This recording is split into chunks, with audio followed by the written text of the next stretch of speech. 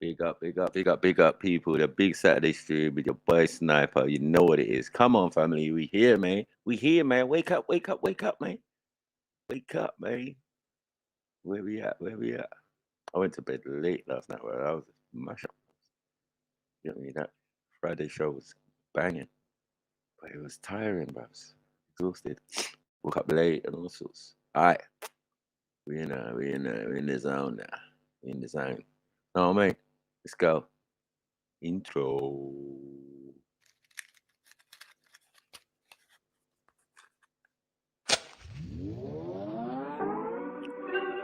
I got the fire, I got the fire, I got the flame, I got the fire, I got the fire, I got the flame, I got the fire, I got the I got the fire, I got the fire. Come on, the big Saturday stream. I got the fire, I got the flame, I got the fire, I got the fire, I got the flame, I got the fire, I got the fire, I got the flame. He's on fire. Johnny flaming them, way too much heat in my cranium. Like a hot boy push up geranium. Make the lava splash like I'm capable. Or the block out the sun boy. Jado, I'm not entertaining them. I got brimstone on fire for raining them. I'm a hot boy from Monday to Sunday. Run up your skin like the sun rays. So my man's gag, one sun gaze. True to see the heat I'm projected, I mean I'm selecting. You know the eye has a deeper connection. With the E for my chi is a weapon. I can melt concrete when I'm stepping. Cause I got the fire. I got the fire. I got the flame, the man them are liars, the man are not riders, the man them are strange, I'm trying to live righteous, but not like Mike, cause he were nothing the same, do not roll with vipers, the wiper your snipers, quick to put one in your brain. We real ill, revolutionary but still deal. Red pill, chill, will kill. If I shoot, it won't be no nil-nil. We real ill, red pill, chill, will kill. If I shoot, it won't be no nil-nil. I get 2 for 1 like a meal deal. I got the fire, I got the fire, I got the flame, I got the fire, I got the fire. I got the flame, I got the fire. Death is not much they can say. We come with fire and rain, the essence of blessings and pain. Tsunami all over parade. We turn up and burn up brigades. Make you don't get in my way. Haki Bulanians up in the place. We do not play. We go when never expires. I got the fire, now who wants a flame? Huh? More time, I'm on my own wave. Scrap the book, I'm on my own page. White sparks, no cold gate. I got them fire bars and that's cold flames. Now why would I lie? Look, I come with heavenly vibes. If ever you try, disrespect what's on the line. More than your ego will fry. Highly explosive. This shit will damage you. Ether is flammable. Highly corrosive. Don't make me get animal. Move how a savage do. Why'd you provoke it? The flow kicking like kangaroo. Head up and cabbage you. Rip and unravel you. Fire and brimstone should have to leave you. I got the fire. I got the fire. I got the flame. I got the fire. I got the fire. I got the flame. I got the fire. I got the fire. I got the fire. I got the Anytime I rhyme in Shelly, you wanna get scolded. Fire for a chicken snitch dog, you know the cold man grow with. Young kiddies keep a mask and glove, 2 bells in the snub, they don't more than COVID. And it's food for the dogs that they lost, ain't nothing ever done for showbiz. I talk to the real, don't care if the fake ones listen. I think fire on ganja, more fire on Babylon system, free Brody in prison. Free the Brodies that think that they free, but they chained to social addiction. Can't let go the phone, come like their whole soul is missing. I got the fire, I got the flame. The flow is insane, I drink till I'm drunk, then throw up on flames. Really don't play games, I don't know what them man thought. When I rhyme, I'm the human torch. Can't see a rhythm get torched. Who wanna see a rhythm get burned down? When we land this slick, there's no sundown. Sweep on one, so I'm gonna bum round. Make hood stand up and not calm down. Score pointing pussy like touchdown. I got the fire, I set shit ablaze. This fire can't tame, tryna lock it in cage. It's like war in the sun, so I'm gonna get blue. I got the fire, I got the fire, I got the flame, I got the fire, I got the fire, I got the flame, I got the fire, I got the flame, I got the fire, I got the fire, I got the flame, I got the fire, I got the fire, I got the flame, I got the fire, I got the fire, I got the flame, I got the fire, I got the fire.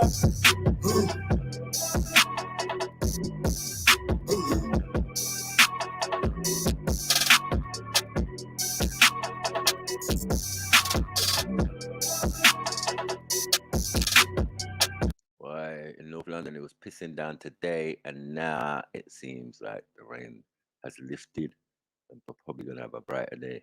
Aye, it's already warm, but yeah, perhaps it needed that little thunder, rain, and that. Come on. Ding, ding, ding, ding, ding, ding, ding. Big up everybody in the building, man like Khan, Molly D. You get me? Man like Radar. Come on. Man like Born Rich. How you first? Your shit loading. Slow. Jump on, Born. We got lots to talk about, man. We got lots to talk about. You know?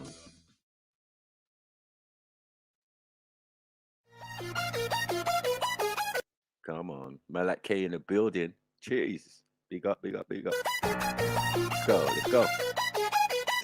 Yo, Broski Sniper in the building.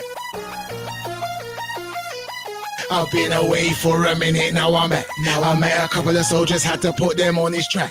Fresh new artist, brand new swag. There ain't no competition, if there is, where they at, where they at, where they at. Someone give me credit, I had manners when I ate it. Our bangers are the realest, so your gang of fucking relics. I'm a savage, someone panic, clown just vanished, he just jetted. He can keep the records, we can leap and keep the checkers. Capiche, we be the killers on the street like sneaker stepping. We lead the league, you repping. There's need for me, we legend. We breathe for beef, we squeeze the eat to G's, you thought by stepping. You phony, don't forget it. The chromies on the dress, I think I'm Tony, not Montana. Man Soprano, taking cargo. I play Simon Cowell, I run your ex, you Gary Barlow. Pop a powerful bread like Arlo. Dream I bought a new Gallardo. Loving my Bagrado, Lotto, I could take them all off. J-Lo, Beyonce, no A-Lo, just come spray. Block, I put a ring on it, married to the gunplay. Twisted man, I'm a pitch tonight. Pure for granny, getting left behind, we moving. You statues, we trooping, you lads full. Where I'm from, we don't mix business with benevolence. Never. We mash works, we lay low and clean the evidence. They don't even mention them niggas, they ain't relevant. I'm light years ahead and I ain't even in my element. Me and my brothers weigh up food and do the measurements. And we ain't stopping till we're balling like the president. Trying to be flyer than a pelican. Looking for betterment in a better residence. Right now I'm in spring ill. Spit sick like I've been ill. Allah forgive me, I sin still, but I praise a lot on my wings still. Kept calling my arse cheeks. Officers walking past me. Touchdown last week, what I got up to, dog, don't ask me. Drama rule in my city, but I guess that's just where I came from. These avenues are so gritty, but I guess we all sing the same song. Still can't believe that the Wayne's gone. Still can't believe what Big Shane's gone. So act up on these streets and don't leave half of your face gone. I've been away for a minute, now I'm back. Now I met a couple of soldiers, had to put them on this track. On this fresh new artist, brand new swag. There ain't no competition, if there is, where they at. I've been away for a minute, now I met a couple of soldiers, had to put them on this track. On this fresh new artist, brand new swag. There ain't no competition, if there is, where they at, where they at, where when they I'm at. spitting on them tracks, all my raps got an elegant feel. Most these niggas straight fish, and they're trapped in the Pelican's drill. I be constantly on the move, carrying lights to get a man killed. I'm a star, like the logo up on Captain America's shield. Ill, enough to break into a pharmacy. Pardon me, nobody's harming me. Can't you see this in my artery? Start with me, I finish it. Witness this, a lyricist whose skill is just building this spliff insidious. Them idiots can't deal with this like Guinnesses. I'm dark, you get sparked for talking that hard shit. I'm laughing hard at your car, cause you bastards pass in the casket. Arse and it's blasting the grass in arms to its partners. I've mastered the art of sending teeth to sharp and sharp through my target. Ain't come to lose, if I run into you, you done to doom. Leave tons of bruises, cause I don't scratch like the ones and twos. It's fun to prove what flop, I'd rather my lungs remove. When thunder flew, bet you jump like fire was under you. Longer man, call me Traver man, it's all the same. It's all the same. They call me Dunga man, call me Traver man, it's all the same. It's all the same.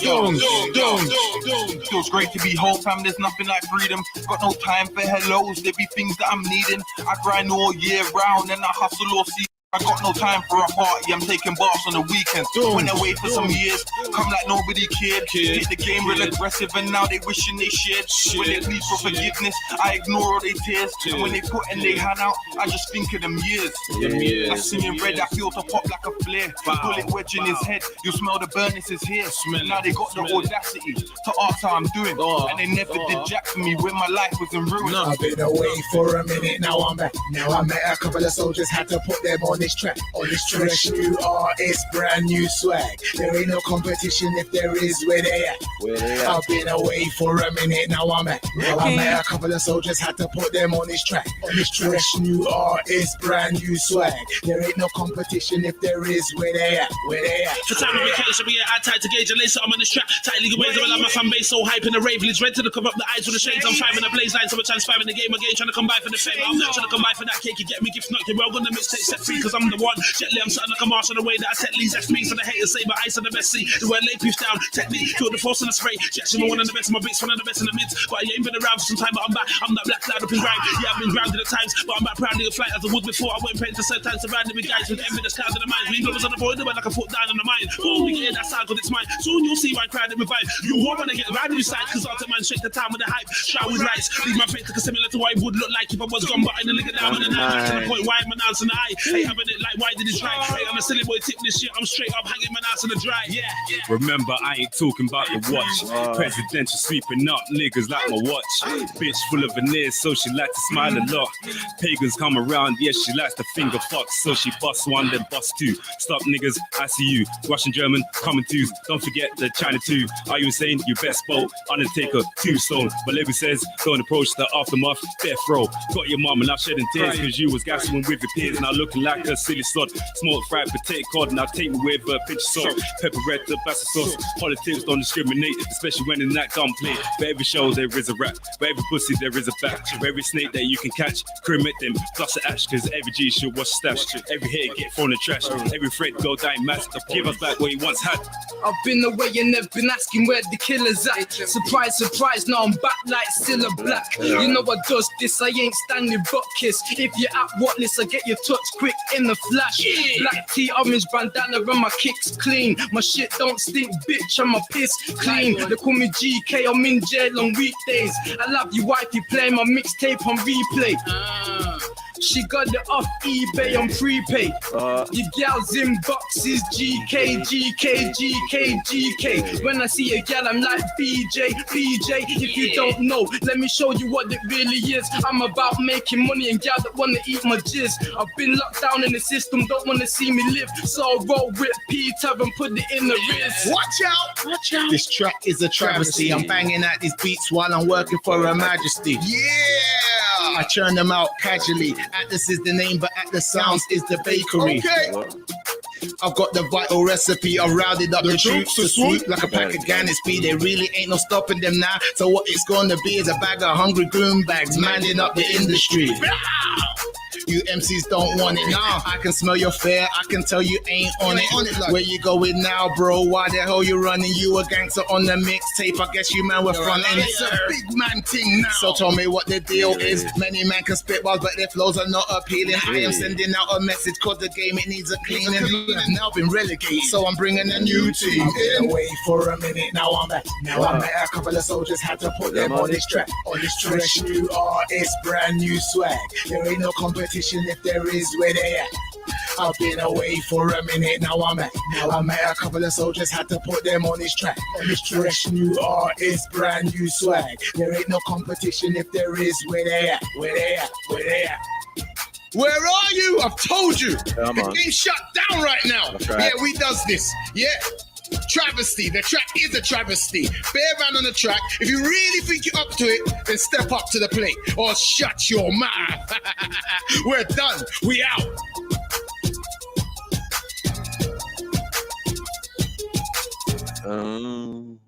Come on, we got people in the building. Jeez. Hi, I'm Priscilla, a flight stewardess with Singapore Airlines, and welcome to the artsy side of Auckland. Are you a woman? New Zealand. Are you a woman though? Huh? Let's go. Saturday. You done now. Yeah, Tods and Red Pill Trill. Venom and Carnage. SMFY Dirty Woke. Come on. You know what fucking time it is? You know what time it is, bro.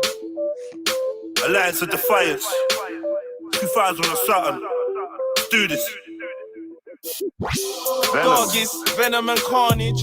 I'ma show them the fire a man's armed with. I must have done about 20,000 24s. Eyes bleeding, dog. I'd have caught a body for some sleep. This lifestyle's fun, but it's dumb.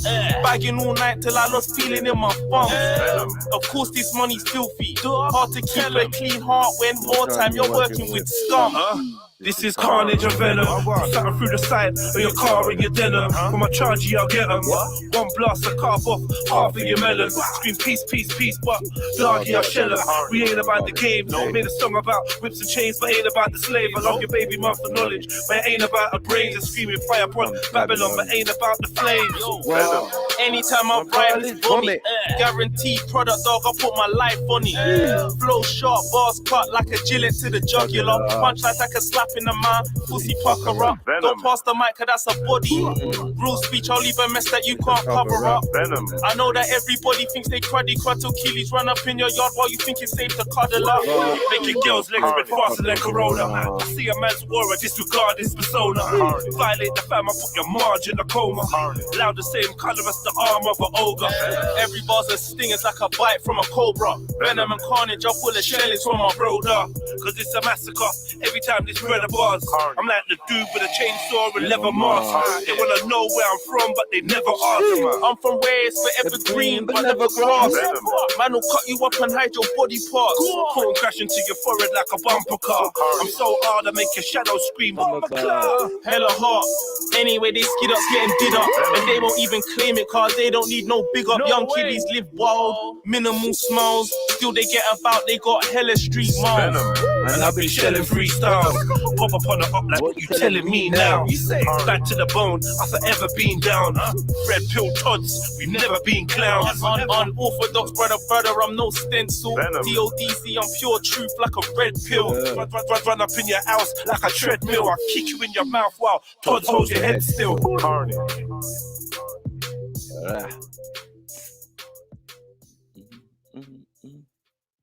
Come on.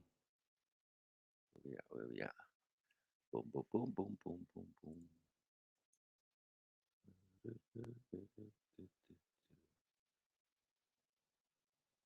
Yeah. Don Desperados. Yeah.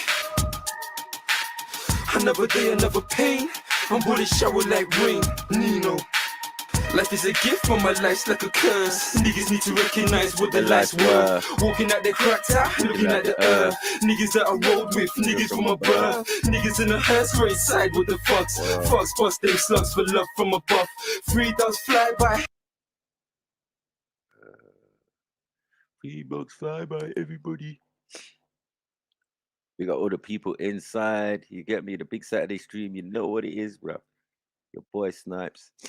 We having blood clot loading issues. Everybody cry, rain from the sky, blood puddles in my veins. I smoke the grains, my pain in the drains. I can't obtain my man's that I lost. 1 cuss, 2 bloods gone like dust. Shit gets worse, got no MD kids in the building. No diamonds lying underneath the earth. Head of memories, my thoughts in the cemeteries. I wanna easily, I'm trying to rob a couple G's. I'm trying to go police, I wanna leave my mom at ease. Stress on biscuits, show them how the dick fits. Turn around frisky, in a match she flicks it. Phone ring no long, team money decent. Silly, dirty, nothing long. Like my brethren, I've got a lot of memories. Brother locked down, another brother in the cemetery. Our brother gone mad, 2 cousins doing life. Who wants to tell me I'm not up for the fight? It nearly maddened me, I thought I couldn't handle. From deep inside, I came back and stayed true.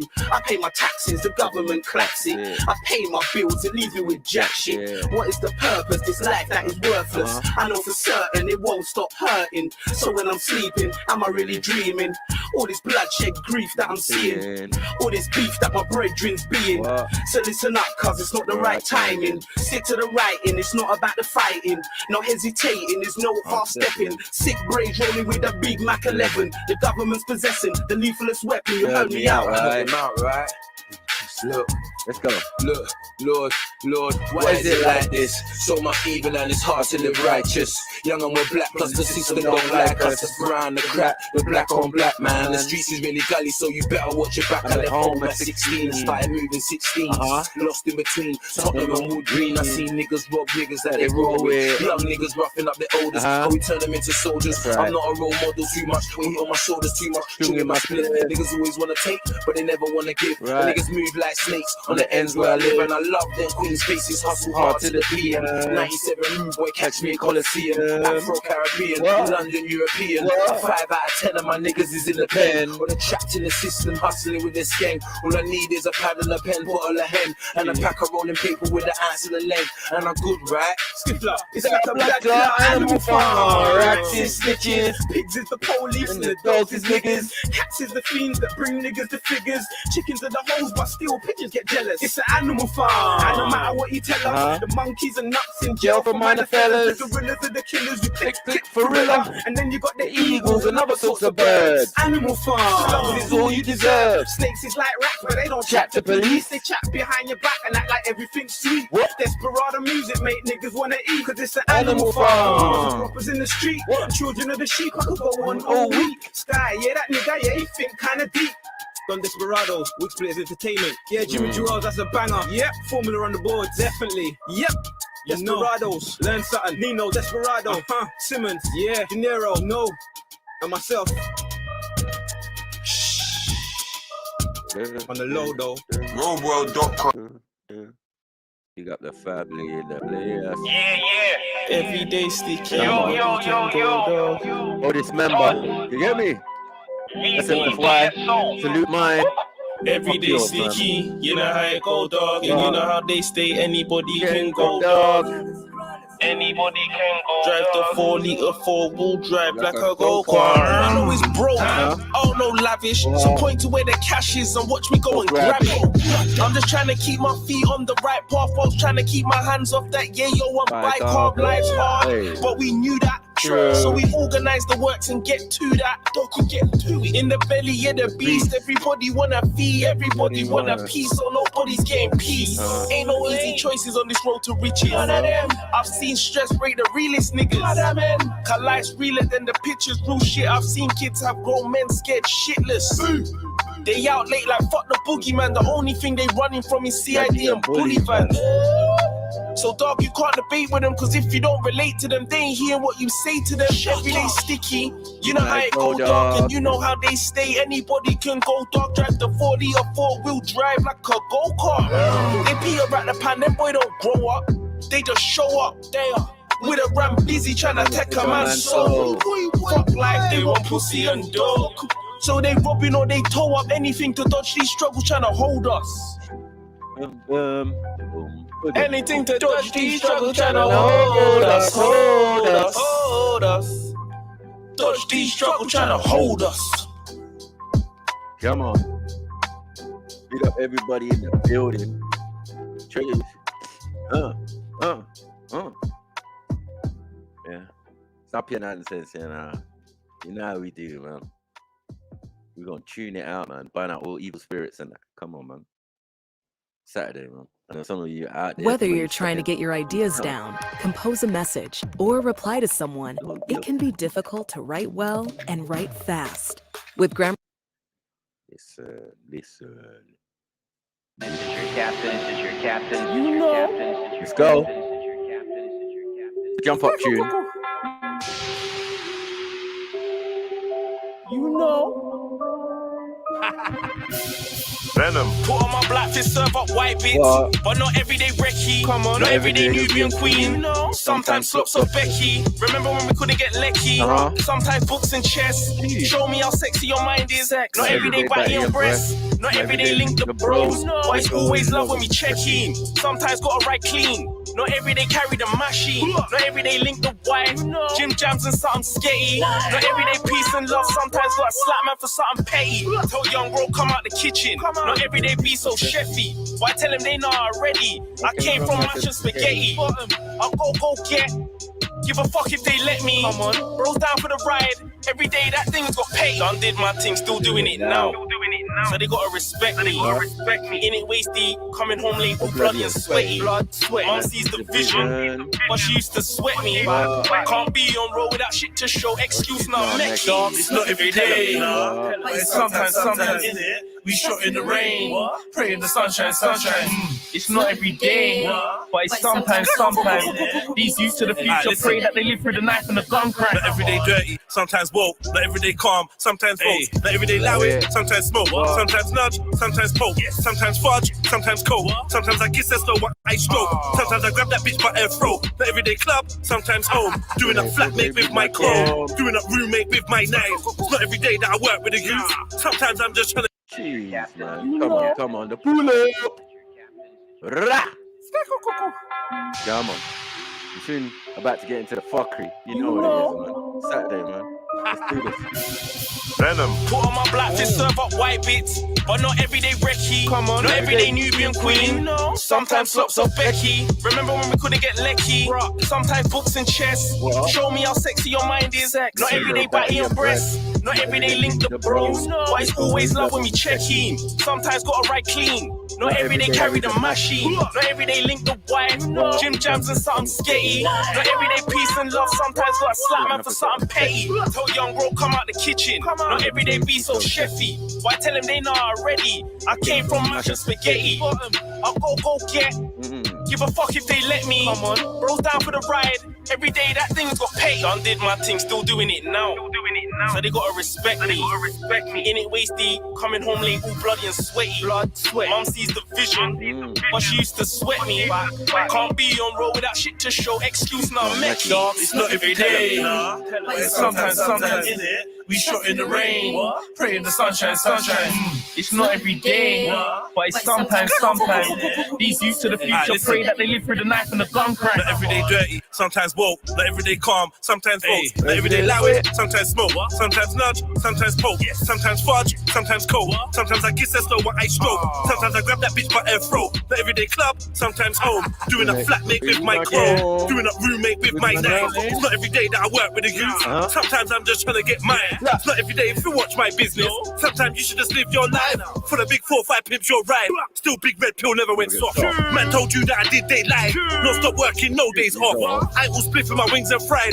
Man tried done my dance and they died. Tryna clock my pattern, hammers, random as they come. Hanging habits in the slums where they're scavenging for crumbs, pushing packages for funds. I found magic in my tongue. Bars out classic over drums. Man's erratic, you know what's static. Sometimes I would just pull up in traffic, acting a fool with a matic. Not every day kill your own. Sometimes let the real ops have it.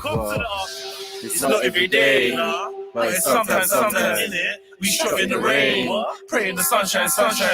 It's not every day, but it's sometimes. These youths to the future pray that they live through the knife and the gun crack. Oh, well, you know it's a fire track, bro. Jump up. Yeah, right. I'm sweating, man. But it's that good sweat. You know when you come out the shower and you got your aftershave and everything on. Yeah, it's that good sweat. Jeez. This is your captain. I am your captain now. I pick up those Smiley family in the building. Get me.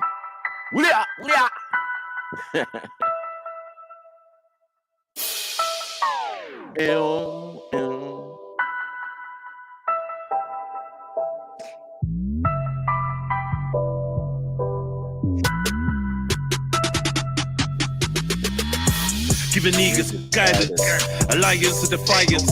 I'm on freedom or violence. Speaking my truth, no one's keeping me silent. Sling shots like I'm David when he was beefing Goliath. Catapulted into my life, I collided with giants. With a mind deeper than a trident. Held in the palm of Poseidon. I'm like a tsunami to pirates, get drowned in my way, but I'm fly like a pilot. Haters can't cope, my aura's too vibrant. Girls wanna show me their private. More time, I wanna live alone on the island. I saw when I close off my eyelids. Look close, you might see a ghost in my iris. Please don't approach when I'm like this. Anarchist, I mix DMT with some cannabis. Not sure if I'm woke cause I write this. When I ride for my G's, is my phone on silent? Do I despise the police? It's Kobe's last name bragging. I know some activists, I know some lifers, I know some savage shit, man living righteous. I know some dogs only roughing it cyber. I know some tags that are actually riders, don't know my destiny. But my past says I'm a survivor. My probation officer says I should be in an asylum. Cause I said the queen, that's bitch wrong. There's no curve when I watch the horizon. If life is a game, at the end you face the last boss like Bison. Clipping a grabber, kick like a ladder, riding for a block full of pipers, dodging a slammer is hot. This tune is fucking bad. You know it's banger after banger, man. Come on, man. You get me? Only support our own family.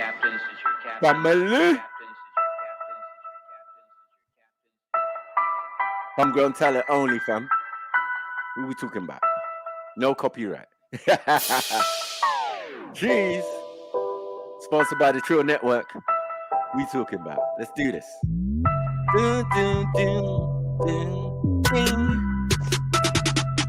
Listen. Giving niggas guidance, alliance to defiance. I'm on freedom or violence. Speaking my truth, no one's keeping me silent. Sling shots like I'm David when he was beating Goliath. Catapulted into my life, I collided with giants. With a mind deeper than a trident, held in the palm of Poseidon. I'm like a tsunami to pirates, get drowned in my way, but I fly like a pilot. Haters can't cope, my aura's too vibrant. Girls wanna show me their private. More time, I wanna live alone on the island. I zone when I close both my eyelids. Look close, you might see a ghost in my iris. Please don't approach when I'm like this. At Anarchist, I mix DMT with some cannabis. I'm sure I'm woke cause I write this. Would I ride for my G's? Is my phone on silent? Do I despise the police? It's Kobe's last name bracket. I know some activists, I know some lifers, man, I know some savage shit, man, living righteous. I know some duns only roughing it cyber. I know some types that are actually violent, don't know my destiny. But my past says I'm a survivor. My probation officer says I should be in an asylum. Cause I said the queen of which bar. There's no curve when I watch the horizon. If life is a game, at the end you face the last boss like bison. Clipping a grabber, clip like a ladder, riding for a block full of pythons. Dodging a slammer is hot in the manner. We are not stopping for sirens. My son's friend got stabbed in the heart. I could not stop him for cracking. Hope he knows he's a king with bulletproof wings. No weapon could stop him from flagging. The air is so toxic, it's frightening. AI and robots are rising. We're starting to get mad and Blavatsky and Alice the Cardi. We're shotting for diamonds. Shotting for items. Besotted with icons. It's true talk whenever my mic's on. Blood bath in the streets, keep a tool in my waist and my heart on my sleeve. Why is that the magi? Following the star of the east, where the rich get fat, man is starving to eat. I think cryptocurrency, the mark of the beast. I can smell blood like a shark in the sea. Michelle is a man and a bomb is a dream. Let it spark in the park after dark. Look what the shotgun done to the bark of the tree. Sometimes I'm gonna ask if my seed inherited negative karma from me. It's getting harder to sleep. Bad boy tune, bad boy. Rest in peace, Kobe Bryant. Seems like you get mentioned in the tune. Yeah, it's peak for yo.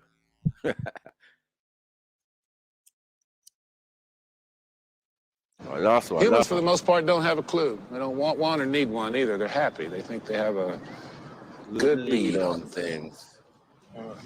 But why the big secret? People are smart. They can handle it. The person is smart. People are dumb, panicky, dangerous animals, and you know it. 1,500 years ago, everybody knew the Earth was the center of the universe. 500 years ago, everybody knew the Earth was flat. 15 minutes ago, you knew that people were alone on this planet. Imagine what you know tomorrow. Red pill trip. My bronze heel crushing the head of the serpent could never be a servant. This I know for certain. This is not a sermon. I am not preaching. This is just conversion. I am just speaking. Tearing down the curtain. I am not peeking. Looking past the veil now. Third eye tweaking. Channeling demons, they think they're just doing yoga. Couldn't open your pineal with a crowbar. You need to read that fine print a little closer. That shit ain't from the divine. You're actually practicing obia. They say I'm wise like Matulu Shakur. It's not a lie, but I'm wild like Matulu at war. High like my own mind, I got no use for their lord. I got some juice in the drawer. I make that music that's raw. I'm down to boot in your door. I know some shooters and some youths is distributing the raw. A couple 9 to 5 dudes, a man that's fluent with fraud. But I ain't sure but none of them was really doing the war. So I say my highs and buys, and that's usually all. They ask me where I'm from. And I don't really know, cause I've been everywhere, I never felt at home. My soul glows in places you don't go. I'll roll, inhale it, and blow smoke. Watching the world moving slow-mo. Chicks worshipping trannies and rappers dressing like homos. Meanwhile they stockpiling underground bases, trying to fill another wing with 100 brown faces. Money rules everything, love got downgraded. Microwave generation was popping, replaced with sacred. And I don't mean geometry, I'm talking about your sovereignty. Subconscious autonomy, try to talk the things. I ain't deemed an anomaly. I ain't here to talk about drug dealing and shopping sprees. How often I bust my heat, scream on my fucking G. Free my philosophy, I'm deep in a Socrates. Secret prophecies, hidden by the Vatican and demonic monarchy. It's like my tear ducts are dry. Ain't got nothing left to cry. The good die young, the bad guys are left alive. This ain't a rhyme, it's a poem from a restless mind. Reminds me of some shit. The other day I said to pepper guys, eat them up like burgers, extra fries, keep the grass cut up, still pack insecticide. Enemies of progress, forming a swarm of locusts. My brain's in a constant state of abnormal focus. They say I'm dying in. Of course I know this. My brutally body bag beats, they're forced to know this. Lyrically I'm UFC, but physically I stick a blade in your neck like a USB. Born a hustler, now I ain't changing my occupation. I blaze haze and see my face in a constellation. What if the sky's a hologram?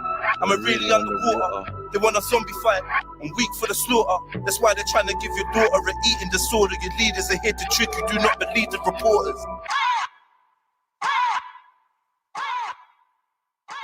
I mean, man, a Zulu out here. Come on.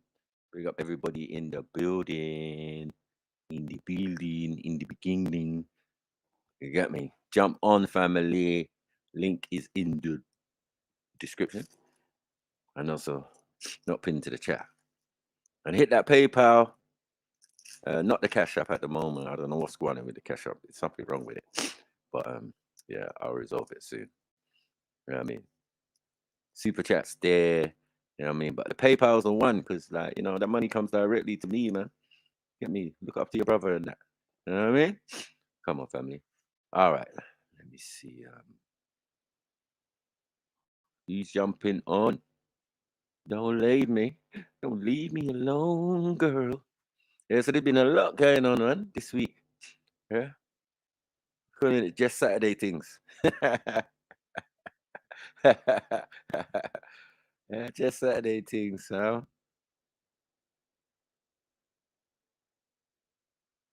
That's it, Manhood Academy, Black Eyes TV. Big up Black Eyes TV, man. That's my brother still.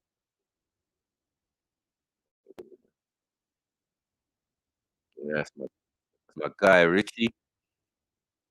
And the man there. What the hell? Shush, man. Right. What am I looking for now? Let's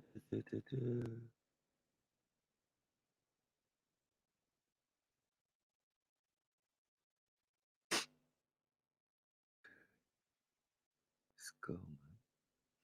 Let's go. A lot has been going on. A lot has been going on.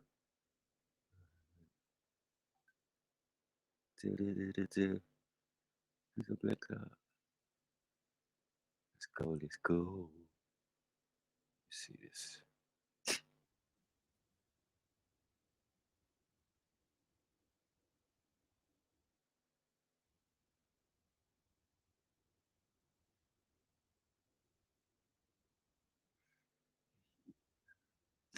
All right, all right. Let's go, man. Let's go. How we do right here. Hit the curb, man. Beat the curb, man. Where's Bone Rich when you need him, man? Okay. Let's talk about it. Let's talk about it. See what the controversy is. You get me? So this girl, just pearly things, gone on Piers Morgan. And I think we discussed it this week, definitely, about women's right to vote and all of this stuff. So we definitely covered it. And it seems like from what the women are saying, they kind of agreed. You know what I mean? I don't think there's nothing wrong with that because personally, I feel that either or, if the male or one vote per household, I think that was what we kind of concluded on, that there should be one vote. The husband and wife should have one vote. The kids, if they're old enough, should have their own vote, right? And if you're a single woman, you definitely have your own vote. You know what I mean? But if you get together with someone, you know what I mean? But saying all that, in reality, it doesn't even matter because right now, they're doing that anyway. Women have the right to vote. Men have the right to vote, you know, and they can vote differently and live in the same house and all of that. Even though when you check it, it's a bit strange. Because I grew up in a house where both parents followed the same political ideology or view. Do you get what I'm saying? we're all Labour, they're Labour, MPs Labour, all this type of stuff. You get it? And for many years, they were not in power, right? So it was conservative rantings, Thatcher, this one, that one. You know what I mean? But they stayed fast. So yeah, I think if one was a conservative and one was a Labour, right, it might have been maybe a problem. I don't know. Because then you're relying on, if people are voting, people also support the system and support the idea of being governed over. Now, if you're under that paradigm, of course, everything they say comes into play. You know what I mean? Women's rights, this one, that one, the right to do this, the right to do that, the right not to do this, that. But you don't have no say. So is it even really worth arguing over the vote? Because at the end of the day, yeah, it's just a tool or illusion of inclusion. That's the word we use, right? When you get the vote, it's illusion of inclusion, man. So let's play and hear what Piers Morgan's got to say. So Pearl Davis has racked up a legion of online followers and plenty of breathless newspaper coverage by sharing her incendiary views on modern feminism. The New York Post called her the female Andrew Tate. So she tapped into genuine female pushback to the excesses of wokery, or is she just an attention seeker? We'll find out in a moment. But first, let's take a look at the clip that sent her viral. A lot of people think I'm insane because I don't think women should vote. Everybody thinks I'm crazy for this opinion. If anything, this is probably my most extreme opinion. 90% of women have been on birth control. 1 out of 3 women has had an abortion. 1 out of 3 women has an STD. Average body count is over 5, so that your average wife has slept with over 5 people. 95% of women are not virgins on their wedding days. So I understand the complaint. Is it a complaint? Are you a virgin? Are you going to be a virgin on your wedding day? I don't understand the complaint when you're part of the statistic. Crazy, right? Blatantly part of the statistic. You can have these points of view. That's fair. See what I'm saying? Because the manosphere came into play, which we also know is a bit male feminism. You get what I'm saying? So it's crazy, man. Yeah. So like, she's trying to, I don't know if she's trying to do traditional values, and it's just rubbish. This is the quick way to get simp dick. Yeah, I know it sounds crass and all of that, but it is. Because it's only simps over there that are in the manosphere. You know what I mean? Man, you don't respect women and all of this and and high value this and all of this type of stuff. Nonsense. Perpetuated by Kevin Samuels. And Kevin Samuels is meant to be like, life coach or something like that. You know what I mean? For the rich and famous and that. Telling them how to live their life correctly and properly and And this little gal has definitely paid money for a consultation. Get me? It's all a game, man. It's just a game. I mean, don't get drawn in. Okay, well, Pearl joins me now alongside political journalist Ava Santini, who was nodding furiously along there to everything she heard. Right, Pearl, you've be called the female Andrew Tate. How do you plead? Well, I take it as a compliment. I'm a fan of Andrew Tate. Of everything he says? It depends what we're talking about. But overall, I think he's got a good message. I think he's good for young men. What about kidnapping women in Romania? Having them as sex workers and that? What message is that? We're from London, yeah. We're saying, big up Andrew Tate, yeah. But, bruvs, man's from Luton, bruvs. His world and his worldview is different from ours, bruvs. And your dad can't be ex-CIA as well. I was never feeling that, bruvs. A man can't talk to me and your dad's ex-CIA. Once CIA, always CIA. It's like saying once a racist, always a racist. You know what I mean? Yeah, man. If you got your dad's in CIA, you know what I mean? Probably Pearl's dad's CIA as well. Who knows? You know what I'm saying? This thing. This is why I stopped going Speaker's Corner. Because I found out too many people worked for government agencies. You know what I mean? Supposed to be innocent. They're heckling, doing all that. And then I'm finding out you British soldiers, ex-Taliban, MI5, MI6s in the park. You know what I mean? People who are trusted and thought were friends and that turned out to be working for the system. It just seemed no thing. I even know 2 Somali brothers, and one supposedly a terrorist, and the other one's a British soldier. It just doesn't even make no sense. I was done. I was just like, you know what? I can't trust no one in there. I can only trust the people I've made friends with and who I know, like, you know what I mean? And I've made friends with some people who are ex-Taliban and that. You know what I mean? These Adnan Rashids and that. It's just scary, bro. I was just like, nah, you know what? I need to flee from this part, man, because I can't take this, bro. I came here innocently on a debating thing. You know what I mean? It's what I'm good at and all of that. And it just turned into something else. There's agendas going on. You get what I'm saying? And this, what she's doing, is part of an agenda. It's just like the LGBT thing is part of the agenda, where it's like depopulation, fam. Yeah. Remember that the great scholars that the Europeans definitely into, these Plato's and Socrates and all of these type of things, and Aristotle's and all of that, right? That's where you get the word aristocracy. Yeah, because the followers of Aristotle, you get me? Yeah, it's a mad thing. Yeah, but they said the mark of a society in decline, yeah, is homosexuality and promiscuity. It's the end of your civilization. You're heading towards the end point. Not that it's not there anyway, because these Greek philosophers, they were gay anyway, right? But it was only amongst the gentry and the royalty and all of that, you know what I mean? And the Senate and all of these, man, the Caesars and that. Big up, Randy. Randrick.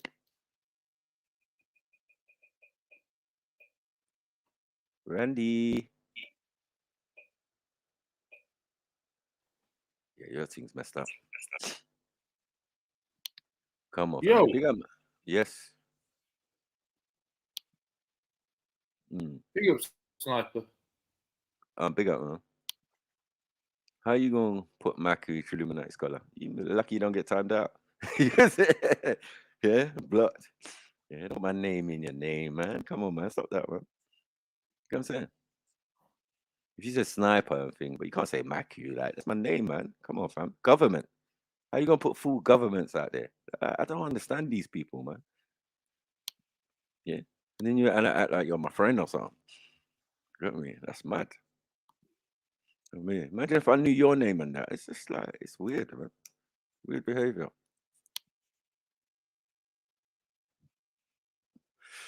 All you need is, in these days and ages, people's name. You know my full name. All you need then is your date of birth.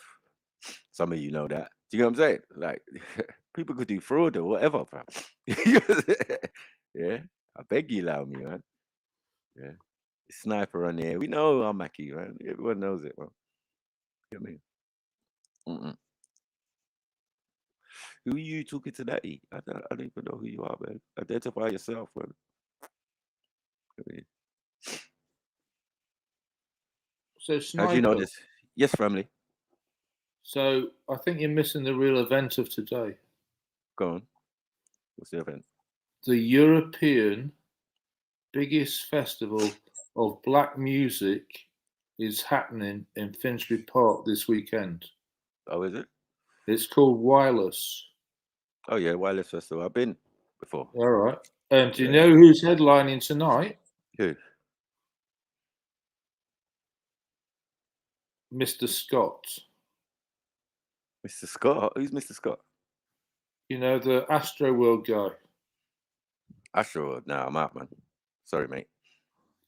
And that's happening in Finsbury Park tonight. Right.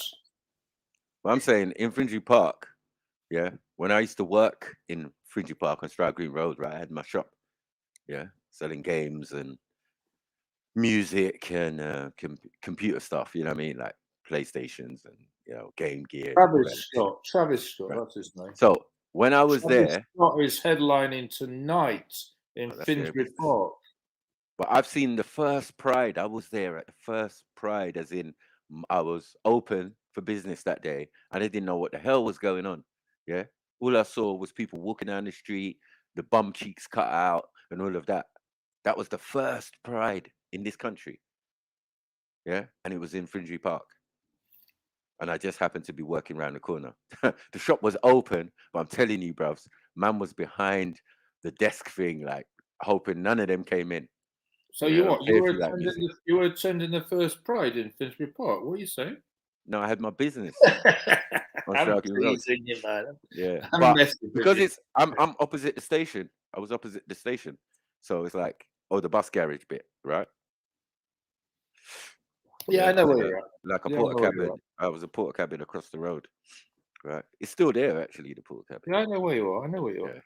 But yeah. So they're all walking past Randy. I'm just like, rah, this black man walking, leather pants, bum cheeks cut out, all sorts of high tops and weird dress and all of that. I said, look at this, Sodom and blood clot Gomorrah. Now This is some time ago. This is a couple of Yeah. decades ago or something, isn't it? Maybe a decade, over a decade, like 15. I know. Yeah, That's 15. even more than that. Still, more than that. Hmm. Yeah, it's I a think while this would ago. have been Still. 20 years ago or something. Yeah, it's 20 years because these were the days when Destiny's Child came to Finsbury Park. Oh yeah, So it was in that same year. So it was like, Yeah.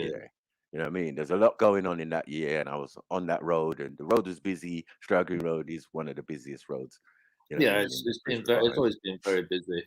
Cut Compared through to- there, go Not through. compared to Fontill though, but like, you know, Fontill's for the shopping, innit? You know, women always come from far and wide and say, "Yeah, I want to go Fontill Road." Yeah, You they know go what I mean? Fontill and then they go Pack and buy the sort of Right. plastic hair and all this nonsense. That's what Destiny's Child did. So Beyonce and them was on Stroud Green Road and went to PAX. I was like, Pack right. is rubbish, man. I couldn't No, believe but it. it raised their stock. I couldn't Imagine you get believe it. when I Imagine you get first big saw time millionaire celebrities coming to your store to buy hair. Do you get what I'm saying? They just come from America. How This, they- this shit hair, it's like plastic hair. I don't couldn't know. No, there's believe grades. There's that- different grades. that an Asian guy is Mm. making all this money out of the black community for hair. I was Well, like, he's making what money out of the the Asian fuck is going on community here? as well as the black community, because I suppose he's getting the hair for next to nothing. These are hair of his own people. You know what I mean? Yeah, Don't yeah, understand no, I get how it works. And he's Yeah. driving a Bentley now. You'd realise he's driving around in a Bentley, this guy. Mm. I see him. And these He's got- women he's got a are. personalised number plate, something like Pack 1 or something. But I'm saying, like, even though that's happening, right, and they're making, it's $1 billion industry, the hair thing, right? Yeah, and you would think, oh, maybe black women should take it over and because it's them the biggest consumer. But if they start opening their own hair product places and those guys will go out of business, and they know it. So they need us to be buying from them, not that anyone's going to support us if we decide to open our own thing. It's a mad thing. Yeah, this no, is it's the crazy. reality. So I yeah, it's couldn't business believe though. it.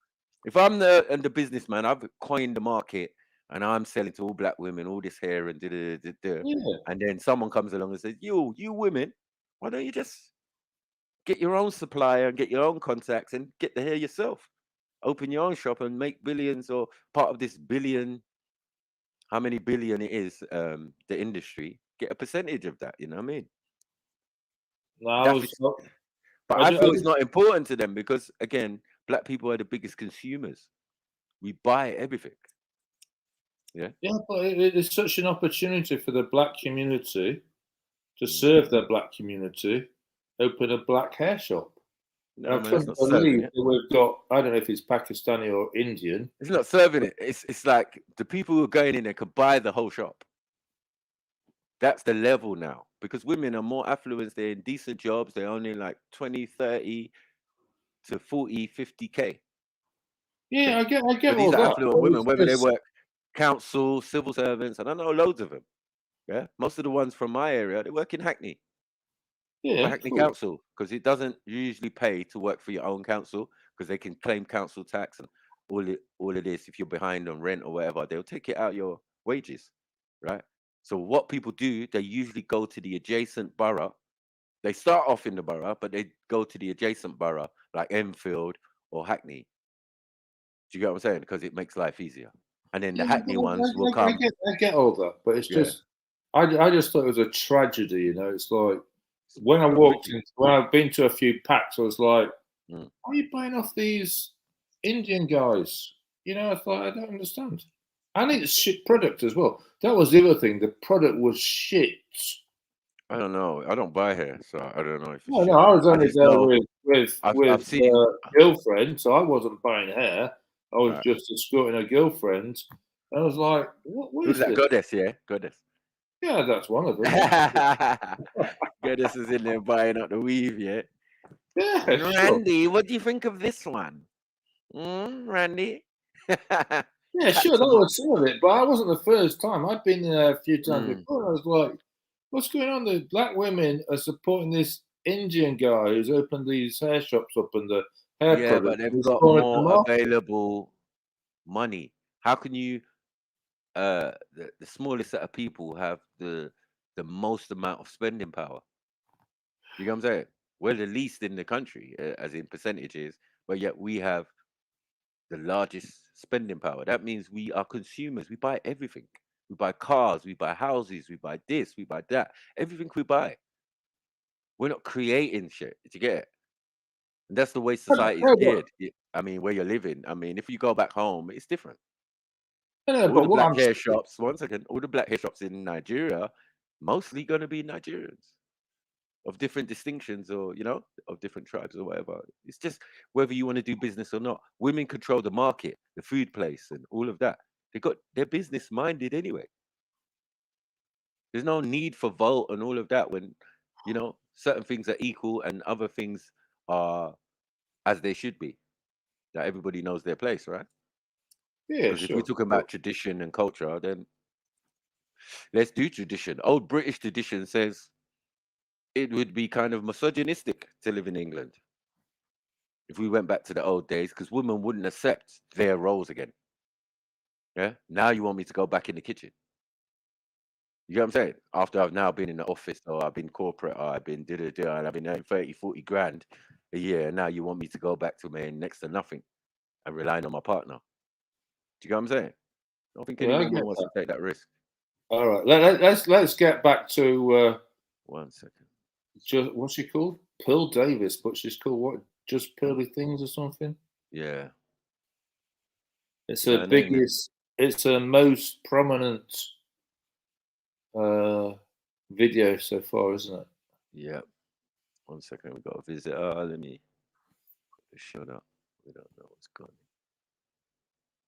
Hello? Reese? Hello? Reese, big up. Big up yourself. Reese Weber. What you saying to me, man? You can't just sit on the panel. Hello? Is she on mute? Yeah. What is going on, man? Anyway, listen. Hello? It's funny because the only reason why I realised about wireless is because I've got some guests in. Right. And because you got some guests in, yeah. Yeah, and he's Danish. The father is Danish, and the son is 14 years old. Yeah, and I was like, "Why are they coming to London right now?" And they said, "Yeah, they're coming to wireless." Yeah, I can't hear you, Reese. I said, "Yeah, his son's really into the." Can't hear you. Jump off and jump on again, and then maybe it might sort itself out. But his son's right really now, I can't hear nothing. his son's really into hip hop, so he's brought him because this is the biggest European event of black music. So he's I'm brought gonna him kick to you, London. yeah. I'm gonna kick you, and then you jump back on. That's all you gotta do. Maybe that might help it. Okay, you done it yourself. It's good. So his son's 14 and he's not very tall. I was like, "You're going to wireless, yeah?" Right. I was like, "Okay." I didn't want to say anything, but they went yesterday, and they're back there today, and they had a great time yesterday. They said it was fantastic, so good for them. Yeah, I can hear noise as well because I got bloody big park next to me, not far from me, right?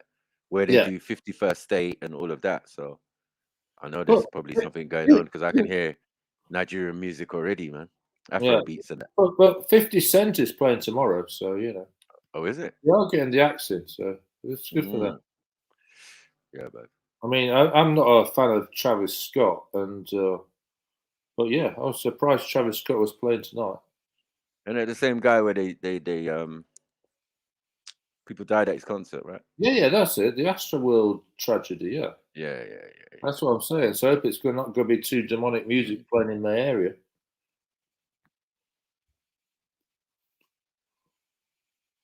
Go and ask me a question then, Taffy. I haven't heard from you for a while. Big yourself up, man. Pop a cup. Big yourself up, family. Wow, 40-year-old boys, mad thing. Don't have it from Papa Cup, man. He's trying. It's just a guest. He's with his dad. I mean, I've just said, yeah, fine, come. So they're hiring it out just so they could go wireless, right? Yeah, that's just good. Yeah, because I'm local to wireless. It's just like, yeah, great. Yeah. We can just walk up there and walk back. It's cool. We don't need to get a hotel or anything. We just can hang out and then we'll do a bit of tourist stuff. Yeah, so they went yesterday and they've gone today, and they held off a bit today because obviously it's raining a bit. But yeah, they had a great time yesterday. It was like the kids raving about it. It's like, yeah, I knew all the music. I was like, yeah, okay. I didn't know anybody was playing yesterday. I was chatting to his dad before the kid got up, and it's like, yeah, let's hear what your niece has got to say. Yeah, she's ginger. She's she could be, you know. She could be she's got red hair, so that's what she's related. She could be. She could be a niece, man. It could be a niece, American niece. Americans are usually mostly British anyway, man. Let's get that right.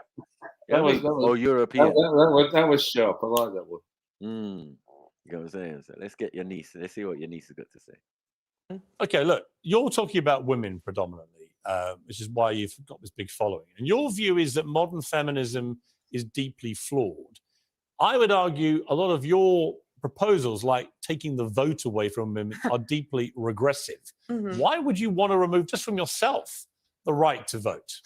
Well, what happened was I had the same view, right? Back when I started, I was like, why? I found out that only 5% of women wanted the right to vote.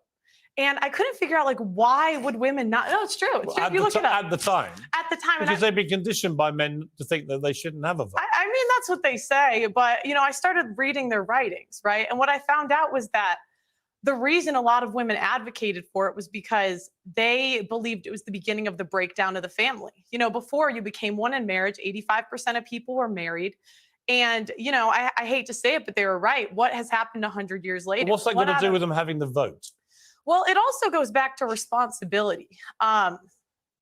Again, men are 80 to 90% of the military. They run all of the infrastructures that make society run. So I just think if we want an equal say in society, then be equal. Do 50% of the hard jobs. Be 50% of the military. In the U.S., they're fined $250,000 if they don't join selective service, which is essentially the draft. Okay, but specifically on the vote, what would having the right to vote have to do with family cohesion, for example? Well, because again, before you weren't trying to divide a family. It was one family unit. You had one vote for the family. I mean, I don't think it's good for a family to have two votes. Ava, your mouth seems to have dropped about. No, do you know when it's sort of like, I know. It's just sort of a bit galaxy brain. I feel like, you know, the stats that you're putting down are perhaps correct in some universities. Which stats? They just kind of don't really add up. I mean, just to take you back to the to the women's writings that you've allegedly read. I mean, allegedly. What do you mean allegedly? At the time that you're talking about, you know, women weren't really allowed to write. They weren't allowed to go to school. Yes, they were. Yes, they were. That's incorrect. The first female property. The first female property owner was in the 1600s. The idea that women couldn't work and couldn't. I'm so sorry, but that will be inherited. The first female millionaire was in the late 1800s. And was that inherited? No, it wasn't. It was self-made. Yes, it was. Self-made. Yes, it was. She never inherited land. Yes, she did not inherit it. What law permitted that? What law permitted that? Well, there was no law. I mean, there's always been women that were influential in history. Let's get on to the vote. So what I don't understand is, you know, a part of your message, I've researched you today, and hang on a minute. Okay. You know, your big push is that you care about men and you don't think that men are getting enough of a say. But I care about hang women on, too. I haven't made the point yet. Because of feminism, okay? What I wonder is when you start making calls out like repeal the 19th, women shouldn't be allowed to vote. How is that helping young men? Because these young men have women in their lives. They have mothers, they have sisters, they have teachers, and they turn around. They don't know how to act around women because you're giving them license to be misogynistic. I wouldn't call it misogynistic. I say be. Give them a license. How can she give them a license? What? What's going on there? What is this? Giving didn't man's really right to understand be that story. misogynistic. Society is misogynistic. Yeah, in a society where you had to get the vote for the women. Do you know what I'm saying? They had to fight for that. So if you live in a society that's that, don't blame the people, blame the society, blame the government or the government policy that says this is the case and this isn't the case and da-da-da. The most deviant thing out here is the law. Politics is the political whatever arena. Yeah, that's where the most deviancy goes because they're the ones who tell you what's right and what's wrong. I can't what's work moral and what's immoral. I cannot work out whether Pearl's just trying to be controversial for the sake of it. I feel so. She's just she's being controversial, and obviously she's seen certain flaws, a certain thing, and she's going with stats and all of that. Yeah, come on, man. Like Junior MJ and yeah, she's doing her statistics and that. But this woman's giving a pushback. So, I don't know. Equal. So again, I men think do that's what all of most that. feminists are Well, saying. then okay, I'd love for the feminists. Please apply for the oil rigs. Please go do the hard jobs in society. They're open. They're hiring because I don't equate for. I don't think men or women are equal until we do the equal work. So no, listen. Go apply to be on the oil rigs. Go be a plumber. Go be an electrician. Go be on the front lines of the military, and then we should have equal rights. But until feminists are willing to do that, I don't believe we should have the freedom without the responsibility. Okay, but I don't think that I'm physically built for that. You might be, but I'm absolutely That's not. a You, bit- no, but you said you're Wow, wow. You said Wow. She says you're Okay. hench. She says you're hench. She's giant butch. gal. She's butch. Yeah, but she's giant. She's a big girl, man. She plays volleyball and that. Shoulders and that. You know what I mean? The shoulders a bit hench and that. You know what I mean? She looked like she could work on an oil rig a little bit. Hard hat and all of that. Hey, yeah. She must be pissed right now because that girl next to her is definitely cuter, 100 times cuter than she could ever be. You're gonna sell something. What, is Sell it that with a bit 'cause of she's style. got red hair? I don't even know. No, it's the actual features. She looks weird. All right. You know what I'm I'll let saying? you off. I Like a thought there's plain Jane. phobia coming on there. She got like some, I don't know, like black person's nostrils. I just don't. The whole look is very bland. I'm an artist, right? So I look at the face and I think if I was to draw you, it'd be very, very simple. It would only be a few lines to accentuate your features, and you haven't got much features that are accentuated. They just seem odd, eyes wide, all of that. It's like, it's just not appealing at all. But she's a young girl, so I'm not even going there. But she got her hair done for the interview. Yeah, she even put on a supposedly a decent dress or whatever. It's just crazy. Yeah. You know what I mean? Makeup's done, hair's done, and she's anti-feminist. This your other colleague, or your little broski, Pierce. Yeah, your little broski, Pierce Morgan, and that. You know what I My mean? broski, what? It could be a cousin and that. Me and Pierce are mates, are we? Why? You could be related in that. You know what I mean? I'm related to him now, as well as Pearl. Yeah, all right. Yeah, it could be. Man. That's kind of easy, right? If it was a couple black people on the thing, you might say, "Yeah, Sniper, are you related to them?" You get me? Yeah. Oh, I see. We're doing that now. Are we? Okay. Yeah, no, I'm just saying. I'm not upset. I'm not upset. Go for it. said you were a volleyball player, and so you've got more strength than I do. I don't think. But that I don't have can more do strength. those I don't have jobs. more strength But than I'm the not going average to take your man. right away. I don't have more strength than the average man. But again, it goes back to go be a plumber. You want to be equal, go be equal. But you want divorce to be made illegal. Yes. Why? Yes, because I don't think what we have today is really marriage. What is marriage? It's for better or for worse, for richer or for poor, in sickness and in health, till death do us part. That's what marriage is supposed to be. But feminists have ruined marriage for the. Nah, there's a caveat to this. You know what I mean? You go on like we're only talking about heterosexual situations, and we're not. We're talking about homosexual. We're talking about transsexual. We're talking about metrosexual. We're talking about all these other caveats that's been added to the equation. Now we have to take that into consideration. Yeah, of these letter gang and all of that. That has changed the parameter of what we're talking about. So we can't just talk about in the terms of men and women and because it's not that anymore. Some people don't even identify as a man or a male, and people don't identify as females no more. They can identify as a tomato or whatever. To get it. So this is the society we live in now. So hang on, what's your view on divorce? Divorce is divorce, isn't it? Like if it's So not you- working out, it's older than the British concept. I'll tell you that. So you agree with divorce? I agree that if it's not working, you can go your separate ways. Yeah, it's an old system that is older than what we're talking about in Britain talking about divorce. Yeah. So I remember Islamically- Britain where it was. No, I'm just saying. Oh, it's a Christian country, right? Yeah, So yeah, Christian base. That was not a possibility at a certain stage. Say 20, 30, or 40 years ago. That wasn't the thing, right? It wasn't the done thing. You stayed married and blah blah blah, right? And then maybe in the 60s or 70s or something, they changed it, and then people started just divorcing up the place, man. Became commonplace. Get marriage annulled and all of that after the first year, and all of these extra caveats. When before you was just married right to the end. So in a sense, I'm not saying get rid of divorce, but I'm seeing it. It's necessary. People getting married, and remember, we're not getting married in large number. Majority of people are living in sin or got common law wife and all of these type of scenarios. I'm sure if we take the percentages of people getting married in general, yeah, I'm saying it's very minimal. How many weddings you been to?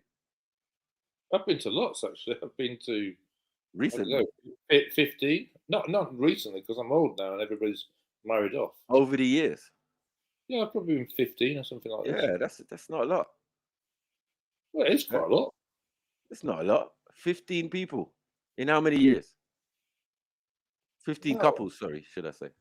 I don't know. It's mainly in my late 20s, early 30s. Right. That means everybody, majority, are they married or are they not married?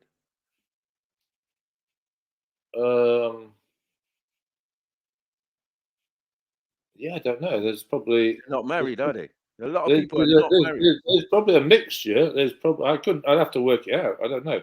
It's an interesting question, but there are a good percentage that are married and a good percentage that are not married. So I don't see that. Yeah, I'd have to work that out. I say amongst my people, even perhaps it's like 1 in 10. Do you get what I'm saying? 1 in 10 people. 1 in 10 is married. I think, yeah. From where I'm from, yeah, 1 in 10. And some have been living together so long and only just getting married now. Do you get it?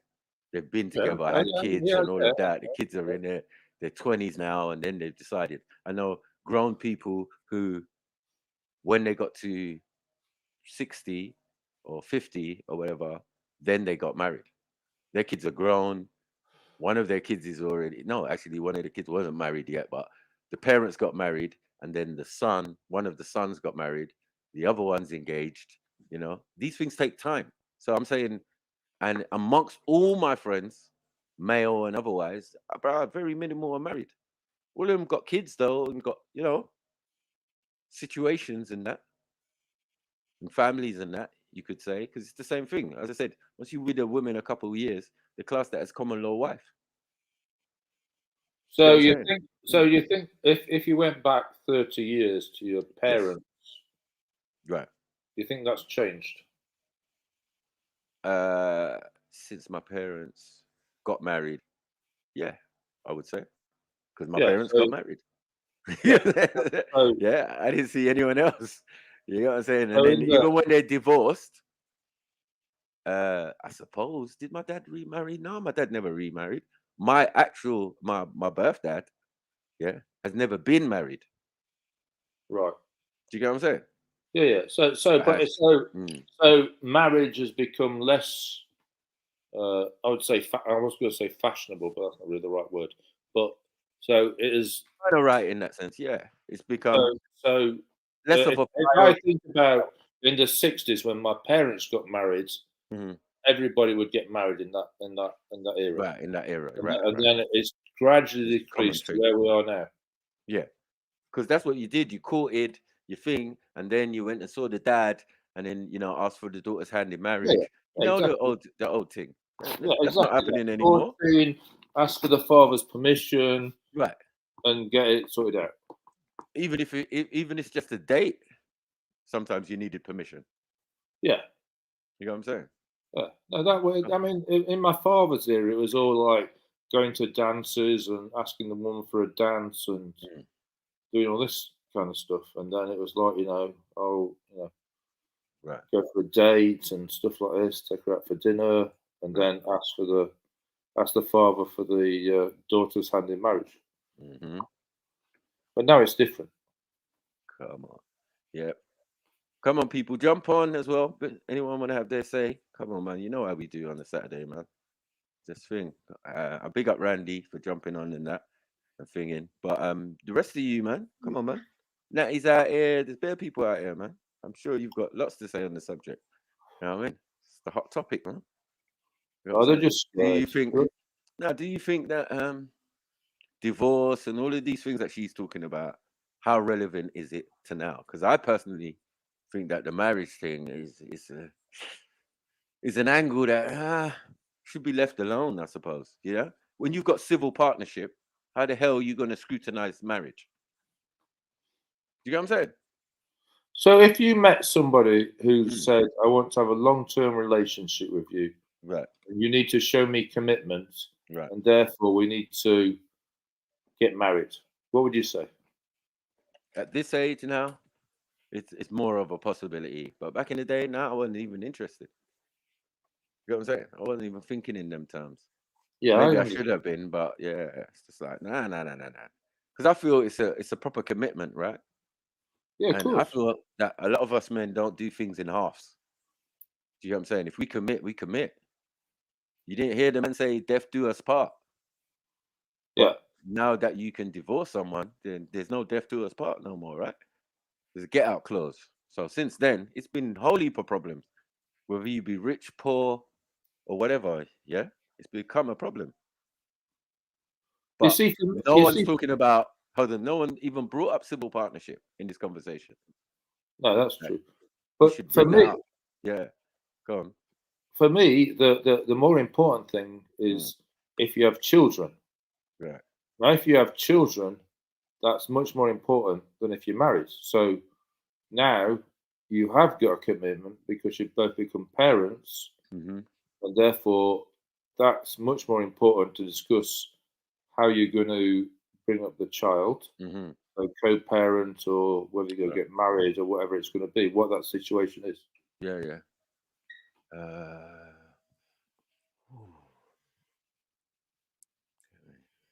What the hell? So much noise out here. I know that's miles away, but yeah, it's still loud like it's right outside and some big rave going on. Come on, people, hit the Cash App, PayPal, especially the PayPal. You get me? Show your brother Sniper some love, man. You get me? We're gonna put in some work today. You get me? Yeah, forget about the Cash App right now. It would just tell you, it can't pay or whatever. It can't go through or some shit. I don't even know. So yeah, hit the PayPal, man. Yeah, as I said, that comes straight to Sniper. You get me? And if you're not in this country, yeah, they will take a tiny percentage, but nothing like the super chat. Fuck's sake. 30% and that. It's mad. But anyway, yeah, so make sure you do that. Someone, let me see my thing popping, man. I ain't seen nothing popping that. I ain't seen the PP come up or nothing. You know what I mean? Little £2, £1, whatever, man. If everyone gave £1, we'd be all right. Get me, channel can keep running. Remember, man's got to pay big 30-something pound for StreamYard, You know what I'm saying? This thing's got to make sense. Yeah. Any super chat money, that's like, gotta wait 28 days for that shit. You know what I mean? Yeah. Even though it's like good, it's like a bank account thing. At the end of the month, and then you get your little money or whatever. You know what I mean? But yeah, super chat, cash out, all of that good stuff is definitely more favorable. So yeah, man, hit the PayPal if you can, family. Yeah, you get me. So yeah, right. And anyone else who's jumping on, man, jump on. Color me, jump on, man. What you say? Let's talk about this, man. How many people married out here? How many people know people who are married? Is this true? You know, because from my point of view, it's like, right, not a lot of people getting married. I've been to lots of weddings. I would say it's kind of an equal number to Randy over the years. You know what I mean? And that's a lot of years, though, to say maybe 15, somewhere around there. You know what I mean? I've seen more mixed weddings, or you could say mixed wedding. I don't really call it a mixed wedding. If a Nigerian marries a Jamaican, or, you know, someone from the Caribbean, it's not really, it's just black on black marriage. Yeah. So, yeah. Two of the same cultures getting together, I just, you know? But yeah, man. Let's see what this young girl wants to argue. The people that actually believe in marriage. How? When there's a 50% divorce rate and the average marriage Why is that all down 8 to the years. women, though? I didn't say that it was all down to the women. So why But feminist women? you asked why I want divorce to be banned. Yeah. Can I finish Yeah. that first? So I'm saying, you know, the people that believe in divorce, go be in long-term relationships. Leave marriage for the people that actually believe in, for better or for worse, for richer or for poor, in sickness and in health, till death do us part. But doesn't the sanctity of marriage also rely on the woman being a virgin? So you wouldn't be able to get married. Facts. Yeah. Is she a virgin or not? Of course she's not a fucking virgin. That's what I said. How do you know? Have you done the virginity test on her? What's She going on? is not a virgin. She's going to answer, obviously. Yeah. But I said this already. Come on, man. She's been sorted. Is that what you're saying? Sorry. She's been sorted already. Big up someone who just dropped me a $5. I mean, that's what we love, man. Big up family. Come on. How do you Man know like she's K, not? you know? How do you know she's not a virgin? Where's the evidence? Bring the evidence. What? No, that who's not a virgin? Pearl. Oh, no. She's not a virgin. She had boyfriends and relationships and all of that. She's not a little girl like that. You know what I'm saying? She's a young woman. All right. I don't know anything about it, to be fair. Yeah, man. A lot of people, I mean, they've said she's had multiple boyfriends while she's been over here. You know what I mean? And a couple of them been brothers and that. You know what I mean? So, I don't know. She ain't no virgin, because ain't no brothers from around here go and sleep with this American girl and, I mean, be with this American girl and not get no coochie. I don't care what they're talking about or what she's talking about. You know what I mean? We need. Again, she's definitely not no virgin, and she's not claiming to be. But your stance actually puts yourself out of the equation, and that's the fact that the woman made. I made that point earlier. But hang on. She was saying if you've got a body count of 5, then you know you're sort of letting yourself go. So what's she saying? Count? She's saying 4.5 or something. 4.5. Yeah. We'll have to get Schiffer in to do the virginity. Yeah. What are you saying? 4.5. Yeah. Because I personally think, yeah, bro, she's bust those numbers already. You know what I mean? She bust those numbers already, man. She's American at that. You can tell by the look of her, can you? No, I just feel that Americans are much more free in their sexuality and all of that, to have all these letter gang, and also that a lot of the population are highly sexed from early. So it's America where they do that a lot. You know what I'm saying? Highly sexed. That's if you're not highly sexed, you can't pick and say, yeah, you know what? I'm done with heterosexual relationships. I'm going to be gay now. I'm a choice, right? I'm going to jump over the fence and try some other options. Because the options now are norm in your country. They're becoming the norm in this country. But they're well in advance of us, at least by a decade or two. Do you get what I'm saying? With all this LGBT and all of that. They're more comfortable with it's all been led by America. Yeah, I get right. that. Well, we're getting it now. We got pride. We got you know, people coming out of the closet, all sorts. Yeah, because the door was firmly closed when I was growing up. Yeah, you couldn't be gay in England. Gay meant happy, for starters, right? And the people who were like fruity or whatever you could say, yeah, it's a madness. Bit of fruity dudes, man. I'm trying to think when I first came across my first gay person. It must have been in the 80s, I think. Of course. Like That's the first 12 years of my life. Oh, mate, I went to school, and there was I a think- girl I who was think meant it to was be. in the 80s sometime. I Girl think it meant was to be like Boy. lesbian. I think it was like Boy George and all that kind of nonsense. And then Right. we had Jimmy Somerville, and then it started. But wasn't Boy George a big thing? It was a hoo-ha. It was a big, you know, No, they were but when outside his mum's Jimmy house. Somerville was doing "Who Are the World," you know, that kind of stuff. Then it was sort of, it started to take hold. You know, the sort of communards and that sort of thing. That era. Yeah. That's crazy, man. But yeah, in England it was different. We had Kenny Everett, all of these guys who were doing that. We had Dame Edna. Yeah, but they were sort of. That was Mm-hmm. like, you didn't really realize at first. Right, you didn't, of course. You just Even thought though it was, man's wearing suspenders and, you know, yeah, women's but you clothes. just thought it was humor. You didn't realize that. You didn't sort of immediately. Well, I was young, so I didn't I realize. was young. Oh, right, I that's knew a it gay was. guy. It was fruity humor. No, I didn't know he was gay. No, I didn't.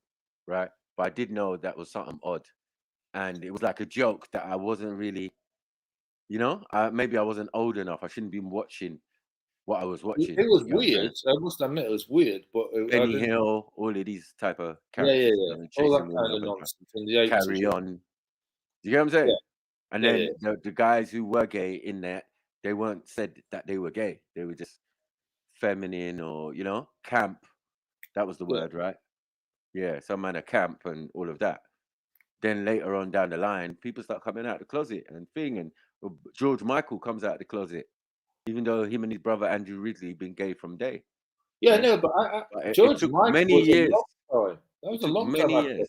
Yeah, a it's long a long time. time When after Wham Wham. started, it was all his straight as and his heartthrob and all that kind of thing. No, that was the image. Yeah, no, but that was the image. Obviously, Man we was didn't already know that gay. point. I watched something on it the other day, and man was already gay from time, man. You know what I mean?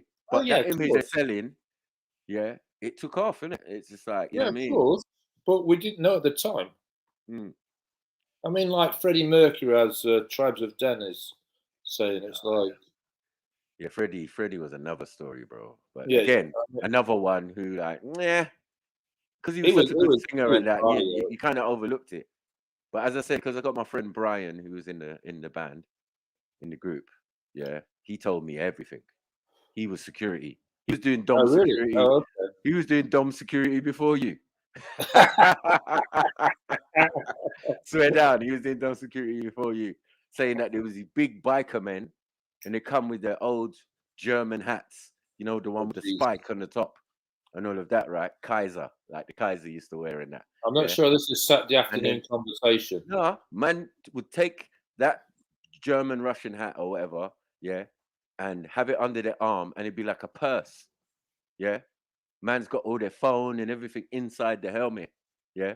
And they come, big hench guy, big beard and all that. I've come to see Fred, but my man said, no, he's come to see Fred backstage. They've come to see Fred, right? So man's saying, yeah, but he's saying the way man smell. Do you know what I'm saying? Man smelled sweet. It's only Saturday You see these afternoon. big Yeah? biker guys, you know what I mean? You see these big biker guys, you're expecting them, you know what I mean? Like sweating mechanic or I don't know. Because they're gay, they're obviously like they look the part, ZZ Top and that, but man smells sweet. You know what I'm saying? Like a chick. You know what I'm saying? Like man ain't got aftershave, man's got perfume. Perfume. You know what I mean? Or I mean, obviously we had the YMCA stuff and that, but right, it didn't all. Right, but that's America together. again. Yeah, sure. It's America. I mean, AIDS and all of that amongst the gay community, America.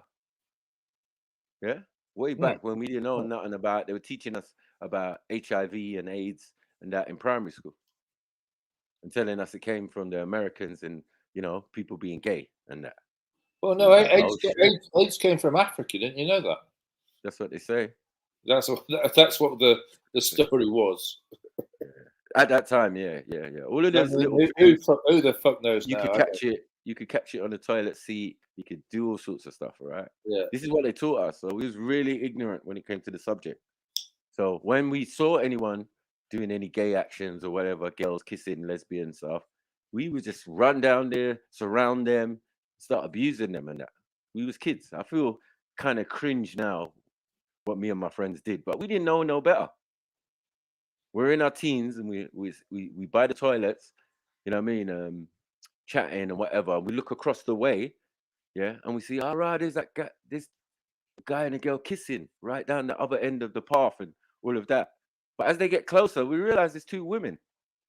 So we run down there and meet them on the path and start circling them. It's like gay, AIDS, AIDS.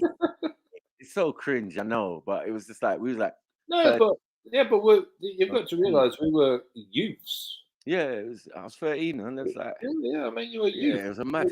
We didn't know any better. And then we had a couple in my school. We had a paedophilic PE teacher who was in a relationship with a guy who was like a year older than me.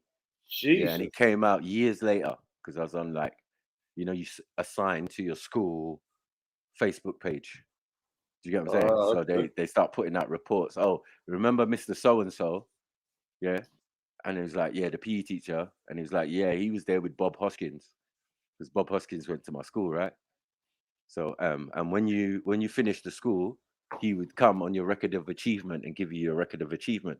So it's like a double boost. Yeah. Because you've had someone who's a celebrity, who's been to the school. Yeah. Teachers are still there who were there when he was there. One of them being this PE teacher. But yeah, this PE teacher was a deviant, bros. It was said that the deputy head went to his house one day and he saw the young male behind the door. Jesus. Hiding behind the door in the man's house. Oh my God. Right. And didn't say nothing and did it. And I was like, wow, this is crazy. All under our nose. And we always thought he was a bit weird. You know what I mean? This guy who'd be leaning outside the shower. Yeah, leaning on the shower, looking into the shower room. Yeah, watching guys shower. I never even showered. I'm not even gonna lie. I must have been a dirty bungle to them. I put my jeans over the mud, take my ass home and go and have a bath. Yeah, all this PE stuff and you know what I mean? Yeah, big man in tight shorts and that. Like, love it, man. Come on, lads. You got a sense of it, yeah? You thought, hang on, it's a bit dodgy. He's a bit dodgy. Now, what those type of people do, when you're top boy, like myself, you get what I'm saying? I'm part of the guy, they kind of respect you guys. You know what I mean? They kind of respect us. They don't try to disrespect us and think because they know it would go left instantly. Do you get what I'm saying? Yeah. So they're more kind of pally, make friends with, oh, yeah, what's going on, lads? I'm like, yeah, get lost, sir. I know it's a bit cringe. I don't know why you're begging friend and that. It's a mad thing. To find out later on that he was chichi, it was like, yes, I knew it. I was right.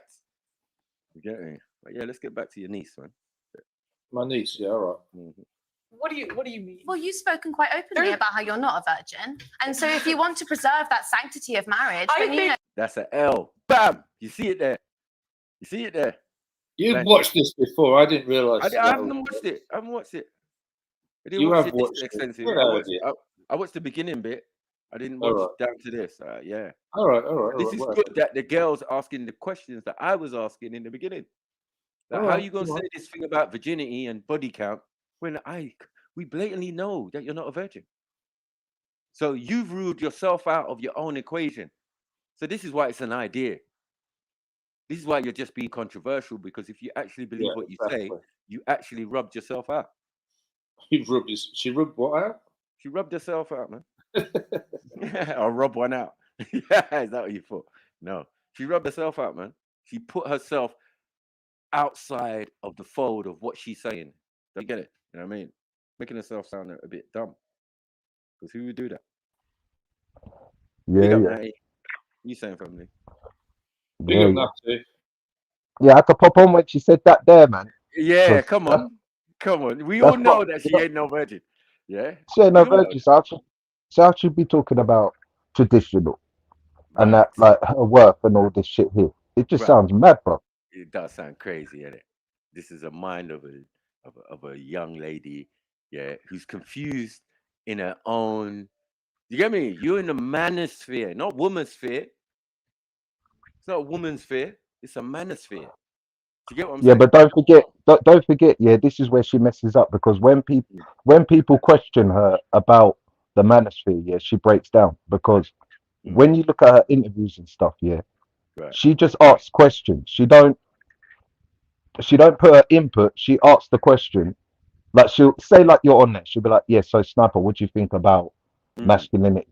And she'll just let you run. She just asking questions, bro. Yeah, in a sense. You know what I'm trying to say? But And then but when she's it comes, not dumb.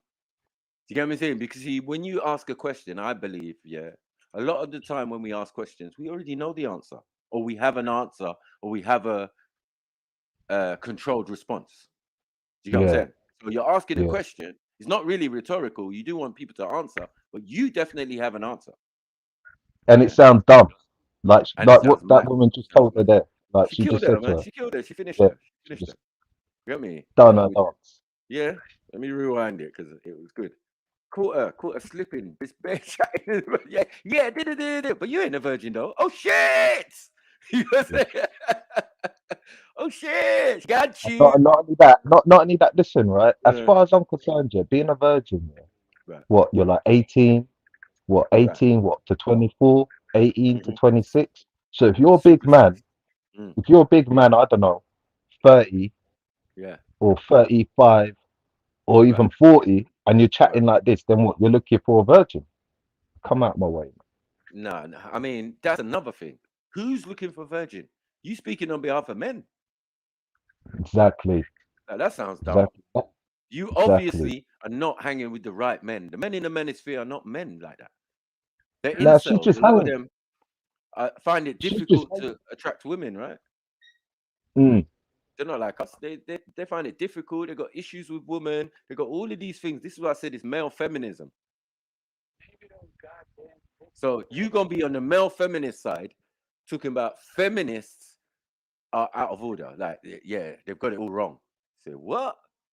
What are you talking about, man? Yeah. How Yeah. about you keep your legs closed? Yeah. How about you prove the point? How about you get married? Do you get what I'm saying? And show us all how it's done. Exactly. Right. You Exactly. would And never divorce your first partner that you ever got with. And obviously, you would have been a virgin. Do you see how that can become techie? Do you get what I'm saying? exactly. Yeah, Like the exactly. first She guy should be you ever, saying that. right? The guy you break your She virginity to should be the guy you marry, right? According to Pearl. exactly. Right. And that's Exactly. never going to happen, is it? Never Exactly. going to And that's happen. why That she guy, should be explaining. That's why she should be explaining at her age why she's still a virgin, because she's right. waiting for someone like herself with the same ideals who wants to get married, Right. share her, to have and to hold in sickness and in health, all that, be the traditional wife, and then you're not that. Exactly. You're far. So Far just from get it. on with your life, man, and stop trying to confuse the people out here. Right. So in a sense, we understand you just chatting. Yeah. It's like what you said in the minute. She's just talking, man. Yeah, Because if she's she just hanging really, around, man. right, if she really understood what she was talking about, and it's not really impressive being on Piers Morgan after Mizzy. Yeah. Views before Mizzy now. I could give you a little ratings, but you after Mizzy. You get it? Mm. Yeah. And that's no ratings. Mizzy's finished. I don't know what's going on there. It's younger generation or whatever. And to be honest, you part of that Pearl, man. You part of that confused generation. You know what I mean? You're moving like a fucking lesbian. Yeah. Or a caper for men, but not the right type of men. I You're just think she's caping just for, caping. She's yeah, just she's just caping for caping any for weak one. direction. Mm. Whatever's in, she's in that direction, yeah. And I then don't even once think it's she get, was smart enough to be in the manosphere. That's how I see it. yeah, To be honest. but what about like in the black sector as well, getting involved with like, Yeah. But then she could have spoke about her relationship. Mm-hmm. We didn't hear much in it. Nah, we didn't hear anything. Nah. You know what I'm saying? We heard about her having relationships and that, but you know what I mean? Yeah. Definitely Yeah, but Auntie Jenny bait her. And she bait herself by saying, like, listen to this again. Let's go. Richer for poor, in sickness and in health, till death do us part. Doesn't the sanctity of marriage also rely on the woman being a virgin? So you wouldn't be able to get married. What do you? Bam. She said, what do you mean? What do you Bam. think she means? Yeah? Have you given up the coochie for free? You have. Have you Yeah. tested it And out? we, Have you test drove it yeah. and test drove some dick? Yes, you have. Multiple times. Been in multiple dead end relationships. Why? So then that means you're like every other woman. So you're Right. just as worthy to get married, Right. just like every other woman. Or Right. you're now saying, no, I'm not worthy to get married now. Now, whether you're worthy to get married or you're not worthy to get married, the example you're giving, it contradicts everything you're saying. Yeah. You are not a virgin. Yeah. You are not married. You're not even engaged. You know what I mean? To Yeah. say, yeah, you know what, I'm engaged to my partner. We've been together a couple of None years of these things. and we're trying to none of it. You're just chatting. Because obviously if you had a partner, you couldn't even do some of this. And just like A you real said, man's like gonna about, tell you, like, allow it, man. and just like you said about Andrew Tate. So Mm. what, he's made money of pimping women. Exactly. Okay. And you rate That that. might be one of that might be one of my future. That might be one of my future happening to one of my future family. But you say that's okay. Mm. Cool. Exactly. It doesn't make sense to another woman. You know what I'm saying? You don't care about women now. What's going on? And Where do you then he's sit on talking this? about morals. Man's talking about morals and values, and he's got women winding up on TV cameras in the studio, in his back shed. His You get dungeon. me, bro? In his dungeon. You get me, bro? Smoking a cigar. In his Randy dungeon. Mad too. We got Can't Randy. make it up. What? Sorry, what about my dungeon? No, he's got a dungeon, innit? Who else? Andrew Tate. Yeah, with his bare gal, and they're all on the laptops and all of that, and they're doing the. All right, stop that. One identity. Yeah, you ain't using your one like his. Like, I'm just saying, you got a dungeon. His dungeon is fully proper, purpose built. Yeah, it's coming like what's that? A panic room and that. You know what I mean? You ain't gonna just see that in the mansion, like when you're BBC and you turn up for an interview. You ain't seeing that bit. Yeah. The secret door and off you go. Secret door with bare Romanian girls with headset and all of that. Oh yes. Yeah, man. Hit the cash app. Hit the what do you call it? Bitcoin. Hit the Bitcoin. Send me some Bitcoin. Ooh. Thank you, John. Thank you. Thank you, Randy. You know, no one's there. Yeah, miles away. Randy's there, like, getting entertained at that. Thank you, Randy. You know what I mean? Fully been through that. Not with a thank you, Randy nonsense. Oh no. Randy sounds at the laptop. That's why we ain't getting no more money from Randy now. You get me? Using it on these Andrew Tate sex lines and that. You know what I mean? Just like, sending them coins, isn't it, Randy? You need Fuck out of here. You need the coins, Randy. Fucking nonsense. Hey,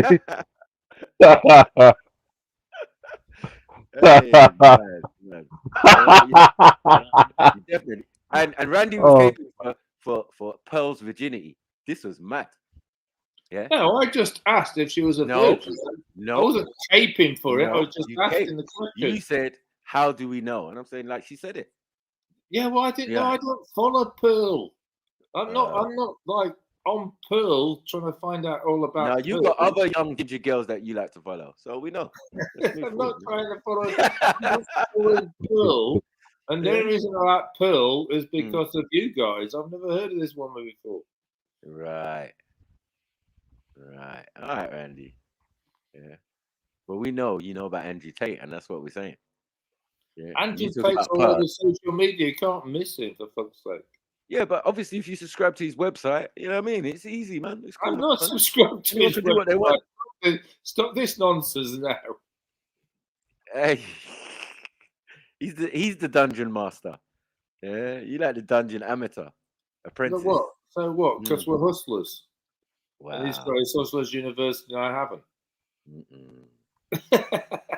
Hustlers University. Come on, people, hit the PayPal. All that good stuff, man. We're having a good time over here, man. We only just warming up, man. Come on, man. Big up Mezzo. Big up Silver Side. Big up Get Deep. Big up Shaq. Hey, my brother. Come on.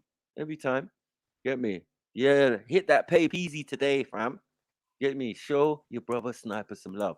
Shaka put a donation and you didn't put it up. Oh, I didn't. Oh, let me see. Sorry, my bad, man. Oh shit. Big up Shaq, man. Randy's expecting one of them ones. Thank you, Randy. You're not going to stop this, are you? I'm just going to get abused I now. fucking feel my soul. Thank you, Shit. baby. Word on the street. They don't give a F about us. They don't give a F about us. You should have said Michael Jackson in brackets.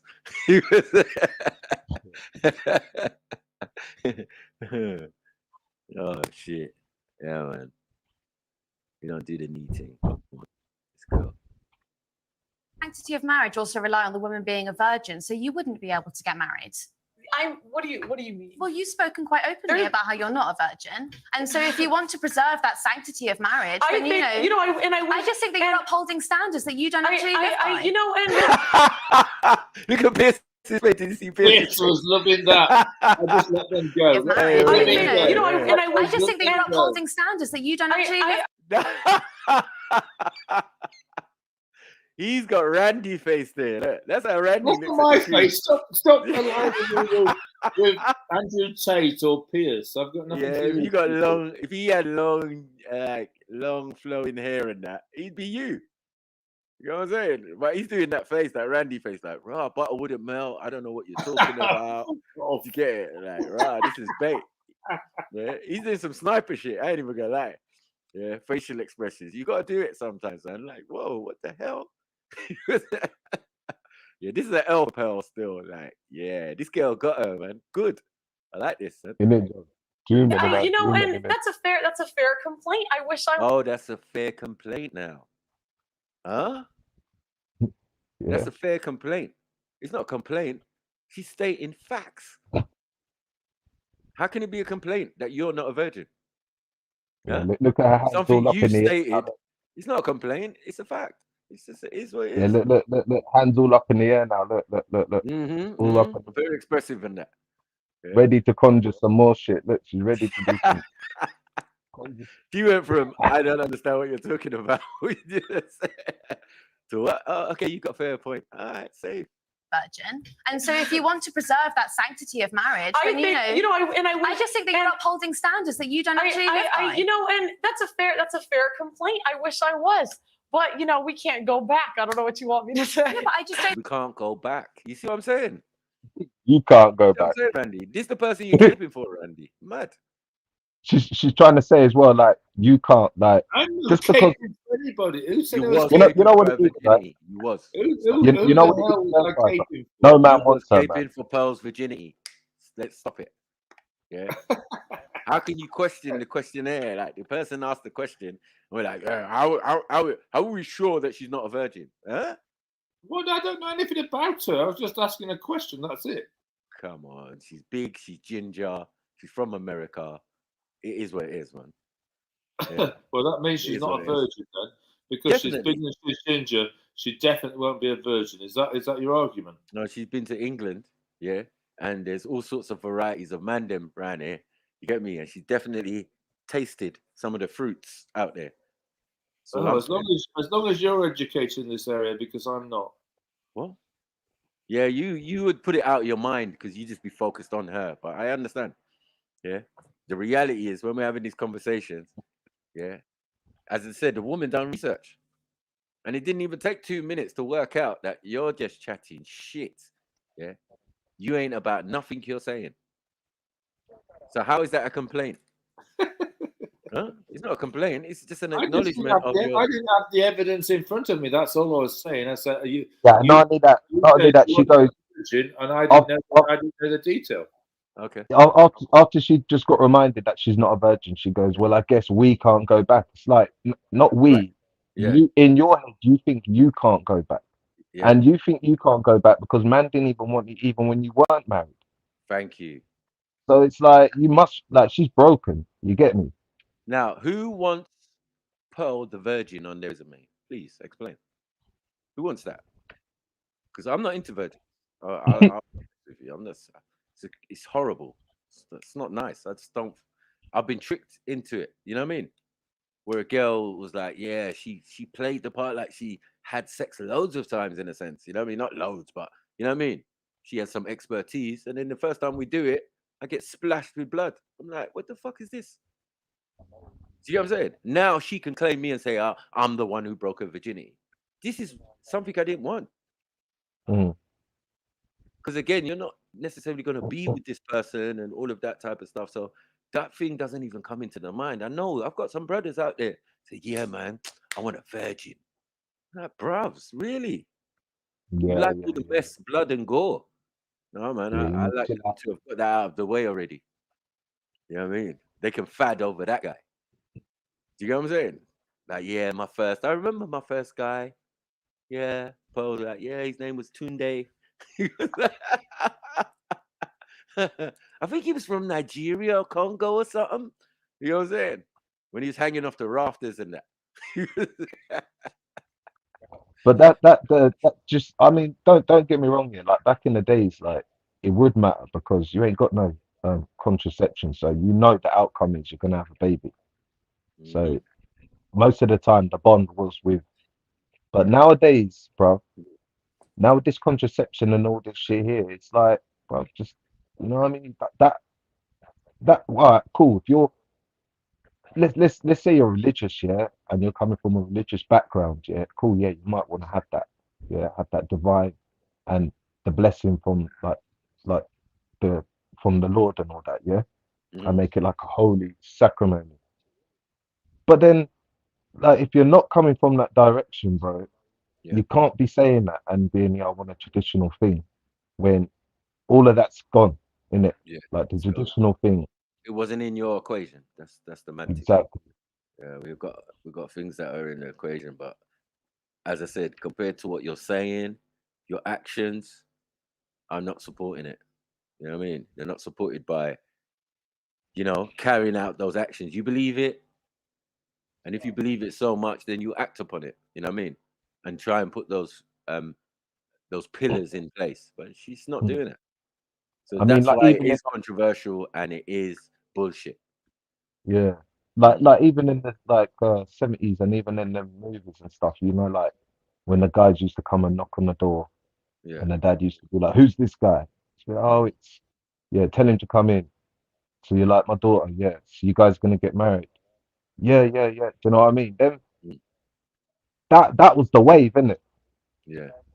You know what I mean? When you watch all them old films, Because now, having sex games and all of that with Sarah just doesn't prove. Do you get what I'm saying? Doesn't prove anything you're saying. Sarah's just as culpable because he's involved. You know what I mean? When we find out the reality of that situation or their party or whatever they were having or right? They try to frame the Rasta man because he's playing charades. I remember all that. Yeah, it's a mad thing. But yeah, Sarah, you was part of it, man. And I'm saying, like, I know you was looking some coochie or something, bruvs. I don't know what's going on. Yeah. Now you don't want this colonizer boom. Yeah. We all press up boom. It was fine at one stage though. So I don't understand about these niggas. They're all frauds and liars. You know what I mean? And don't stand on any principles that they claim they have. It's bullshit, man. I think it's fair that you get to be here and you get to be paid for your views, and you're telling other women that they shouldn't be allowed to. I think And they should fight- Facts. Oh, this girl's cooking with gas, you know. Who is this girl? Yeah. This is our version, British Pearl in that mad thing. You get you, but this girl knows her stuff. Do you get what I'm saying? And reality, you don't have to be a genius to understand what she's saying, man. She's definitely making solid points, man. And Pearl ain't got really a leg to stand on. But, you know, we can't go back. I don't know what you want me to say. No, but I just don't think it's fair that you get to be here and you get to be paid for your views, and you're telling other women that they shouldn't be allowed to. I think, And they should what fight is by the- Hang on. Okay, let me, if I may, at some stage jump in. Isn't the whole point of being a feminist, though, that women are entitled to have their own views? Absolutely. And so she's perfectly entitled to her views. Yeah, but you can't. You might not like them. But I'm here to challenge Isn't she them. exercising her right as a... Are you a feminist? No, I am not. Really? No, you know, don't go that far. You don't want to be a feminist? No, because I think if feminists really believed in equality, but you guys don't, I would love for you. There is an oil rig hiring. There is an engineering. I would actually love. Stop that, man. We're talking about oil rig and engineering. Like, allow it. Yeah. Even though I know for facts there are women that work on a fucking oil rig. What has that got to do with the fucking price of eggs? Doesn't even make no sense. That is not what's going to determine making you a feminist or not a feminist. It's like you don't even know the feminist agenda that you're supposed to be anti-feminist for. But yet embracing some of the ideas of a feminist. This is extremely confusing because somebody doesn't know what they're chatting about. You know what I mean? It just sounds so dumb. Yeah. This is why she's out in the open now. She's got no friends. You get me? Auntie Jenny's gone. Everybody's gone, moved away from her because it's just long, fam. One, she's basically going back to America in a hot minute. Yeah. So she's gonna have to wrap this up. Yeah. And then take it over there and then do whatever she's doing. So that means she's gonna have to rehire some people, you know, that can sit on the couch or sit on, you know, in the studio, because it definitely won't be Auntie Jenny anymore, you know what I mean? And some of the others, because you're just in another country now. Yeah. They can still link up over the internet and all of that, but it won't be the same, right? This is all a game, man. But yeah, this is what happens when you let young ladies control your mindset.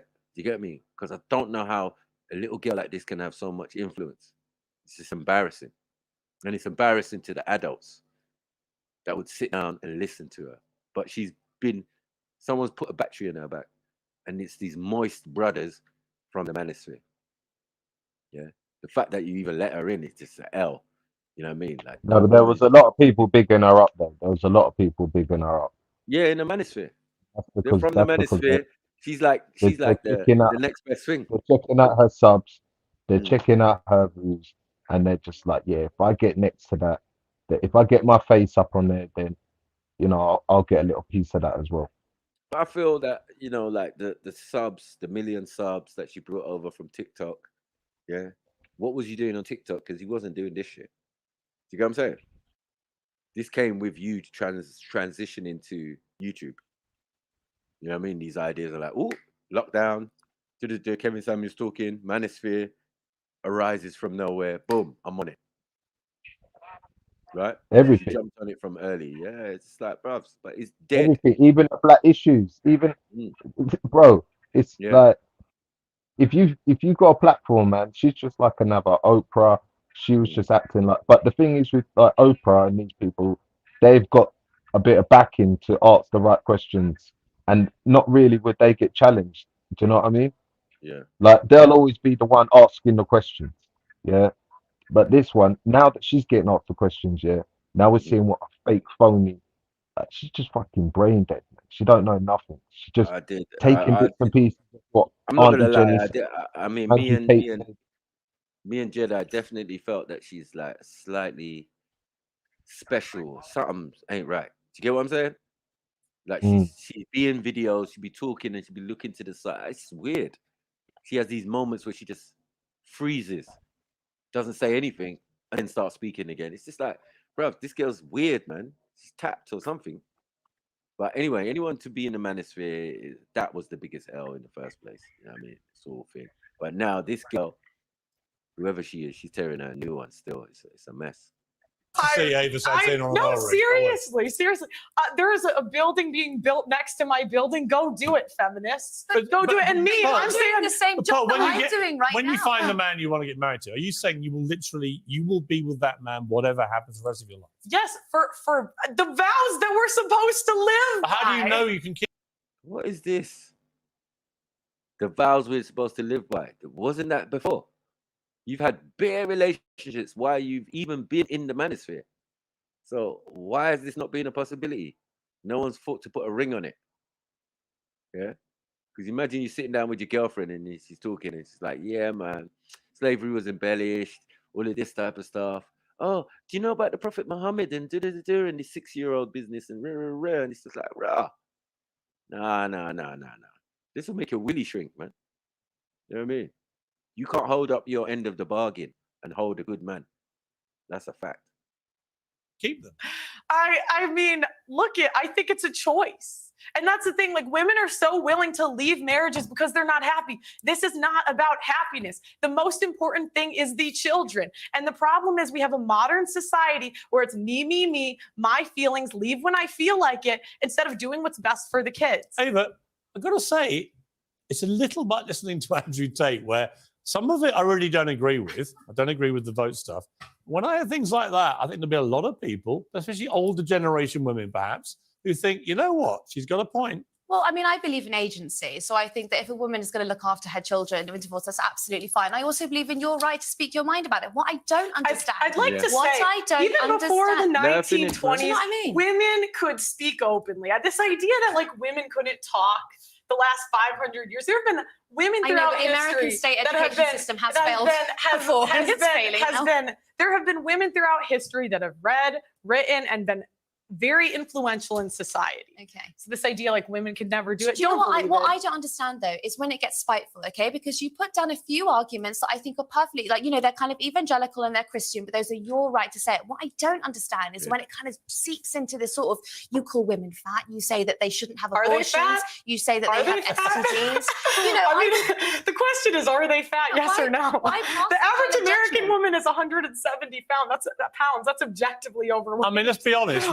We now celebrate morbid obesity as some kind of body positive thing, and it is complete nonsense. So actually, on that point again, there's a bit of truth in that. This is the problem. How have we come to celebrate morbid obesity as body positive? Well, it's nonsense. We're not talking about morbidly obese. I was actually watching morbidly obese.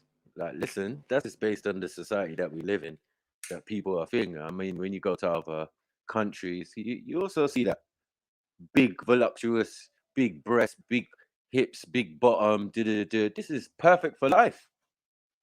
You know what I'm saying? This is perfect for life. Like, you know what I mean? This woman's going to give you good children, good strong hips, childbearing hips, and all of that.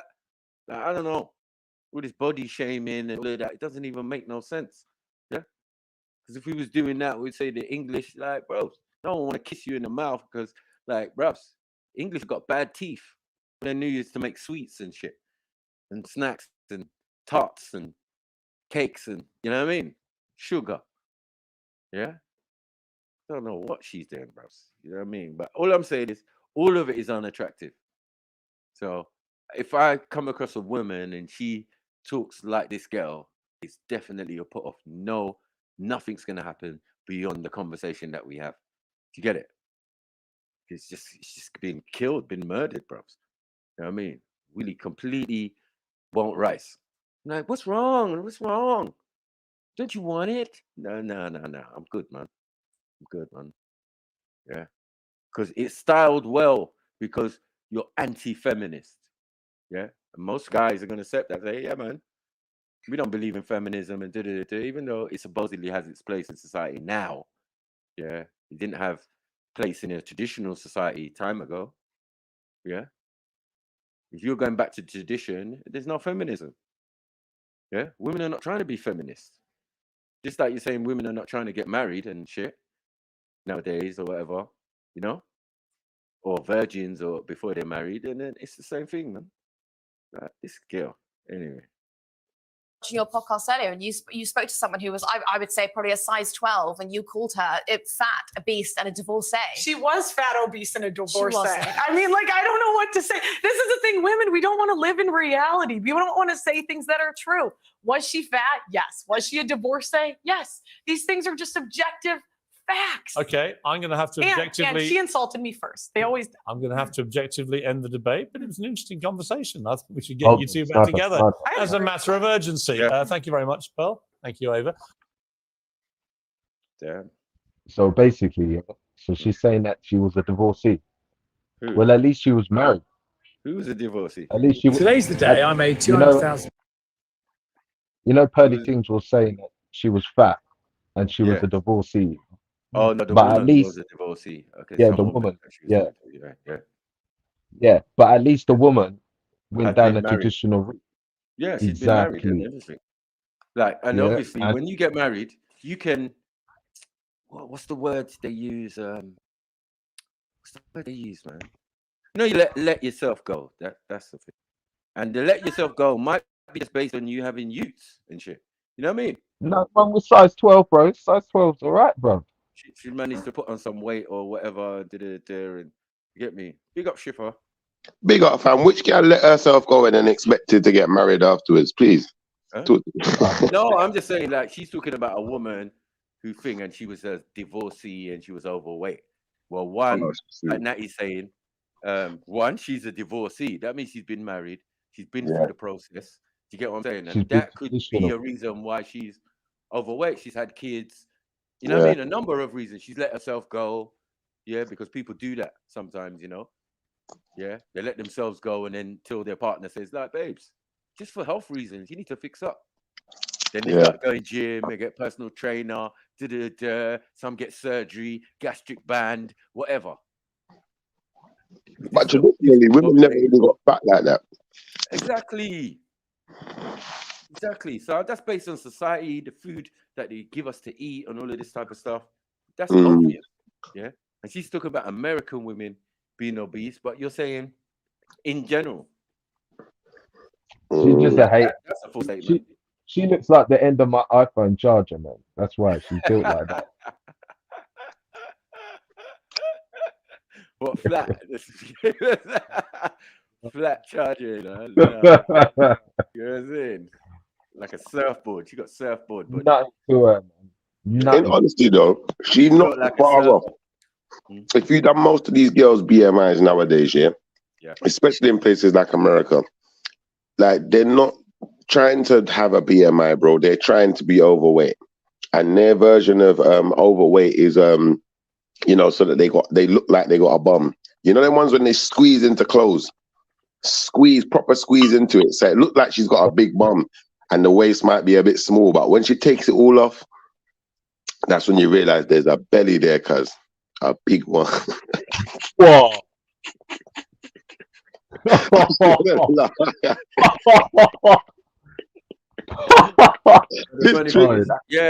mean, there's lots of outfits and all sorts that people wear now to disguise. And remember, they're Decepticons. It's the fact of makeup and all of that. You know what I mean? That you have to make up even. Like, what is this? It's true. Who are you making up trying to look like? Black women, man. Like, stop it, man. You know what it is. Snap it all. Boys. Big up, Banksy.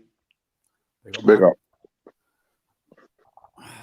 Like, boy, this girl though. No, the thing is, Shifa, we just found out she's not about that life. You say you want traditional and yeah. You say you need you want women should be virgins, yeah, and you're none of the above. None. Who's that? Pearl. Oh no, I didn't expect her to be. I think maybe the girl roasted her. The girl roasted her on the thing, saying, "Yeah, you're saying all these things. Women shouldn't vote. Women shouldn't do this. Women shouldn't do that. Women need to be a virgin according to you." She says, "Yes," and then she said, "But you're not." I don't know what you mean. Of course you fucking know. That's how it made the relationship. Yeah, the ex-man was like, "No, I ain't gonna marry you. No one's ever gonna want to marry you." And Jen had the right to jack shit. She probably had to splash on him. I love you, take. She just knows. She just knows she's fucked. Yeah, basically. You're rubbing yourself out of dick. Nailed herself. Throwing standards out to a girl, and she's broke all the standards herself. So it's like, exactly. What the fuck? It's hypocritical. It's just like, what are you talking about, man? Big time. Embarrassing, fam. No But shame. you know what? Sometimes, you know, people in life, some people who are the biggest failures, they don't want people to go down the road they went down. So they try to project that onto other people, and hopefully they can save someone else because they couldn't save themselves. Yeah, but it's not. It's manosphere shit, right? You're trying to please the manosphere, men in the manosphere. And the men in the manosphere, they're simps. Right? They're disco bob, they're incels, they're all of the above. Right? That's a fact. They're all of the above. Now, you sided with them, and their ways and points of view is a bit weird for us. It's male feminism. Yeah. Right? So you jumped on the male feminism side to say you are anti-feminist.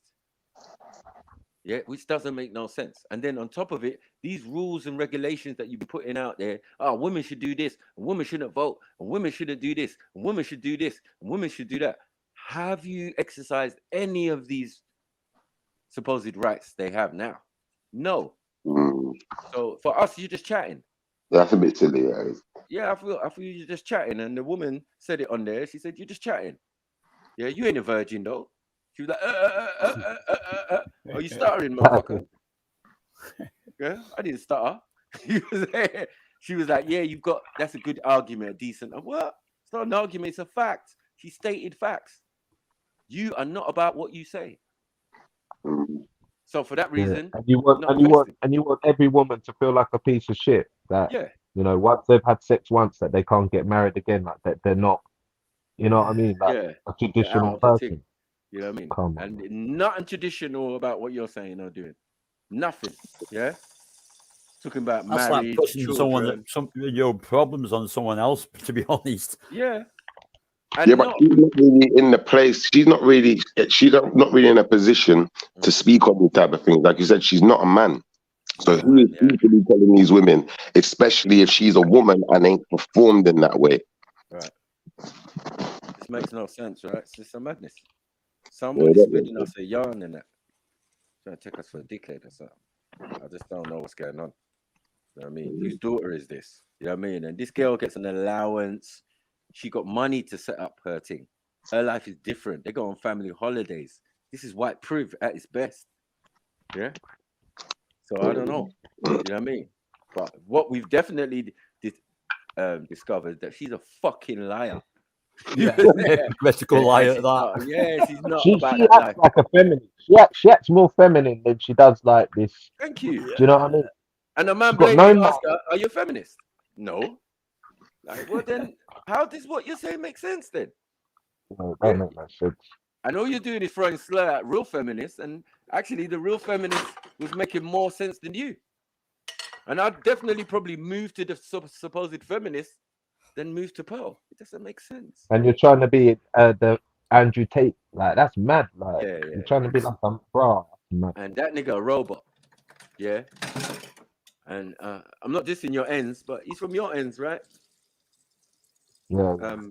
Yeah. See what I'm saying? I never knew nothing about him though. Yeah, I get you.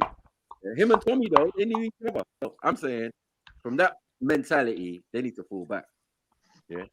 You know what make more sense for her to say? Small town mentality that we're dealing with when we're dealing with fucking Tommy Robinson and Andrew Tate. What the fuck is this? Well, yeah. He's a bit more international because obviously he's done MMA and all of that. Do you get what I'm saying? He's more of an international. He's seen the world. Yeah, but he's wanted to be famous, man.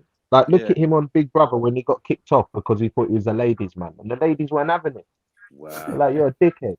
I didn't even and that hurt him, bro. Okay. Yeah, that hurt him, bro. So he's been bitter ever since. He's been moving. Yeah, and he's been on a few things. He's been on a few things, man. He's been on a few. So you know he's been begging for that life, man. Yeah, he ain't got no shame. Mr. Tears. You know, I come from a small village, and I'm glad I haven't got that small fucking mentality. Sometimes it's good, and sometimes it's not.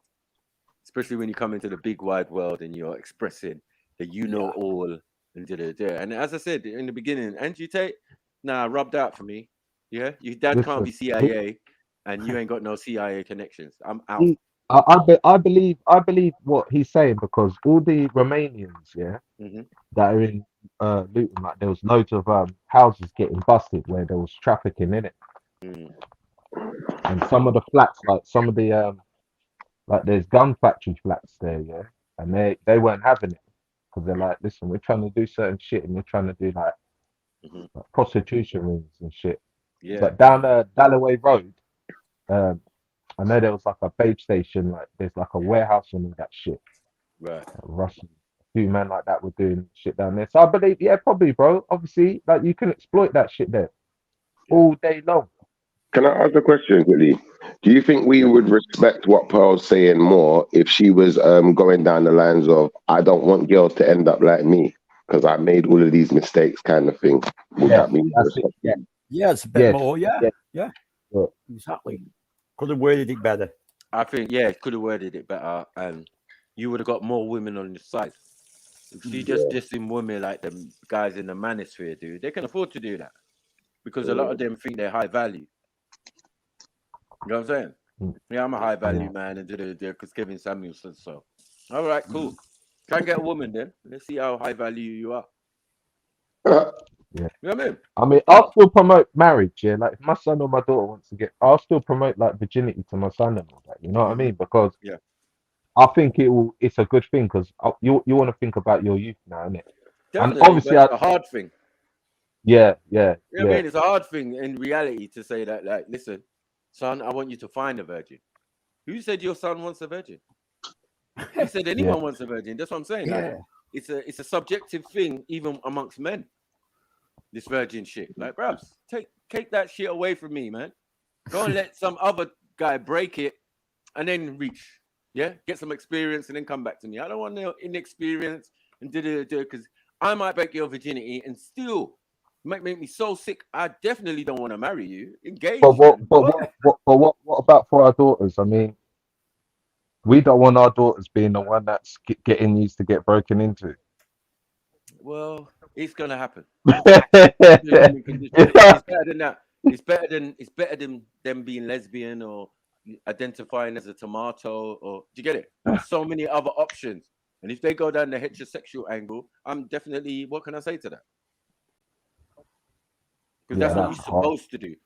No, that's what you're supposed to do. And in the society we live in, virginity is not paramount.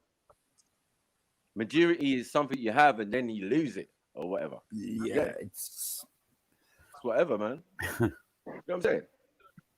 You know what? I know the first time you have sex or whatever, you know what I mean? And women say, "Oh, he was my first one, and he broke my virginity." It used to be sacred, but it's not anymore. It's not sacred, man. No, it is sacred, bro. Oh yeah, it's a woman, you know what I mean? I'm saying, like, in the sense of the idea of thing, and then we got to look about how many people out here are getting married. Yeah, it's not common. Virgin. It's not common anymore, bro. What are you doing? Really isn't. Yeah. Like I've got a friend who married a woman who was together since we was kids, So she was a virgin. And what I find is that they've even been through controversies in their relationship, but because she's only ever known one man, she never slept with no one else. To her, she probably feels awkward walking away because she's never seen nothing else. She's only used to him, innit? And I feel like that's kind of what you're getting from a virgin. Whereas, you know, a woman who's been with other men, she might feel a bit more empowered to just leave and start again. Yeah, but that's what. Yeah, but that can cause the story of Abel and Cain, because then when she has another kid with somebody else, you can get that. Do you know what I mean? You can get that Abel and Cain story coming in there. Well, I think it's a good thing to promote. It's a good thing to promote marriage. And if religion's the way, it's a good thing to promote it. It is definitely a good thing because that is the way I would like a role model for my daughter to say, you know what, Dad? If I'm ever going to get with a man, I'm going to tell him to get engaged to me. Cool. This is what I'd say to my daughter. It's hypocritical, yeah? But this is what I'd say. Tell him like get engaged, like because you're worth a ring and you're worth getting married. And then if you don't, then he's not serious. Done. Yeah, of course. That's what you would expect as a parent, as a father. You know what I mean? You expect the best for your children, but at the same time, you do understand the society you live in. Yeah, you know that they're trying to keep themselves as pure as they can. I've got a 27-year-old who's not trying to have no kids, but yet my dad and my great auntie and that they're trying to encourage my daughter who just finished university, got herself a decent job, to go and have children now, right now. I'm like, yo, stop that. Yeah, you know what I'm saying? Me as the parent, I'm saying, stop that. What are you doing? There's a time. There's a time. My point That's of view, it. right? My point of view, she's doing the right thing, right? Yeah. There's a time. There's a time. You know what I'm saying? Not repeating her mother and getting married young and all of that. I mean, having, you know what I mean? Yeah. So like, I'm just like, what's going on? Yeah. My child has made the conscious decision. He only just finished uni. Yeah. You've got a decent job. Let that be a year first. But you lot, the elders, you're just talking shit. Do you get what I'm saying? I was really offended when my auntie said to my daughter, oh, are you gay? She was like, hell no. Do you get what I'm saying? It's just that I'm choosing to get my shit kick-started, get my little place, get myself sorted, And then I think about them type of things. Have my own little bubble first. Have my own little bit of life first. The pressure was mad. I'm saying, rough shit. Yeah. That my mum wouldn't even do. But my dad and my great auntie, they're doing it. I'm just like, listen, some of your kids, had like my oldest cousin from my auntie, he stayed at home till he was 28, 29. Most of us left home when we was about 18. The sisters, they left home at, early 20s or whatever. He was the big man in the yard, top floor, but in that time he did 2 degrees. You understand? Yeah. Bought himself a big ass Mercedes and N17, the Borough and all of that on the car, right? Now he's a teacher, a headmaster at a school in my ends. Do you get what I'm saying? And this is my eldest like male cousin. Yeah, man. So I mean, I'm the same here, man. My son didn't leave home till he's 30. He's 35 now. Thank you. But he's got a damn great fucking girlfriend. He lives 4 seconds away, the 5th house from me. Right. And he's got a damn good job. He's a manager now, and he's climbed his way up. He found his level, climbed his way up, and now it's time to settle down. And I don't put any pressure on him whatsoever. Right. Whatsoever. Neither should you. You know what I mean? It's, No. It's crazy, man. Some of these adults, man, what they think they're doing. I don't know. What's your thoughts on Iran? That's She's a asking the dragon, question. man. She's a dragon. She's a dragon. Who? Who's a dragon? That Pearl. She just knows how to round the right people up, talk about controversial stuff, Yeah. and then get people to start opening up. And it might not be for me, but there's definitely a million people out there that are going to I get you. That's gonna. I get you. But the thing is, obviously, it's awareness. Yeah. It's just like my brother Ras. Yeah. I respect him. He's doing what he's doing and but he's a youth. Now, one thing as a big man, I'm not running after no fucking youth. Yeah. That one I didn't create or bring into the world or has got so much wisdom over what I've got, life experience and all of that. No, he looks up to me like a big brother. Yeah. And I respect him as a little brother. Yeah. Ain't no fucking idolizing some young youth who can make mistakes and has made loads of mistakes while I've been around him. Do you get it? Yeah. And I've understood that because I'm saying you're still young, bro. You ain't the finished article yet. You're rough around the edges, like all of us were at particular stages in our development. Do you get what I'm saying? But I've got grown adults who were like, yo, nah, man, he's the truth. This young you is and I'm saying, like, you a big man. Why are you following this fucking young you? There's big people around him.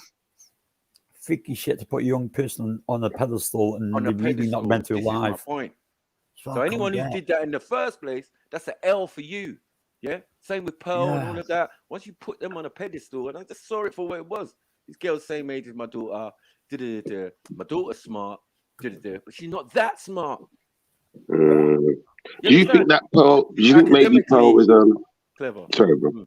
Do you think she was looking for she's looking for that high value man in it? So maybe she's thinking, if I talk this nonsense, maybe Andrew Tate gonna end up taking me on the date. Yeah. She might be looking that way, to be honest. Either there or Nick Fuentes or one of them. Do you get me? I'm putting myself in the shop window, but I'm looking for this sort of guy. Like, whose girlfriend is this, man? Like, it's very cringe. And even from an American point of view, I've known a lot of American girls and who've come over to England to study and do all of that. None of them have been like this. But this is mainly driven by social media in the first place, TikTok and all of that. You know what I mean? That's where she came from. So I can't give her no credibility at all. I'm just like, all right, she's a little girl doing her thing. And that's what I gave her credit for. That she's that age. She's built a YouTube platform. Yeah. Because a lot of the social influencers are not really much older than her anyway. Get me on this side of the diaspora. Yeah. We got ZZ Mills, we got all sorts. Right? We got our own versions of Pearl in a sense. You got what I'm saying? Yeah. Doing whatever they're doing to get attention, to get to the clickbait, all of that. We know what the capacity of YouTube is about. It's about likes, clicks, inflammatory statements, to even get people to tune in and that. You know what I'm saying? Like I just put just Saturday things. I'm thinking everybody who knows will know what I'm talking about. Yeah, just pearly things, just Saturday things, just you know what I mean, just nitty things, just all of these. I've been using it a lot lately. I mean, I come here because I have a logical conversation with you guys. To be honest, right, and that's but all it's but about. all of the people that interacted with pearly things have grown. Right, definitely. So And I that's mean, that's where you then now got to say, well, you know what, this is where you've got to kind of, I don't know, use that moment quickly and then get on with your own shit. we call it where I'm from, we call it backing the wrong horse. There's a lot of people who back that horse, innit? They back that horse, they back the Mansfield horse, they back the Pearl horse. Yeah. Well, we have been objective from time, just like, huh? What's going on here? Yeah. The main thing was before it was racism, right? So I'm saying like we kind of proved that she's not racist, but you know what I mean? This controversy thing that she keeps trying to do or saying controversial things is part of her character and part of what she knows about the algorithm. Because she's not dumb. No, yeah, that's what she's working on, the algorithm. You're working on the algorithms, to know that, say, if I say this, or if I do this, or if I blog this, or if I, have this controversial person on, this will increase my numbers. Let me look at the analytics. You've got it. You've got it. Yeah. You know what I'm saying? It's just a simple Basically, thing. they're going by the figures, going by the algorithms. That's what they're doing. Yeah. And youngsters... They're not stupid. Yeah, my youngsters will master it quicker than us olders. Oh, yeah, we're there with the analytics. We're there with all the same things. But I'm saying, she's been it from early. Because TikTok was an example. YouTube is a whole nother kettle of fish, right? Compared to TikTok, you can make my silly son's videos. well quicker than me on YouTube. Well quicker. Oh, Dad, you need to do this, you need to do that. It's like, what the fuck? Yeah. Even my daughter, when she was saying to me, Dad, well, I've studied business and marketing. You get me? Yeah. If you want to increase your productivity and Dad, you need to get OnlyFans. So, excuse me? Yeah. He said OnlyFans. What do you think it was for? OnlyFans. Not because of the sex bit. That's a part of How it. much of a dragon But she was, OnlyFans as a platform was not made for people to do what they're doing. That was just a section. If you go on OnlyFans, go to the part that says, sexy women or whatever, and and then you'll get that, right? But then what's all the other stuff?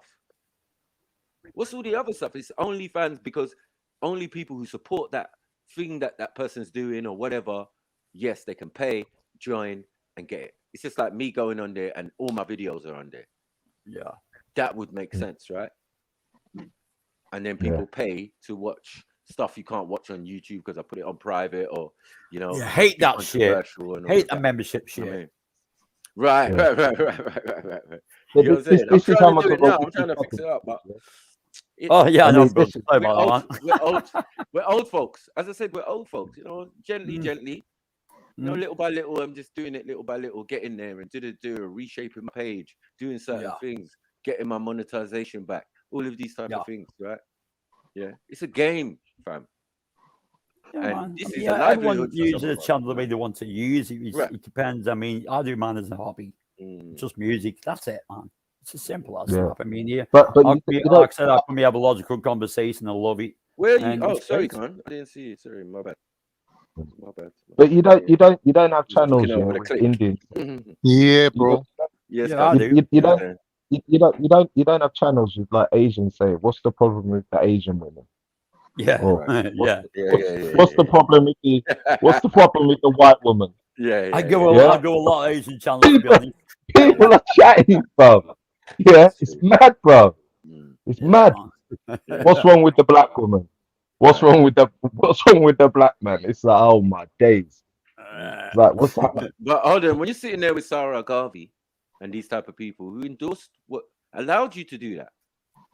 You know what I'm saying? They allowed you to do that until it didn't suit them. And then all of a sudden it was, oh shit, she's a colonizer, she's a but did he draw you in? Did he draw you in? There you go.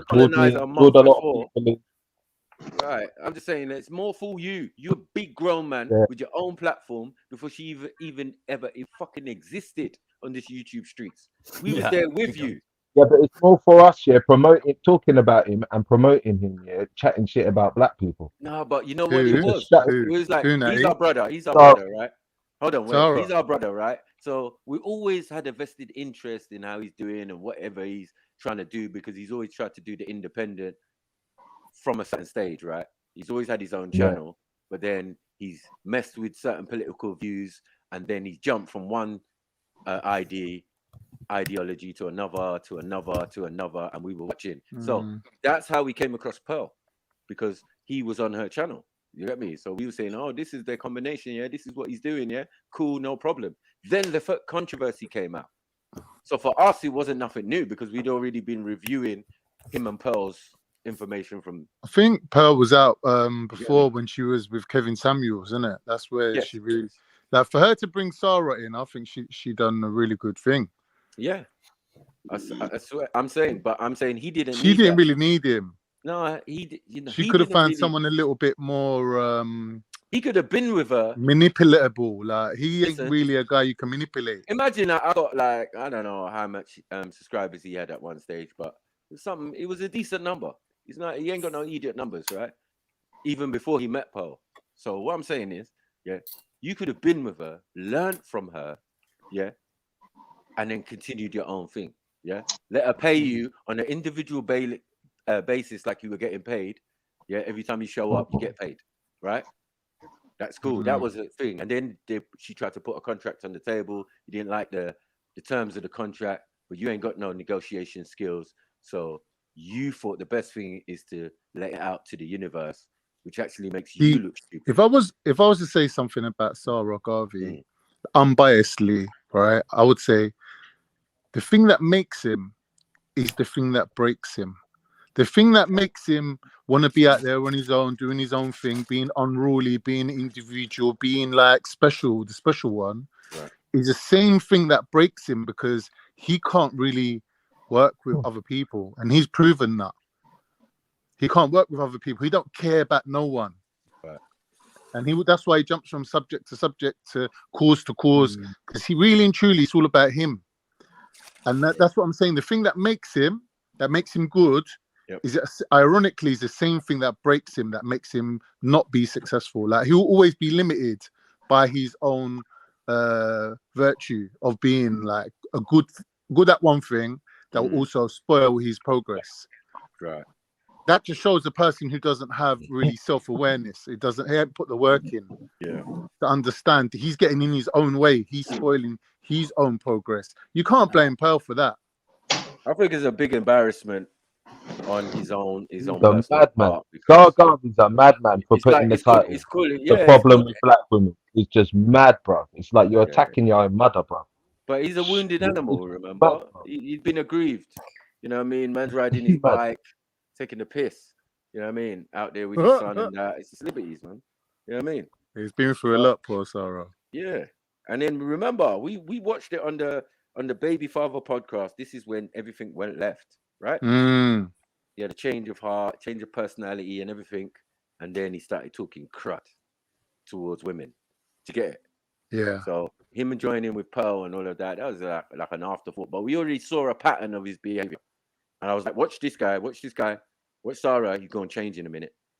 Yeah. Because one thing you don't want is Sarah, the wounded animal. The last time Sarah was a wounded animal, People's Prophet was supposedly, you know what I mean, under scrutiny and all of that. It was him on the disrespect thing. But that's after debating and and then in confliction with the Muslims at the park because you felt you lost because they brought up the gay shit. You took an L. Now, instead of them to move on, as I said, they didn't move on. They kept on goading him and and then turned him into this mad guy. Do you get what I'm saying? He's just there. Yeah, your prophets are this. I hate Abrahamic religions. I did. He's like, rah, Sarah. Mad. Are you all right? You know what I mean? And I kind of, as I said, if I didn't get heads up by my brother who was in the park and let me know what the whole setup was, you know, when I got there, he was like, no. This Sarah guy, Mike, even though he brought you to the park or whatever, don't roll with him. This is the story. Yeah. This is what's going on. Blah, blah, blah. And I was like, I'm kind of getting that because everyone I'm talking to and thought that I came with Sarah are bringing the same arguments that he brought to Sarah to me. But obviously, once you speak to me, you realize it's not even that. You know what I'm saying? I'm getting Muslim Akis, talking to me and and I'm like, but I'm a Muslim though. So, oh, Alhamdulillah, and all of this type of stuff. Do you get what I'm saying? It's like, yeah, man, I don't know what you're talking about. A prophet and a 9-year-old. You're right in your head. I don't know any I'm saying this Muslims is that speaker's accept corner that. thing. Yeah, I was So like, then this he had is to fresh to rebrand me. himself, yeah? Huh? Then he had to rebrand himself. He had to rebrand himself. This is our point, right? You know what I mean? He was doing the universe in a bottle where I wanted to debate him. Because when he was doing the universe in a bottle thing, yeah, that's why I was like, yeah, big up Sarah, but we're going to have to debate. Because you're saying the universe is a bottle in a bottle. What's the outside of the bottle? What's the outside of the universe? Like, what are you doing? Yeah.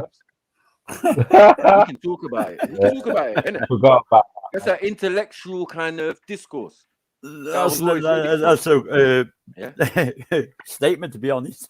It's a mad one, isn't Oh, it? Banksy, you shouldn't be laughing because between you and Carnito, you say some weird statements about Islam sometimes too. Where I have to like, oh man, who's that? Khan? Yeah, Or Banksy? Both of them. What man? Yeah, but this ain't the same Banksy as the other How Banksy. You know? how could you possibly Yeah, there's ever, only different Banksy. Shifa, it's a how different could you Banksy, possibly ever be the judge? Say nothing, bro. How could you have any wrong judgment I'm bringing on that that fat subject? Iranian on my channel for what? How could you know anything about it? Iranian bastard. No, Nah, I'm man, sorry, that's I'm a different a Banksy. born-bred Stoke-on-Trent lad. Yeah. Say nothing. Big up, bro. Big He's up. been around for times. Big. I'm glad to hear it. It's not the other one. This is our Banksy. Yeah, this is our Banksy. Yeah, this is our Banksy. Yeah, Yeah, I'm this is- snipers and your guys Banksy. That's it. Say nothing. Say nothing. Speaking about the other Banksy, out of all people, Sarah chose to bring Banksy onto Pearls. That was mad. I never saw that. Out of all people, like, No. Send me bringing that link. Banksy with you. Send me that. Mad. Complete madness. If you got it, send me that link, please. He's I a need to plastic play. version of me. I mean, I'm the real Banksy. I've got a name. Banks. Okay. That is my name. That So is your actual it's name. mine. I'm patented. My Yeah. name is Banks. Yeah. I'm He proud named of that. himself after the artist Banksy, which I don't know. Why would you do that? That's like me naming myself Picasso. It don't make sense. My name is my name. My name is Michael it. Banks. Your name's Khan. I don't hide who I am. I never hide who I am. Oh, that's his real name. My real name, man. Hey, Khan, how many Khans was before you? Yeah. My real name is Khan. Yeah, you know that again. Why is he Yeah, I know. laughing? My name's Khan, bro. That's facts. That's facts. It's You got me. not a real common Khan, name for a Turkish person. Yeah. It's not Why is he common. laughing? It's my name. Yeah, it's his name still. Is it Khan or is it Khan? Huh? How'd you say it? Is it Khan? What's he saying? I can't even hear him. Yeah. Snap against the quality Banksy. The quality, yeah, the shit one. Is it Khan or Kahan? He gets the quality one. Yo, big up you lot. Big up. Yeah, mate. Big up AM, big up. Big up, Cassie. So what are you saying about this thing, man? It's just like, bruh, we know what it is, yeah, but I'm just like, bruh, I just find that this girl Pearl is, I know what she's on, but definitely she took an L on the Piers Morgan show compared to that woman. Do you know what I'm saying? The woman asked her really fundamental questions that she couldn't really answer. You know what I mean? And that's what we're trying to say. Like, you can't interview Nick Fuentes. You can't go on Piers Morgan because you're not actually ready yet. The thing is, Mike, what I've learned, from all this Discord and all these people, see with the far rights, the far right split into two. The ones that are on board with the J's and the ones that ain't. We got the same sort of thing in England where you got the Civnats versus the F-Nats. So the Civnats, like Tommy Robinson and them, they're very pro the J's. But the F-Nats, like the UDEs and the UDLs or whoever they are, they're not. You get me? So with the far right, there's always that split. And with our girl, what's her name, Pearly, she's trying to get in there with the J's. Like, she's trying to get in there with that Ben, what's his name, Shapiro. Yeah. Ben Shapiro's there, Don. Like, she wants to catch his eye, mention his name, talk something that's going to be of interest to him. So that's why she's going through that channel of going to that Fuentes character. Right. Yeah, that's the whole thing. That's her route to the top, basically. Right. Well, obviously, once you interview Andrew Tate and all of that, it's your route. But it's your route to a fake top because these men are not famous Andrew like that. Tate's borderline suspect as well, always saying, "Oh, Tommy Robinson is my brethren. I know Tommy Robinson. He's good people." Like you're suspect. From you said that you're He's a suspect. fucking dick. He's a fucking dick. He doesn't speak for fucking me. He's a But fucking they're both from dick. Luton, innit? Yeah, that's what it is. That's Natty's But it could business. have something to do with her dad, gone. I'll put it Dad on could be Natty, man. pushing her. 'Cause Yeah, remember, she wherever you comes see from them that at kind of. Natty, man, you got to do some martial arts on them. Oh man, Anytime believe you me, see them I'm the sort of wild video guy he online, doesn't want to meet because I'll tell him what a complete that fucking video fuckwit he online, is.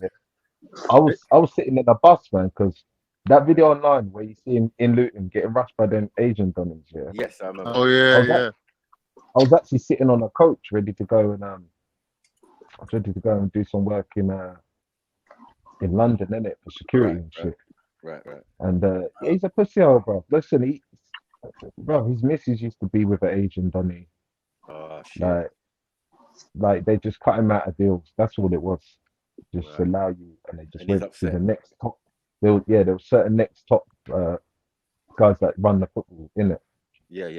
And he just got upset on it. So he was like, yeah, I'm just gonna, you know, like kind of like then you want to bring an army, so you're gonna make an excuse for an army to come after somebody, but you've really got. Gonna come with a false flag operation.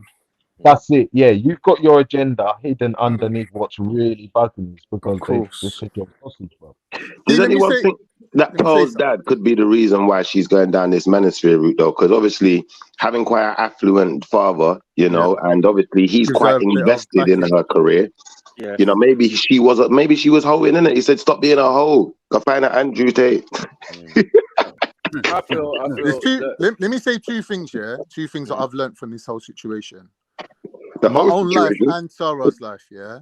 No matter what women have done to you, no one wants to hear about it. There's no sympathy for you. Take the L, man up, and keep it moving because no one wants to hear anything about women, especially from men. Yeah, I'll tell you that now. So Sarah's always onto a loser. Secondly, with the what's her name, Pearl incident, how Pearl talks to women. If you look at, for example, Fresh and Fit, when Fresh and Fit speak on a panel, the women act all dumb. When Pearly speaks to them, at least she gets some answers out of them because women will never tell men the truth. They'll never tell you that good women will sympathize with hoes over men. They'll never tell you that dynamic. Because even good women will see a hoe and think, you know what, sister, you go and get yours. Don't give a fuck about no man. And it's the bad ones, that are at the forefront, but it's the good ones that are backing them and supporting them. That's why, as a man, you got no argument. You got no thing for them, conversation for them, because they ain't telling you shit. Well, they ain't telling you nothing. You've seen Fresh and Fit. You've seen it, bruv. They ain't telling you nothing, mate. Do you get me? Would you say good women will back hoes? You need Pearl to be the one to put the questions. That's a fact. You need Pearl to be the one to put the questions to the women to at least get a half-assed answer out of them. At least. Yeah. Definitely. Yeah, rile up something because a lot of them are a bit simple as well. So you know they might act all nice. Mike, they ain't simple, my brother. They've used to, from a very young age, women have had to live this double life where they can't really expose their sexuality, how they deal with men. They can't because women are always walking that line between the housewife and the whole line. They can't be both at the same time, right? Their secret society. And I agree with the first part you said. The ideal is a woman who in public comes out like she's decent, and then behind the scenes in bed she does her hoeing, right? That's the ideal. Every man says, I want a freak in the sheets, but a lady on the streets, right? But you got to understand, you're talking about every woman. To a certain extent, every woman can pull that dualistic identity of 1 minute being very hoey, bitchy and whatever, and the next minute being like the PG version that men can tolerate. And women from a young age because even because they wouldn't even want their parents to know what was going on. Exactly. Thank you, Emma. It starts with daddy. That's why a lot of these girls, they said they got daddy issues because they had to relate to daddy from a young age, and that was the authority, and that was the thing that they had to bow to daddy's understanding of how they should be, and it kind of went against their own intrinsic nature. So for them, it was like putting, like we say in Turkish, you putting two feet into one shoe. it's always going to be tight, isn't it? It's always going to be restrictive. Like, that's how women grow up. And when they get older, they've mastered it now. They learn that, wait, if I meet a man, I'm not going to show him I'm the biggest hoe of all time. But, you know, if he's the lucky one, if he knows how to play the pimp game, that if he approaches it correctly, he can get her to expose the freak. And that's the really, from the man's point of view, from the man's point of view, that's really what you want to do. You want to get through all these social norms, etiquettes, and barriers and get to the freak part of the woman. What type of woman is this? Okay, but All women. Every woman. Can't. She told the woman, yeah, she told the next female that she was fat. Yeah. And a divorcee. Like, what woman? Like, forget about feminism. She's right, or though. anything like that. She's right, though. No, but, most women are fat. No. You got fat bitches out there trying to claim fitness men. That's like, mad, leave the fitness chicks. What was Natty fitness talking men. about? Huh? Most women No, are I'm fat. saying that most women are not fat. Let's stop that, man. What Yeah, I'm most saying, women she not gave fat, a but- statistic. She gave a statistic for the US, right? That's saying like a lot of women are morbidly obese over there, which is fine. Yeah. But there's also women who, you know, they pay for gastric band, they get liposuction even before there's even any fat there. Do you get what I'm saying? At such She said size 12. Yeah, they're much younger than her. She said size 12 is There's the girls beast, much bro. younger than her that I know in America who've done surgery and done all the things just to make themselves more aesthetically pleasing, and that. It's a joke. thing. Wait till she has a Mike, child. Ain't about Wait who's till- fat and who ain't fat. What we're talking about here is the concept of holeflation, where even the most dry, dirty hoe, rinsed that hoe, bad reputation, kid from 4 different guys, whatever. Even her now, she's got such a high expectation of men that it's unrealistic. Even if you move to a girl like that and said to her, do you know what? You had your fun. Now it's time to settle down, buckle down, and be my missus. She will still fuck it up. Because she's even looking at you like, boy, if you're prepared to accept me, then there's something wrong with you, innit? Like, do you know what I mean? It'd be if you can't compete with the other 4, you got no chance. This is what I'm saying to you. Like, even the most basic dry women are looking men on God level men. And it's just, I'll just say that it's a very, you're using words like all women, and I just can't agree to that. That doesn't. no, even we're make not talking about all women and saying this is the norm of society today. This is why relationships don't work today. This is why today, if you get married, in a way, like you're basically just mugging yourself off because she's just going to rinse you for every penny eventually. Because no relationship's ever going to last your whole life. True. What? Rinse? That doesn't make no sense. I hope my kids do, to be honest. No, it depends on the type of women. I mean, from Khan's experience, he could be 100% correct, right?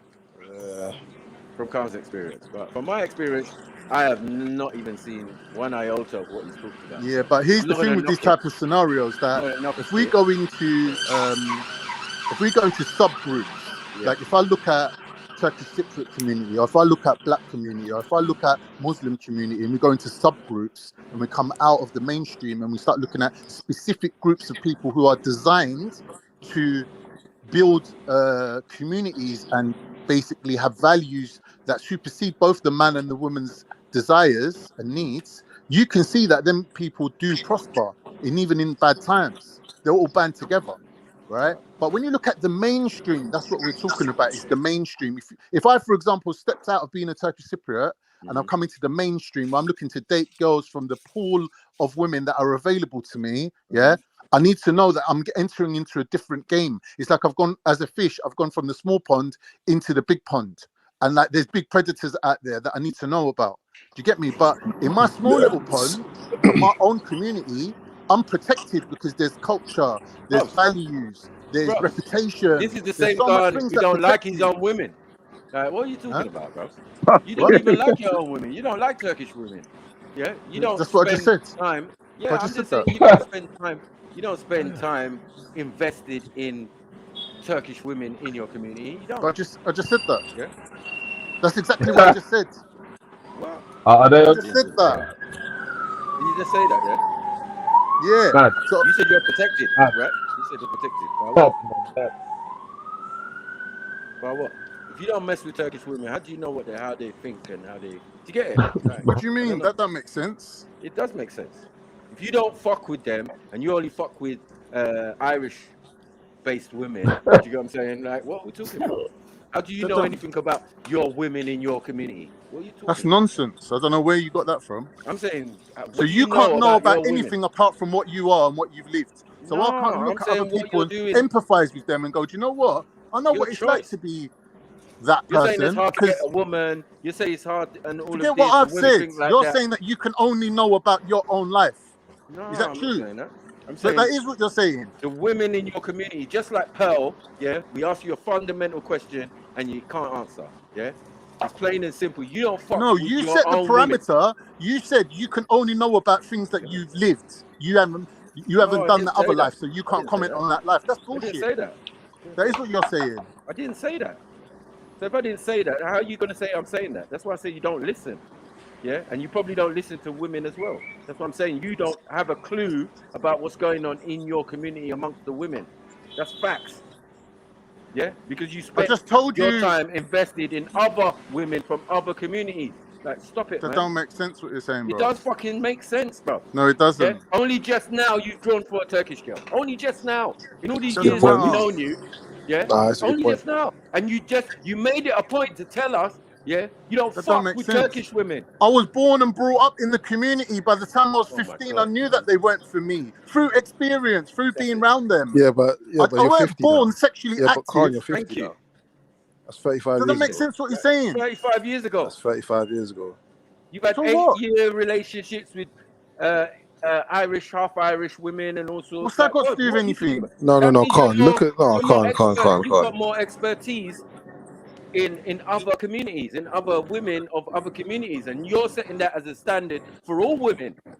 And I'm saying I'm now saying there's a to problem you with that you need to specify between subgroups, subcultures, and the mainstream. When we're No talking problem. about the mainstream, we're talking about the majority of women, predominantly would be English. When we're talking about the Turkish Cypriot women, or the women of the black community, or Muslim women living in Bradford, they are protected from the mainstream influence by their own culture, their own norms, Yeah, and their that's own fine. values. That's all fine. I'm saying. Now, if you can't agree with that, then you must have some ulterior motive of not agreeing with the most important point on the table. It's not important. You want to start bringing it to It me can't as an individual. No, I'm saying That's as just a a bit. person. That's just a You're bit saying, pathetic. You're bro. saying experience. There's though. a very And important point on the table. saying, You want hold to on. overlook that and tell me about my own sexual exploits. That's a bit I'm not mad. talking That's about mad. your sexual exploit. A man's I'm gone talking through a about lot what of you've told us. effort to put an important point on the table here.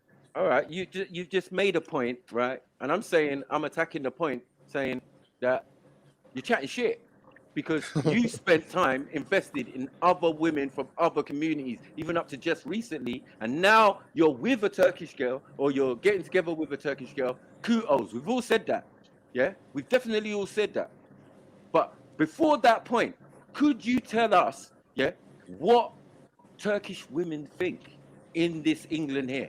The ones you know and you are around, and you haven't been around them like that. You've got family, obviously. That makes sense, right? I'm not going to say you don't know no Turkish women, but I'm saying you're not invested in relationships with Turkish All right, let women. me tell you the difference between Turkish women and English women. I'll tell you that now. If you met a Turkish woman, right, and she goes to you, "What do you do for a living?" And you goes to her, "I'm a bin man," and she's like, "Raw, how much do bin men get?" And you're like, "About 35 grand a year." She'll think to herself, "Raw, that's a lot of money. Like me and this guy, we could do things, innit? We could buy a house together, we could have a life together." But then she'll think, "Wait a minute, how am I going to tell my mum and dad that I'm with a bin man? Nah, I can't do it." But an English woman, she won't think that. She'll think, "Do you know what? Man works, innit? Comes out of the house in the morning in a uniform, yeah, goes and does his job, and comes home and he brings the peas home." That's what English woman cares about. Turkish woman cares about her status. You're disrespecting the If I English. pulled up, listen, if I pulled up outside the English girl's house in a Vauxhall Astra, listen, let me tell you, you asked me a question, let me tell you. If I pulled up outside an English girl's house in that Vauxhall Astra, she'll think, man's not too flashy. He's saving his money for better things than a car, innit? But if you pulled up outside the Turkish girl's house in a Vauxhall Astra, she'll be thinking, wait a minute, my dad drives a Merc, my brother drives a BM, yeah, my sister's even got a better car than you. Come out with your Vauxhall Astra, bro. Do you understand? That's the difference between English birds are easy. and English people. I mean, the Turkish girls I know some good quality Turkish girls. They got their own job. They're doing their own Yeah, I thing, met a lot of Turkish trying to girls find a in different- Greece, to be honest. Yeah. But what you're talking about is alien to me, even from the ones I know. So that's what I'm saying. How would you know what they You're just expect making from up. Turkish men? I'm saying I talk to You're not a Turkish women. Turkish man, are you? I'm You talking to wouldn't know Turkish what they women. expect from Turkish men. No, I'm not From like saying. what I'm they would saying class you're as trying to explain their husband material. behavior and why they do Turkish certain women are things. fire. Yeah, and they don't have Turkish no women car. are fire. A lot of them don't have no car. What are you talking about? Yeah, one of them might be driving, the other one she wasn't driving. So like that's not a point. You don't care about Astro or anything like that. You're demeaning them. Are you Yeah, saying that a woman has to be and making them driving seem to actually materialistic. make a judgment on the car that you Turkish drive? women, That don't make materialistic. sense. Come on, bro. That's not Traditional logical, bro. Turkish women are not even like that, right? That's not Traditional. logical. We're talking That's not about logical. ones who are born and raised in England now. They know their Bro, culture a if you little bit met and all of met that. a Turkish girl and you sat down and you I've met talked to her loads. on Come a on, man. getting married level, she'll want to know how much money you're earning, yeah, how much land you've got. Are you building a house in Cyprus? Basically, it was just all about money and just moving up in the world on building, yeah. And they're already halfway up the ladder because their dads and their granddads started the ball Yeah, but you're rolling not about already. that now. I You're know not I know Turkish girls that fall into both groups, to be fair. I know some that are humble from Izmir and all these places or whatever. Right. And I know others that are money grabbing. What I would say is they're I not wouldn't call them Turkish money women are grabbing. not Turkish women are not specifically immune to the pitfalls of modernization and materialism. Yeah. Right. What I'm trying Even to the ones point that out, mate, even is the that ones that are super traditional. what I'm Yeah, trying to fall point into out, that mate, as well. is once they're private, people man, and they're under who live manners. in a small Definitely. subgroup have got certain things that we struggle our whole lives with, they have that as given, like who they're going to marry and things like that. Yeah, they don't have to worry about finding a partner. Is that all that hard work that takes you half your life? Who you're having kids with? That's all I've done seen for bare them from the Turkish get-go. girls getting slam dunked all over the place. You can't tell me this nonsense, bro. It's a lie, Turkish gal are getting slam out just as much as English gal. Yeah. Don't Yeah, ever would lie you? online like that again. All right, cool. Yeah, man. Cool. So No doubt here would we've gone you, the full man. circle now, and now what you're doing is you're using a complete opposite 360 criteria for when I speak, and then for when you bring information to the table. So when I say something specific, you're like, no, you can't speak about all women. And then when I You start can't say telling you all. something specific about women, you start going to all women. No, I So said you're you just can't being a say dickhead, all. basically. You're just being a dickhead. You just don't want me to No, I speak. think the argument As is usual, that as they were usual, as You're not getting usual, it, bro. You're not as getting it. usual. You can't come Turkish ransack girls keep people trying a and hard act like time. you know what you're talking about. Nah, you have to be the student. You have to listen to If any certain of us man. man go choose, It's an any of us illness, man bro. go It's choose. illness. We all Illness. know Turkish. It's a mental We all illness, know bro. Greek. We all know Cypriot. We all know these people. Yeah, We but have you them in don't our know I what lives. is can't. We required have to them as marry Because one. you're family. Turkish, brother, you Shut got to up, work man. for it, Come bro. on, man. What are you doing, bro? I know grown Turkish women. Yeah, I mean Turkish Cypriot women. Yeah, who are not married, have multiple kids. Yeah, they're supposedly on Dean. They don't wrap up. They don't do anything. What are you telling me, Yeah, bro? nice. They still have Smoking. relationships. They're still on Hinge. They're still on all of these type of things. Like, what we doing out here? Especially them blonde curly haired ones. No, what You are you see? doing? Listen to what I'm telling you. Listen to what I'm saying. One minute. One minute. Remember, One I minute. know. Hold 1 on. minute. Hold Can on. I not I know. speak? He said I know. something. I know Can Cypriot I not women reply that to know that? you. The Turkish girl on my end, she used to go Can to I the not block just to reply? give head Listen to what I'm trying to to all tell the you. man them. Listen to what I'm trying to tell you. Can't The catch your same fuck. girl that will meet you and fuck you on the same day, yeah, is the same girl that when she meets someone from her own community, will start putting down rules and laws and longing it out and going, if you want to fuck me, you have to marry me first. The same girl. fair enough. That's fair enough. Right. I think. All right. I think that's fair enough. So what's wrong with that? I think that's cultural. And Everybody does that. Yeah. It's because that's what I'm saying. Because you're Turkish, Khan. Yeah, you got to work hard for it. She's probably looked you up and down and thought, right, Yeah. right, if I got to live with this, yeah, bro, you got to come correct, innit? Hey, I know a Turkish You girl. gotta have Any of the fucking man money, girls, man. bruv. You got the Any of the green. man You got the girls, green bruv. back. Yeah. One of these Turkish girls was with a black man, American. That's right. This guy came over and stayed and they were living together. It was his yard. She went up to speed like that. She didn't have no car. She's studying. She was doing all sorts. Yeah. He was doing whatever he was doing. He had a job and when he left and emigrated back to his own country, she was pissed. Yeah. But she shouldn't even really be pissed because while in that time we got to know her, she first appeared to try and chat to my brother.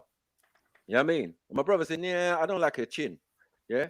So he never tings her or whatever. Yeah. But it was available for him. So this is the same Turkish girls you're talking about. Like, I don't understand. Yeah. They're all the same, man. All the women are the same, bro. Do you know what's mad, Sniper?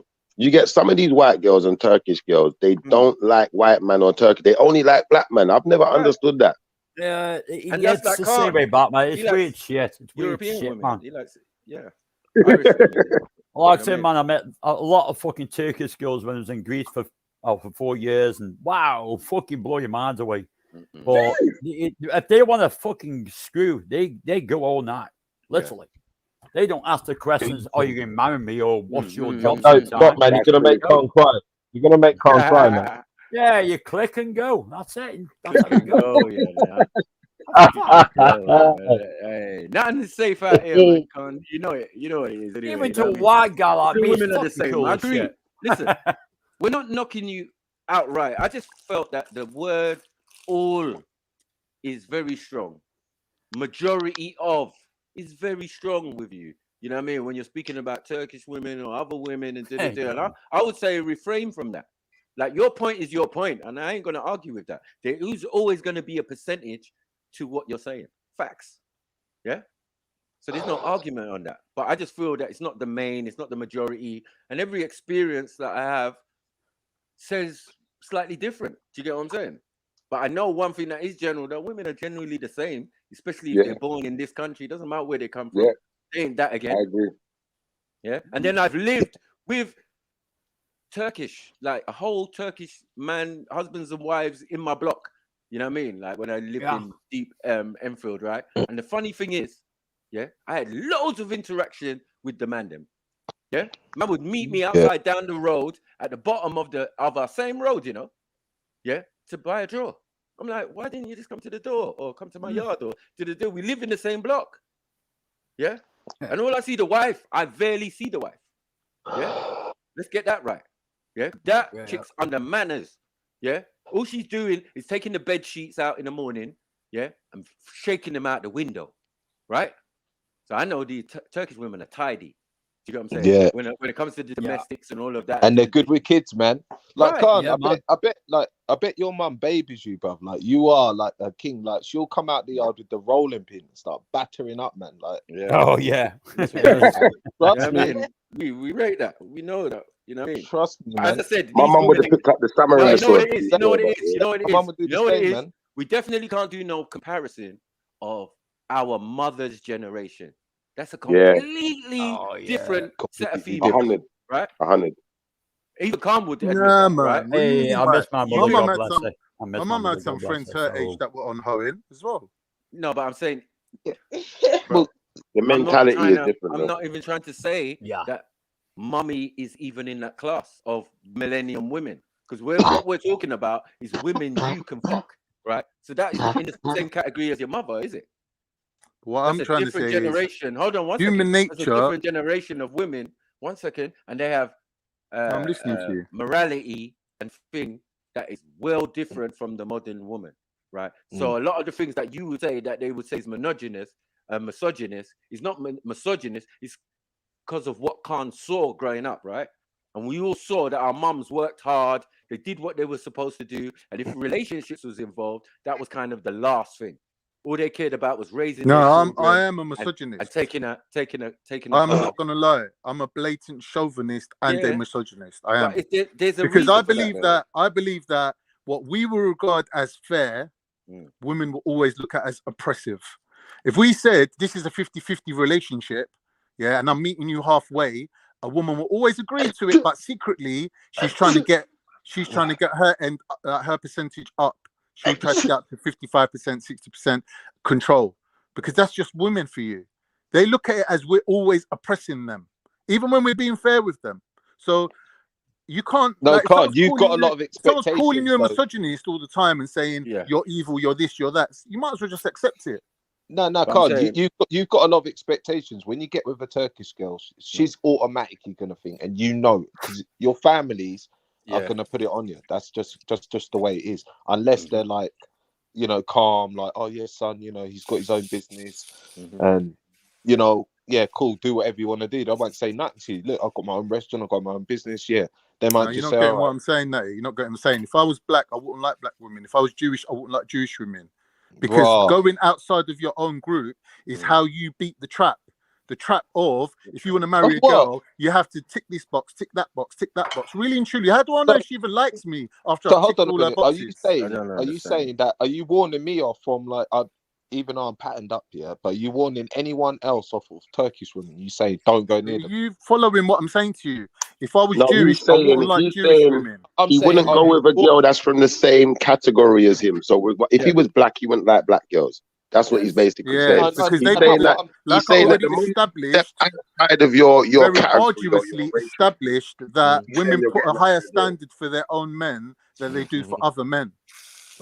Okay, so are you warning people away from Turkish women though? No, I'm saying if you want to beat the trap of all these social norms that you have to tick all these boxes before you even get to chat to man's daughter, you want to beat that trap, you could just go to the mainstream women and pick one of them. If you want a quick beat, go to the next thing, isn't it? It ain't a quick beat. It's that if you're looking for a woman that's gonna, it's facts, bro. You know it's a quick beat, it's bro. not about and a quick then beat, again, bro. again, you're right, Calm. But I'm saying, Can't thinking about 100 camels and you some are an lambs. expert in women, other than your racial group.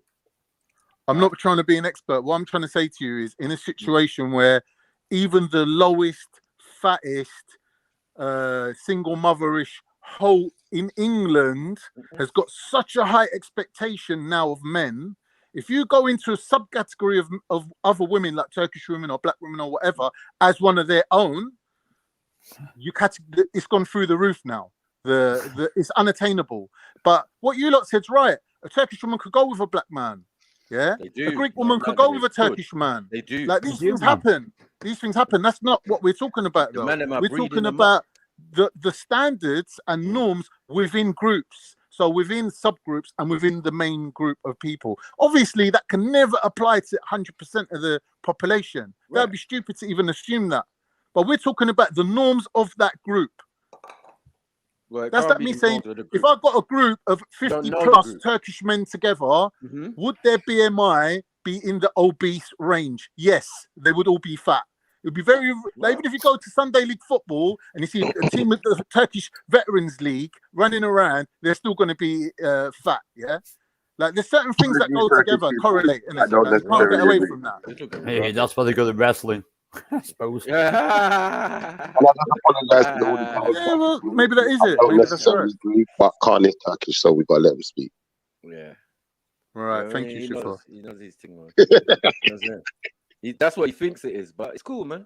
Everybody has their own perception of what they think their community is. I can't speak for my community. No, but I'm saying scientifically, when you're talking about groups of people, populations, there's never going to be one rule that covers everybody 100%. Because it's always going to come to it's always going to come to the bell-shaped curve as the representation of that statistic. So that means that there's an average, there's outliers, and everything in between.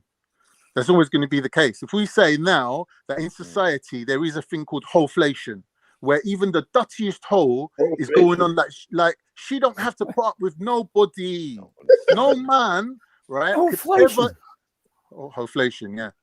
You know what that means? No, but yeah, what scares me is when you said like, "Mum's got some whole friends," and it's like, what? Whoa. I just don't understand that. I just like, I'm saying, even if you might know that as an insider, it wouldn't be openly expressive. You wouldn't just generally look at them and say, yeah, this auntie, she's a hoe. Do you get it? You would have had to been informed. Depends what your standard of hoe is, isn't it? Depends what you mean by hoe. No, I don't think so. I just feel my standard of hoe is her husband was giving her a little bit of a hard time, or she was jealous of him living the man's life and basically ended the relationship and went and got with a few other men. In the end, she married someone else eventually. Do you know what I mean? But she had a little whole phase in between. So for me, that's a hoe, isn't it? Yeah, but like, why did you break up with your husband? Why did you break up with your husband in the first place? Well, because you couldn't take it that he was living the life. He had his little Ford Cortina, was going to work in the factory, doing his little £500 a week cutting job, like cutting up material, whatever. And that he might have had a little side thing, and you're at home washing dishes, and you're like, start hating on him now. Nah, I'm gonna ruin up man's life. Like, that's what women do. they get jealous and they fuck up your shit. Well, if you got a side thing, I guarantee your shit will get fucked up, bro. Can't you just Exactly, say that Natty? See, thank you. But that's what some women do, not all women do, and you can't speak I'm not saying for all all the women of your community. I'm saying I this can't particular, but we're I can't talking even about a speak particular about- person Hold that on, I man. would class as a whole. Hold up, you made a fundamental flaw because I'm saying you're speaking for the flaws, Turkish man. community, right? And I'm No, saying, you asked me about one person that's my mum's friend that I class as a whole. yeah, I was talking about Mumsy, and I was saying like that quality of woman is not what we're talking about. Definitely. Yeah. Regardless, even if there's hoes in that generation, they're not the same type as these millennium chicks. No, they that are. You're going on They about. made them. They made them. No. So what if they made them? Do they stay at home and listen to their mothers? Come on, man. This is a whole different generation that don't listen to their mothers. Yeah. They go out when they want to go out. They go clubbing when they want to go clubbing. They do what they damn well please. Society's allowed Completely it that different these generation. girls can leave home at an early age, even. Yeah. You know what I mean? This is why I don't believe it. This is where a whole different generation. What I'm showing You find their own, what I'm showing you you find is their own this. independence, their own I feet, agree. and they just go. Look, your mum I will agree come to when you're you. talking. Look, To your a mum will certain come to you extent and of tell this you. generation. Your mum will come to you and tell you that she spoke to your sister, and she'll tell your dad, "Yeah, I spoke to her." Right? But really, behind the scenes, your mum is proud of your sister for having this feminist lifestyle where she could go out with whoever she wants, pick her own partner, stay out on a sex spree for 3 nights if she wants. When she comes home, she'll take the licks for it, but she won't never stop doing it. The mum will never be the one to tell the daughter, "You can't go out with this guy." Yeah, That's not true. My mum told my sister many times, "You're not going nowhere." Nowhere, blood. Yeah. What are you talking about? Yeah, it might be Man. in your Turkish household that women are loose, but where we're from, no, man, there's some decorum, and our mothers are the ones who set the parameters in the first place. The thing is that these millennium women don't want to listen to mummy. They don't want to do the traditional. Put it this way, my old-fashioned daughter thing is that 36 and my son-in-law is Right. not married. Knocked on my door at 16 when she was 16 to make sure it was okay to date my daughter. And straight along the lines, she's 36 now. Nearly what? Wait a minute. 20 years later. How long they been dating? I've got 3 fucking great grandkids, and Huh? everything's good. What? And they still Yeah, dating? respect, bruv. They're still Love that, together. yeah. They still live together. Listen, What do you mean G, live He together? knocked on my Man knocked door on and your asked if door. it was One minute, okay. one minute, one minute. You know, that's the one Let's for get your this daughter. straight. Man knocked on your door and asked if it's all right to date your daughter. That's You right. said yes, and at no point was there any marriage or anything like that. He's got 3 kids from her now with your blessing.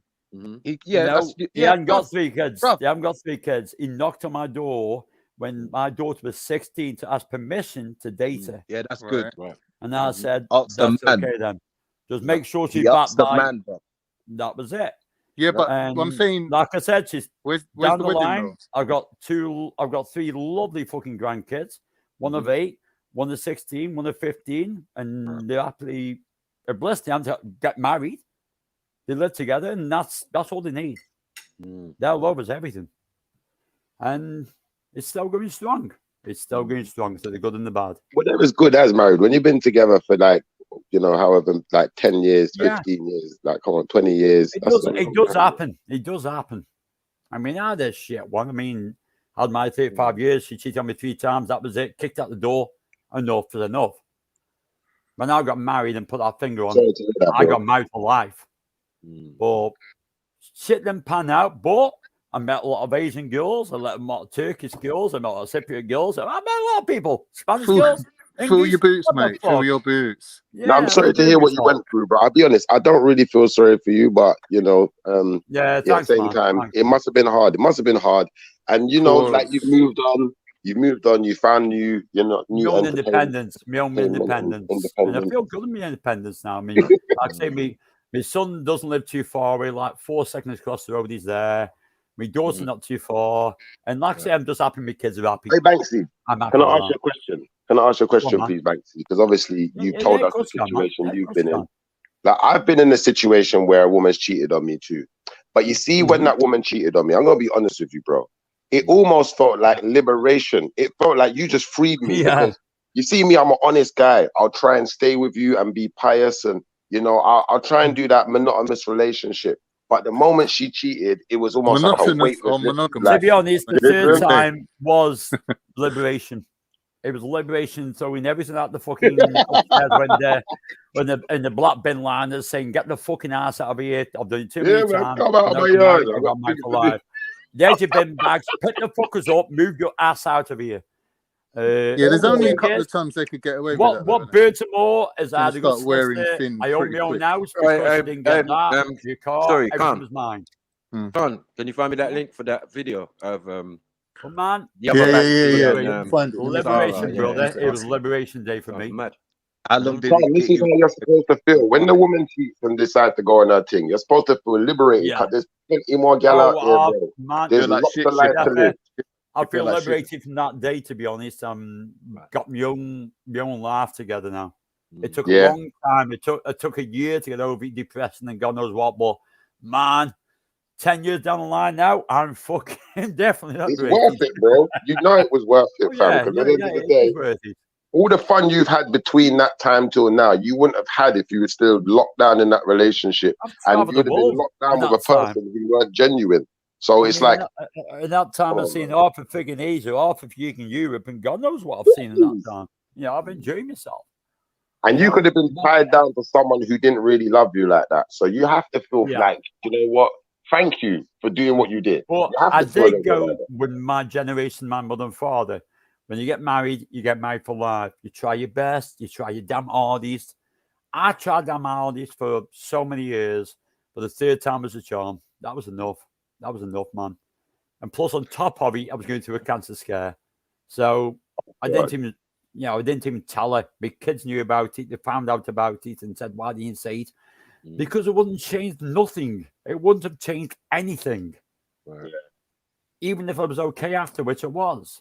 It wouldn't have changed nothing. I'd rather to find out than not find out whatsoever.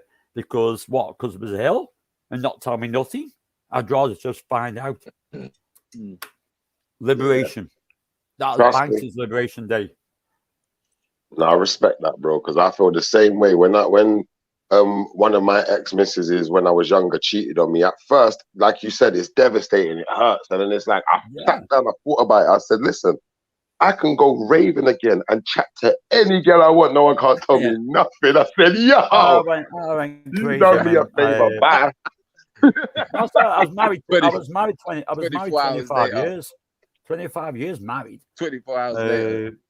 So what I did is I took the first flight I could to Thailand to see my cousin, and I fucking fucked all night long every day. Sorry guys, but I did.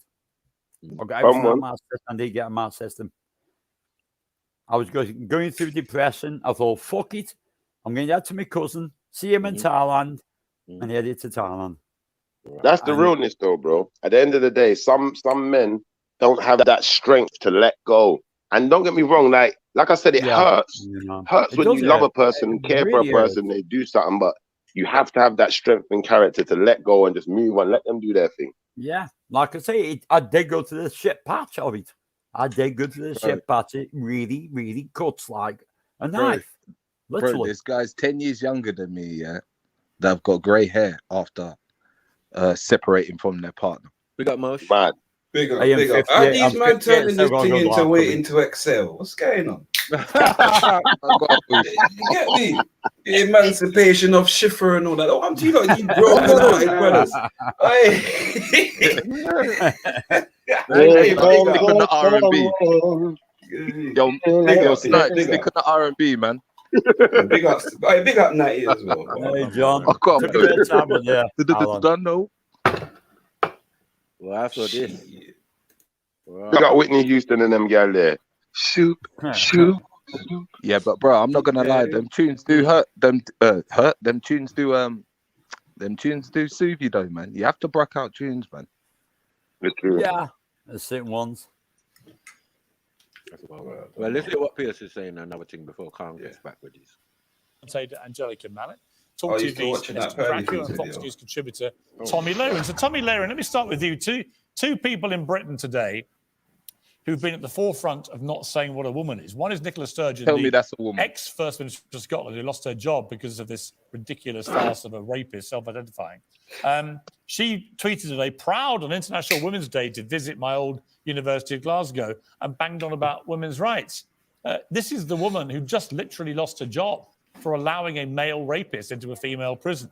And Sir Keir Starmer, who's leader of the opposition Labour Party here, was talking about protections for women in Parliament today, and yet he refuses to say what a woman is.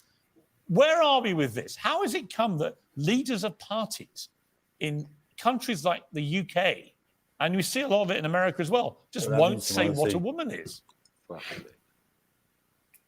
Well, first of all, I have to apologize to you because all of this wokeness originates here in the United States of America, and then we export it to you in the UK. Yes, you're to blame. So we started this really in America. Yes, we are. You know, the wokeness starts here, and then it, of course, moves over, and now you guys have to deal with it. The world has to deal with it. But I say this, I'm proud to celebrate International Women's Day because I know what a woman is. So I would say if you don't know what a woman is, you don't get to celebrate it. You don't get to pretend to be a feminist when it's helpful to you or helpful to your political narrative. You have to be able to define what a woman is. This is all a farce. They are seeking to erase women, and this is the radical rainbow mafia, as I call it. This is not your average LGBT.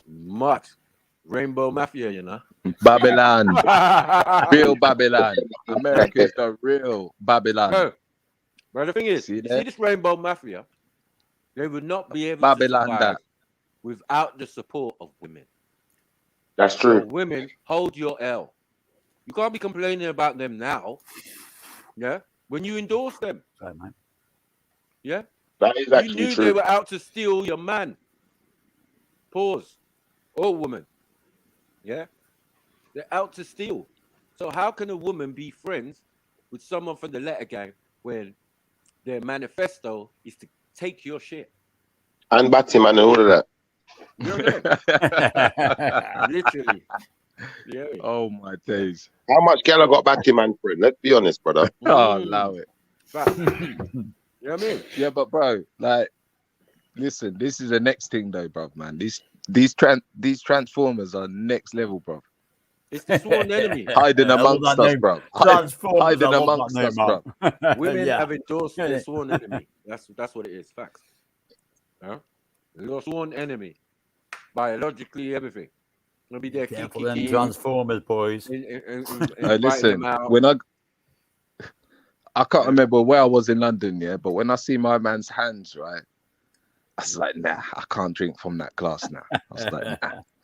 Man's all got nail varnish and nah, bro. Yeah, man, no, nah, bro. So much stuff lately. You're just like, rah, what is going on in the world? But one thing I do know, from sisters to whoever, they've been endorsing this shit. Yeah? Endorsing these thing. When I've been sitting there saying, but ain't this your enemy though? Yeah? This person is biometrically opposed to you. You're trying to steal the available men that are. Because some have already been converted, right?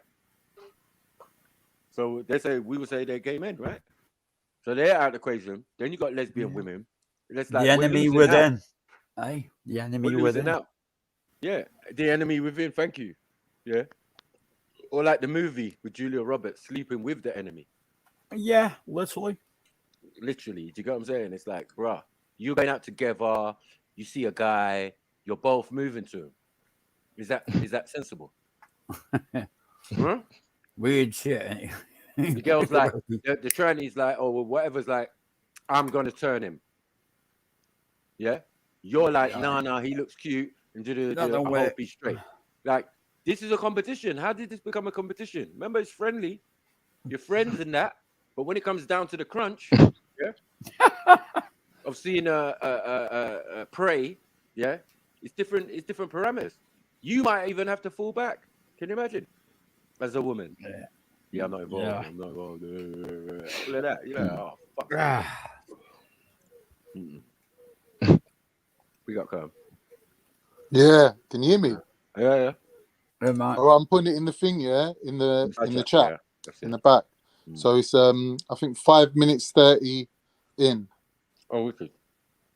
5 minutes into this this video, you see Banksy. Anyway, Sniper, I'm shooting off, brother. I've had a great one. Thanks, boys. Always fucking epic.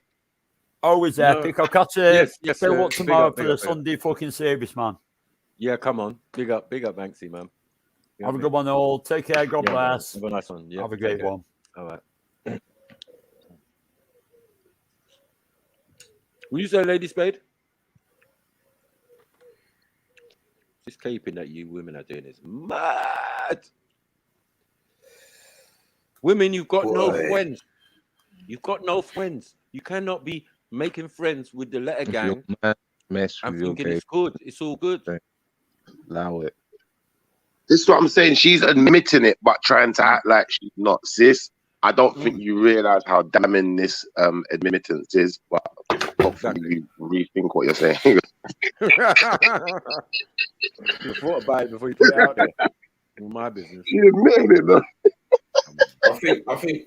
I think we've skipped the a part of the process, if I'm honest with you, and that part of the process is before women enabled these foolishness, it was industry men, that was enabling it, right? It was industry men turning Elton and turning Freddie and turning all them man there, right? Nah, but them man they would know. You can't say they're gay now, but I'm saying to you, when all of them had wives and was married before they got big in the industry, all of us, do you understand me? So I'm saying the people that's propagating that first and foremost was industry men. We could argue that them man was up to all kinds of debauchery. It's always been there. You get me? Yeah, that's what I'm saying. It's always been there. They're into all kinds of foolishness. As well. That's not an excuse for women. No, I think women grabbed onto it and carried it across the road, right? Women were the ones. Women were the ones that were telling their husbands, "Oh, just let him be who he wants to be." And when the man then was saying, "Yeah, I don't want no betting man, son," and I know these things. You understand me? Like, it's a mad thing. So yes, it's a hard one, isn't it? Women have propagated it across the road. Women have helped them to cross the road, basically. Definitely, I agree with that. But the people them that put them on the sidewalk was those rich men, and the rest of it. You get me? Fruity anyway. No, and they're fruity. They don't come out. You put Graham Norton, right? BBC, British Broadcasting. Who's the head of the BBC? Sir Richard Attenborough, for example. Yeah, it's all bats, fruit stuff. You're 100% correct. But the ones behind the camera, the executive producer, they're all fucking closet gays anyway. Yeah, but drama's one. Yeah, but drama's one of them things which is like, I mean, like, it is. Like, my son used to go drama school. He goes, "Dad, I hate it." I go, "Why?" He goes, "Because like, he's bruv. He was business.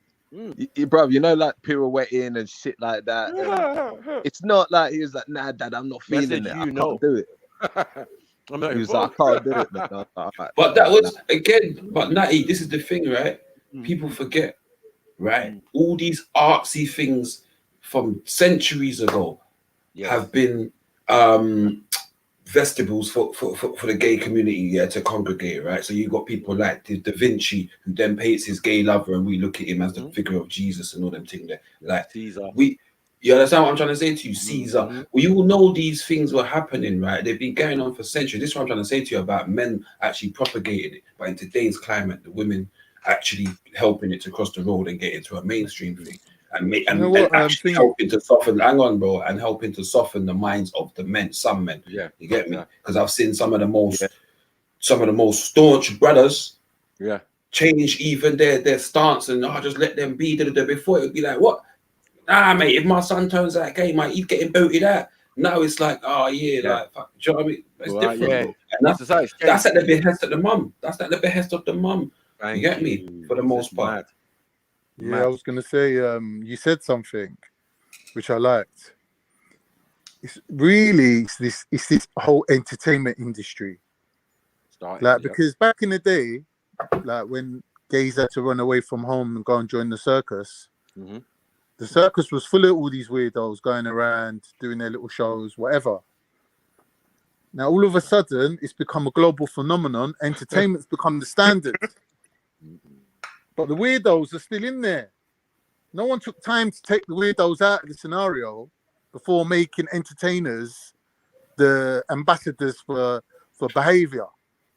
So, like, even if you look at what Banksy was saying earlier, Jimmy Somerville, Boy George, David Bowie, the list goes on. George Michael. It's never ending.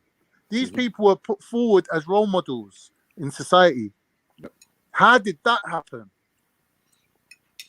Because the society is already fruity already. It's not hard to do something that's already within the confines of the society already. It's not something that was brought new to England. No, it's just that at a time, some people definitely kept it private and to themselves. Right? And then later on, when we get to Graham Norton, and I use Graham Norton as a perfect example, because once they made that guy mainstream, and then them Gokwans and all of them other ones, it's game over. Who is Gokwan trying to dress? Is he trying to dress the man then? Or is he trying to dress the ladies? Is he trying to make them have? Tell me about it. What happens on the show? Well, he's supposed to be queer guy is supposed to dress straight women. Oh well, I suppose straight women, yeah.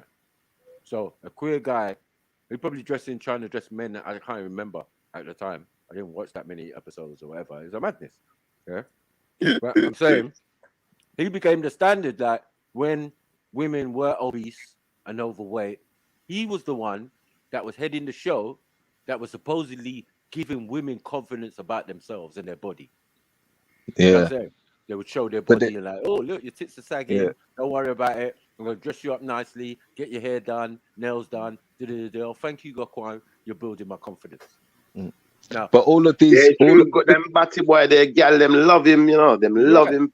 Yeah, Love but him, all love of him. this, makes money, man. I mean, all of this will, like, you'll have an LGBT community bloody donations paid, and like, I mean, who's it going to? Right.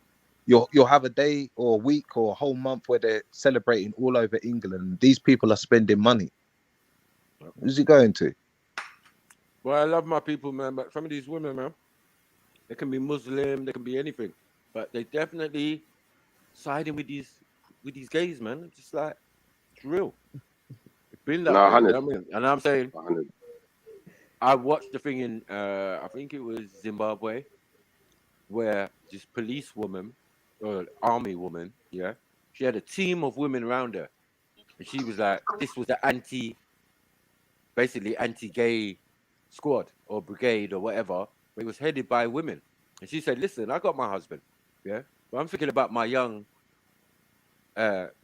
recruits, women, yeah, they're going to find it and struggle to get a man if we allow this thing to continue in our country.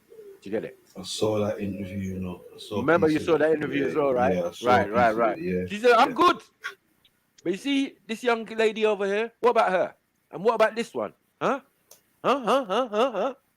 That's when I was like, rah, because it was a deep documentary about it in Africa in the first place. Because remember, Obama is the one that definitely pushed for this thing to be in Africa.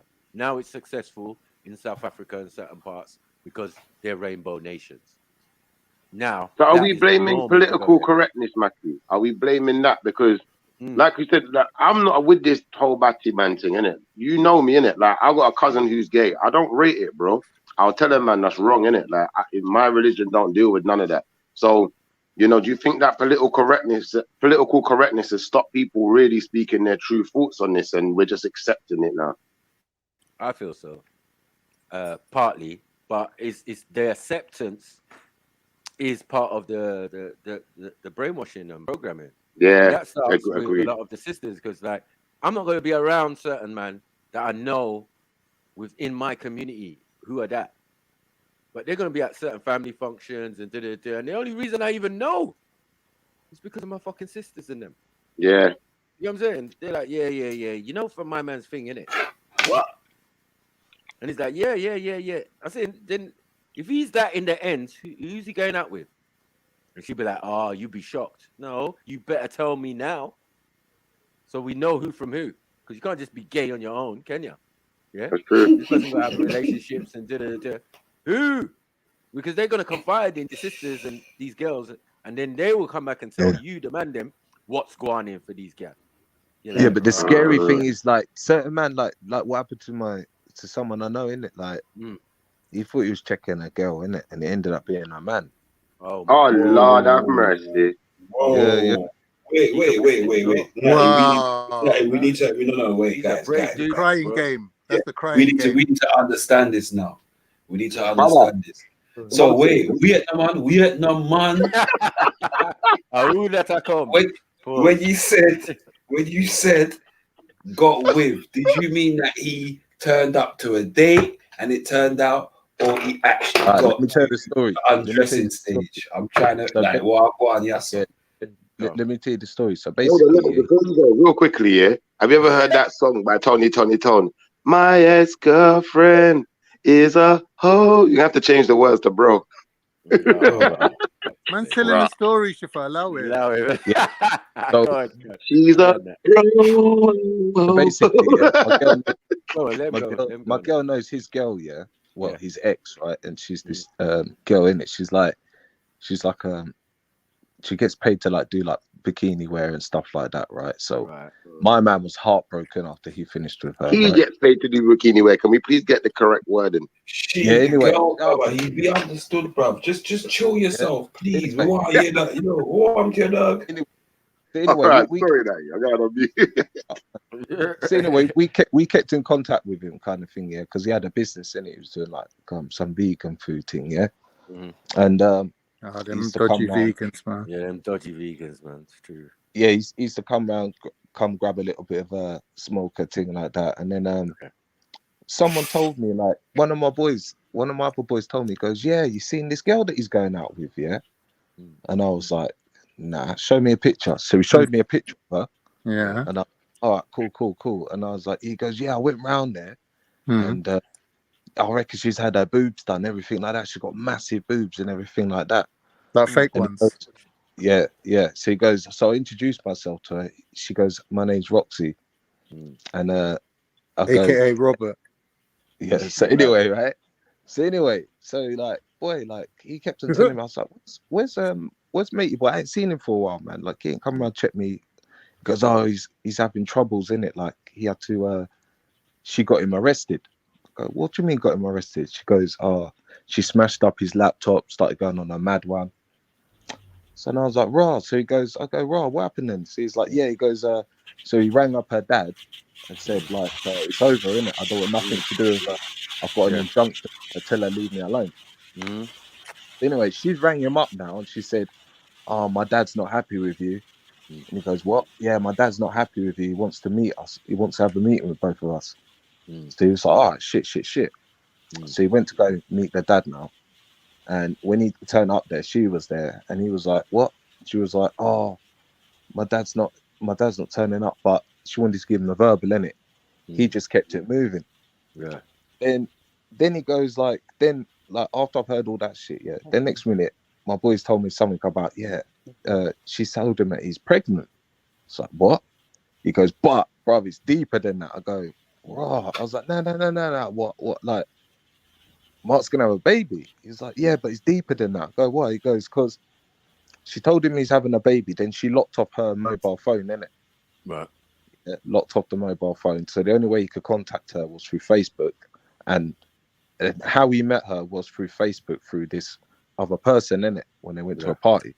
Right. So anyway, he's contacted this other person. He's gone, look, I can't get hold of Roxy. She's telling me like she's up to duff. She's having my baby, and it's bang out of order. Like, what the fuck she's doing to me? And he goes, like, are you having me on? Are you having a laugh? It's like, why? What are you talking about? He goes, Roxy can't have kids. So he was thinking, right, like, what? Is she barren? Like, Yeah. She was like, nah, Roxy used to be a man. Oh my days. Which man? Used to. What do you mean used to? Well, still is a man, yeah. Really? Yeah. Shoe card. Yeah. What do you mean used to? What the bomber got? Speak straight, man. That's what I would have said. Go on. Yeah, go on. Tried to hang himself, everything, man. Oh shit. Yeah. Fuck that up as well, yeah. You can't get Didn't even get that right. Yeah, you can't get that. You know what? Can I be honest? Walking around with a broken neck and that. Like, stop it, man. No, but we gotta say thank you to that guy for at least attempting, because you know what, the next one needs to succeed so then they can make it a criminal law for these trans ones to be. No, but you know the wickedest thing is though, yeah. Like the guy who told me, yeah, like I said to him, like, bro, like you're a bit of a gossiper anyway, yeah. And I said, not only that, yeah, like what? Did you kiss on the cheek and shit? And he was like, yeah. I was like, oh no, bro. Like on the cheek. Nah, I don't know, No, bro. but we don't believe that shit. No, bro. We don't I believe just that want to shit. know this. I just want to know It's so this. gassed, He yeah. slipped it Like, in. you know, No? I just want to know this. When you first saw him, what did you think? What did I think? What did I think? I said When good the for man him. said, "Yo, this is my man's chick," what did you Way say? down, way Alright, down, still. way down there. I said good for him, man. I said good for him. He needs to like chill Mad. out now, innit? Because he's been through a lot. I said he's been through a lot, yeah. He's about to But go this through a dude lot that more. was telling me, he was all like, yeah, she's got big boobs and this and that and that. And I was like, raw. And I was like, what? When you met her, did you like? He was like, yeah, I gave her a hug and kiss. I was like, allow it, bruv. Allow it, bruv. Trying to get the number on the slide. Hugging, kissing her. Yeah, mad, bruv. That could have been a double homicide. I'm telling you. And then he tried to end his own life. Mad. Yeah, man. Well, we say try because like trying, I don't mean it. But what does try mean? Yeah, trying's not good enough, man. We needed to end.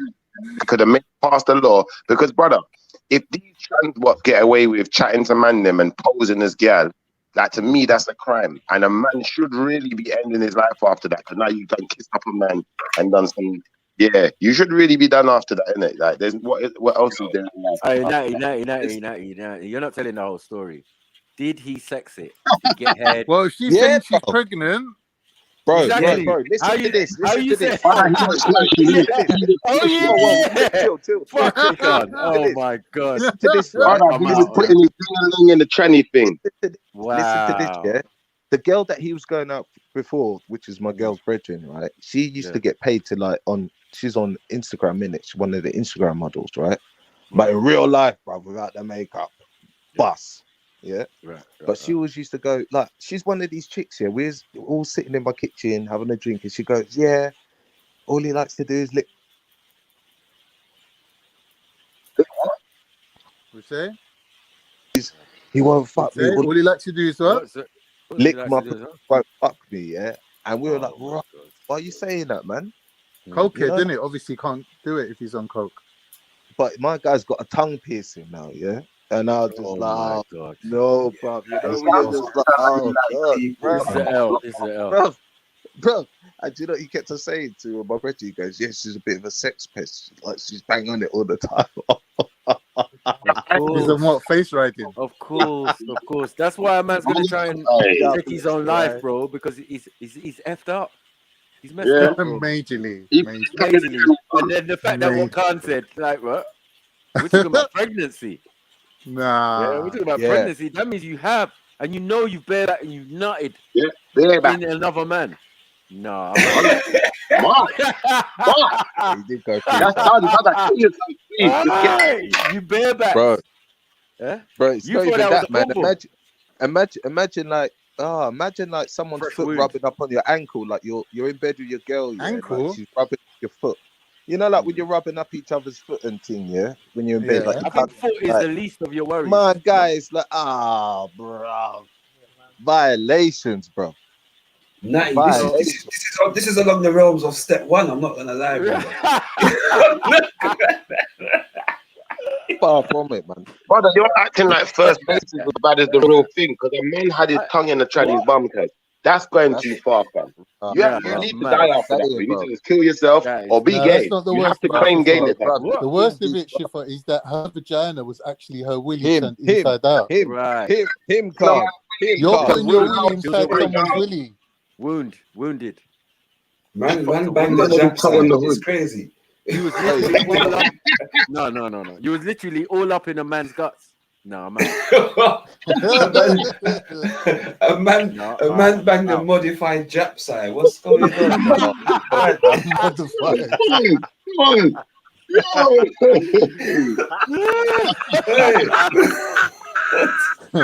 I'm just saying, this guy's lucky he didn't know us because he would have I'm telling you, he would have been. Man thought it was wetness and it was pre-cum. What's going on? You know what? One thing I would have wanted to hear is Khan's laugh. Oh, mate. But he's lucky that is his mate and not us. He would have been hanging off the rooftop. Hanging from the rafters, bro. Hey, but Khan, can you imagine, hearing that news, you're thinking, right, but the pum pum was wet though, and all it was is pre-cum, bro. Nah, it can't be. It can't be. Nah. It's pre-confirmed, man. No, there's no. It's the wrong Brother, if a man consistency, was bro. looking for The you wrong need to end the life consistency. after that, bro. Go to heaven, man. Nah, you need to end Or their hell. life, bro. You need to end their life, bro. You need to end their life, bro. You know the worst Cut thing off. is, Natty? You tell that story, yeah? And literally, my baby mother's got a friend, right? Who's got a friend.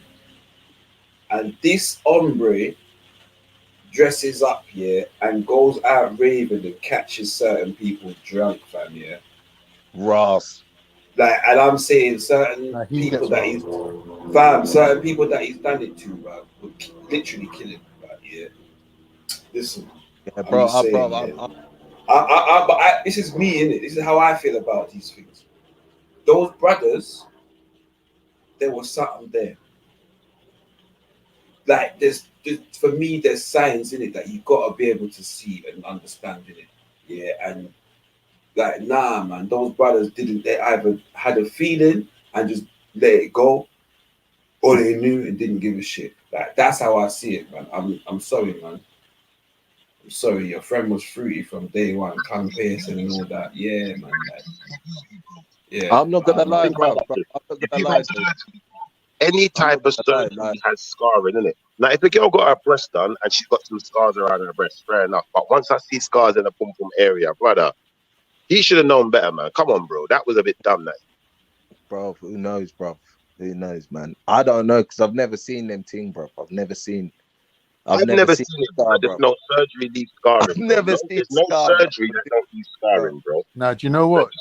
There was this one time, yeah, I met this girl, and she had the most perfect pussy. No, wait, I've ever seen. wait, Card, 2 seconds. What about Sophie though? Yeah, you know Sophie, the thing in the park. Yeah, that looks like a girl, bro. No, it don't. Bro, it looks like a woman. Bro, that's how I know Natty said the thing. Natty, what are you saying now? Natty, Pause. Nah, some of these things look real, bro, man. Some of these things look real. Yeah. Okay, Natty. Well, I don't know. I don't explore.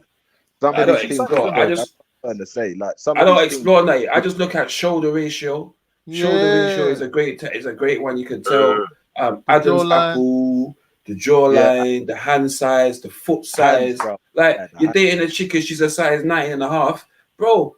Like allow it. You're dating a chick, she's 6'1" and a size 9.5, and her hands are bigger than yours, brother. That's probably a brother. Like That's red you flag. need to get that on the rugby pitch, bro. I'm not even lying. No, Yeah, play football, play centre back. You get me? Like it's mad. When you see a girl with bigger calves than you, motion, you know there's something wrong, guys. No, but women tend to have there's plenty of women with big calves. Women had some calves. No, I don't mean big calves as in fat. I mean big calves as in No, muscle. I knew some Greek women had Farino. Muscle down, flipping I hands. know some women with some strong calves, man. I don't know what you're talking Now about. them Bro. sewing machine calves. Brother, I don't know, man. If I see a woman even muscle bound, I'm questioning that shit. I can agree with that part. You definitely have to ask. Yo, let me see some pictures of you when you was like 7, 8, innit? Like, let me see what you understand. So, Natty, what you saying? What you'd smash? Whoa, don't do that. Pause. Natty, what you saying? You'd pull the wig off? I told you this was on the Pull the wig realms off. What, her? For a thing, Sophia. No, bro. Brother, when we was growing up, though, I'm not gonna lie, there were certain girls I thought they were boys, especially like they got the short hair. Yeah, Stu. Some girls are a little bit. They got the boy vibe. Some of them look like boys, so it's like there's them ones something that that we was reminds you, talking to them innit? like man them. They're not fully female. Yeah, all spitting on the floor and shit, man. Yeah, some of them definitely look like I've got a couple of cousins, yeah, where you know them girls where they get their hair cut short like high top and them thing there. So when we was young and we saw our older cousin with high top, we thought it was a boy, but it was a girl. Huh? You know, like Grace Jones. top? Like Grace Jones had the high top. But Grace Oh, Jones, yeah. obviously, as a big woman, you can see her lady lumps, all that. But I'm saying, for the girls who had that hairstyle and didn't have those physicalities, it was sometimes hard knowing if that's a boy or a girl, bro. They're talking about them Queen Latifah chicks. I'm suspicious of Grace Jones too, bro. My sister, tell me what the trouble is. No, but she's got breast though. She's naturally quite thick as well, so it's like you know she's a woman. But it's like, if a woman isn't naturally thick and she's dressing like a man, she wears trousers and she got her hair in a high top, brother. Like, come on, man. It's a red flag, isn't it? Well, you just wouldn't necessarily think it was feminine at first. I've met some girls, yeah, some of these lesbian girls, and brother, when I first met her, I was like, well, go on, fam. And it was only till I heard the voice that I knew it was a girl. Mm. Come on, man. You've all met them, man. They're out there, bro. I know, brother. I'm not gonna lie, brother. Listen, I was walking with my son. Yeah, and we got the tube station. Bus a left. Well, I'll never forget it. Bus a next left. Walking down the street. Some weird something was looking in my face. And then immediately I said to my son as I walked past, this funky looking person looking in my face. Yeah. And my son said, yo, that's rare. Right? And I said, right, you know this. And the man said, that's mum's friends, people then. Yeah. So I'm saying, I could see him. I'm saying, right, you look funky. Yeah. You look funky. You don't look like a woman in my eyes. You understand me? There's something wrong with you. So I ain't trying to hear that, man. I'm saying, yo, I'm keeping it 100, bro. Anyone that's getting confused by these things ain't looking at the right things, man. But we had one in my school. We had a teacher. Her name was Mrs. Levens, yeah? You're but her surrounded name by on them. her door, but if you go to her door, you know, on the teacher's door, it usually says Mr. or Mrs. whatever. But when you go to her door, it don't say Mrs. Levens, it says Mick Levens. So, you know, like Mick Hucknall, and she's got the hair cut like flipping, what's my man's name? Like George Michael. She got the hair cut like George Michael. She got no breasts. She dresses in man's clothes. So we never knew it was a woman. All these years we thought Mick was a man. And then one day someone said it's a woman. I was like, no. Brother, if you ever see Mick What was in the real real life, name? Michaela? I don't know, but the name on the door was Mick, M-I-C-K. So everyone thought it was Mike or something. Or man. That's me. Do you know the worst thing is, brother? I got a brethren from Leicester, yeah. Leicester, hold this up. Yeah. He's got a cousin that's like that. You get me? He called himself a brother's name. But which like it was just a shortened version of a female's name. You get me? Yeah. But yeah, short hair, fade up and all that. That, bro. Like, bruv, wear certain bras to like keep the titty down and all that. Yeah, brother, there's a few that they've been around, but very few and far between. You get me? And their secrets were kept. You get what I'm saying? And again, like I said, they were kept by the women. Yeah, I knew this one girl at uni. She was from Hong Kong, and she used to date a model as well, a Hong Kong model. But yeah, she used to go on like she was a dude. Like she used to always be in the gym trying to like lift heavy weights, strapping the tits down like they're flat, like boys' haircut. Yeah, man, you get them, innit? But they're not trying to be really and truly. They're still honest with you, innit? But when you say to her like, "What's your name?" she'll tell you, like, not trying to like deceive you. Brother, go online, yeah, and type in Mick Levens, yeah, and you're gonna No, I'm find good. it's I'm good. definitely We're all right, brother. We're all right, thanks. We're all just look right. on this. Look on My her. kids use my Look computer, on her. man. I don't want that coming up. Brother, look on it. Look like a man. I'm telling you, you'll be so surprised. You think, fuck it, how could a woman look so much like a man? Yeah, it's true. And some of them got the man voices as well. Brother, she used to talk in as kind of not. It was kind of like she was trying to put on a deep tone, but you could tell it had a bit of a high voice in it. But you know, some of these short men as well, they got kind of high voices anyway. So it's like we never clocked it like that until, like I said, years later. Raw, that's actually a woman, brother. Yeah, man. Listen, yeah, when I was working, I think it was student night, yeah, and I was working in the doors, and I got code green, yeah. So I make my way toilets. So anyway, like I'm saying, yeah, I thought it was a woman. So, yeah, I need to use the toilets. Can you open up the disabled ones? And I was like, why? Why can't you just go in the girls' toilet? And then the thing's giving me attitude, yeah, like, do I have to explain? And I'm like, oh, okay. I'm like, oh, all right. Well, look, you look like a girl, yeah. Like, I'm sure, like the females, yeah, will accept you. I'm pretty sure that they're like, she's like, nah, I'm not allowed by the law. So I said, they're going the boys then, innit? She's like, no, just do. I'm like, listen, yeah, it's not my fault you fucked up your life, you know. It's not my fault, yeah, that you went on some crazy, mad fucking idea that you're going to go in between and pick and choose who you are at whatever fucking time of the day. Like, I know where I can go, yeah? So she's all like, oh, I'm going to make a complaint. This isn't right, you know, blah, blah, blah. I was just like, go and make a fucking complaint, man. I was like, just you go wherever the fuck you want to go. Because at the end of the day, I'll just, you know what I mean? It's a no-win situation, man. It's a no-win situation. Oh, Natty, you do sound a bit gay though, bro. Yeah, so do you, cunt. Nah, never.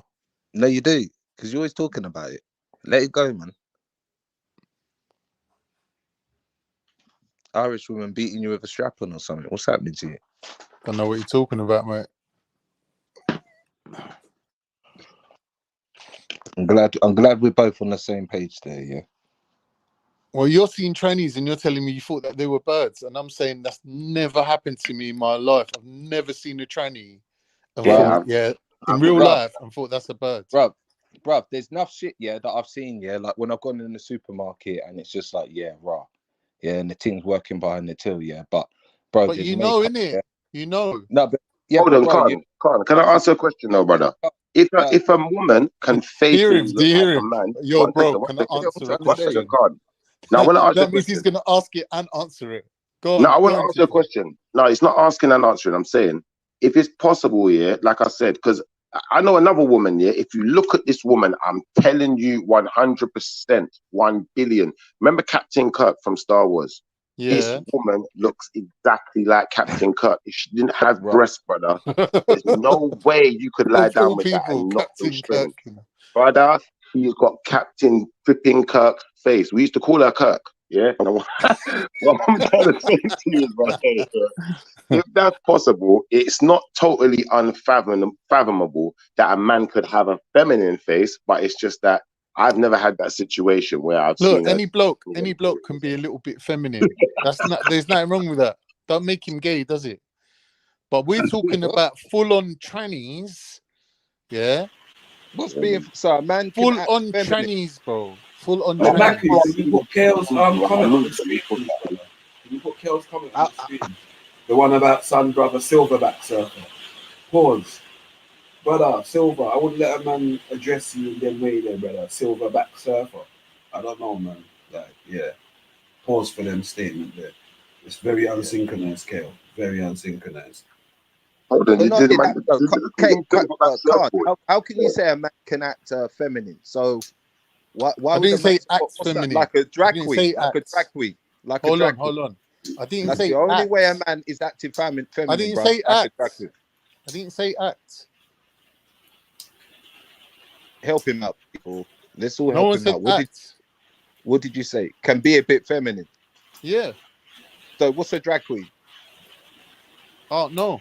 What's a drag queen? Oh, bro, do you know what a drag queen is? They're not like boxing gloves or, you know what I mean? Like, I'd say a drag queen. I'd say a drag queen displays hyper femininity. If I'm honest with you, they actually, it's a caricature in some ways of what femininity is. Yeah. And displays feminine. Yeah, and no, I don't think it's feminine. I don't think that's what I'm trying to say. It's hyper femininity, whereas it's men portraying what they deem to be femininity. It will never be feminine, brother. Never. Exactly. There's no mothering aspect to it. It's just very cartoonish. Emotional, sorry, brother. That comment fucked me up. What is a silverback surfer? Brother, I was laughing the whole time. I had to go on mute because my stomach was Silverback. Yo, Silver, brother, put some clothes on this argument, brother. Hey, you need to fight, bro. I'm not lying, bro. I'm not normally for this black on violence, but you don't need to scuff it out, bro. I'm not lying, bro. Man, Silverback's the bumper with you. Pause. Put back. Oh man, Oh, Silver, how did this happen, bro? How did this happen on live stream? Brother, Next level. I'm upset. That shit was funny, man. Yeah, so Natty, tell us another time you got tricked. In the toilets at the club.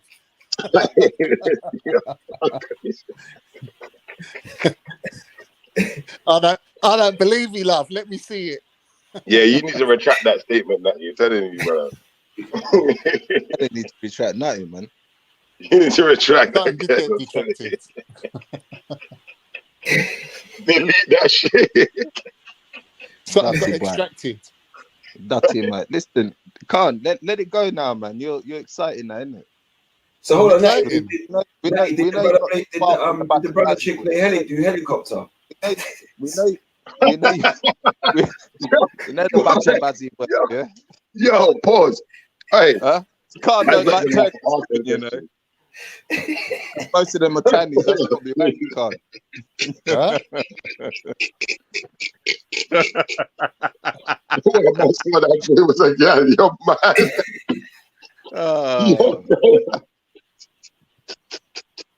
Oh, hey, listen. That shit is all the mad operations they're doing over in Turkey, man. Mad. It's a big country, bro. Yeah, but why are they transforming people over there, man? I told you, it's a big country. Yeah. Gonna get all types, innit? Brazil's another place that's really, really prolific in the thing as well. Can I just say as well, unless the first part of your name is Sofa, any man with surfer in the title of their name, there's something wrong with that, bro. You have to stop them. You can't even call a man a surfer, rude biker. That's just saying that you're just a waste, man.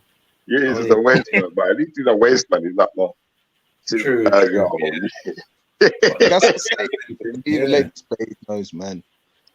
It's, you know what I mean? It's mad out here. They're just moving mad. And then you got, what's that woman the other day who says she identifies as a 5-year-old? Oh, get out of here, man. Yeah, bruv, it's starting. Oh, God. How old is she really? Bro, she looks like the Family Guy. She looks like the Family Guy, bruv. That's what she looks like. Peter Griffin? Yeah, she looks like Peter Griffin, bruv. I swear down. In the mugshot and shit. Okay, be careful. Thinking It's not about really Peter Peter Griffin, Griffin and you're not tricked again. Ain't You mean she looks like the play the fat guy clip? from 21 Jump Sniper. Street, basically. Sorry, The fat man. guy from 21 Jump Street is not really like that. Don't look female though, does it? It don't look female. Say that again. The fat guy from 21 Jump Street, he don't look female though, does it? How the man get picked up? I don't even know about them film there. He's talking about Jonah. What's his name? Yeah, he looked a bit Peter Griffin. I don't know, man. I don't watch them film there, man. That's what I'm saying. You look, 21 Jump Street and all them fuck with it. But you don't watch Save the Last Dance and all them foolishness. Oh, that was a bad boy film back in the day. I don't know what with you. You don't watch them type of films. Oh, man. Shippy, you're taking the piss. Brother, you're a man that watched Titanic, Khan. I don't know what you're talking about. Never in my life have I ever watched Titanic. I said you cried at the end. I refute that claim. I've never watched Titanic. I've walked in the room and it's been on. Maybe sat down for 2 minutes. Stop I've never lying, man. watched You know you weren't Titanic. It's a lie. It's a lie. I've watched Grease. But I've never watched Titanic. Hey, Natty, you're laughing, but you're a man. I swear you told me you watched that. What's it? The 50 Shades and them thing there. You watched it, bro. You one of them ones, yeah? Secret Diaries of a yeah. I got a long memory of that. Yeah, Bridgerton, is that what you're doing? Yeah, what? I swear he watched it and he was watching it. Watching Bridget Jones's Diary. Bro, that's why I got a big mirror so I could watch 50 Shades of Black. James! Pause. Okay. I don't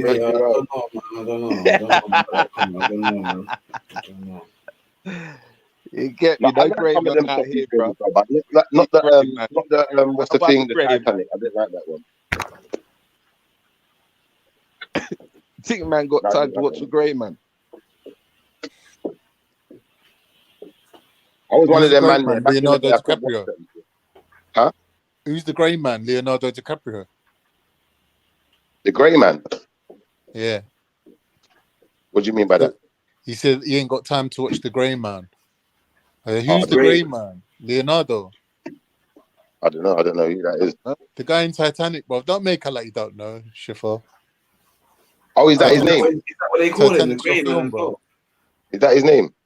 He died when he dies. He turns grey, innit? In the frozen water. Not seen it when he's on one piece of wood floating in the sea. Nah.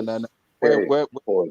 we're from, we Man got was Grey. floating on a piece of wood on a Grey surfboard. man's a different term, man. Man's on a silver But yeah, he surfer. fits into that category.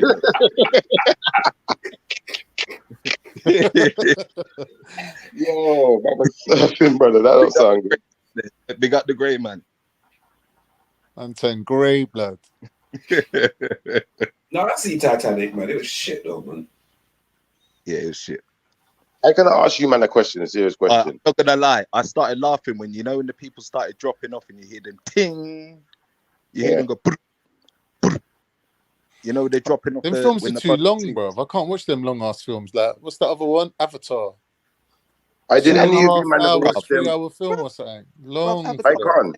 Did you ever watch them films back in the day, like Grease and Hairspray and all of them type of films? Grease, I grew up on Grease, bro. But Hairspray, I don't know. I don't know about See, that. I couldn't watch them type That's of not my films. thing. Yeah, that was all the girls' films to me, man. Like anything like that. Grease was some girl thing to me, brother. That shit Maybe. weren't realistic. But why would To you me, all watch of it? them There's brothers like in there were literally, some there's not homos. one black person in the whole film. Why You would know you that, bro. I thought all of them were gay, cuz all the leather jackets was gay as hell. I didn't know what was going on. Like, I can't watch. Yeah, I don't know what that was about. Oh, Shifa. Shifa. If black people made their own version of Grease, you know what it'd be called? Dax. Dax. It's true though. That would be a bad idea, though. See it from the black people's side. I've Get the seen the slick black back. version of Wizard of Oz. Who's seen that? The Wizard of Oz, the black version with Diana Ross. Yeah. Classic. Yeah, that was alright. I didn't really even like that film though. To me, even that was a bit girly, man. But they are, listen, it's not like they're girly. It's that My favorite black film of all time is Thingy though, Last Dragon, Bruce Leroy. Oh, that's like actually made by Motown.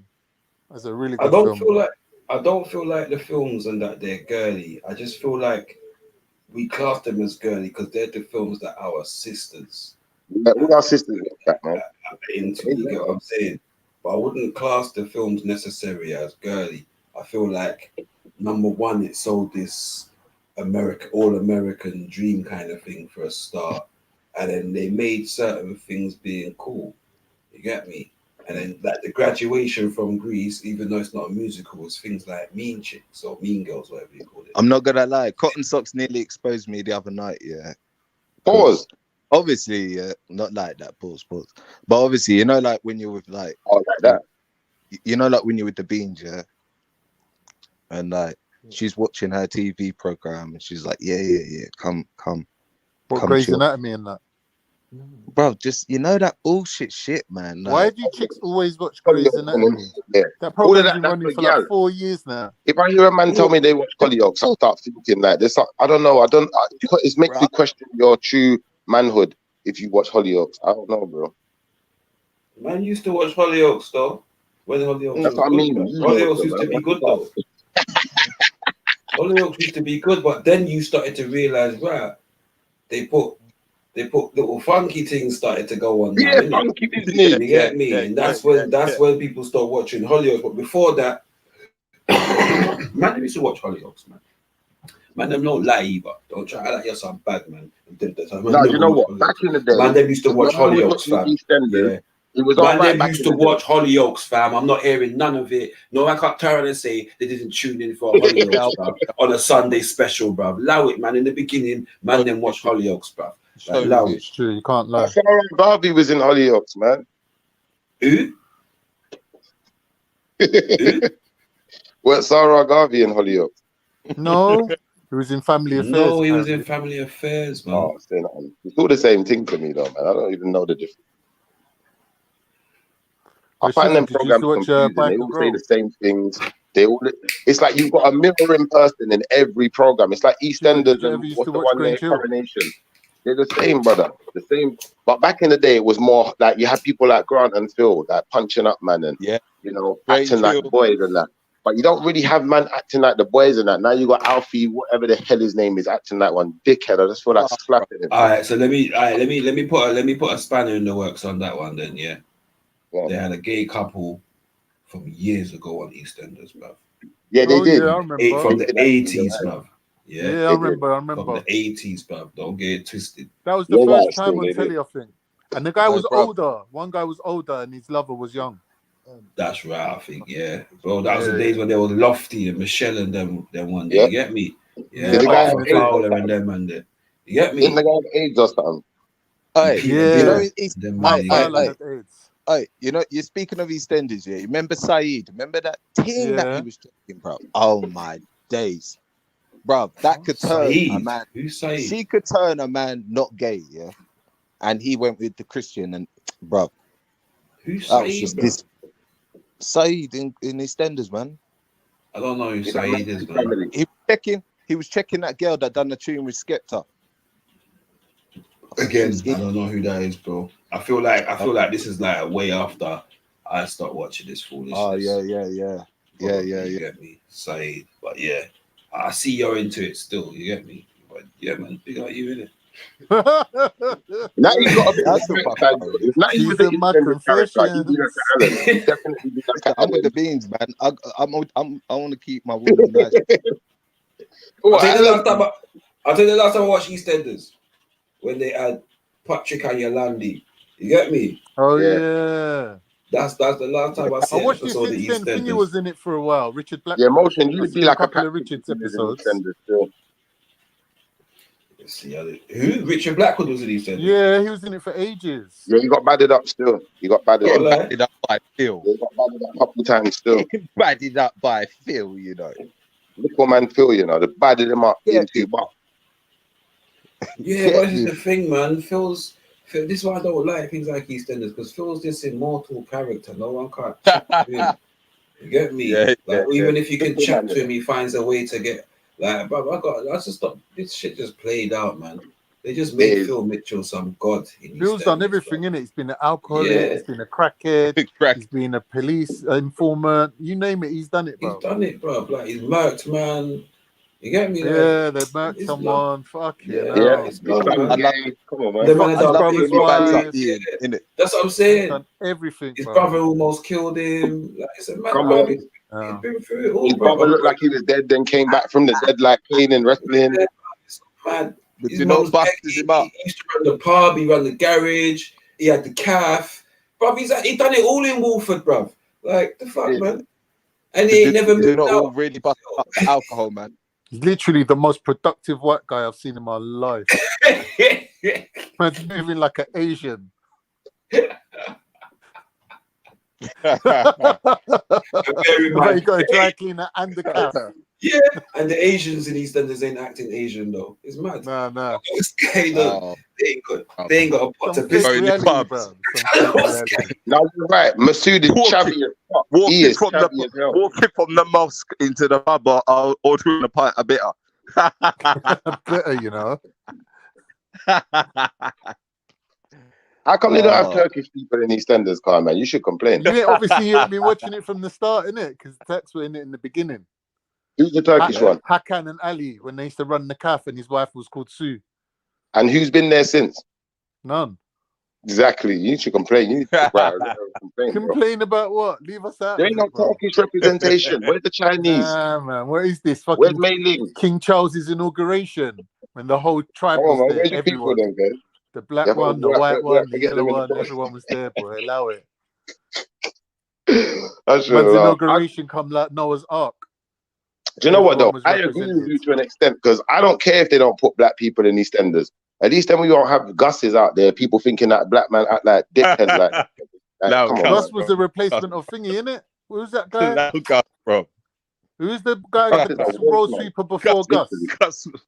Gus was sweeping the road, bruv. Oh, I forget his Gus, name. they gave Gus a full uniform, yeah. The But the only Gus was the brother on rubbish man. Yeah, the only brother on EastEnders to get a full roadman sweet green uniform, the lot. Gus started rapping a few years back here, and man bucked Gus. Like a couple of the man them was out, and we see Gus, and it's like when the man told Oh me Gus yeah, was rapping. I've seen him out and When the about. man said that, I said, "Nah, you're taking the piss, you brother. After you got slapped up in EastEnders and talk like a dickhead, you can't rap after that. Cuz shut up. You ruined Shut up, it. innit? That's rude. You ruined your persona. You're Yeah, done. you can't do that, man. That's like Sarah Garvey starting to be a gangster rapper. Like, come on, bro. Nah. You don't get that opportunity. Got my mind on my money, on my money, on my mind. Come on, man. Sarah. If he's gonna rap, he better be the fruity rapper or the happy guy. You know, like MC Hammer, like, or fucking, I don't know, man. You gotta be that kind of rapper though, innit? MC Hammer went fruity. Why is people always dissing MC Hammer? No, MC Hammer was a real life G, you know. Yeah, but he knew that his raps were a bit, I'm not gonna say that. He's making money. He's an entertainer. He's not gangster. His rapping But he wasn't ain't gay gangster. like that. You're making that like man's half gay or something. No, I'm saying that he couldn't be a gangster rapper. Fruity, yeah? And MC Hammer, check it really. Although he's saying Hammer time, he's not really talking no gangster stuff. He's on some promoting some positive enthusiasm for the future, for the kids and all of that. And, instead of put down the guns and let's have dance-offs. So, he's quite a positive role. He's not trying to promote gangsterism. I forget who was talking recently. I think it was D-Block or something. They were going, yeah, like fucking, we had some beef with some guys. We rolled up on them. MC Hammer was there as well. And they were like, huh? I think it was Vlad. He was like, what's MC Hammer doing? What about what do you Cameo? mean, man? He was part of the crew. MC Hammer was a bad man. He might be a bad man, brother. Some of these guys that sing, they're R&B singers. They got the sweet voice, and everyone thinks he's simple, but he probably is just as dangerous as any other man who's got a dangerous past. That's what I'm saying. I'm not saying that. I'm just saying that if you're Sarah Garvey, you're not MC Hammer, cuz. And MC Hammer could talk gangster, and he's not doing that. So why on earth would Sarah Garvey? Why on earth would Gus do it? Like, nah, bro. You're Gus. Be good, man. You're a waste man. Gus is like one of them youths that you have to ask him, was you adopted?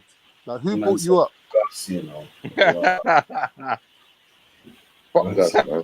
That's disrespectful. Even his parents are disowning him. All right, where we at now, lads? What are we doing? We're Sorry, waiting for man. I the had a video, phone call. innit? The Pearly video is going to play. Oh, the Pearly one, yeah? You want me to play that one? Yeah. Or should I play the rest of this one? You can do.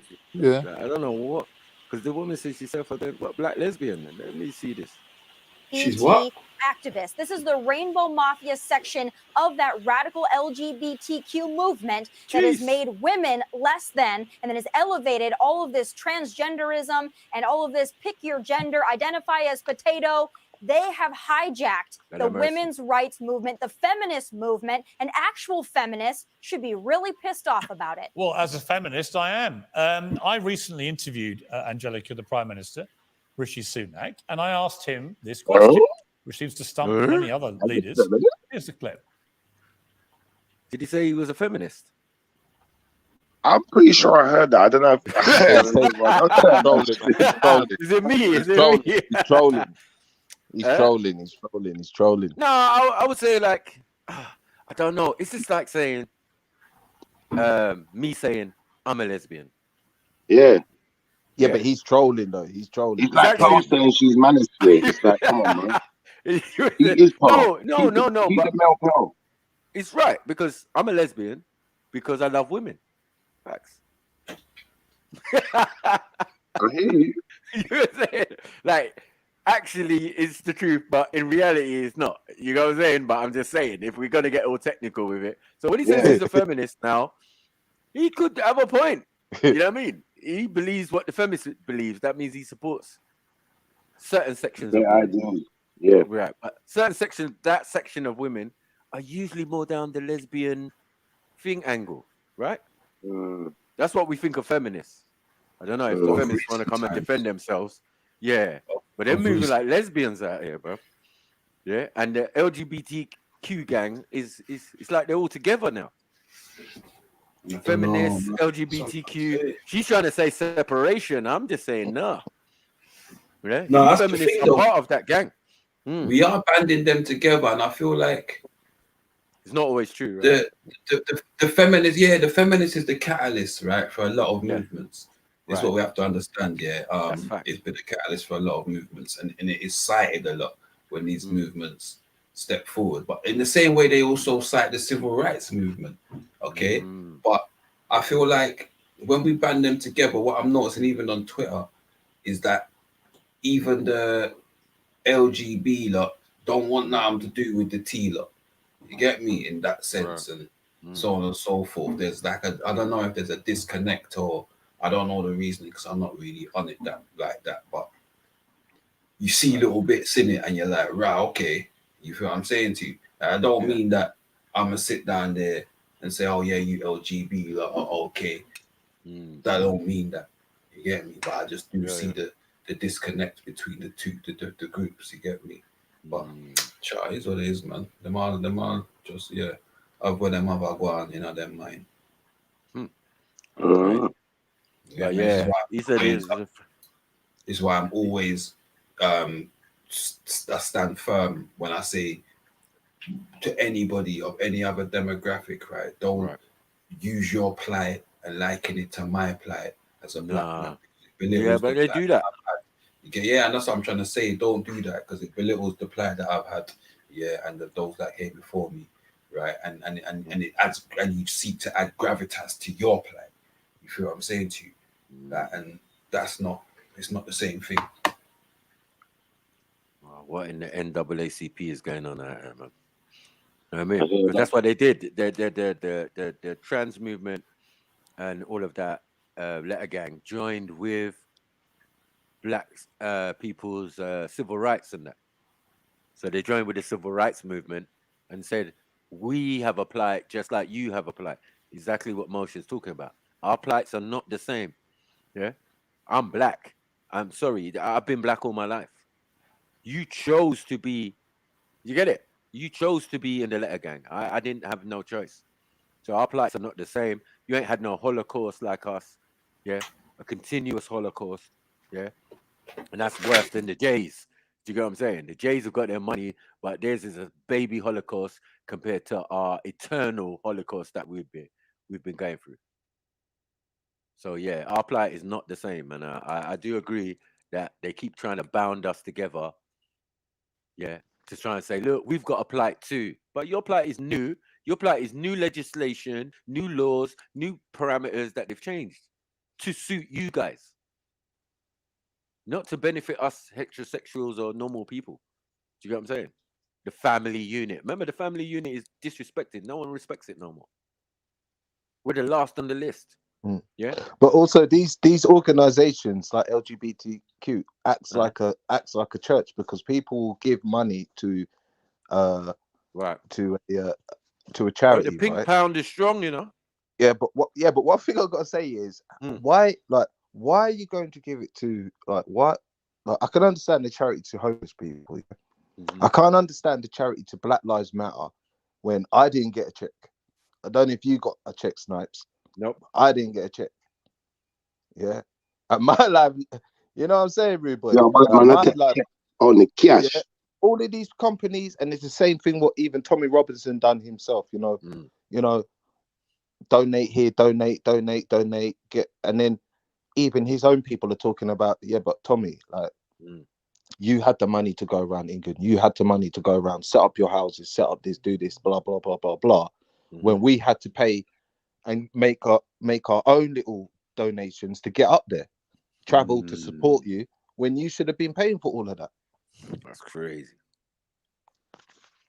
Crazy. Listen. Why should he? There is supporters. I'm sorry. Do you expect your team?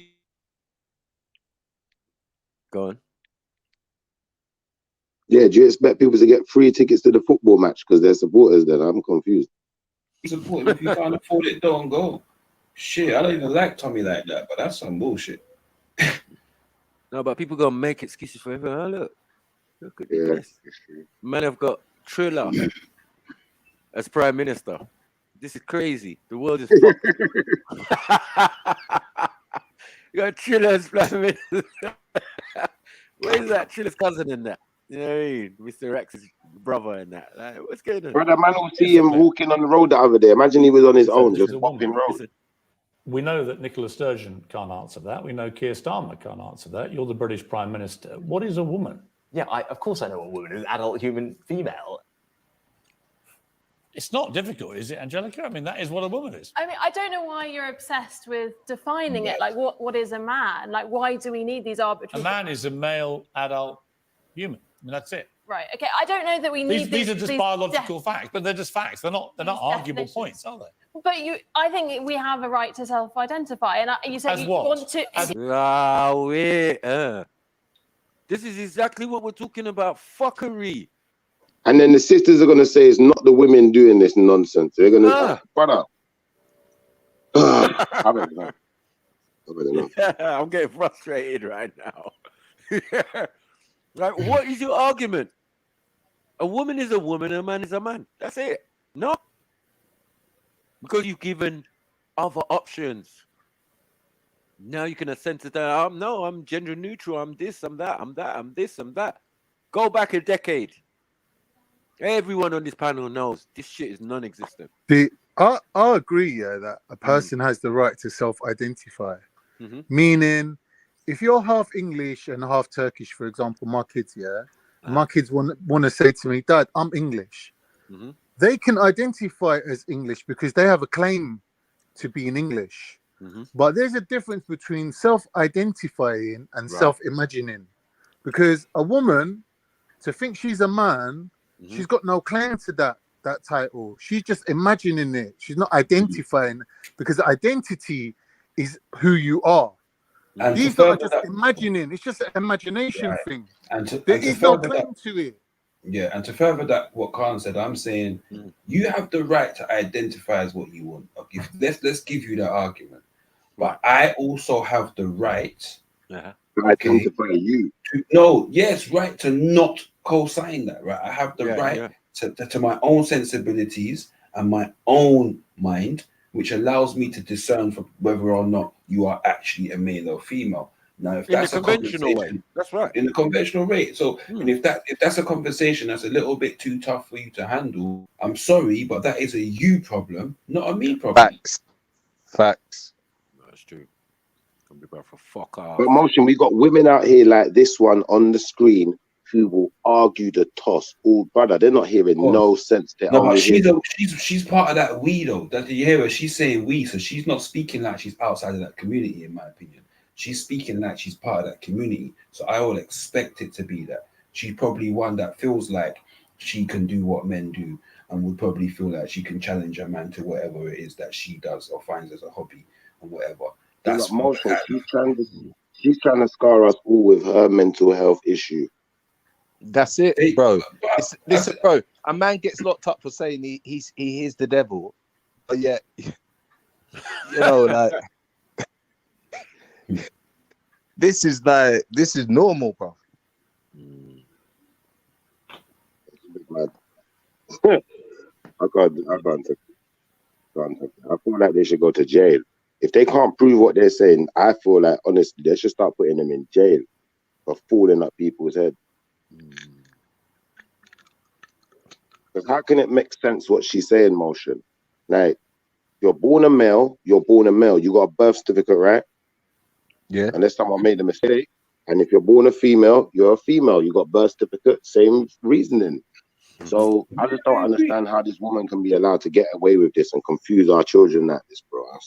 But this is the point, bro. She's been allowed to because this is something that is funded, right? This is something that is funded and put into a program for it to be allowed to have these conversations. For Colin. And we need to fund the organization to shut them down then. That's what the reason why they want to fund these conversations is because, in my opinion, a lot of it is down to same with the last scamdemic stupidness. I feel like a lot of it is down to testing the public for the greater exam. I've said this yesterday to someone. We just been going through our SATs and GCSEs. Bruv, wait till the masters come, bruv. Wait till the masters arrive here. That's when you'll know, bruv, how many people are indoctrinated. And you're gonna be over a few if you're not. You get me? That is not right. They're gonna, bruv, it's the amount of angles they will try to use to get you. Right. Do you get what I'm saying to you? They will drop all, bruv, to a point we're talking about, oh, gender's not specific, and they try to bring some different science and da-da-da-da and all kinds of things. Bro, it's not. Like, they're gonna try it however way. Do you understand me? They're plotting people out there. You see how you got two friend them, they get trapped already. You see that night, you see how you got Tyler and you got see what you thought was a woman and they done helicopter on you. Like, bro, this is what I'm saying to you, bro. Like, these things are out there, brother. They're for us. Emotion. That's mad. Emotion. Do you not think as well, though, yeah, that it kind of like. No, but bro, creating monsters. It's like creating monsters for monsters to walk amongst us, because you ain't gonna be able to tell. You just gotta accept it. Like, look, if an alien comes down tomorrow, and the What do you mean? human being, hold on, and it just says, I'm just saying, yeah, I'm a human being, yeah. We've just got to accept it. You wouldn't be able to. Yeah, no, because he's an alien. No, an alien's allowed to self-identify as what it wants. You know what I'm saying? But I ain't trying to hear that. I'm gonna say that you're an alien. I'm trying to say, no, motherfucker, you an alien. Look at the size of your I don't hear none of that. Yeah, you better more Kamindi yourself out of it. Yeah, I'm not racist, but you agree. Show your purpose. You show your green purpose. nigga. You a grey nigga. You know what I'm saying? Like, yo, this is madness. Yeah, man. Nigga, you translucent and shit. What do you think this is? No, but do you not get my point now? Do you get my point now, though, Maki? When I was saying the other day, most people are dumb, you know, bro, and they're just gonna let these things happen. They just accept whatever they're told. It's sticking them. Well, that's what it's called, govern. Yeah, to be governed, governed over. Do you get what I'm saying? You leaving your liberties, your rights, your everything into the hands of complete strangers who self-identify as tomatoes and wear nappies on their day off and pretend to be babies and that. You get me? This is what we're dealing with. Yeah, these are the people who deal with the education, health, all of these things, the family unit, all of that. Yeah, people are not even qualified. Like, you have a conversation with them on the phone and you say, okay, have you got kids yourself? No. No, what the fuck am I having a conversation with you for? Like, you're not going to understand anything I'm saying. You can't see it from my point of view. No, I'm out, man. Yeah, and you probably let a gang as well. Like, I'm not having it. Like, how are these people writing laws and legislation for heterosexual people when bare of you are fruities, got some weird fetishes and some stuff that can't even be repeated? Those are the people that run our country and run our supposed society. Fuck that. If you'd like to be a woman, you can identify as a woman. I don't know why there is such an issue. Stop that! If you want to be a woman, you can. What? Man. Lava. Pyroclastic cloud and all of that. I don't even know, man. You get me? Thunder, everything. Tsunami. Like, what the hell? She just said to my man, you can be a woman if you want. No, you fucking can't. We need to stop allowing people to say these type of things and it just be the norm. This is what we're talking about, social norms. Social norms that are made up on the spot, and then before you know it, everybody's saying it. Yeah, I self-identify as a bad man. What are we doing here? Yeah, I'm not black. Well, I don't even know, bruv. Just like allow it, man. This is all ridiculous, man. Can't we just keep man, woman, child? Yeah, but we haven't got that. We got man, woman, child, tranny, this one, that one, this one, that one, that one, and this one. The world is effed. We've literally just seen a male rapist use that scam to get himself put into a female prison where he could attack vulnerable women inside a female prison, when even his ex-wife said it was all a scam. Which is a terrible, very distressing, isolated incident. And I think it's easy to take that and say that means that no one can identify as a woman. And But that's it's not an isolated. Come on, use your fucking brain. A grown fucking hairy, hardback man says, I self-identify as a woman. You lot buy it and put him in a woman's prison. And half the women end up pregnant and all of that. Like, what are we doing, man? What is this? What's on this woman's mind? You're going to turn the world into a pile of shit. This is definitely Sodom and Gomorrah, man. I'm out, man. Serious. Well, someone got to build and someone got to destroy. That's all I'm saying. Right. As soon as I got available cash, I'm out of this motherfucker because I can't take this, man. I can't. This is where I live. This is where my kids are, you know? You see it? We're all in the same country, man. It's like, it's fuckery. Sickening, bro. Yeah? It's got my kids to the extent that if I'm saying something about these letter gang, yeah, they're like, oh, Dad, don't be like that. Yeah. What the fuck are you doing? Who's trying to brainwash my pitney? Yeah? Because where I'm from and where your parents or where your grandparents and everybody's from is Jamaica. And we both say, bat him on for dead. I've noticed that as well. They're influencing the kids to defend them. I know. It's mad. It's not that. It's because you know what happened is up in that generation though. Right now, let me tell you exactly how it happened, bro. So they started talking about, remember the first child that could divorce his parents. Yeah. Okay. So it started there. And then it started talking about children having these rights where now we must listen and understand what they're saying to us. Do you get me? We must listen and understand. They have a voice too. They have a say too. Right? And so on and so forth.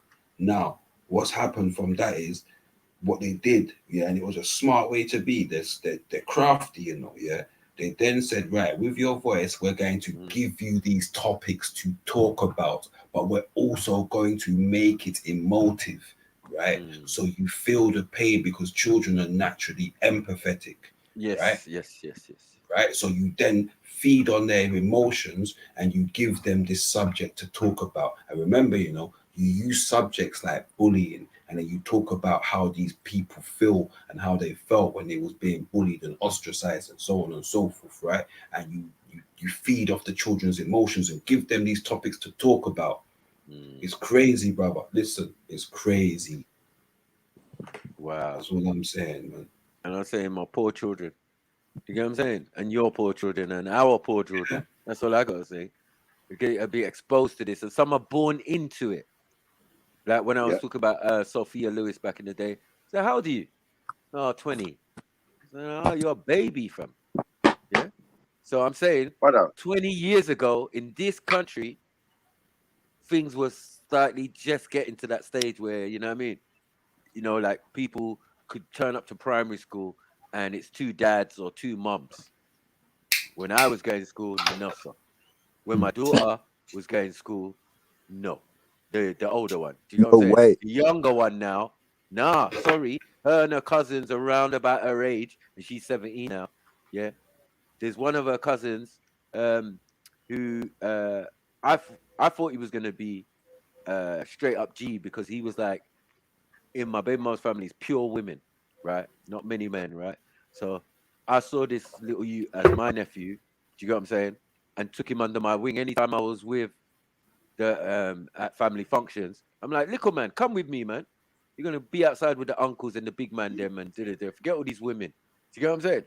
But the problem was your uncles, yeah, who I kind of raised. You get what I'm saying? Like my baby mom's brother and that. Yeah, these men are from the metrosexual generation.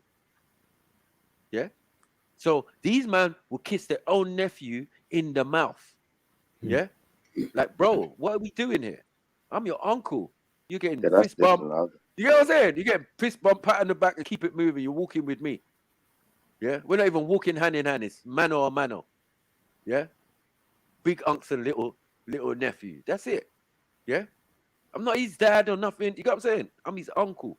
Yeah. Couple years later, yeah, this youth is telling his mom he's gay. So that was when he was about 5. I'm walking around with him around the yard, and you know what I mean, at family functions. By the time he's 8, 9 years old, he's going to some posh school because his mum live in a posh area like Muzzle Hill and that. Yeah. And yeah, what he knows is 2 mums at the school or 2 dads. He's grown up in that thing that when he's reached 8 years old, he can actually turn around to his own mother and say, "Mum, I'm gay. I know I'm gay." That's mad. You know the worst part of that is as well. It was interesting. We was having a conversation a long time ago on Bellies, right? And people were arguing for saying that a loving family, whether it be 2 dads or 2 mums, is better than a single parent and so on and so forth. Oh my God. Circumstances and so on and so forth. Who right? said that? I can't remember who it was, but I just remember it was a conversation. I think James SC was part of it, right? But I don't think he was arguing for it, because we then found a stat that said that a third of couples that adopt, right, or so on and so forth, of same-sex couples that adopt, then subject said children to child abuse, right, and sexual child abuse, right. So that's like, for me, that was like an alarming and like that's a huge number, a third. You get me? We're not talking about, and I'm not saying any numbers right. We want to hear 0%, right? But I'm saying if you're hearing 1%, 2%, like you're not looking at. You know what I'm saying? As something as the gravity that it is, but a third. That's a lot. So, Motion, let me ask you this, right? If a man split up with his woman and they've got kids, right? If he identifies as a woman, does he get rights to the kids? I don't know. You're asking me that for. I don't know. No, I'm just saying though, because because it's the mother. This is the whole point. You can't identify. Yeah, all right, but that's what I'm saying, yeah. But you know how these are talking about it now, like, you know, like a woman, like a trans man that's transitioned into a woman now. I guess it would all depend on the dynamics of said relationship too. If you could prove that the mother wasn't good for the child, and so on and so forth. Well, if you become a mother now, you should have certain rights as a. No, but you can't become a mother. You're not the birth I mother. know, we know this, but you get me. You still have paternal rights. That's it. You can't then all of a sudden get maternal rights. You still have paternal rights. That's the point. It is. So even if you do get the child, you're down as the paternal carer. Okay, so the same with the birth certificates then. You're a brother. That's it. There ain't no getting around it. The thing is with birth certificates, people go and change their name people can go and change their name, but they still can't change their birthing records. Okay, so they can't really change their sex. So exactly what Piers Morgan's saying. That's what I was saying about the birth certificate as well. You're right, Mosh. You can't really, like, once I see a birth certificate, it's going to say male or female. You can't change that, bro. You can change your name by default. The government you can't change the birth certificate. Yeah, the government needs to change the birth certificate to non-binary from now on. No, because we don't want to see that, bro. Please don't, brother. We don't want to see it. Yeah, we don't want to see it. But this is the hypocrisy. This is the shit that they're failing on. This is the back door that we've just opened up and said, hold on a minute. What kind of back door you open up, Regin? Hey, Regin, you know what? You scared me twice today already, man. Just slow it.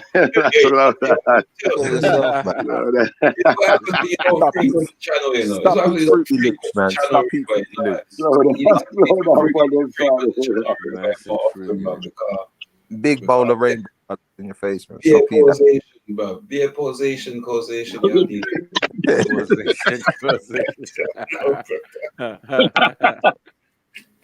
But on the level, that's how it is, man. That's the shit was fucking up the system, man. You know what I'm saying? All right, let's see. But this is a terrible conversation. I can't believe she even said this to them, man. To take that and say that means that no one can identify as a woman, and but that's not an isolated incident, though. But it's 42% of trans-identifying prisoners in prison are in there for sex crimes. There's actually an advantage, evidently, to identifying as a female, because they never identify as male, because somehow male prisons seem less appealing to them. It's really weird. Anyway, but is it limitless? This so. So he said. Man identified a woman because man don't want to do birth with man. I just don't understand. Yeah. Why do you go to a male prison and identify as a woman? See how that works out. Yeah. You got bare relationships and that. Secretly. You're That's lucky the that booty guy. online. You're lucky the booty guy, the booty bandit guy is on road. You're lucky. You know what I'm saying? He's waiting for all these niggas talking shit. Yeah. Oh, you self-identify as a woman. You look like Chris Hansen. I calls you Chris Hansen. Oh boy. Like the Oz, innit? Remember Oz? Yeah, exactly. Yeah, boy. Yeah, you don't want to be caught with Adibisi and them. Bruh. Yeah. I remember that. Is there anywhere in the world where it's safe from this, man? But it's like you have to go to a Muslim country, then, isn't it? If you really want to be safe, or you have to go to an African country, or Uganda. somewhere tribal. You go Uganda, bro. Yeah, you go Uganda. Yeah, if it's tribal, tribal can work still, but you ain't got a choice. You have to pick one or the other, innit? That's the law. That's the law. When you don't want to roll Uganda, let me know. Still, I got my own clan. You go there, you lot safe. You get me? I'll make sure that you get me. No, not trying. Speak, man. Are they repatriating land? Because if they're giving me land, I might go next week. Oh, you can buy land. Even if you get caught holding hands or they didn't see you in the act, yeah, but there's a suspicion that you was at, you can get 15 years minimum. Yeah. All that, bro. All that. Them country they are like. Them country they are like, blood. There's 30-something countries of the 50-something countries in Africa that don't support the thing. Yeah, man. Tell them got backdoor there 18 years, man. I ain't got And time. you know what it is? That all religious groups and everyone. So that's the Christian, the Muslim, the thing. You know what I mean? The Imam. They all get together with the government to say, we all agree. Yeah, this is a deviant thing, and we're not entertaining it. Yes, Yeah, we're not. Joe Biden tried to put sanctions. Right. Tried to sanction them. They And just it's, laughed. I mean, it's the same video that me and you watched, Motion, right? Because it was actually a documentary, right? So the Uganda bit was only part. Like they've gone to that part, that country, and then the sisters explained what's going on. Remember, there were two guys who were caught in the yard, and it was lucky that the police came to take them and escort them to prison because they were looking to. Are you saying it's only the African countries where they're really getting like any kind of reprimand? Yeah, no, that's been standard for us. No. Yeah. It's been standard for us, but what's happening now is it's changing. So those 30-something countries, well, we can take the. We know that there's a couple left over, right? But of the ones left over, or the ones that weren't on it, South Africa being the biggest one, the largest land mass and the largest. Yeah, South Africa went mad. Oh, second largest population after Nigeria and that. You know what I mean? So I'm just saying, like, they're a rainbow nation. This is normal in their country now. I've watched programs, South African TV programs, and they got man dress up. But you know what? I get it now. That's why the other man, he's been everywhere else, but you don't want to go to Africa. Prisons are rife with it, bro. Even their prisons are rife with it. Oh, yeah, of course. Them man there doing man like it's nothing, fam. Man told me. You know the problem, Maku? He said he ain't football showed the man African. and looked man dead in his eye. I said, nah, I'm out. Yeah, but brother, ain't Eunice African? Yeah. But fully That's born the here, issue. though. He's born Yeah, here. for real. He maybe ain't been out there like that. He's been here. Nah, yeah. So a lot of the people, that's what I was saying. Like, even when we talk about traditional women, like, once you're born here, you definitely like 50% of your culture, but the other 50% is here. You know what I mean? I've told grown Turkish men, and they're telling me about their sons and that, complaining, oh, my son, he's acting up and da-da-da. But I said, your son ain't Turkish. Exactly. He's Turkish in origin, but he's not Turkish. Yeah? He's English. He's British now. Yeah? He's born and raised here. No, that's not Turkish you're talking to. Yeah, I agree with you, Matthew, because although I'm a Jamaican, and you know what, I've lived in Maypen for a short period of time, but it's like it's not long enough. What I really know is South London, isn't it? What I really know is, you know, Cockney geezers and pause, you know, the man them, and what, you know, like that. I don't really know flipping yard man like that. I'm not really out there like that. Right. Yeah, man, you are no. All I heard you talk about is man, Cockney geezers and man them and yard man. What happened to the gal them? Better, you know, what if I get, you know, man, too many girls, so I have to start the lead from. I just need one. I just need one. You have to clear them that then because boy, you know, so yeah, man. Jamaica's messed up as well, man. Let's not. All I'm saying is this, bro. Big gap, Even though it's illegal. I'm saying Jamaica's messed up though because there's so much rural parts of Jamaica without the infrastructure, right? And those people, again, they're not far from America, yeah. And America is a place that culturally, that's the closest, I think, to Jamaica. You get what I'm saying in that sense? And they had to buck each other on the ships when they came over with the ships from Europe. There's all men on there, so they're bucking each other. So that's what they come there and show. Even Rome, innit? The bucking boys. By bucking.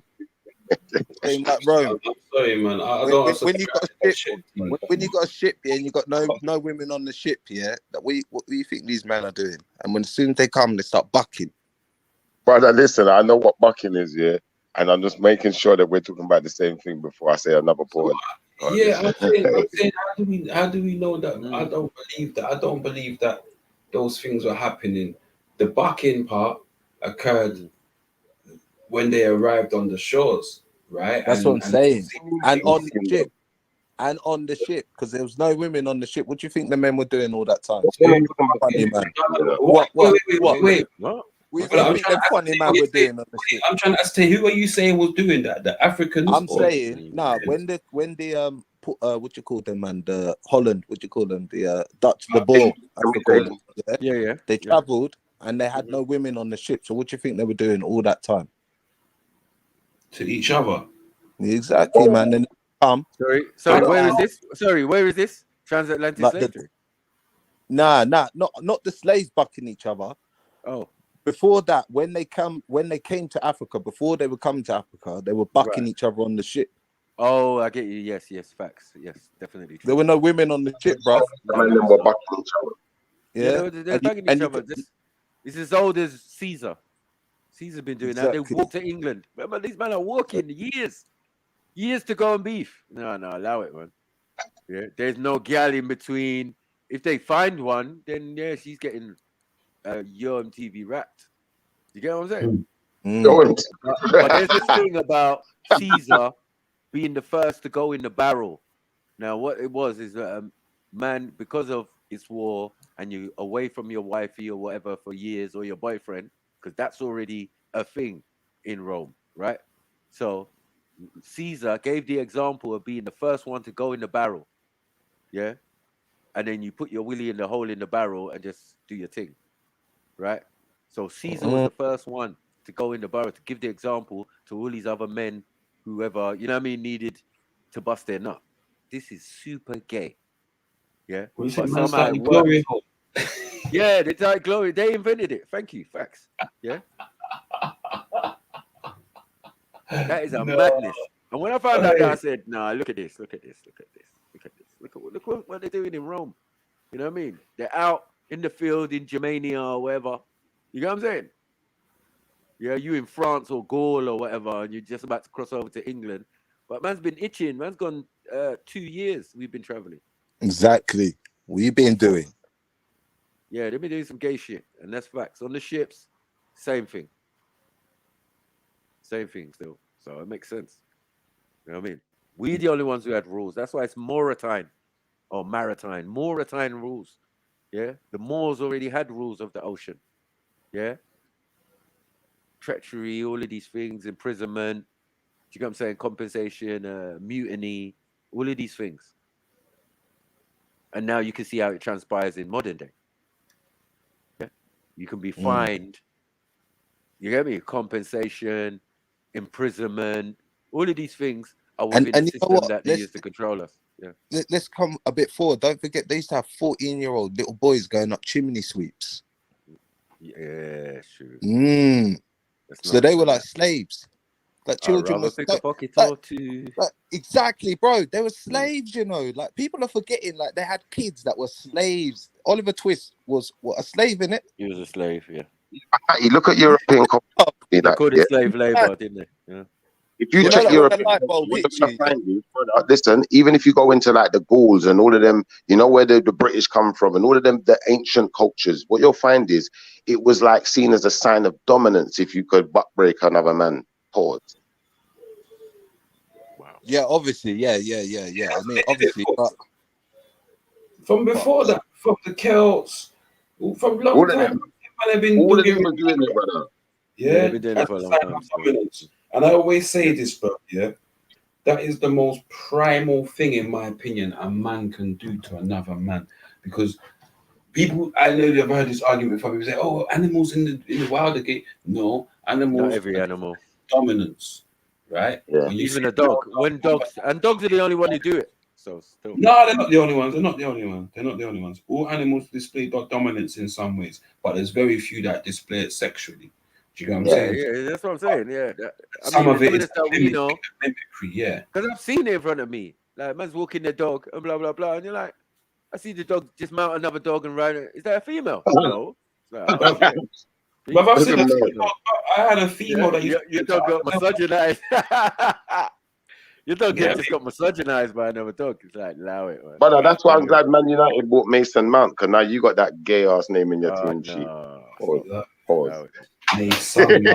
but there's no doctorings. There's no doctorings in Africa to mention about not doing sodomizing because it was not in Africa. It's illegal against. No, but it was natural to see like how it's like, religious. you know, like it's These just are natural religious for values. yeah. Not in Africa. It was just natural for a woman and a man to be together. There was no need to write about it and say thou shalt not do this. It's because in Europe that's what they were doing. Man. Definitely. I mean, and as we explained earlier, look, the Greek philosophers who made the statements that once your society has reached this level of depravity and whatever, it's the end. Yeah. And I think it's when it became widespread, meaning when they were doing it because it's part of their rituals and thing, and they say it's part of the same type of thing in the sense of dominance, reaching a higher level of some sort. You know what I mean? Like shit, I'm not accustomed to. I don't know about none of that. Do you get what I'm saying? So this is the excuses they try to make. Remember that they're coming from a society that was heavily invested in such activities. Saturnalia, all of that, taking young boys into the forest, taking young girls to the island of Lesbos, lesbian. Like, this is where it's all coming from. Yeah. So all of that. We got to understand. Yeah, it's definitely not something that we originally started. Otherwise, we wouldn't be here. This is the reality. As I was arguing with someone before, and I was saying, listen, that's why they're saying what they're saying, because you who decides I want to be one of the letter gang, you have just cut off your birthright. Now, in this day and age, that is not necessarily true again. And that is an even more dangerous thing. Because I just come to the conclusion now, man. You would just go old, be fruity, and die. Are we saying then on the African continent? Sorry. Now you can have surrogates. You can take your sperm or your gay partner's sperm and go to India and implant it in some woman, just like Elton John did. Mad. And he's the father. He's the godfather of this thing. You know what I'm saying?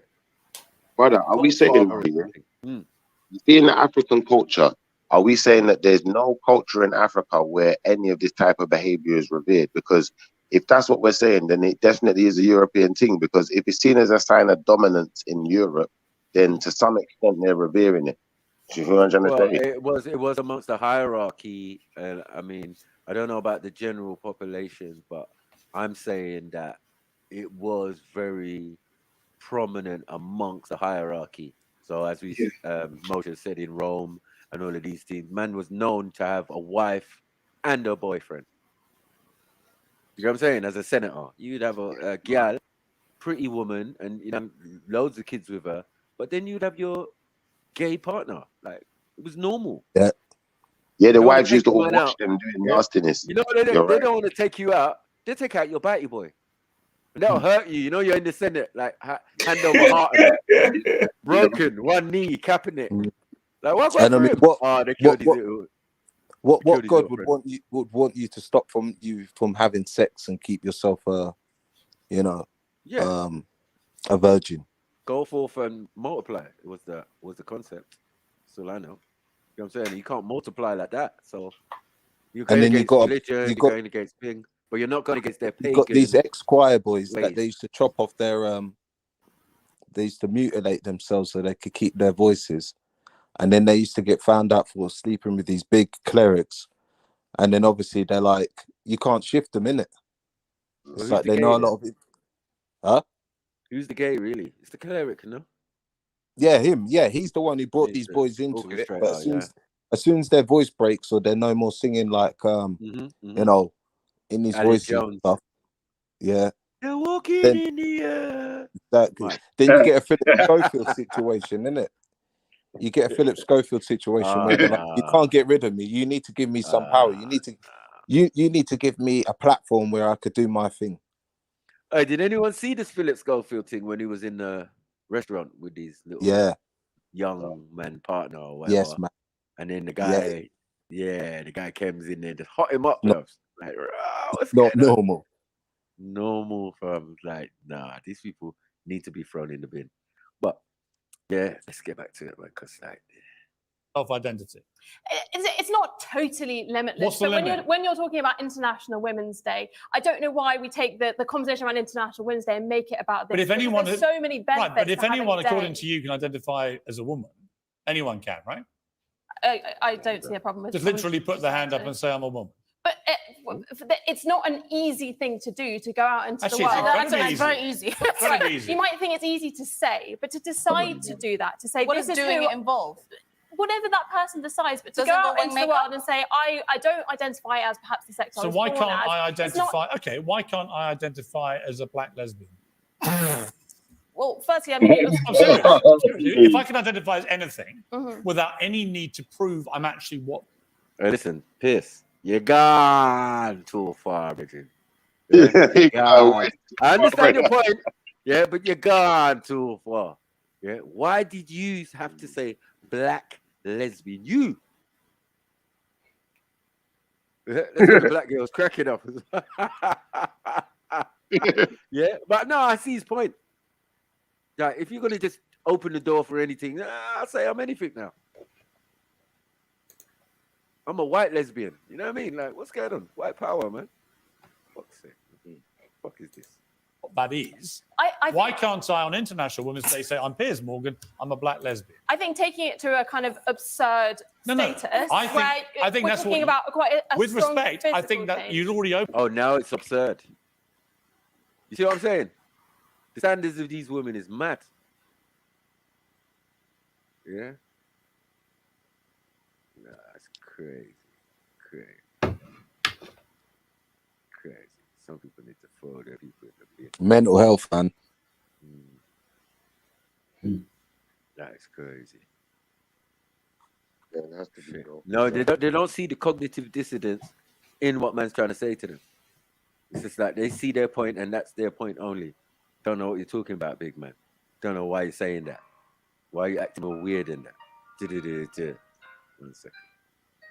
This is why every other word coming out of their mouth is but. It's like when you keep saying but in your argument, I just know you don't really have one. The argument's the same. It's just rhetoric. That's the worst part about it is every single one of them will make the same argument everywhere you go. And it'll be the same argument, and you offer as many things to counterattack that same argument, right? But they will believe that the argument stands and it holds the most weight in any kind of conversation. In that sense, there's no point having the conversation. It's just the point in just saying, listen, I ain't playing your game. Yeah, your name isn't Jenny. Yeah, your name's John. Like, that's it, bro. Like, you know what I'm saying? If you want someone else to play that game, go play that game with your friends. And your friend might tell you that you look good as a woman. I'm gonna tell you, brother, you look weird. You look like a dude trying to be a woman. Like, that's it. If you don't like it, don't address me. Don't speak to me. Don't be in my atmosphere. That's it. Simple. Because I ain't playing your game. And that is my right. I'm right. Yeah, and stop talking to Stop talking to the children, man.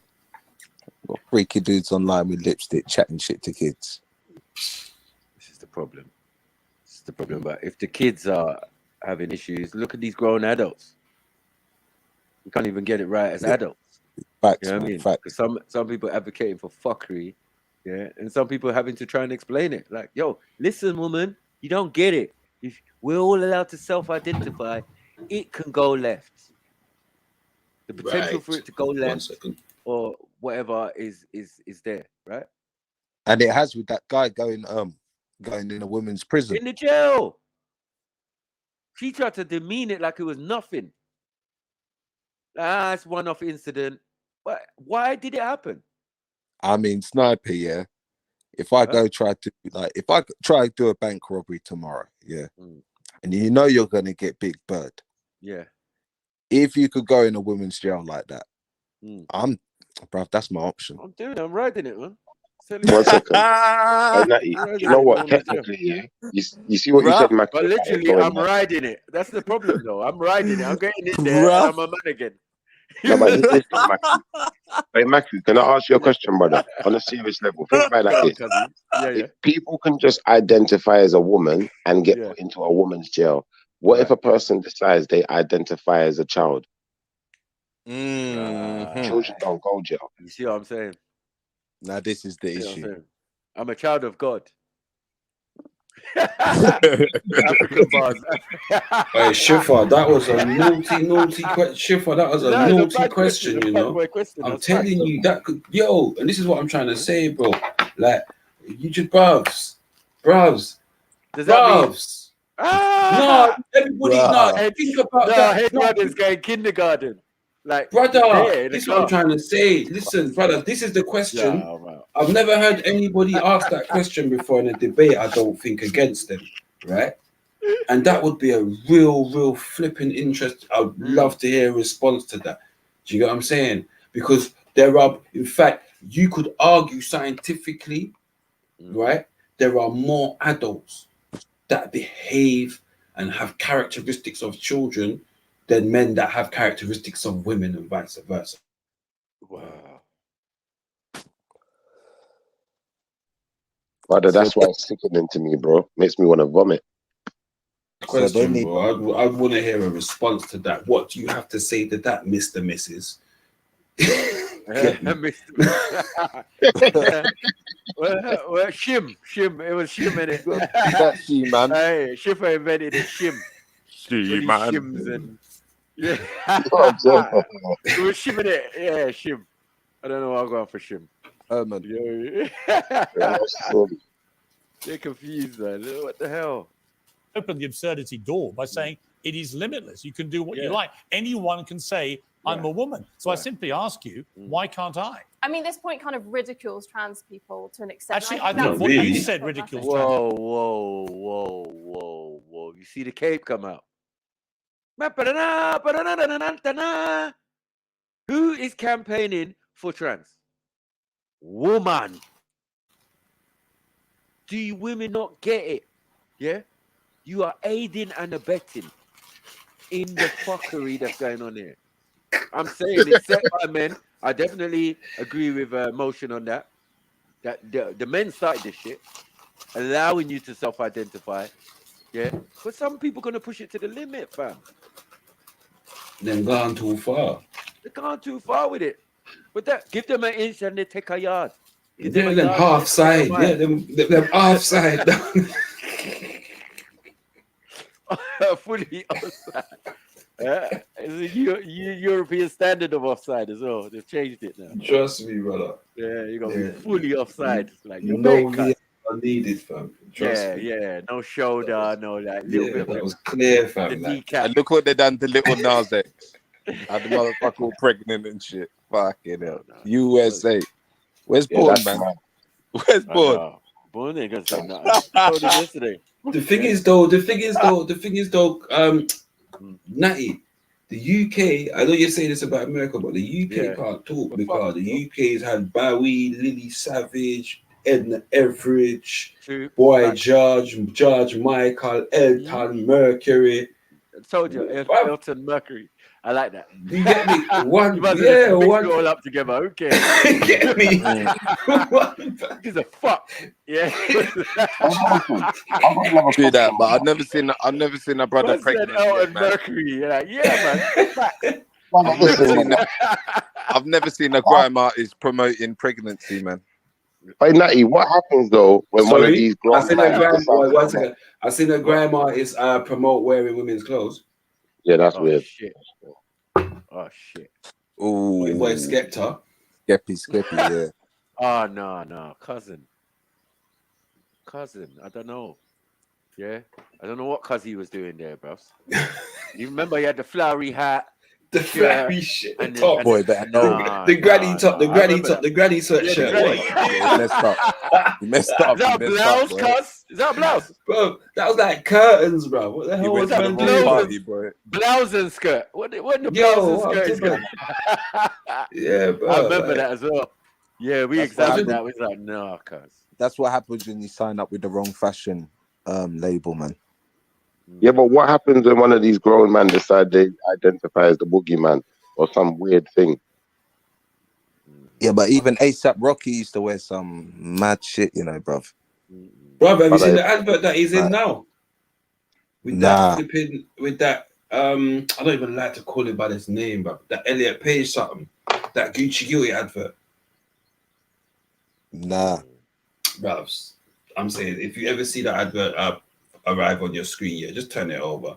It's not something that Yeah, you right. want to see. You get me? Nah, these What lot happens when selling. kids start identifying as trolls and shit and smurfs? What happens?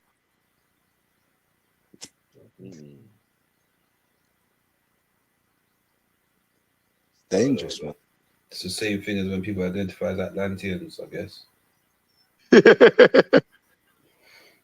Maybe the old scriptures weren't talking. Your They're kid starts talking. identifying as Ultron and thinks he can fly and jump off the building, like, brother. Do you know? Though it might be an illness, yeah, that is coming back, and maybe that's what they're talking about, like the real monsters. There's going to be certain people that are, you know what I mean, and there's certain people that are.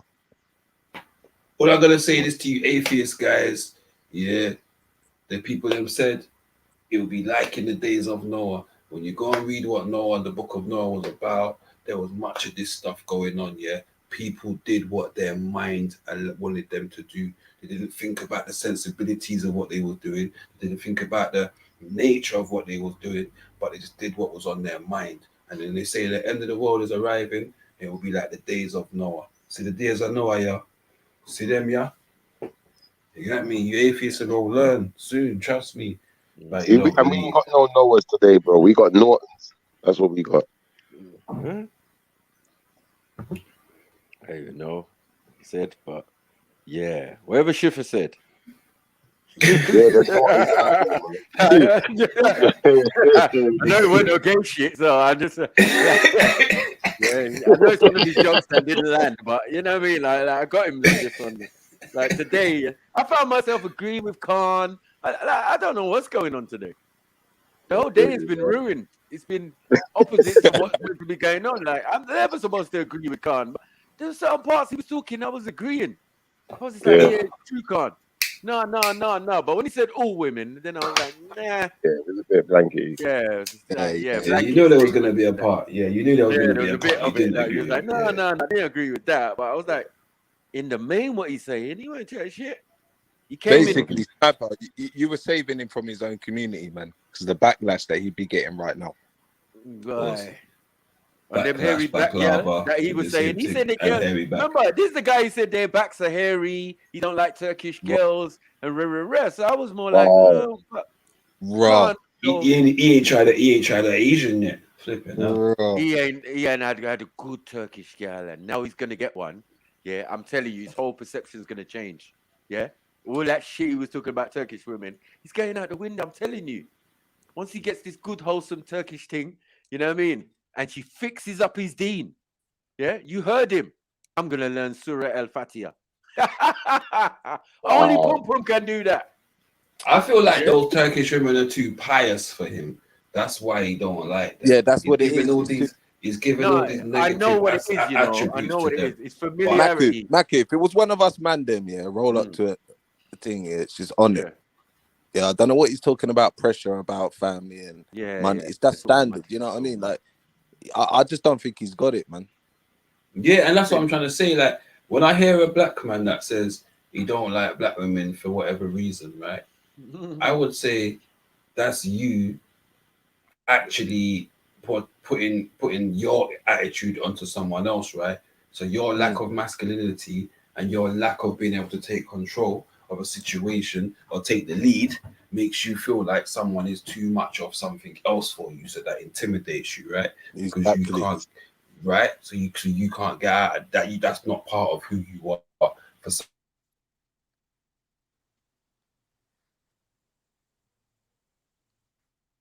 It's been happening a lot. You're cutting out. when they talk about women, I feel it's more about them and the expectations, that the standards that the women that they look around have, right?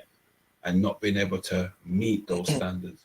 And that's why you find yourself with, anyway, let me carry on. Yeah, man. No, facts. I remember one time we were working in Hackney, yeah, and there was this butcher shop, and it was a Turkish butcher shop, right? And I think it was the second day we kept on seeing this thing walking up, and my brethren Biggie, he must have been hollering at it, yeah, and he was gassed. So obviously, certain man were getting gassed in it, yeah. I'm not gonna lie, it's just fire, right? Anyway, the man come out the butcher shop with this meat cleaver, and he was like, "Hey, that's my wife." So we looked at him, bro. This dude looks about, man, he looks about 60 years old, yeah. Looks about 60. She's walking out like she's Gucci'd up. You know what I'm trying to say? Fire, bro. A fire thing, yeah. We're like, no way, that's like your bro. That's like we said to him, bro, that's probably his daughter or something, bro. Yeah. So anyway, Biggie keeps on going, yo, babes. So anyway, he's like, hey, you crazy, yeah? So he's like, why? He goes, that's my wife. So he patted him on. So Biggie patted him on his chest, yeah, while he's got a meat cleaver in his hand. He was like, yeah, all right, mate, and walked off. Mate was still standing there, yeah. So we were all like laughing at this shit, and he's like, no. So we were like, right, now Biggie, yeah. So Biggie's actually come down, and he's like, yeah, sorry, G, man. So like, right, I didn't know those would come, man. You're so good for you, yeah. But like, bro, trust me, man.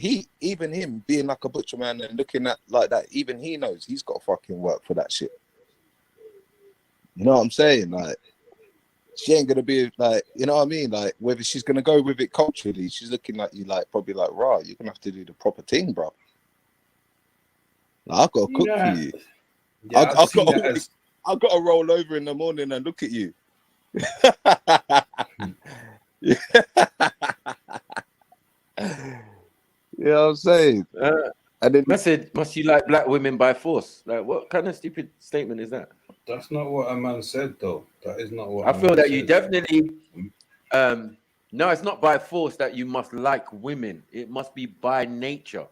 Like, what are we doing? Huh? You ain't got that natural. It's not even that. He's trying to respond. Yeah. He's trying to respond to what I said when I said about the reasons why men say they don't like black women and it being a them issue and not the fact of the women, right? It's not that you. I'm saying that it's not that you must like black women. You like what you like, okay, and you're all entitled to your preferences or whatever.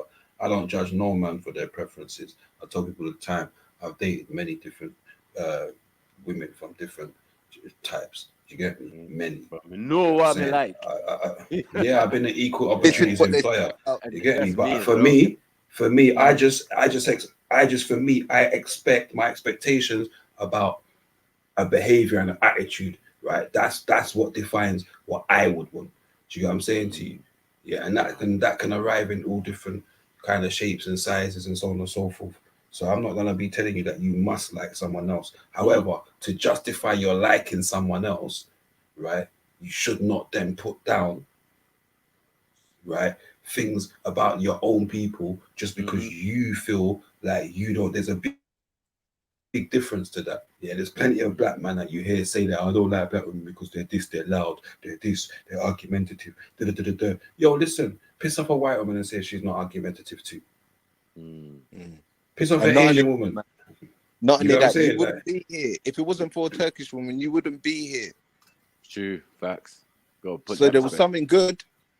So just like everyone needs to, listen, definitely, like sometimes, man, like grown men have to watch what they're saying sometimes, innit? For real. Who are you talking to, Colin? No, we're just in talking in general. In I'm not general. for a Turkish woman, I'd still be here, bro. We all talking about. Oh no! Oh no! I think he was talking about Khan. Yeah, definitely. He must have been because we're not Turkish. I don't know who he was talking about. I don't know about that part. But you know. I agree with what Mo said. At the end of the day, And then he's I making don't out see like the women were easy though. He was like, I don't think, brother. Look, I think a black woman, a white woman, a Chinese woman, yeah, they might have certain different cultural practices and, you know, even maybe slightly different characteristics to them in certain aspects. But I don't think you can say that one behavior is predominantly in one type of, you know, specimen. Like they can all be argumentative, they could all be feisty, they could all run their mouth, they could all get on your nerves, they could all get jealous and start acting like mad bitch. But you know what's interesting? There's a Shifa? difference, You know- though. There's a difference, though, because like what I would say in general, like white women are more passive on the surface. It doesn't mean they're actually passive, but on the surface, black women are more expressive. They let you know what's going on. Do you get what I'm saying? Now, I think it's a bit more detrimental, yeah, because they say bad man move in silence. So imagine a white woman, she moves in silence, but when she gets you, you're done. It's not like you can survive afterwards. You are definitely on the finish scale of whatever you're doing. You get me? You're gonna be that guy outside the cash point begging for money because she's going to ruin your life. No, I'm being deadly serious. I've seen it happen to me. You know what though, Maku? You know what though, Maku? The only thing I say for simple. That's why. The only thing I say to that, Maku, yeah. The only thing I say to that is, I know in certain industries that I've worked, I know bare white men that have always talked about their nagging wives. So I feel like this perception that white women are timid and they're passive, I feel like it's a stereotype, and again, something that's been used to put down black women, to say that this is the difference between white women and black women, when in reality, the white men will tell you something different. Do you get what I'm saying? They'll tell you about indoors and now, oh, if they don't do such and such, they're going to get it in the neck. I've been in certain pubs where men are talking about if my wife phones, tell her I left 5 minutes ago, or do you know what I mean, and things like that. There's a reason for these sayings and these jokes and that. You want to die, bro. Englishmen, no, it's not that. Englishmen. It's true though, Motion. It's not No, like they're not gonna get badded up like how a black woman would bad them up. But I'm saying it's definitely This misconception, I believe, of saying, "Oh, black women are specific a certain way." Yes, we are more expressive as a people. Naturally, that's how we are. We are more expressive. We are more louder. We are more animated. That is true. That is who we are as a people. Does that make us more challenging than anything than say a white lady or an Asian lady or a Turkish it makes lady? it actually easier because we actually see all of their emotions up front and straight away. And usually, when they are, you could say, aggressive and outspoken, yeah, it's usually because they're at their most vulnerable. So sometimes people see a black woman making up noise and and think, "Oh my God, she must be intimidating or something to her man." When it's the opposite. Yeah, she's only shouting and making noise because that's all she can do, right? But she gonna do it early. That's the difference.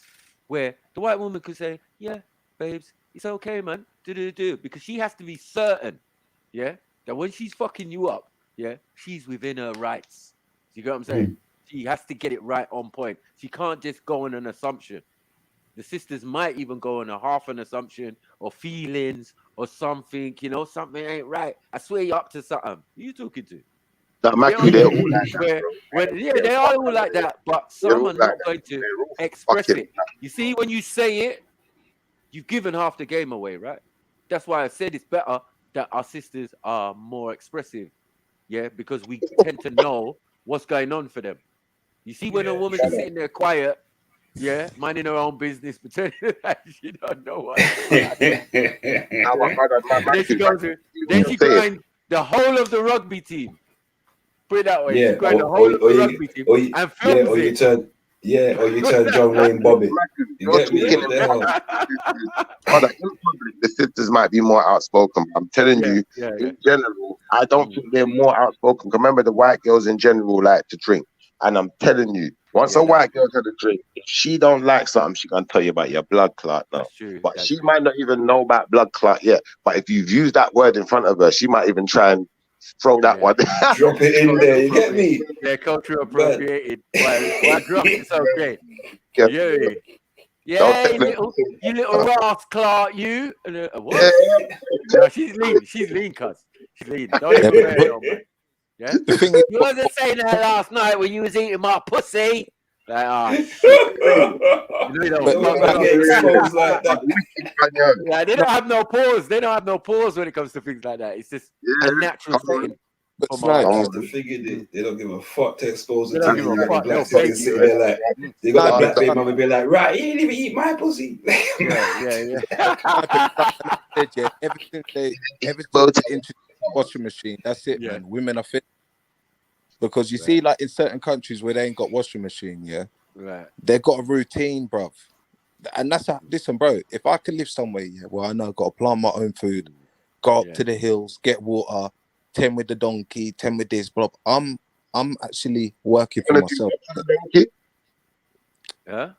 10 the land with the donkey, all them type of stuff there, chickens and all that stuff, and then come back home, bring the produce, give it to the wife. She starts cleaning it up and everything. You do the chicken, you do the meat, you make the fire, you go and get fire. That's living. But then they come here. Though it sounded like you said Timberland. No, let me give you an example. Let me give you an example. Yeah, that's quite clear, right? Then they come here, and they meet microwave, right? Yeah. And they think, that's your dinner, isn't it? And that's what sport. That's it, bro. Yeah, man. That's what sport them. This in the Babylonian lands, man. When women learn about washing machine and a microwave and everything like that, they become lazy. I get you, but I think that's all the way around. I think that's all the way around, and I don't think that's essential in what we're talking about. It's more to do with how they react to things that us as men do. And I've observed, because I've had many different partners, Spanish, this one. Do you get what I'm saying? So I know, and I know the sisters super well. Do you get what I'm saying? And the one thing about the sisters, they'll definitely let you know what they don't like. But this is the thing, though, Maku. There's also like my ex-wife, my ex-wife, she's Ugandan. She wasn't like that. She's not very animated like that. She's not the kind of person that will just hype up or whatever. She was always very quiet, And when the time arrived where she had something to say, it was something to say. You get me? But that was very few and far between. Do you get what I'm saying? So you do. I feel like yes, we are. But I also feel like, again, with everything, there's that mix and match. You get me? You're always going to find them sisters. We're always going to find them sisters that are the exact same way that we're talking about. You get me? Very quiet, very meek. You get me? Like, won't shout and da-da-da-da. You'll also find that amongst us too. You get me? I feel like, and I feel like what's happened is there's perceptions being put on people, and we've categorized people in a certain way, and not realize that actually what we're looking at is what the media have shown us, and social media of recent times of black women. Do you get what I'm saying? And when we think about, even we look deeper into our own families, and when we're having discussions, we're animated and things like that.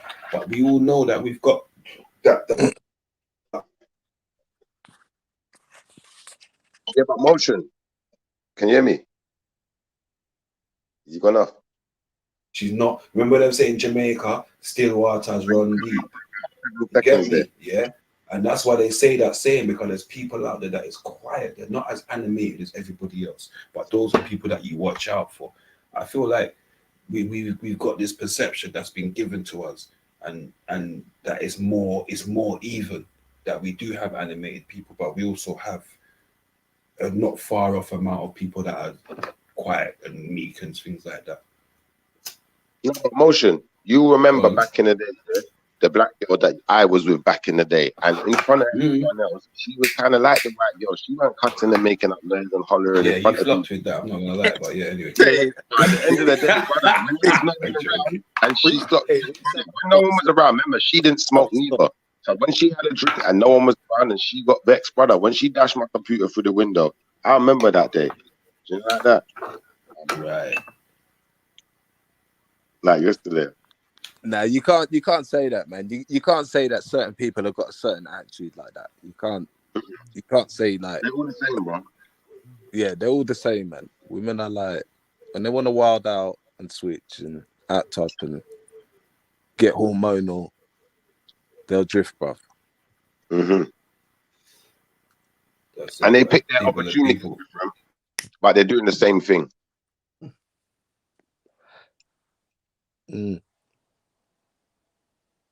That's my opinion. Right?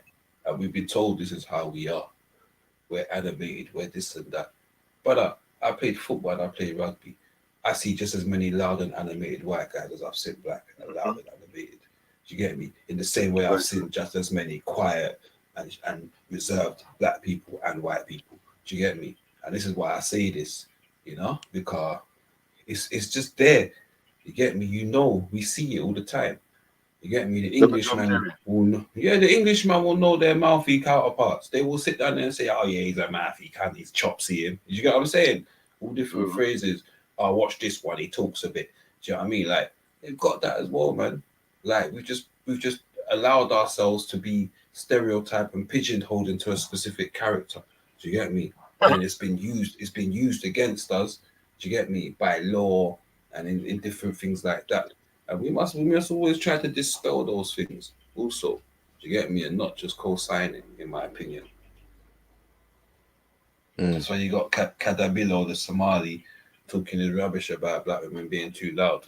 Like, again, go to Wales and see how much women on the streets of Wales fighting and and Manchester, Liverpool, Newcastle and all that. You go and see all those white women that are loud and Bruv, brash. just come online on YouTube, bro. Yeah, go and see the girl. Go and see the girl that lost her African grey. Chanel. She's an African grey. Yeah, go and look for all those people. You get me? You can't tell me about it's just black women, but it's wherever you go, man. You get me? It's wherever you go. Yeah, but what about certain people online with their partners? Even that. Mad, bro. Bro, we'd be having arguments, bro. There'd be divorce. It's a mad thing, man. But yeah, you must always challenge those perceptions, man. Always, in my opinion. Because it's easy to be pigeonholed, man. I ain't letting nobody put me into a box and say this is where your character and this is who you are. Nah, forget that. Yeah, well, that's stereotype, man. Simple as, man. Hey, Somali brother, jump on the panel, man, and say what you gotta say. Yeah, jump on the panel, man, and have a discussion, bro. You get me? Give us your opinion on the black women that you know, because as somebody that lives in an area with a big Somali community, I don't see the Somali sisters to be like that. You get me? So I don't know which black women you're using that term against. I don't know the black women from your community to be like that whatsoever. So yeah, I don't know, man.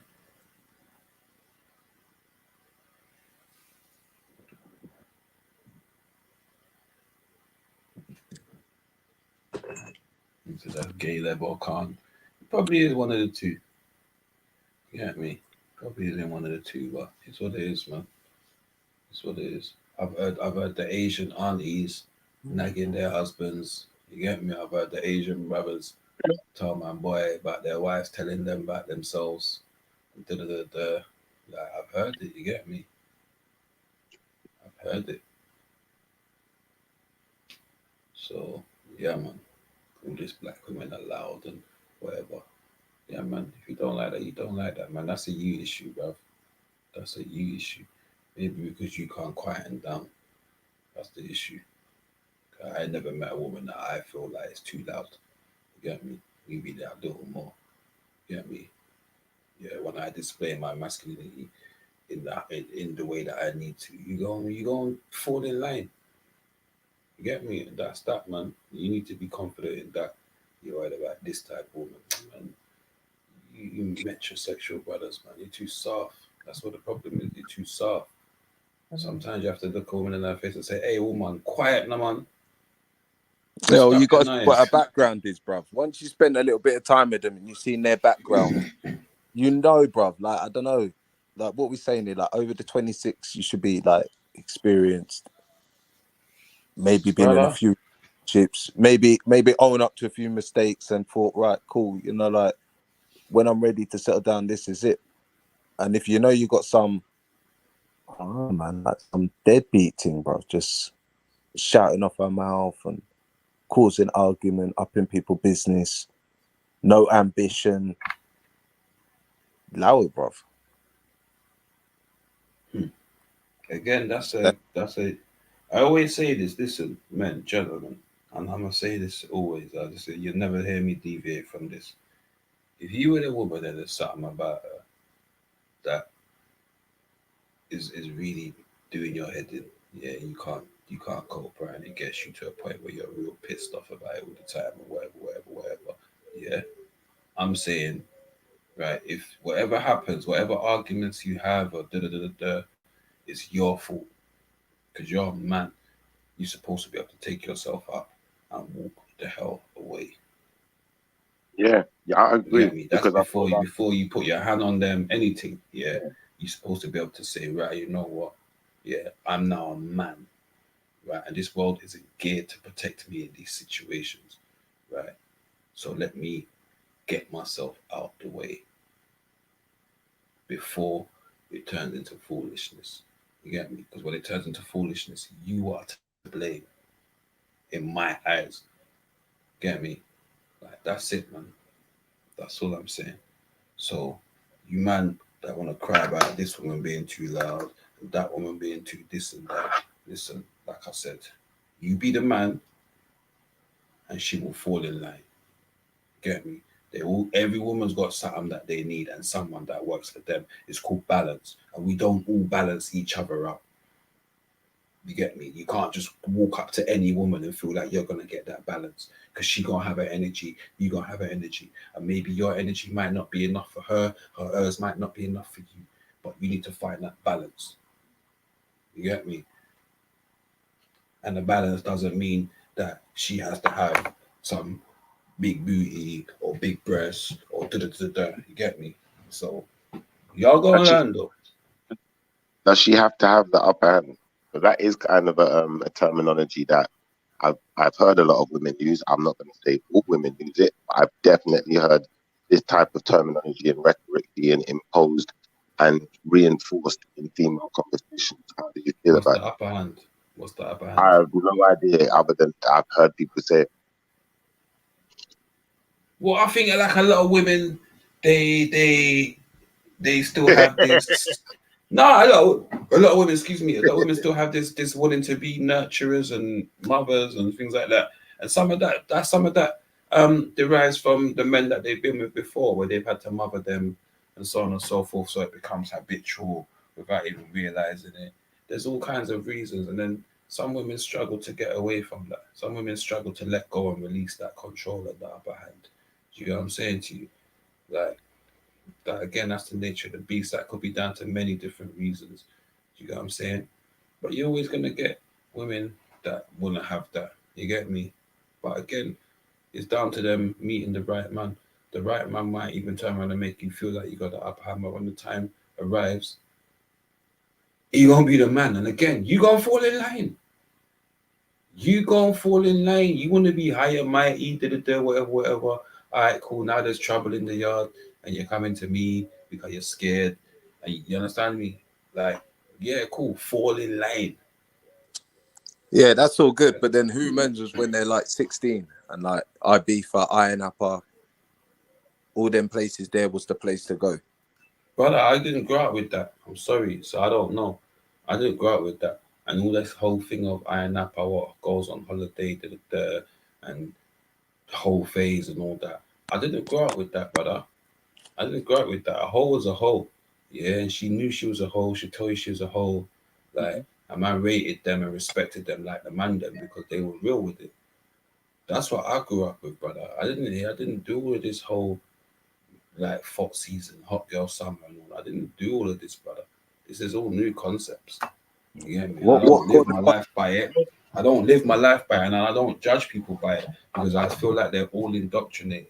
That's it. Yeah, They've all been taught something, so I can't judge them. This is the problem, fam. It's the same thing I'm trying to say to you, where it's like I've sat there and heard women have conversations about having the upper hand. I've sat there and heard these conversations. So it's like, for me to know that mentality exists in the world, you know, I need to know how prevalent that is amongst women and how many of them agree with it. Who disagrees? I need to know these kind of questions. Yeah, but I don't think personally, I don't think it's right. Women have like, let's use a wedding for example. Yeah, I've always said this: a wedding is the woman's day. That's the man's gift to the woman, right? That's her princess. No, let me finish. That's her princess day. Huh? The wedding, like, you know, the generic wedding that we have today, the whole bridesmaid, groom, and that foolishness. That's a women's that day to be a princess. That's what it is. You get me? To me, there's to say that again. That don't make no sense, though. Why don't it make no sense? Do you want to be the princess on your wedding day? No, it's not about princesses on the wedding day. That's not what wedding's about.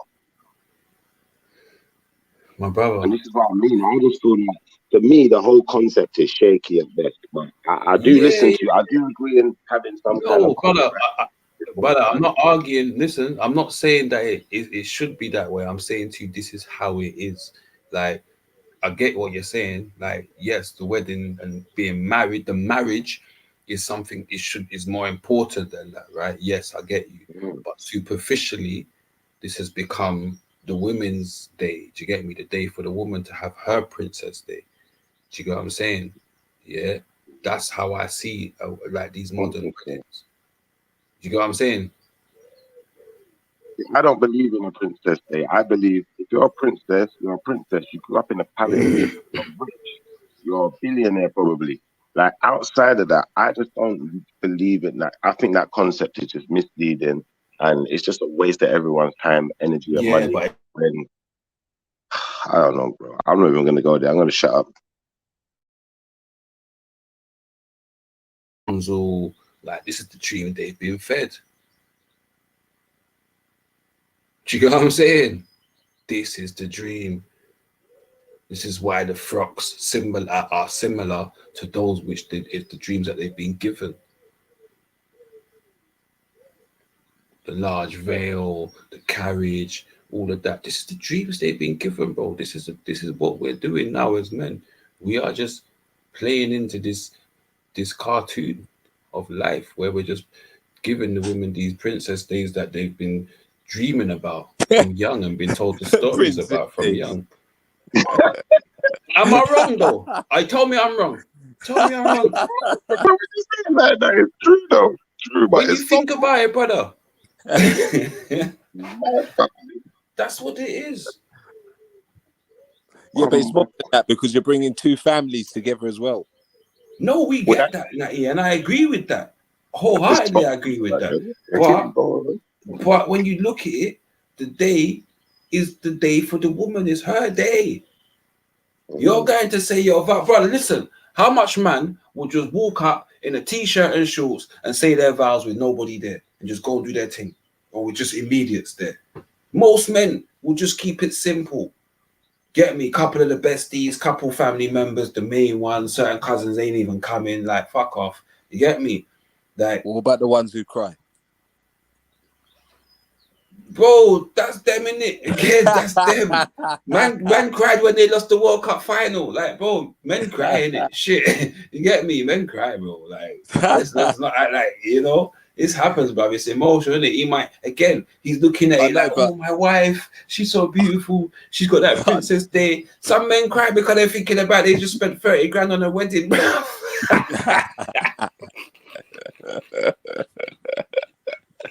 Top dollar spend. Trust me, bro. Man, some of them cry because they got a wedgie and they can't dig it out, bro. I'm sorry. It's how it is, bro. Like, men cry, man. Fuck. Like, shit. Can I read something quickly? Yeah, there's something online about this upper handed. Yeah, it says, in a previous post, I made a point that before getting married, women usually get to have sex and relationships with guys that are out of their league. In other words, women, you know, if they want to bust open their leg, they'll bust it open. Man, that's way above their league. Yeah, they're punching above their weight. Will bust it open for them, innit? But only obviously until they find someone. It says this is due to the fact that men are more motivated by sexual desire and therefore lower their standards until they decide to settle down. That's what this. I'm not saying this is true, by the way. This is just a post. Yeah, it says men have to work to improve the quality of women they can attract, while women need work to maintain the quality of the man they can attract. Need work, did you say, or work? No, it says men have to work to improve the quality of the woman they can attract, while women need to work to maintain the quality of man that they can attract. Anyone agree with that? Yeah, I'd say. So, what was the first part? Read the first part again about women dating. Was it below their standards? It's saying that women, yeah, will punch way above their weight when they're in their dating phase, basically. It says, I made a point before that before getting married, women usually get to have sex and relationships with guys that are out of their league, yeah? And it says, this is due to the fact that men are more motivated by sexual desire and therefore will lower their standards at least until they decide to settle down. Do you agree with that part? I'd say I'd agree in part. Yeah, I'd say like myself. There's did Prince Charles do that when he was with Camilla before he settled down with Diana, and then obviously? Well, no, because he didn't settle down with Diana. This is the thing, right? I don't think you could use that one situation because I don't think anyone you could have put in front of Charles would have made him not want to be with Camilla, right? So, and some people would argue that Diana was an upgrade from Camilla. However, not for Charles, right? But I would say this: there's enough man that would sleep with chicks that they wouldn't necessarily make their girlfriend. And that's what I'm saying. There's that kind of point, kind of standing in the sense of. That's what I said. I agree with it in that sense. I agree with that part of it. Like a man will, for the point of sex, a man will lower his standards. Not all men. Yeah, because when I was reading it, I kind of thought that same thing. That a man will kind of, to an extent, you know, especially if a man's single or whatever, and you know he wants to hit something, innit? Yeah, I remember me and my brothers years ago. We used to have a category, and one of them would be bored Sunday. Like, you know what I'm saying? And that was a category. So certain chicks would get placed in. Like, yeah, bored Sunday. Yeah, why not? You know what I mean? That's a bias. But it is what it is, bro. Like, and I believe that part of that statement is true. In terms of the women punching way above their league, then what do they do when they get into the relationships? Will they get into relationships with those below their league or what? That's the only thing. It didn't explore that part as much as. This is what I honestly think. I think that, you know, life has a way of balancing itself out. So the same way you'll have a man, he might not be the most attractive man, but then he focuses on getting loads of money so that he can manipulate his way into getting a more attractive woman. Whereas, you know, versus the woman who is attractive, but she's still looking at, you know, the logistics of her life and trying to make it best possible life she can have in it. So if she's attractive but ain't got money, then she's looking for a money man. If she's attractive but she got a bit of money, maybe she wants a man that's just got a bit of money. Then now she can kind of, she's just looking at what logistically works for her situation. But then balancing that out with, okay, if I find a man that looks, say that she's got a man that looks really good, but he ain't got money and she ain't really paid like that, it's not working for her. But if she was rich, maybe it would work. Who knows? So I don't know, man. I think it's just a little bit different for women like that. They got to balance the books financially, whereas men aren't looking for financial support. We're not dependent. Right, I'm not gonna lie. There's some man that totally Not even in the food way, but obviously we're going to expect that women are going to be mothers one day. So to some extent, you're not just going to be dependent. You're going to have dependents, other dependents, other than just your woman. Do you feel me?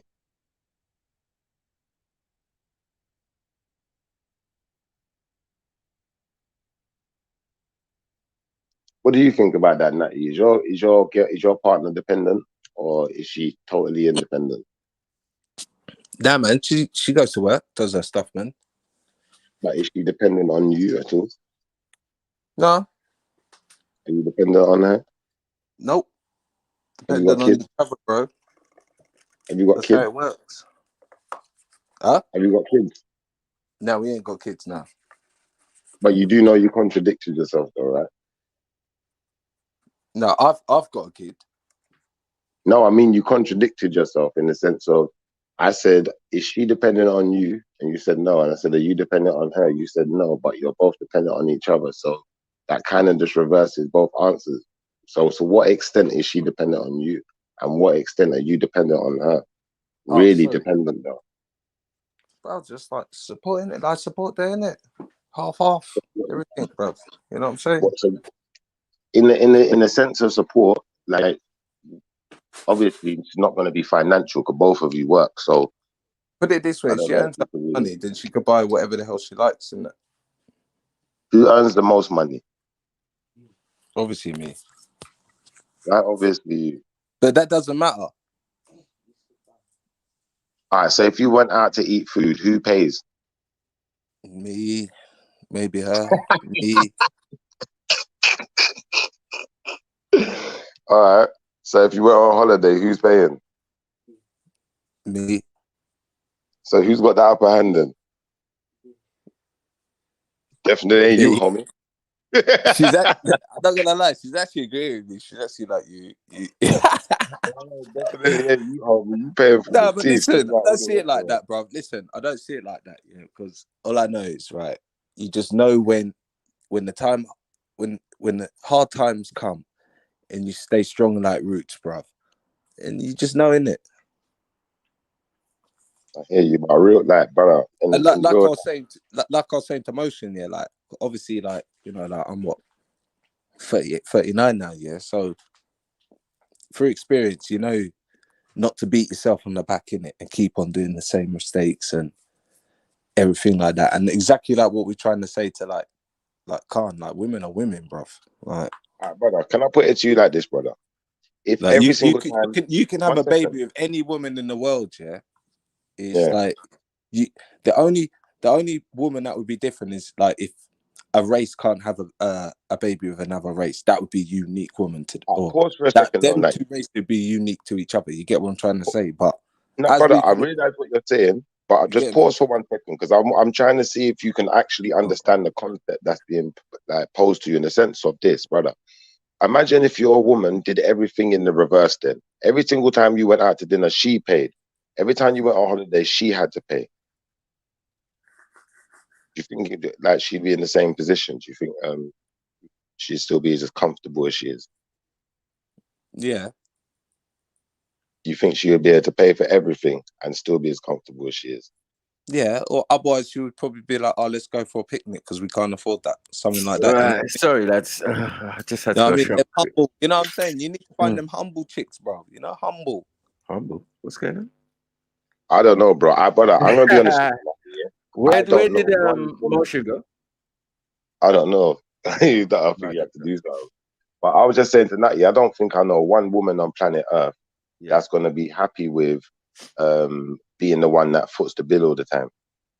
But I they may know be them, out bro. there. Bro, I don't know anybody. bro, They may be out I know them, and they're the relationships, yeah, that I never ever want to get. Listen, yeah, I was seeing one girl, right, and she's British, she was adopted, and Her and her brother, yeah, they're both adopted. Yeah, they were living in Hong Kong. And the mum and dad, they were working for diplomats, yeah? And she had like burkas. What do you call them, man? You know them, Snipes, what do you call them special trained, what the they're burkas, isn't it? You know them special trained, Yeah. you know what I'm talking about, Oh, innit? Gurkhas, yeah. Burkas, yeah. So anyway, right? I Burkas thought, with a G. yeah, I thought smashed it. Like, I'm not gonna lie, yeah. I thought, yeah, money, bruv, right? Okay. She was like, I'll come pick you up. I'll come do this. I'll come do that. I'll come. So now I'm working at Arsenal, yeah. So I'm like, raw. I'm like, this thing's coming to pick me up at 5 o'clock in the morning, you know, bro. Yeah, I'll come grab you 5 o'clock in the morning. Get there, gates So all you open. worked at Arsenal? Did you work at what, the Emirates or Bell Lane? Nah, Bell Lane. Highbury. Okay. Nah, Bell Lane at the training ground, man. Okay, at the training ground. Okay. I got pictures. I'll put that up. I'll put that up as well, man. I got a picture of me at the desk skinning tea in my uniform. But no, because one of my my ex's, her older sister used to work at Arsenal. And then Cena. Yeah. And then one of my friends, Stephen Jones, Asian brother, he worked, did the drink and beverage at both ground. He did there and he did Tottenham as well. So. Well, check this out, yeah. One of the Morfire boys, yeah. I can't remember his name, bruv.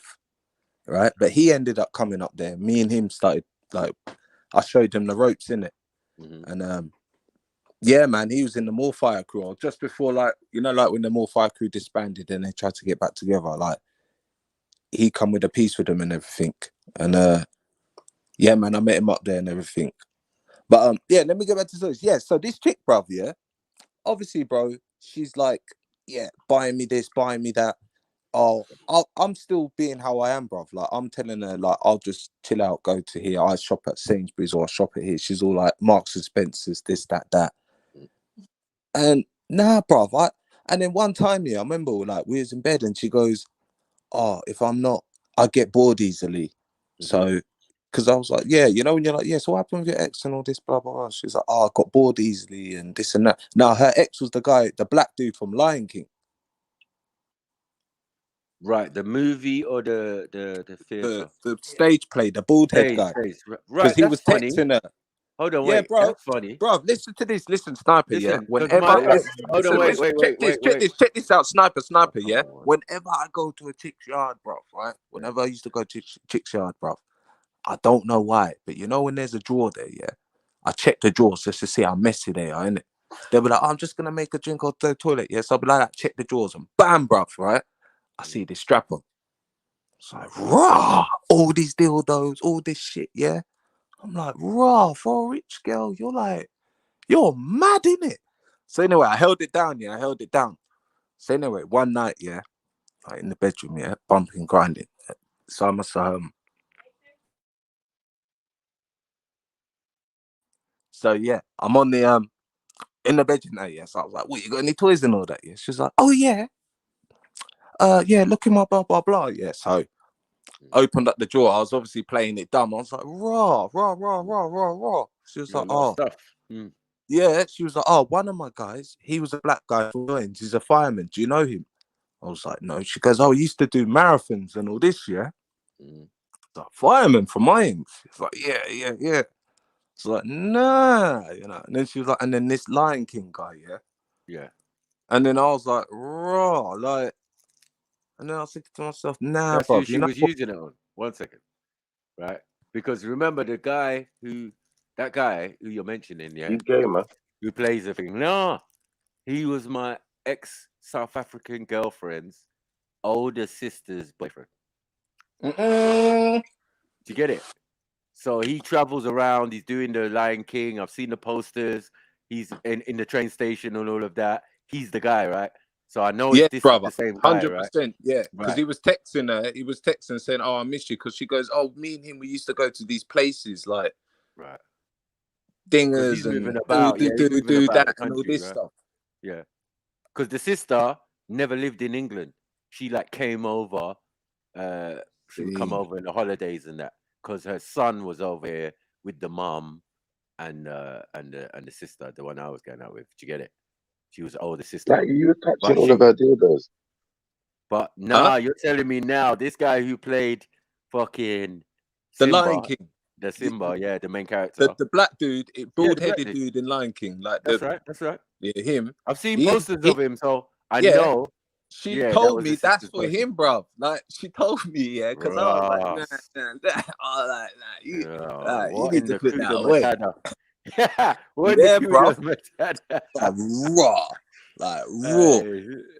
But listen, when she told me, yeah, I'll get bored easy, trust me, Shift, yeah, but that money thing, bruv. Like I'm like, nah, bruv, I've seen guys fall for that trick, bro. And then they end up like little babies. They end up like Baby Boy. Remember the film Baby Boy, bruv? You don't want to Baby end up Boy. like that, bruv. Right. End up like Baby Boy. All right, let's hear what Pierce is saying now. Let's get this down there, then we can play Khan's one. As people. Because actually people who go through the full process of transition, who actually go through what we used to call a sex change, which I don't think you can muck around with original biology, but those who actually go through surgical procedure over a number of years, I've got great respect for that very difficult journey they go on. I have zero respect for people who just wallop their hand up and go, suddenly, I'm a woman, and I want all the rights that a woman has, and I want to compete, say, in sport. I'm a 6'4" athlete, sprinter, swimmer, whatever, who's competed very mediocrely in male sport. Events, And I want to come in and crush women in swimming pools and in sprinting events and break all their records, perhaps irrevocably, just by saying, I'm a woman. I think that is the absurdity you were talking about. My response was to say, well, if it's limitless, why can't I then say whatever I want to say? And you say immediately, as I knew you would, well, that's ridiculous.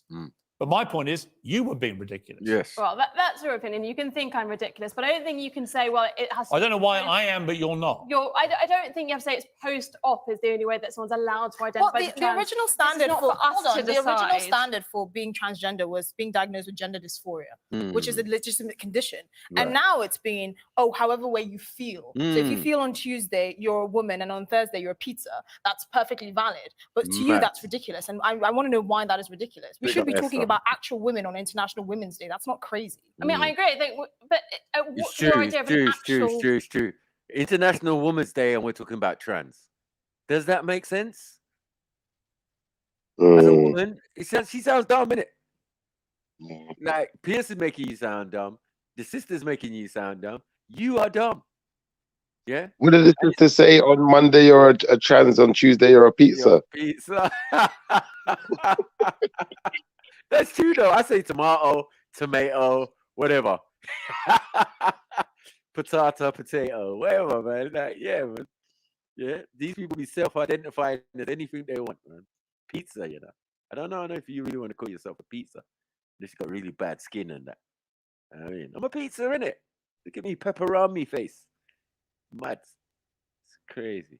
Now she's starting to look dumb and she can't escape it now. Woman. The chromosomes. It's pretty It's an adult female. It's not difficult. The chromosomes are a pretty good indication. I don't think you have to be biologically female to identify. Then as a you are woman. wrong because then. Wow.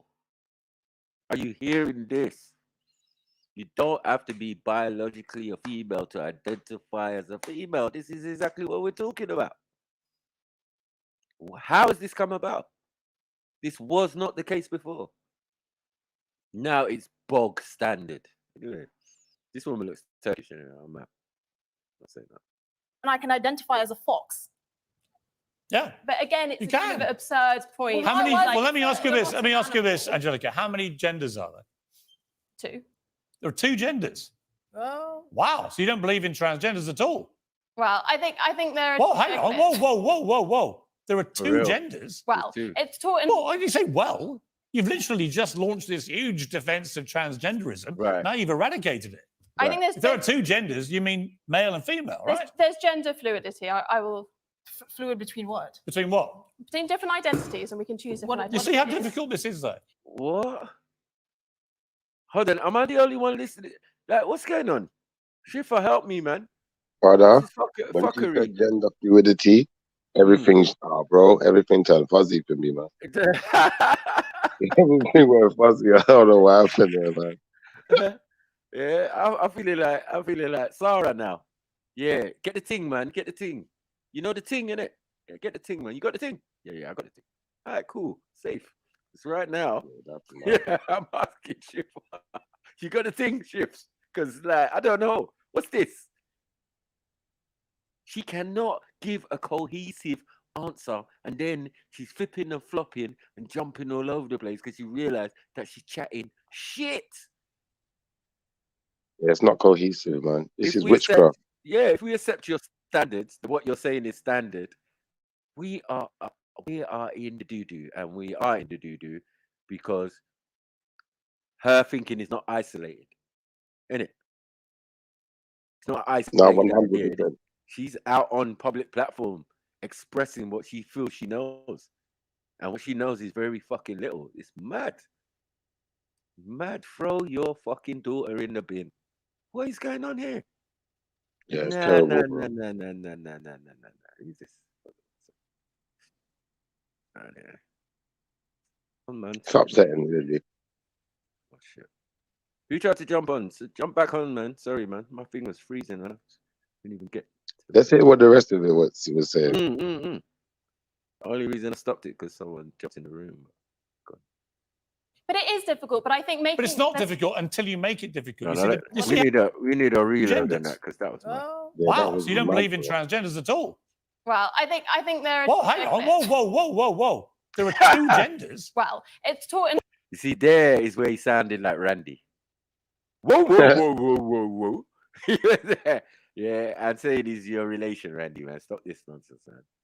Yeah. Randy Morgan and that. You know what I mean? We don't even know. This is fucked. Well, I can say, well, you've literally just launched this huge defense of transgenderism. Now you've eradicated it. I think If there are two genders, you mean male and female, right? There's gender fluidity. I will.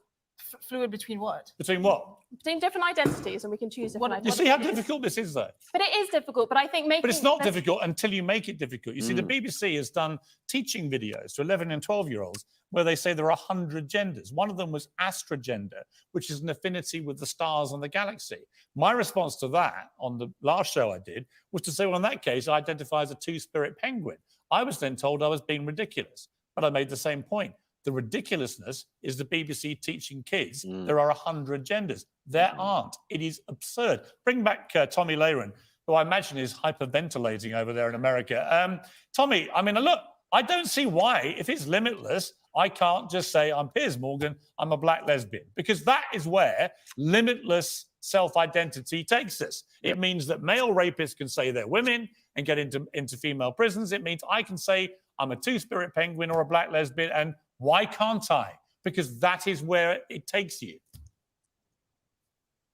Well, it certainly does. And I think you just had the perfect argument there. It's impossible to define and it's impossible to stand up for because it's a mockery of what actual people are. And furthermore, going back to children, when this happens at a young age, when you start trying to convince kids that they don't know what gender they are, or they're born in the wrong body at 2, 3, 4, 5, 6, 7, 8, 9, 10 years old, that's child abuse. All right. Gender affirming care, wherein you only tell somebody they can be whatever they want to be, regardless of their biology at a young age, that is child abuse. It's happening in the UK. It's happening in the US. And this is making room for groomers to groom young people, to confuse the heck out of them, make them not know what they are so that they can take advantage and exploit them. Now, I want to be very clear here. This is not the mainstream LGBTQ movement. There are a lot of conservatives that even support that movement. This is a radical agenda made by groomers, and they don't want you to call them groomers, which is a perfect example of why they are groomers.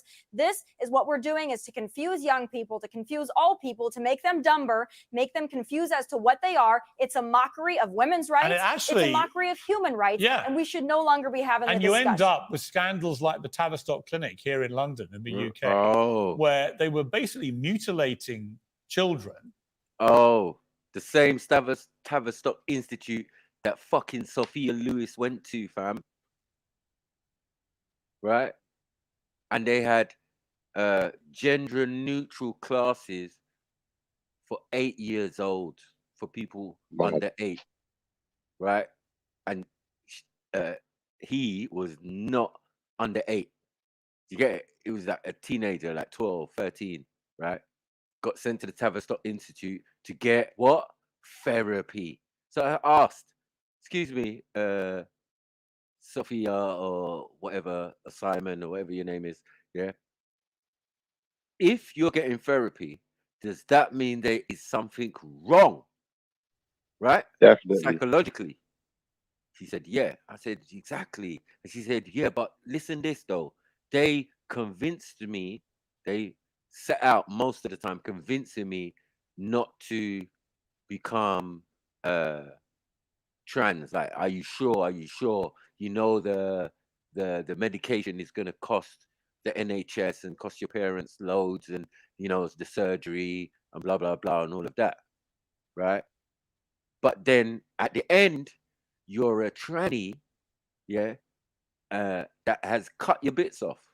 So tell me how those therapy classes were to steer you against it, and that the end result is you've done it. You got bamboozled.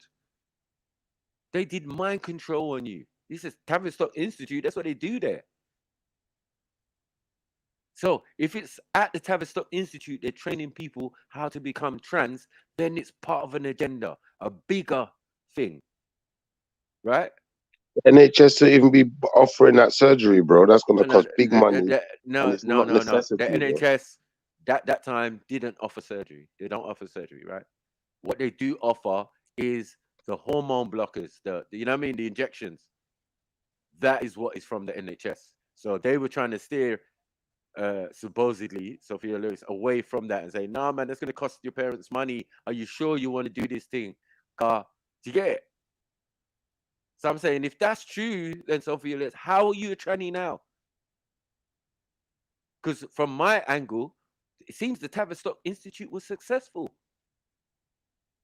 100. Yeah? That you're sitting there and your things is in a jar somewhere. And you can't take it back. Because we know that a majority of these people who have the surgery end up regretting it. So what are we doing here? What the hell is the Tavistock Institute think they're doing, bruv? But they're doing what they've always been doing. They've been changing people's mind from where they were doing it to soldiers and doing it to, you know, high-ranking people and messing up their children and torturing them and making them eat feces and doing all sorts of stuff, opening pockets in their mind so that later on they could control them over one phone call. Or they have handlers. Like, all these things are real, fam.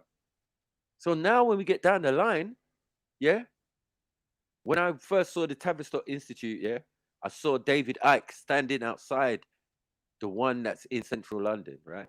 And he was saying, this is the central mind control thing. They do mind control here. Remember Manchurian Candidate? This is what they do here. I said, Ras Clark. You understand? Man was outside the actual thing with the plaque on the wall, Tavistock Institute.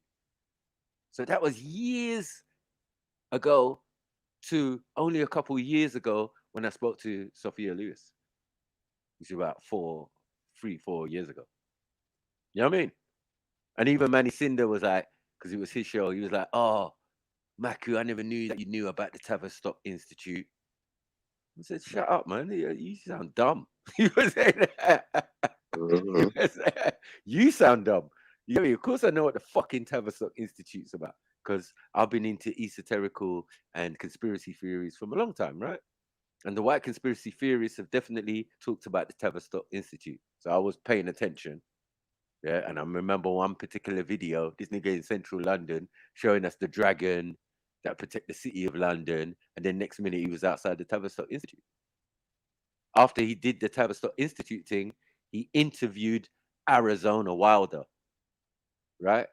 The woman who came out of their thing, who was, her handler was Joseph Mengele, right? From Hitler's camp. This nigga came over to America after the Second World War and was invested in taking young girls and whatever and mind controlling them and doing whatever they were doing. Because she had red hair and all of that. It's like, yeah, bro. Listen, it's fuckery.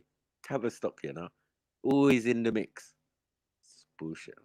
In the UK, where they were basically mutilating children, young, you know, kids, teenagers, mutilating their bodies irrevocably. And then it turned out, after it closed, after a scandalous report came out, 97% of all the patients had other conditions, from autism to depression to other issues, which may have been affecting their ability to think straight about what they want. Thank you. You see what I'm saying, Chef? That's mad. Tavistock Institute is a dangerous place, and now it's been supposedly shut down. So we're talking levels, yeah. Because I remember when it supposedly got shut down. It's one of them got shut down. It's not all of them. This is the joke thing. There's still a Tavistock Institute near me somewhere. I can't remember where it is. Yeah. So like, they're all over the place, fam. These little. Yeah, it's not sounding good. I realize now what it is. You see, the people that own my building, yeah, they've got another building, like a mansion house up the road, right? That they've redesigned and and they're selling luxury apartments, right? Opposite this place called Tavistock Close. Wow. So what does that suggest, right? Because there's loads of places around here called Tavistock, you know, and usually one of them institutes was near it, right? So I'm saying Tavistock Close is opposite this big mansion house that probably would have been one of their centers back in the day. So when they say they've closed down, you get what I'm saying? My people, they specialize in building and properties and all of that, and doing the fixtures and fittings inside and special lights and all of this type of stuff, right? And now I've even heard that they're involved in a scandal or something like that, allegedly. Yeah, I mean, with government officials and getting planning permissions for certain things and all of this. So, interesting. Yeah. So as I said, man, these Tavistock institutes is everywhere, fam. Yeah, because I saw the one in the city. And I know that ain't the one that Sophia Lewis went to. Must have been closer. Or maybe that's the closest one, actually, the one in the city to Wembley and West London. I think it's from West London. I'm not even sure. It's fucked up. Wanted to be. And that was, to me, as a father of 4 kids, utterly horrific. Just horrific. This was going on, and anyone who tried to raise concerns about this, and journalists did, were immediately branded transphobic. And Esther, this comes back to what we see with, you know, people like J.K. Rowling, who's transphobic. Shifa? I must be that. I don't know. Are you that? I don't know. Am I that? What is transphobic? Maybe a little. Maybe a little. Phobia against trans. Say a man got phobia against trans. I ain't got no fucking phobia. You know what I'm saying? Transphobic. You see the nonsense. We live in a country where words can just be made up, fam. And then they'll be immortalized. They're there forever now. And then people be acting like that word has always been there. You understand? Yeah, since the 1800s, they've been using transphobic. Yeah. Like, what are you talking about? But that's like saying I've got a flipping what's the thing called? It's like us saying I've got a Teletubby phobia. They're not real, bro. Yeah. They're not real, fam. So why would I have a phobia of something that don't even exist? They're telling me they exist because they're telling themselves that there's something they're not. But I don't have to believe that. I believe that you could have a Teletubby phobia more realistically than transphobia. Yeah, I suppose because you're seeing them on the TV. You're seeing them on the TV screen and it's scaring you. Yeah, Are you I hear wrong it for like that? that. No. You're not wrong for that. You're not wrong for being afraid of that. Like, what is this? Like girls have phobias of clowns and stuff. You're right. Right. Oh, man have phobias of clowns. Bear people have phobias. Yeah, well, man, yeah, as well. Yeah, you're right. That one's even worse because there was people running around as clowns, jumping out of nowhere and that back in the day. I remember that. But obviously, we're taught that it's not real. Man's in the middle of the road with a knife, bro. Like with a mask on and that real things. People are filming it on their phone, like, oh my God, he's coming towards us. All of this shit. Because people catch on to stupid stuff. And then there was this Mojo Jojo thing. Remember that Mojo Jojo thing? It's kind What's of the mojo twisted, Jojo again? kind of twisted face kind of thing that would just pop up I don't even know what it was, bruv. But it was encouraging people to do weird stuff, and you know what I mean? It was coming like a fad, but it was just after the clown thing. Okay. Yeah. I don't even want to type it in my search engine because like there's a mad thing. No, I get where you're going though, because It was a bit like the with a scream mask. trans, it's just a person, innit, that is Yeah. a bit delusional. So I don't see why I'd really have a phobia unless that person like was scary in some way. Exactly. That's like saying if your schizophrenophobia would be more realistic, isn't it? I got a phobia against people who are a bit schizophrenic. That's Well, more realistic because as someone who's what do you call it? Schizophrenic could attack me or could do something weird and Yeah. do that. I don't think I would have a phobia necessarily. But you see, when we start adding the phobias to anything, some things can actually work and other things is just ridiculous. So some of the things they're saying is actually established, like transphobic, yeah, is ridiculous. But yet Teletubby is more realistic. I believe more in jail phobia, but yeah. We say more in jail phobia. Yeah, jail phobia, man. That sounds better, man. There could be jail phobia. You know what I mean? Can't send me there because I got phobia. Yeah. And then if you want to go further and say the study of, yeah, and if you say geology. Now, geology. No, it's true. And then soon it'll be transology, the study of trans. Yeah, that's mad. Do you get what I'm saying? That's mad. They're gonna hit us with it Like, soon. They're gonna hit us with it soon. They're gonna hit us with all the ologies and the things and the, you get me? Like the phobias and the ologies. That's it. That's what we're doing. That's how we test if your thing's real. Can it be a phobia? I'm gonna change it from history to transstory. Yeah, transstory. Yeah, trans of trans in history. It's like, but they don't have a history. What they motherfucking do now? Yes. It's mad. They'll probably start with cross-dressing and like theater. Remember pantomime was that? Yep. All the women You're in the right, pantomime were men. all of that. Right? Shakespeare things. Yep. Yeah, man, dress up as girl. Fuck's sake. And then we wonder why we got the man kisser out here. This is what I'm trying to say, because yeah, no, that one's stuck as well, and yeah, kudos for that. Yeah, give me your flowers. You came up with that thing, and I've been using it ever since. I ain't gonna lie. I said, man kisser. I remember. I said, oh, is that the man kisser? I said, nah. That one's for life, bro. That's for life. It's for life.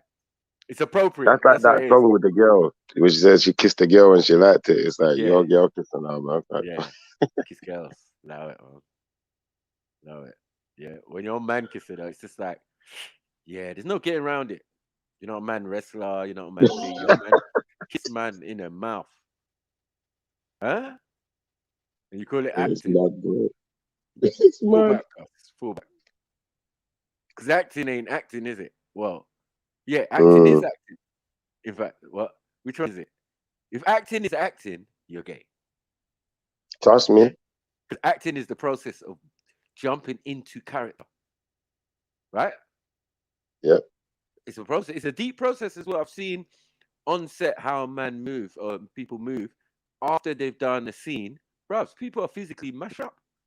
Yeah. Have to take a rest and go to their little, you know what I mean? Thing and chill out and unwind from the character. So I'm saying if you kiss the man on screen and hug the man on screen, bro, you gay at that moment? Yes, you fucking was. Yep. Otherwise, you wouldn't be a good actor. This is it, bro. And you have to make it look believable. Right. You have to invoke the spirit of Battyism. Yeah. See, Battyism now. You see?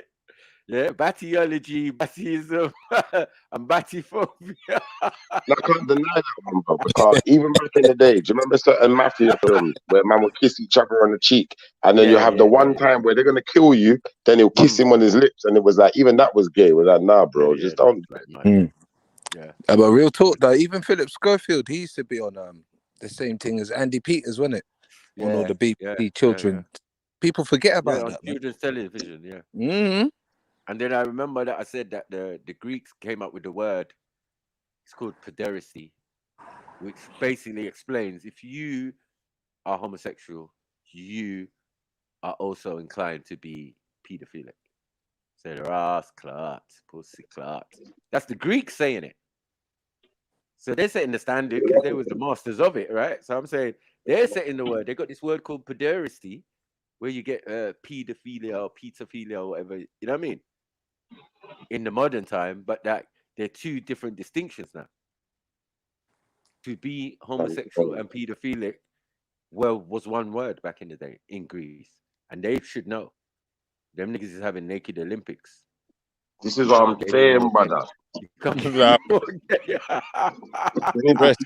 was naked wrestling and that. Naked wrestling, naked 100 meters. Like, you can't make it up. And brother, women had imagine to sneak in there with hoodie to watch the games. Man, so that means man's was standardly watching it. Yeah, just bare men, every sport, naked, discus. No, allow it. brother, they got Harry Potter playing with the Philosopher's Stones, and no one got the pun.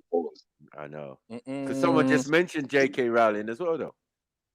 I'm telling you, making some funny stories. No, but they just mentioned J.K. Rowling. So it's funny that you say that because they just mentioned J.K. Rowling, who's the author. That's what I'm trying to say. Weirdo. You get it? Everyone's been saying she's a weirdo, and I'm like, why is she saying she's a weirdo? I don't know. The books are weird, and I know there's occultist shit in it. You know what I mean? Like it's all occult stuff. You know what I mean? Because even the Magic Circle is a Masonic cult, and that is the order of magicians and illusionists and that. You know what I mean? You get into the Magic Circle, and it's peak for you. Do you reckon Disney they're gonna remix it and have out the little she-male? The little the little she mermaid. Yeah. You know what I mean? Like, yeah. The mer lady. Manipulady. What? Manipul mermaid. Nah, I don't even know. Mad brother, that mermaid. mermaid man. Yeah, no, is it a man now? Like you can't say merman because it's just not fair. Merman and mermaid, yeah, was the original distinctions, but now they're obviously gender neutral, aqua neutral. Remember, hold on, this is the biggest violation. Yeah, my childhood was, I might as well say immaculate because now all the heroes and all the characters, even in the comics that I used to buy, are gay. Wolverine is gay. Yeah. This one is gay. Superman is gay. Yeah. Yeah. And should I hit them with the Ace Spoon Coon? Santa Claus is fucking gay. But I know about her. I don't know about her. I ain't sitting on no man's lap. Listen, these are books out. These are books out. Man. Yeah. Listen, these are books out. Santa has a black Santa's partner. done now. No, Santa's done now. Listen, have you noticed? Santa has a black partner. Yeah. Yeah. So I'm just saying, a black male partner. Like they And he wrote gets it. It's already storybooks, his characters and everything. You could Google it now. Yeah. And what will come up will astound you. It's just mad. The world is fucked. Yeah. Santa's grotto. Oh God. Good. Yeah. I'm surprised they didn't. I think they might have gendered off Batman too. Oh, but Mac, have you noticed no more sitting on Santa Claus's lap now? Yeah, none of them stores are doing that anymore. Yeah, but that's because they're trying to eradicate religion from things. They did it in America first, right? So that yeah, but where was Santa Claus in the Bible? Where was Santa Claus in the Bible? No, it's not. No, it's not. I'm saying it's a ritual, right? It's Yeah, a ritual, yeah. right? They've That's added been on going on for so long. right, that Lapland thing, but we've discovered that is a real story based on Nordic, Icelandic. You know what I mean? These places actually exist. It's like where he's supposed to be is a real place. You know what I'm saying? So, and they're saying when we worked it out, it's basically that's where the devil is. Because the devil would be in the place where no one can reach.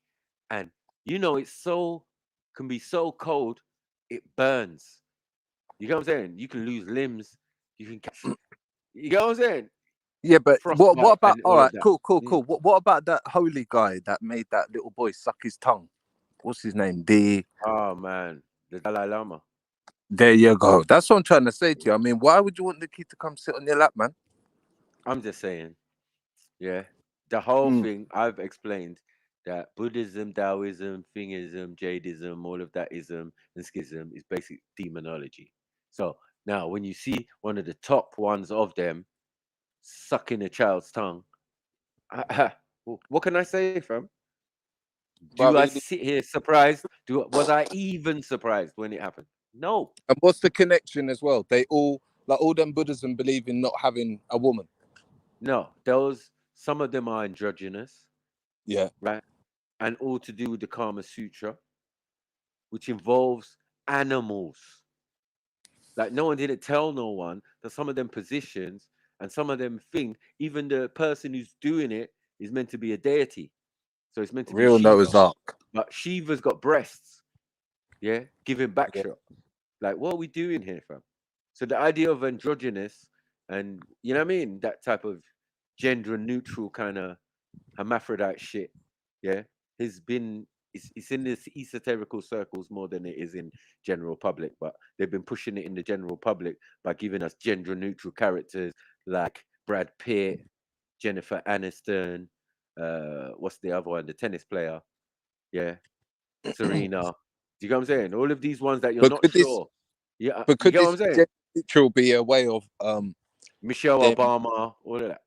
Could this be like a depopulation? Because obviously I looked at a podcast that I kind of agreed with is that no man's saying the more people that transition and do certain things, then the more less babies that will appear. And the more less babies that people are gonna then do you know what I'm trying to say? We're finished, right? Or some people are finished because remember, you even doing that, making that decision that we're not blaming you for, but we can understand now because listen, there's things in the water that turn frogs gay. Do you get what I'm saying? So, like in a normal water, tested on animals, and they're turning gay. There's estrogen in the water, fam. When women go pee and all of that after taking the pill, all of that is in the water still. No matter how they filter it and clean it and da. That's why we don't drink government thing, because that's basically if you drink government water, the tap water, you're effeminizing yourself. It's not like there's testosterone in the water, there's estrogen. Do you get what I'm saying? That's not going to make you more masculine, it's going to make you feminine. You did it to the milk, homogenized milk. What the fuck is that? Homogenetic milk. I'm out. Do you get it? And then they encourage the kids, drink milk, drink milk, drink milk. And now we wonder why pride is so booming, but booming amongst the younger generation. Because they had some of these things, like the homogenized milk, as bog standard, where me and you had fucking red top, you know what I mean? Proper milk back in the day. You know what I mean? Whole milk, pasteurized milk, all the different types of milk. No, fucking homogenetic milk. But then you wasn't making homogenetic cereals and soya and do you get it? Yeah. So those things will make you fruity, fam. So it's not just, oh, I'm making a decision. You think you're making a decision, but something and everything you're eating, rubbing on your body and skin and all of that is making you do that. Do you get it? So I have great sympathy for those people, but I do understand. You think you made a decision that was yours, but it wasn't yours. Hello? But do you think like even if you look at like a country like Iran, where they've got the hijab movement, yeah, where obviously they expect women to wear hijabs, right? And it's been like that for a while, yeah. But don't you think that then they can then call upon this feminism movement to then help the women, like help a coup, in Iran to then basically, kick off about it? They could kick off, but they're gonna die. But then the same morals that they're backing up the Because French when the French want to ban wearing the burqa. Yeah. It's mad, isn't it? It's a mad thing. But it's just nonsense, because if you go to Iran and what Banksy won't tell, or Banksy will tell you, Banksy will say, yeah, I know Iran is messed up, effed up. Do you get what I'm saying? So there's no argument there. I just, like, when he starts to talk about England and things that are going on in England, it's fine that you came and you stayed here and you're becoming one of us. But you've taken some of the rhetoric and the foolishness that they've been putting out there. Yeah, the fact that you can come here and decide to take a party while your country has all sorts of crimes against the UN, and everybody is talking about what's going on in Iran, but you can't find out what's going in Iran because no foreign cameras are allowed in there. Are you dumb? You get So what I'm saying? do you think that's what do you think that's what the mystery Babylon was before? Is that like in the days of Egypt, when they suppressed people from doing their beliefs, the people would then turn against the powers that control them, right? So obviously No, they had many different slaves. One I second. feel those So societies was around, but it one wasn't second. So Egypt. then It was then you have somewhere like the Vatican, where they'll conquer a place, tell you that you can practice your religion, identify the religion, but then when you're up against that religion, you're up against other people's faiths as well because of the colonial system. No, I feel that if anything, religion saved them, right? And they're honest enough to say, look, we took on Judaism, Christianity, all of these things, because prior, you're pagan, their pagan, we're not pagans, right? Their pagan beliefs and thing was exactly what we're talking about.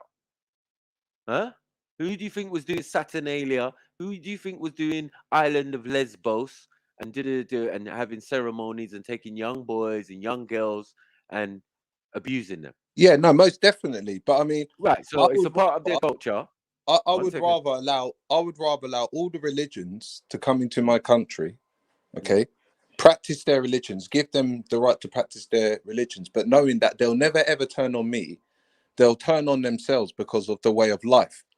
So, for instance, a Christian might not like how the way a Jewish person's doing something. A Jewish person might not like something the way a Muslim person's doing something, right? That takes their off me, because at the end of the day, this is my land, yeah, and I'm in control. So while you guys are fighting against each other, I can maneuver and go with the wave and show my support on the winning side, or show my support on the losing side when that particular movement's getting too big. I feel it's never played out that way. So it's a good hypothetical, but I said it's never played out that way. The one withstanding thing that has withstood the test of time, yeah, is religion, right? Religion gives you structure and the thing, and they all agree on the same thing. Yeah, this thing that we're talking about, LGBTQ and all of that, is an abomination. Is a but it's cardinal treated sin. like a religion. Well, it's a cardinal sin. Do you get it? But it is a religion. Oh, of course, that LGBT is part of the Hellenistic and Satanic and Pan and Baphomet and God of Mendes shit that they were into prior to taking on religion. So you've got to understand, it's still there. That's what they're going to do in secret schools now. That's what they're going to do in private, out of the public eye. Yeah. The problem is the public now is doing what they've been doing in private for a long time, right? That's why they call it fetishes. That's why a man can dress up in a nappy and get fed by a nanny. Yeah, because like I'm saying, You know you're what I'm saying? practicing one belief, I'm practicing another belief. Other people are doing certain different things, right? And it's going to clash. one way or the other. I don't think. What? Yeah, but one way or the other. But there is someone in control who's literally like I was saying, like if you're the leader of the country and everything like that, and you're allowing people to do this, allowing people to do that, they're not fighting me, they're fighting you, and I'm just making money. As long as you guys don't all come together and go, hold on a minute, are we all fighting each other for? Like, who allows this? Whose mess is this? Like, surely, if we want to eradicate it, then we need this guy to say once and for all what we can have and what we can't have. Do you know what I mean? Rather than having an ongoing battle. I feel there's no ongoing battle. I don't think there's a battle of religion. I don't think that's an issue. Yeah, Racism? I just definitely feel it gives everybody a form of balance and structure and supposed morality. But what you have to understand, even with that, their natural disposition is savage and barbaric, right? So you've taken people from savage and barbaric, and they've chosen to take on an Abrahamic religion or whatever, right? Yeah, and they've changed it to their own way, their own devices, and it's not their stories. They took it on. They tell you that they took it on, so it's not originally yours, right? Because when we go back to what you was originally doing, then we get into all of this shit that we're talking Okay, about. but in a religious country like Iran, they won't allow you to be gay. They'd rather you transition, and then they'll accept it. Yeah, but that's the weirdness, because again, you don't even have to do that to be accepted in certain things. Remember, some men are sexually repressed because of religion, right? And that only way to thing themselves is to sleep with these he, she's, and all of that. They do that. Yeah, whether it's Iran, whether it's Saudi, whether it's thing. I've been cussing these men about that for time. Yeah, do Dubai, all of that. Like, bruv, those men are on something different. They want man, Turkish, all of these men. Yeah, I got my Turkish brethren. I went to his business one time after hours. Me and my brethren we're sitting down in this room. Yeah, there's a big TV in front of us, right? And there's like a video or DVD player at the bottom, right? And there's a sleeve on there, right? So my brethren's gone to me, yeah, Mike, don't you want to watch a DVD? I says, what? I said, what are you talking about? And he's like looking at the case that's on the top of the thing. So I've picked it up. Yeah. I've seen he, she's. You get me? Chicks with dicks, right? Facts. Yeah. Yeah. I was like, oh my fucking God. What is this? Yeah. I put it back down. My man came back in the room. Me and my brethren was looking at each other, sniggering and laughing to ourselves, our Turkish brethren. And we didn't say nothing to him. It was just like, bruv. Yeah. Anyway, we're out. Yeah, we got to go, man. We'll catch you tomorrow or something. But when we left, bruv, we was cussing the hell. Did you see that video, blood? He, she, yeah? Is that what the man is on? So I've seen it. Do you get it? With certain groups of man, and I know that in their countries, yes, these people are allowed to dress up, wear hijabs, and do whatever. They're in private. They go to private places and meet up with these men and drink and do all the stuff they're not supposed to do, according to the religion. So a lot of people who are supposedly other than Saudi, they're not really living in a Muslim country, like a Muslim-led country. A lot of Muslim countries are still capitalist based. You know what I mean? Yeah, so do you think like like if you're like a superstar, yeah, and you've been everywhere in the world, you drank every single drink, you've done every single drug, you've done every sex position. Do you think this is what happens to people of power, that they seek to go more than that? Do you know what I mean? To experience something They else. always said yes, but it's their thing that they used to do in private and have that process and say that listen to homosexuality was like the top act amongst certain groups of Freemasons, right? So it was Yeah. amongst the Freemasons, not amongst the commoners. Now look what's out here. Everybody's doing whatever now. This, according to them, and according to their top scholars, these Greek philosophers and all of that, is the end of a society because of what you said. Yeah. There's no production in this. There's no, you get me? There's no forward thinking the future. This is selfish. It's like committing suicide. It's selfish. Do you get what I'm saying? Yeah. You're depriving other people. They didn't want you to go and do, and you got responsibilities and do, but you so selfish. You decided to take your own life and do. It's very sad, but it's just fucked up. Yeah. So I'm saying, yeah, the agenda. look at the words, agenda. Because now, how many genders are there? Man saying 100, fam, 100. And not only that, I mean, Maku, looking at that. I thought there was only 3. Yeah, I mean, there was only 3 looking at that original Baphomet, genders, right? that Baphomet thing with the horns and the breasts and half a man and one up and down, and even then in the Vatican they got one with 2 children near it there and everything like that. It's like Walt Disney, bro. It's like when Walt Disney met that the guy who made the nuclear bomb. Yeah, he goes, but he told him straight up and down, like, my Disney empire will be more dangerous than yours. And it's true, because this is what infects the youths. Well, I feel. Look at it this way. What's the opposite to a sheep? A goat, right? It's the opposite, because one has an afro, the other has a mange, a little goatee. You know what I mean? Straight head, beard, and that. The other one's just got an afro. Now there ain't no other animals, and there ain't no other things. You know what I mean? So they're representations. One second.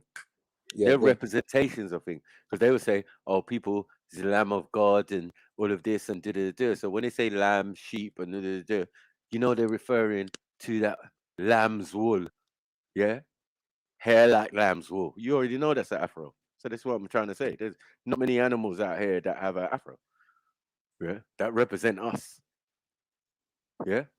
And then the other one has a mange and straight hair like most animals on the planet. And that represents another set of people. Do you get it? So there's energies and concepts within these things. Those things are not actually real. They're concepts that they're trying to. Do you get it? Like a totem pole, but a fucked up one. Because these people had no concept. They're just jumbling shit together and worshipping it. Where you can see on our side, we never did that. We ain't got one image of the creator of the whole fucking universe. Not one in the whole of Africa. Can you imagine? No. We don't do that. We personify what was personified by the creator. And I mean, not only that, like the ancestors were great people. I mean, right. That's what you say. Ancestors. Thank you. Yeah. That's what we're personifying. Someone that looks like you. Yeah. That makes more sense. Worship, if you're going to do anything, worship self and kind. All right, cool. Yeah. If that's what we're doing. But we weren't doing that, but that's what has been said. Yeah. We was worshipping certain man. But this man's a king, though. And he built this statue. I'm sure he did build it to then be worshipped. I think he built it more in the show of his glory and power. To get it? And his status. You know what I mean? And then us will go around and we'll see it and respect it and say, yo, my mom was a bad man, you know. Look at the statue of Natty. Natty too bad. Do you get what I'm saying? Yeah, here stands Natty too bad. A cool guy. He's cool. You get me? Yeah. So it's just like, that's how we did things. You know what I mean? So it's ancestral veneration, not ancestral worship. The only reason why it seems to be a problem because we use the term God to refer to ourselves. Yeah. And then we had another word for the creator of the heavens and the earth. The Most High sounds best, right? Yeah. Whether it's translated in whatever language, Most High. That's it. You can't get higher than that. Everything else is beneath it. So that's why I had a series, I think I did, Who and What is God? You understand? Well, I broke it down that we are that. According to the Bible, according to certain things, according to ancient texts, all of that. God is a lesser thing than the creator of the heavens and earth. You know what I'm saying? The source or the you know what I mean? The beginning of everything. Yeah, even when they don't give us credit for the pyramids, they want to blame it on like aliens and stuff like that, and it's just like, come on, man. Well, you might just be alien. I mean, nothing else resembles what you got. How does that make sense? You, the foreigner, it seems. Yeah. Where everything else has got straight hair and got a mange and got a thing, even the lions and everything, monkeys, everyone got fucking straight hair. You, the only one whose hair curls towards the sun. What the hell's going on here? I thought it was gravity. Huh? What goes up must come down, even hair. That's why some people's hair flanks like the way it does. Did you get it? Straight hair and that. It's going down. It's like, yeah, bro, gravity, isn't it? It's not going to spike up and stand up in the air like ours. Do you get it? Because ours is a curl, is a Fibonacci sequence. You know what I'm saying? Curl like the number 9. So in the book of Enoch, when he describes Moses as having woolly hair and skin like the ray of the sun and basically like an albino, do you not think that could be possible? No. Do you not think that might not have been a miracle? Like, because No, I Noah mean, wasn't no albino. Noah was a black man. Every prophet. Yeah, but that's still black. No, wait. That's still Every black. prophet. No, I'm just saying there was albino characters. Now, one of his sons was albino, and that seems to come about as the father, Noah, cursing the son's son. Yeah, so you're like, curse be Canaan, or curse the seed of Ham. Do you get what I'm saying? So Ham getting cursed, but he's like cursing his future, one of his future generations, with the curse of albinism, because they're all melanated. These are black people we're talking about. Do you get what I'm saying? Everybody religiously will tell you, yeah, Adam was a black man, and Abraham was a black man, and this one was a black man, and turns out even your last one, for some of you, Jesus was a black man. Muhammad was definitely a black man. Like, what are we doing here? This is what I'm saying. Like, when I talk to these people and had these conversations in a park, it's just like, bruvs, am I lying? No. Then what are we doing here? How you going to tell me about my fucking ancestors? Doesn't make sense. My uncle Jesus, my cousin, you know what I mean? These are could be actual relatives to me, because those people being spoken about in the book can only be Africans. It's taken, the whole situation is taken within the confines of Africa. Yeah, I mean, the old maps, there's an old map that they had back in the days, and it showed where Ghana is, that it had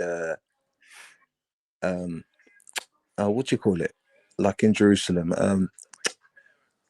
What's it got? It's got the same name as as a place in Jerusalem. I forgot the name. Judah. Yeah. Judah, right? Now there's a story about an exodus from Egypt back into Ghana. And I told you about that giant, innit? Yeah, he was a giant and everything like that, and then he led them, and then obviously like the golden stool. Yes. Now everyone keeps on forgetting about that. I mean, like, they It's never not got it. forgetting. As I said, it's just part of the story. Yeah, the But it sword could in be the stone. it could be rewritten though, innit? It could be like, Well, it's your King Arthur story. Put it that way, for example. Right?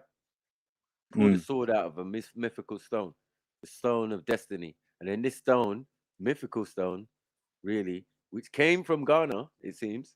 Yeah, is supposedly they got a fake one under the queen's or the king's chair during the coronation. They call it the stone of destiny. Go look it up, man. It's a fuckery. Yeah. So that's what I'm saying. They took our stories and they just adapted it to thing. That's why I said when they first came to meet us in West Africa, yeah, or they call it Guinea, yeah.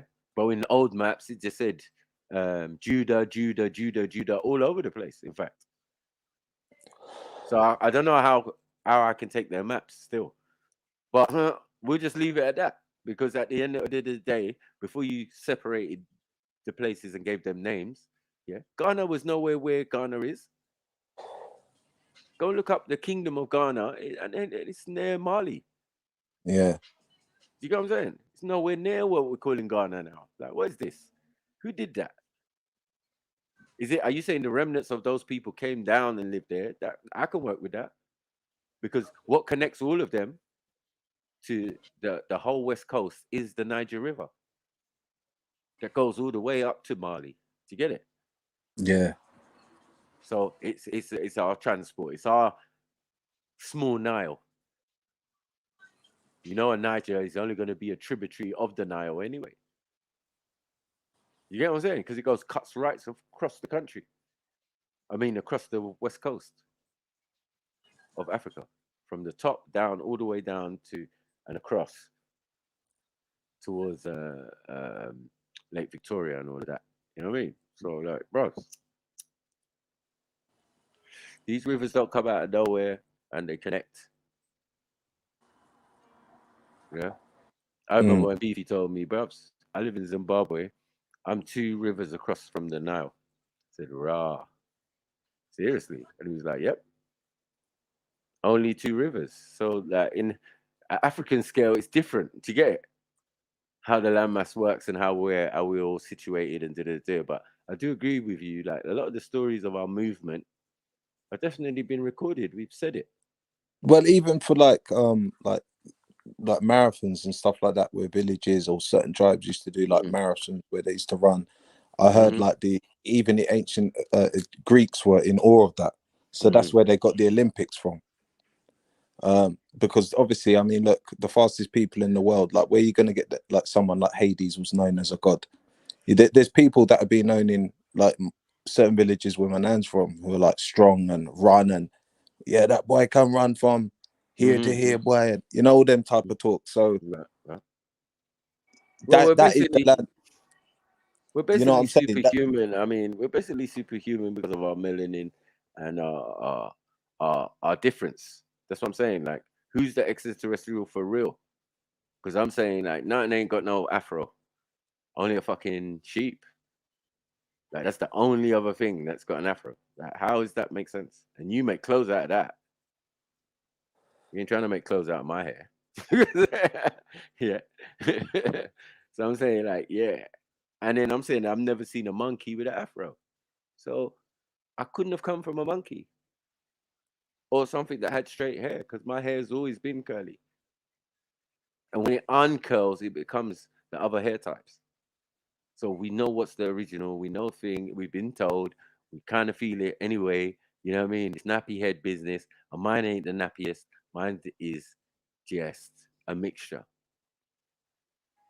You know what I'm saying? Where it's like wavy, it's afro. It would seem like afro compared to a lot of people's, but nah, bruv. You want to see real afro, you need to go to Africa. And go to them little Khoisan and see them little pepper grains and some of my South African brothers, bruv. I can't even just about fade it, bro. It's so pepper grainable. You know what I'm saying? Yeah, I had a friend from Ghana who was like that. He's light skinned and his hair was soft. Proper Jiria. I've seen Jiria. I know what Jiria is. You know what I mean? It's dry and tough. You get me? Mine could be hot combed and that. You know what I mean? And I said that obviously having Jericho back in the day changed my hair type, I think, a little bit. You get what I'm saying? It wasn't as like when I was young and it was tough. And I had big hair because my mom would just comb it out with a hot comb. Yeah, I don't know what's happening there for you.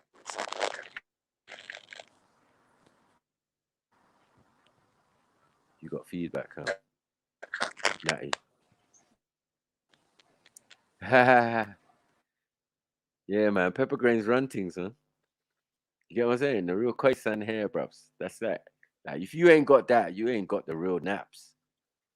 Yeah? You ain't got the real naps, have you? Everyone has got like a version of it, like a softer, more fluffier version. Yeah. One thing they tell me, your hair is soft. That is mad. Yeah. That is crazy when people talk and it's like they never touched your hair before and they touch it and they say, oh, your hair is actually soft and it's nice, isn't it? It's like, yeah. I don't know what you was thinking, man. Like some tough head youths and that. We're just walking around tough head, wearing caps and shit because our head's tough. Doesn't make sense. I put water in it. It could be. If I put butter in it, I don't know.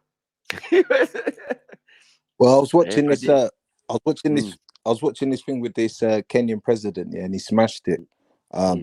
Because listen, bro, like when he said this, yeah, I was like, damn, bro, like for years and years, you can see the exploitation. So he said to this meeting with other leaders, he said, for years we've been mining ore in our land, and we've been distributing it to other countries to then make it into steel and iron and manufacture it to then sell it back to us. Yeah. So he said, now that's going to stop. That has to stop. And then they're all talking about like China, and they're all talking about Russia and all these other countries. Like people are forgetting, like even before like the war and stuff, like China was getting exploited by the West and exploiting their people. Yeah, and only their people. Their people were in factories. Yeah, working. You know what I'm saying? Yeah, that's Sniper, true. right? True. Yeah. But so what Workforce they're basically workforce and all that. Yeah. So what he's saying to the West is, we see what you're trying to do, globalists. You're trying to mix people around so that there is no nationalism anymore. Sorry, Okay. who's saying this? China. So he's saying to the West. So he goes, if you look at Russia, yeah. Are you saying China or North Korea? Who are you talking about? China? No, I'm talking about the West. Okay. But I'm talking about China, even North Korea. Yeah. Right? No, but even them. Okay, look at China and North Korea. What's their ideology? Their What's their people. ideology based on? Their people. No. It's based on the structure. Yeah, and it's based on their people. It's communism. Because that structure leads all the way to the top. It leads to one person that counts for many people. Whereas in England, this structure works on the back of other people. This is what they're trying to say. He goes, you want us to flood our country with other people, yeah, to take away morals, to then have rights, to then have problems, to then make people into absolute slaves and kind of all kind of silliness to then control the narrative, yeah, and then exploit. That's what they're basically trying to say. So one who specializes in it is talking about another one who also specializes in it and saying what again? Because the exposure is not an exposure. Yeah, actually, what is, isn't it? Is how's this country run? Now, North Korea and thing, they deal with communism. Yeah, it's a communist regime. Yeah. They do, communist Russia, communist this one, communist Cuba. You get me? Thank you. Because that system, works differently. Everybody gets the same amount of money. Everybody They've been doing that for time, fam. And no one's really complained because where did it come from? Came from the Russians. Yeah? Came from the Bolsheviks and them. Yeah? These was one that practiced the Marxists, Lenin, all of them, Trotsky, all of these men, yeah, these men who caused revolution on their own country, right, got rid of their monarchy, yeah. You can't put no stain on England because England has its monarchy intact, and has the system that they have of government, exactly. and you get what I'm saying? Like, and I'm not saying that. All I know is I don't know the globalists. Yeah, our one is a mix. Aren't about living in one country, right? They're not about we live here because you're a target, yeah. Because then you have to fight that one spot. But if you are all over the world, yeah, with I don't know, through TV, through media, through blah blah blah, etc., and you're controlling the narrative, and you've got a puppet man sitting up on the throne there telling people what to do, blah blah blah. You're good because what's happening in your backyard is happening in another backyard, yeah. But now, if you've got somewhere like I was saying, yeah, where they'll say like, there's not many foreigners in China, blah blah blah, and I'll say that's because they don't rely on foreigners. Now, if you look at other countries where they're like, come in, all these foreigners are the ones that are backing up that country. And now when you look at their other countries where they're living, their countries should be really getting backed up because the Chinese man will copy and paste. He'll take and then go back to China and make China great. Take that information, go back there, make it great. That's what's always been on their mind. What's great about China? Let's start there. Because what's happened for China in the last couple of years is that they struck oil, so they don't need to outsource when they're doing their industry and all of that, because you know they're really good at that, right? And I'll tell you making what's happened to China No, is listen, that listen. yeah, go on. Remember, because the main hub is what? Hong Kong, right? Hong Kong Yeah. for trade and everything, and that's where you do your shit and all sorts and everything coming in and out and is Hong Kong, right? And who does it belong to?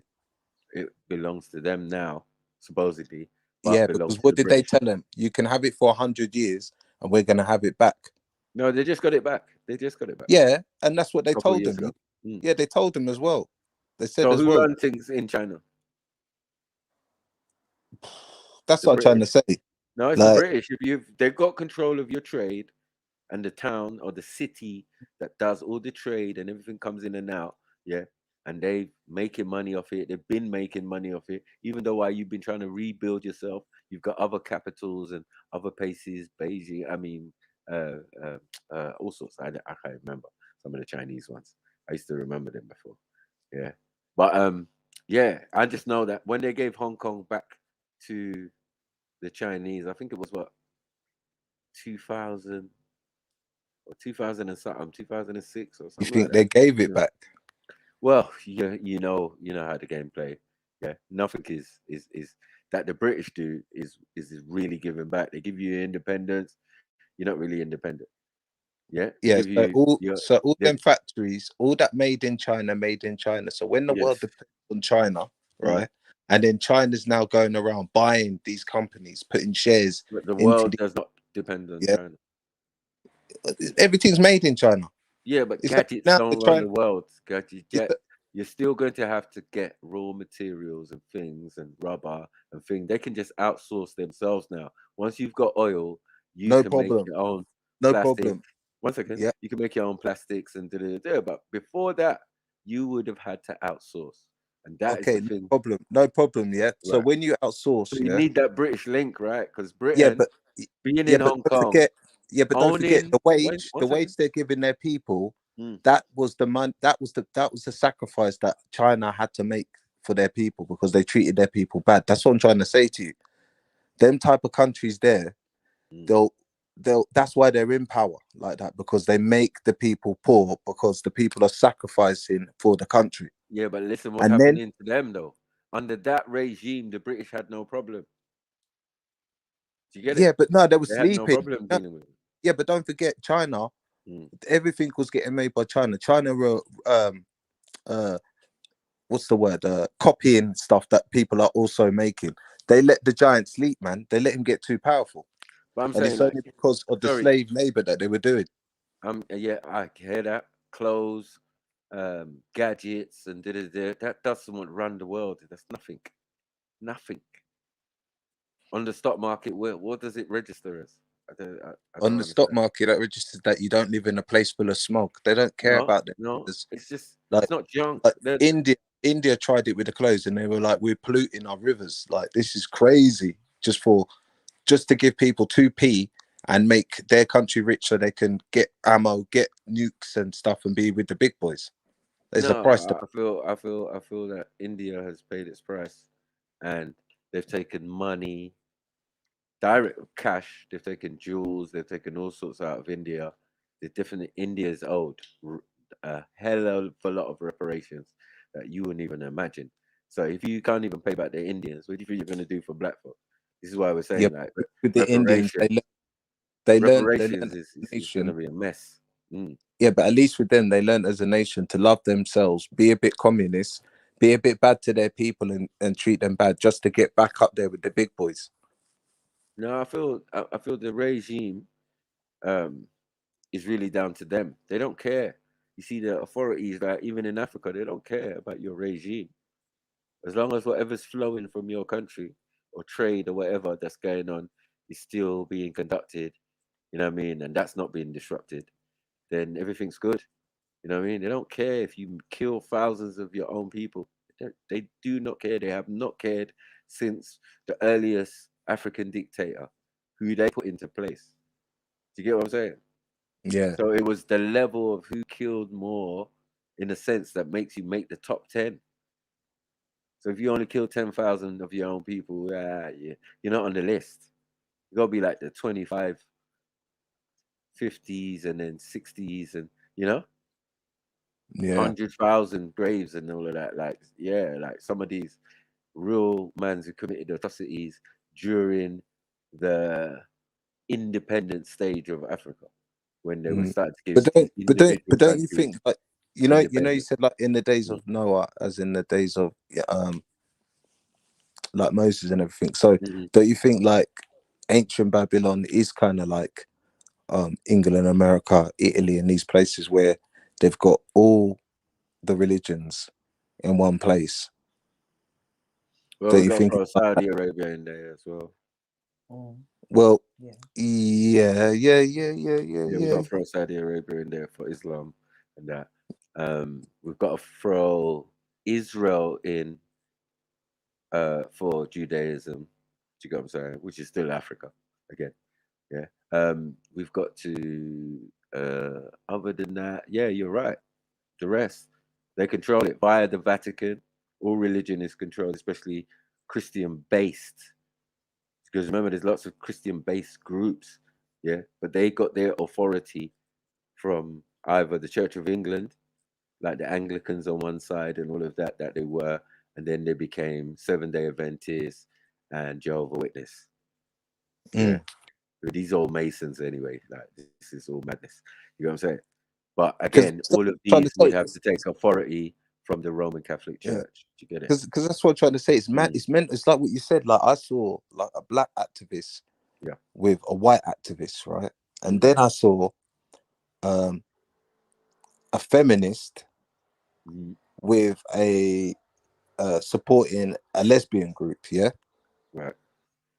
And I'm thinking to myself, this is just like perfect, because they will cancel each other out. Like, if there's an uprising or something, if there's something coming on, you could definitely bring in this movement or this group to bring in, because they will go against this group. They will do the work for you. You could just advertise these people and do the work for you. So, like, for instance, like in France now, yeah, they're saying that they've got a big immigration. Now, all this stuff that they're doing, I said on TV, I said on here, yeah, that basically this is perfect position now. And listen, bro, if you lived in, let's say you're in Nigeria, yeah, and you're seeing all them European man coming around mashing up your little shop and everything, well, you're gonna sit back and think, you get me, bro? You ain't gonna sit back and think, oh yeah, it's because they're hated over there. I feel sorry for them because. Well, I think these people creating even opposing factions, making us think that China is an enemy or China is an emerging force and all of that, and you think that anyone could go into enemy territory, or should I say, the authorities, even in your own land, England, territories and colonies, and dominate or do anything that they won't know. Bruv, never gonna happen. Yeah, if man want to get China nuked, then that's the best way to go about it, because they already showed Japan what time it was, right? Well, they've rebuilt themselves once again. They've rebuilt Yeah. themselves. They've got to a certain level now. Do you get what I'm saying? And they still kind of sly attacking them with 2 earthquakes and using the heart machine to fuck up their shit. But yeah, they're managing to maintain, and it's amazing. Same with Germany. You fuck them up. They lost the war, and they really lost the war. Like, you stripped their powers, bare things. You know what I mean? They're not allowed to have bare shit. Yeah, no nukes for you, none of that shit. How are we gonna give you nukes? You get what I'm saying? But they built up their economy. They done their thing. Did the big up to thing. So you see, when you get defeated in the supposedly world wars and all of that, right? Or you back the wrong side, yeah, you can get stripped of what you own. So if you owned African countries, Germany, that was taken by England. Do you get it? So like anything they owned, and they did own parts of Africa, because the Berlin Conference would have been necessary. So where was German's countries now? No, you lost that. Once you lost the war, yeah, or you got into even beef, yeah, it was peak for you. Well, I agree with you. I mean, the ones who won the war was obviously the position because I mean, bro, you allowed them to do this for such a long time. Yeah, they're outstretched. You can't have an army. Yeah, and this is the mistakes that people make. Yeah, when you take over a place, right, you got to allow the people to be them. Yeah, you can't oppress them because they're gonna fight back. How are you gonna fight back in Finland, France, Berlin? You get me? All over the place. How are you gonna be fighting all these places and try reach Africa? Yeah, because somebody now is gonna come along and go, oh, you know what? How much gold did they get? Where did they put this here? Where did they put that there? You know what? With all this, we could take over the world. Well, they've already done that. As I said, they've colonized the place. But what I'm saying is with the Chinese and the Japanese and the Russians, remember, we had a whole Cold War, supposedly, with the Russians. A war that no shots was fired, nothing. It was just quiet espionage and spies and shit and all of this type of shit, right? Cold War, they just told us these men are the enemy. You even formed NATO against Russia. What? Yeah. And you know who NATO is? NATO's the old Roman Empire, man. You know what I'm saying? They've got everyone in there, though. Anyone who's because you think England are dumb. England, yeah, is Great Britain. You got to understand, they ain't great America. It's not great France. It's not great Germany. Not great none of that. It's Great Britain. Why? Because they have colonies. And their colonies are so huge, you would think they were actually independent colonies. Because if they don't give independence to us, do you think they gave independence to the Americans? Exactly. Do you know what I'm saying? They didn't give no independence to the Americans. Their independence was supposedly on particular date, you know, 4th of July and that. Yeah, man. Listen, American Africa. England. I watched a documentary about that was the $2 bill. Anyone who's American knows it's the $2 bill that they don't have with the black president John Hanson signing because he's the president, isn't it? He's the number one. The first president was a black man. It was a Moor. You know what I'm saying?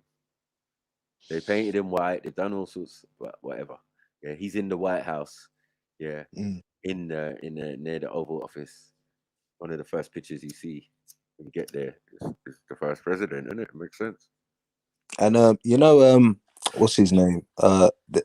There was a YouTube thing I watched about Gaddafi, right? And this African Assembly, they basically said that the UN told us to go home, don't get involved, because they said we would have helped in it. And they said, how shameful is that we get told on our own hometown, what home turf, don't get involved. Like this ain't about you when it is about Africa. Yep. Yeah. So now you see when they went to Russia, I think it was one of the presidents, they didn't let his security come through in Poland. Did you see that? No, I didn't. Yeah, this is about 2 weeks ago, man. Yeah, they all went over there to do a peace plan, innit? And obviously they had to go through Poland, and then the Poland were like, yeah, you're not allowed to take any of your security crew with you.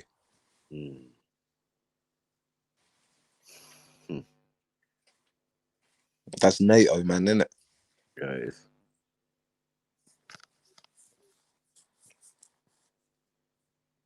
That's crazy.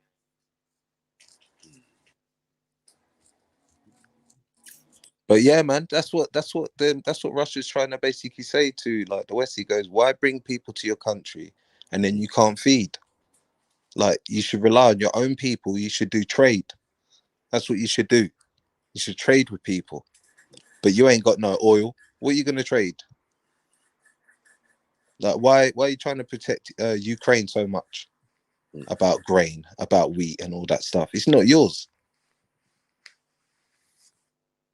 But you know that if you need it to feed you, then you'll do anything, like the warmongers that has been for years. Whether you do it underneath the cross or you do it as Vikings, that's been the situation.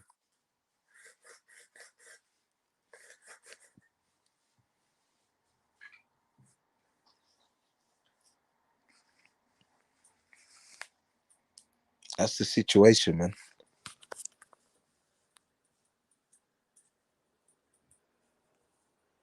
all them violations in the Middle East, all them violations in Africa, and they're getting mad about Chinese men coming in there and supposedly trying to do proper business.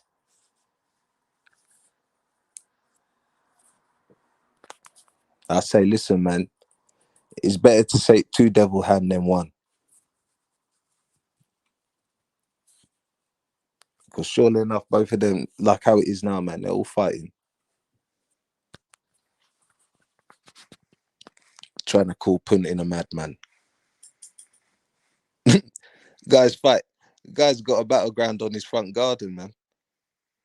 He ain't over in the Middle East. Afghan, Iraq, Senegal, here, there. Turning places back into Stone Ages, man.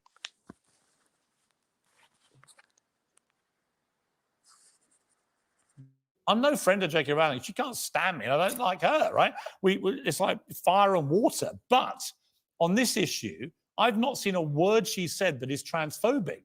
I've just heard her go, I want to support and protect women's rights. For that, she's been unbelievably hounded, abused, attempts to cancel, which fortunately have backfired. But it's all wrong, this, isn't it? The thing is, and one of the shocking things that she's been attacked for is for drawing attention to domestic violence and violence against women.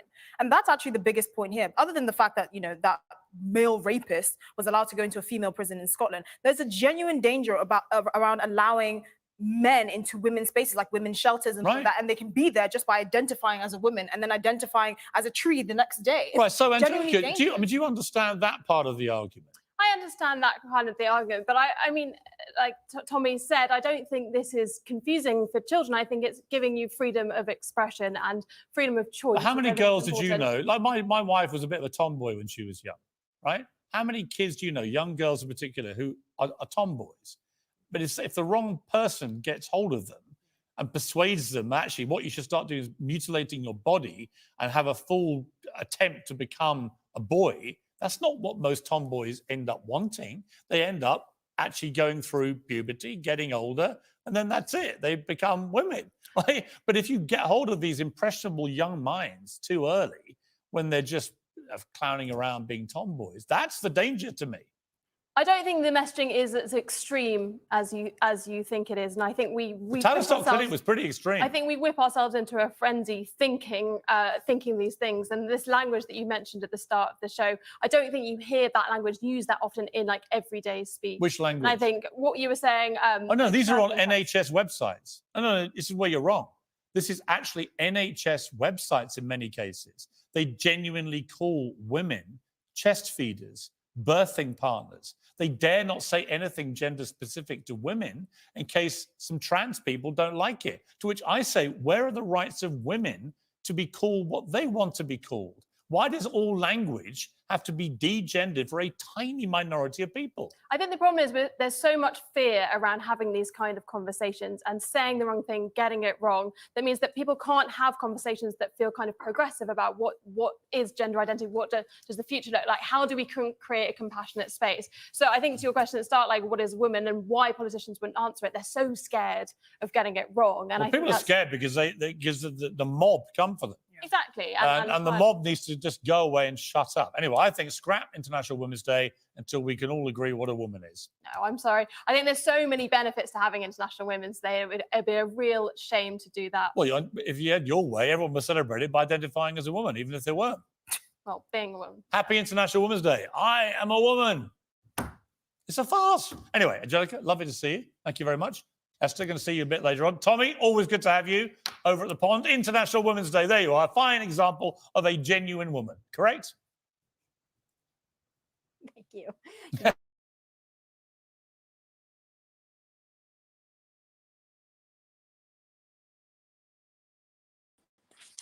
You watch, man. They're gonna ban the Bible soon. You're not gonna have Adam and Eve anymore.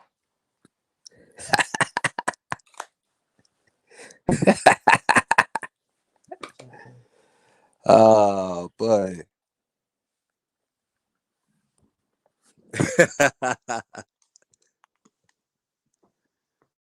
Shit is getting messy in this millennium world, man. Is that a real transformer?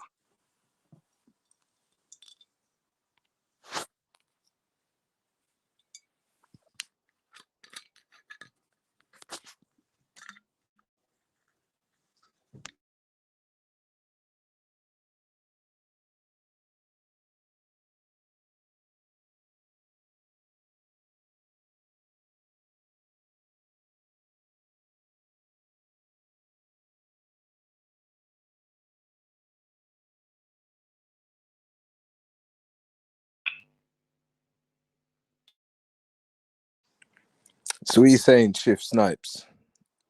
You know what? I'm starting to believe in scriptures, man. I'm starting to believe bare flame and fire gonna run down. Flame and fire gonna fall, and trust me, man. If you know what I'm saying, if the daddy's up there watching, yeah, he must be bawling. He must be getting it ready.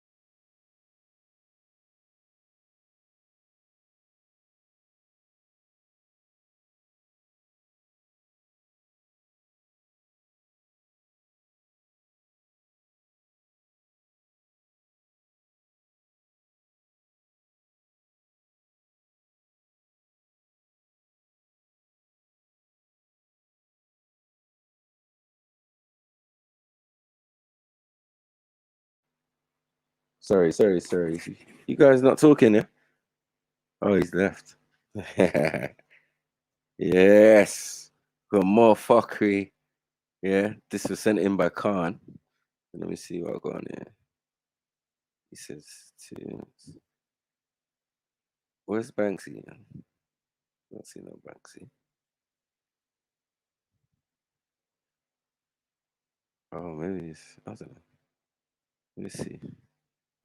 You know, the guy on the clip that we can't show. Yeah. You know, he said he did well over here, but it's When just he went that to Russia. he went to Russia because there's more. There's just more of what he wants, and I really don't see a problem with that. By the way, you know, if you think that you're going to have more options, more of what you like in a certain country, why wouldn't you go?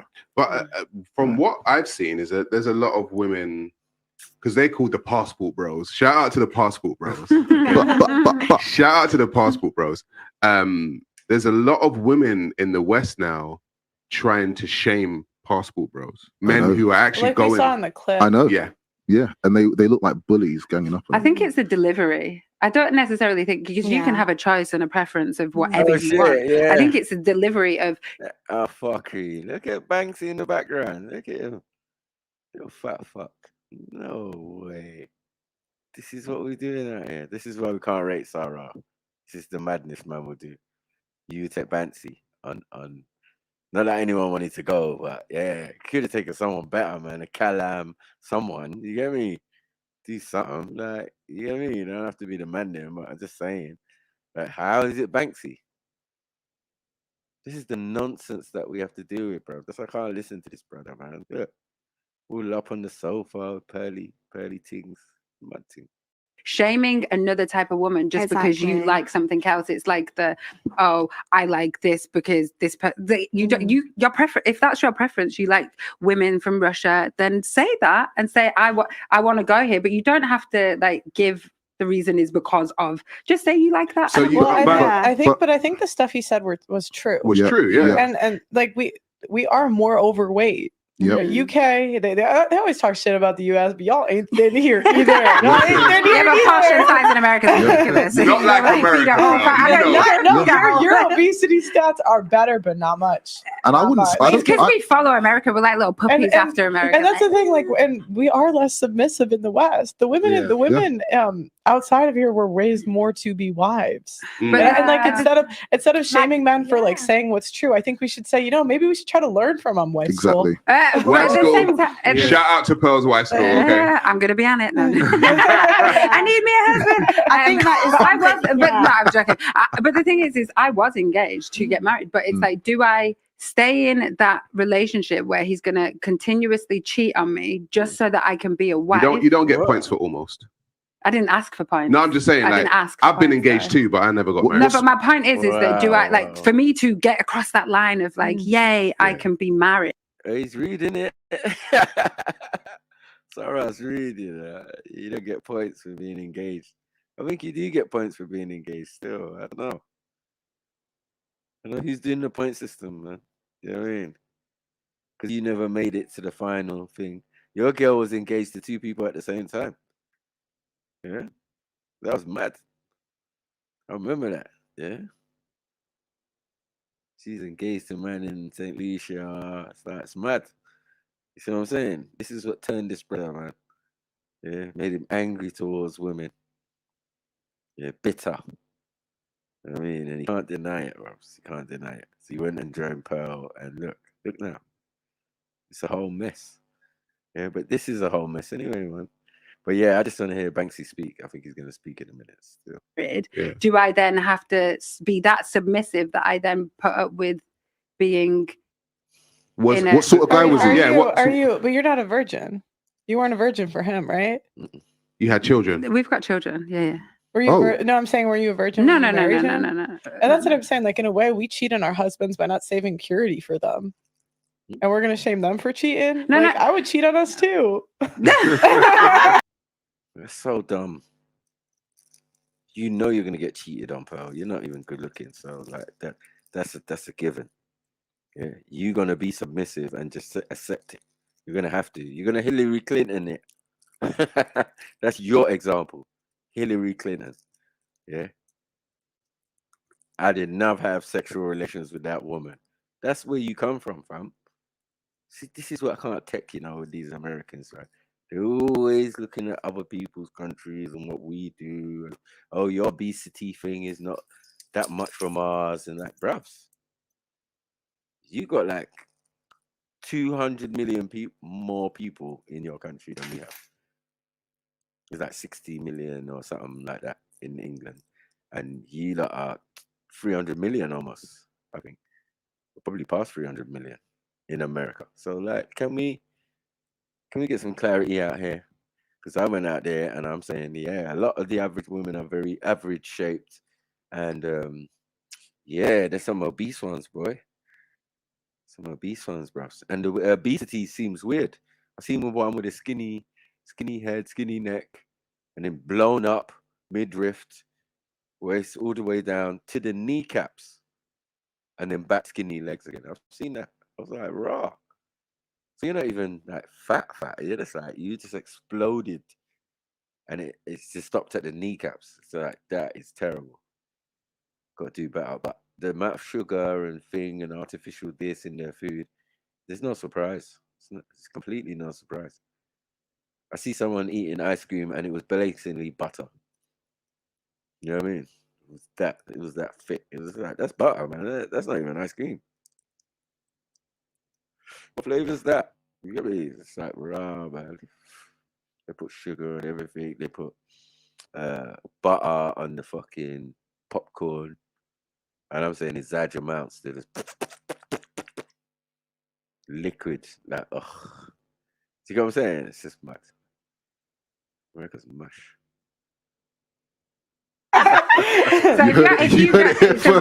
would you stay in a marriage if he cheated on you? You got kids? No, yeah, I hell yeah. If you got kids, if you got kids, it's not about because you then that's anymore. teaching, but it's also then teaching your son that it's okay to be. Well, did I not just say that? I told you she would do it.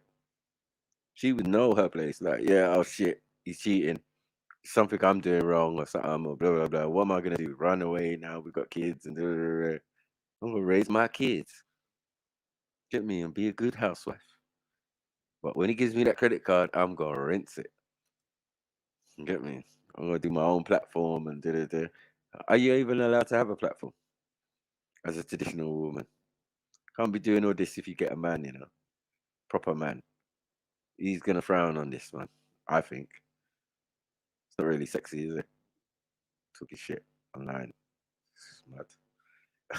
Be that way. Why would your son know about that? Why would he be exposed to that? Yeah. He's the blueprint, so automatically, No. If his dad is constantly cheating, I'm not going to be happy. But are you going to tell your son that his dad's cheating? No, so how would he know? I haven't told him, but at the same time, I'm not going to be happy. Yeah, it just looks like mummy's not happy. It doesn't look like daddy's cheating. Why should a child see that? Don't you think you're in control of your happiness?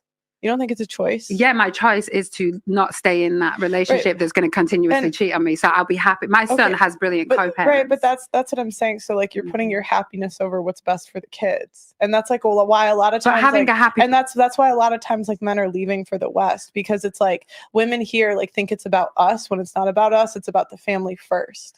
And I know like and the other thing is 1 out of 3 men are either virgins or haven't had sex in the last year under 30. Like there are men that you could pick that would be faithful to you. But if you go for a guy that's attractive to you, he's going to be attractive to other women. That's what I was going to ask her. I was going to ask you, was he a top 20% man? Was he good looking? We were both in the military. I was like 18 when I met him. But was he good looking? Okay, so I'm saying if you looked at your man, was he the type of man that other women wanted? Of course. Right. Okay. So what happened is you probably chose a top 20% man because you were attracted to him, right? Who is also attractive to other women. A caveat: women find 80% of men as unattractive. So if you found him attractive, he's probably in the top 20% of men. Right. So what happens is there's a top 20% man who's got 80% of women to choose from, right? Yeah, I'm not. And so I'm saying, and I'm not condoning what he's doing. I'm just saying, if a man is in the top 20% and he's got 80% of women throwing their panties at him, right? At some point in time, he might take that option. And I'm not saying that it's right or wrong. I'm saying women generally go for men, right, that other women find attractive. Of course. Because you don't go for men who, work at Starbucks and they're stacking shelves generally. And you don't go for those men. So what? How do you know? How do you know? When man go out to the club, how do you know a man working Starbucks? Like, what is this nonsense, bro? Like these parameters. I suppose it's new age, and maybe I'm the one out of date, but bruv, I don't see this when I go out, man, or I'm dealing with people. Like, it's just mad. Maybe because my bar is not that high, like in the sense of I meet somebody, you know what I mean? I'm generally like, the appearance is decent. Yeah, cool. But I want to know about you. Get me? You could be beautiful and tapped. You know what I mean? Some crazy chick like just rocking in the corner of the room and that, like, oh shit. Yesterday you was cutie, Miss Instagram, Miss whatever. Do you get what I'm saying? But as I said, you know what you take on, man. I don't know about this dry snitching from this guy though. Happens is part and parcel of choosing a guy that other women like. Is it you've got to put up with being cheated? I'm not saying you got to put up with it. I'm saying it might come with it. Honestly, me as a parent now, in comparison to me as a parent when I was, because obviously I had a daughter. Me as the mother that my son has now, and my ability to give him the calm from my feminine energy, I wouldn't have been able to do in that relationship. So for me, you see, this is where I personally have a problem. When people start talking about feminine energy, sacred feminine, all of this stuff. There's crystals in the yard. There's all sorts in the yard. You know what I'm saying? Yeah, there's all sorts in the yard, man. We can't have that one. Sorry. Does that make sense?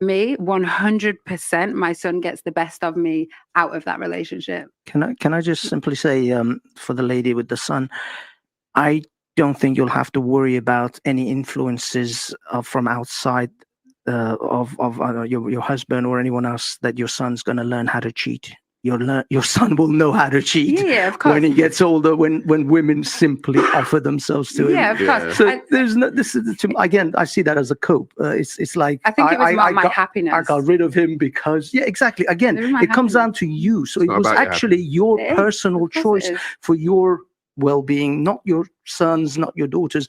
It was really your. I'm sure if we Wait, spoke to but I feel psychologists, so do you? I'm just curious. Do you think your happiness is more important than the family and your son's happiness? My ability to feed into my children determines my 100%. If my cup's not full, then I'm not able to fill my children's. And you don't think you control your emotions in any way. Not back then. No, I was so young. I was like in my early 20s. Which I understand. Now, maybe it was like in hindsight. Would you say it was a mistake? Being with him 100%. No, not being with him, leaving him. No, not at all. You would do the I same would do thing. it exactly 100%. Do you know what's interesting? Is because like even last week I was talking about I actually watched a TikTok video and I say it was on TikTok, but it was actually a conversation between a man and a woman who had just divorced her husband. Yeah. And he was asking her, "Why did you divorce your husband?" And she was saying he was too good with money. What? And this is what she was saying. She was saying he liked to save, didn't like to spend. You know, he was always talking about, we got to save for a rainy day, blah, blah, blah, right? And she left him. Yeah, that was Banksy, man. He brought in Banksy. He didn't do the things that made her happy. But what he was actually doing was doing that to secure the family unit. Which I get right? that, yeah. And so when a woman says, if I'm not happy, then I'll do X, Y, and Z. Men have to watch. I would say men have to really watch out for women who care about their happiness over the actual family structure, because that means that because you know, as a woman, your happiness fluctuates from week to week, from day to day, from month to month. As a but woman, there's happiness right? and there's deep depression. They're two different things. But what I'm trying to say is a woman is so led by her emotions, right? And a man is more so led by logic. Pragmatic, right? And so when a woman says things like, because I wasn't happy, that's why I left. Yes, bro. In my head, I don't know about the other men. I'm like, red flag, there's alarm bells. And then there's happiness, and then there's the good old days on Pearl's channel, yeah. Mad. See that thing? But it's just like, what's Banksy doing there sitting in the corner? Nah. There's no respect here, man.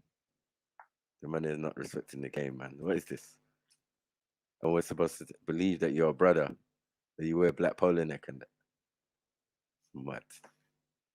That's why we can't take you seriously, bro. You was comfortable over there, fam. Enjoying life. A lie? I don't know why I'm going for this suit. No.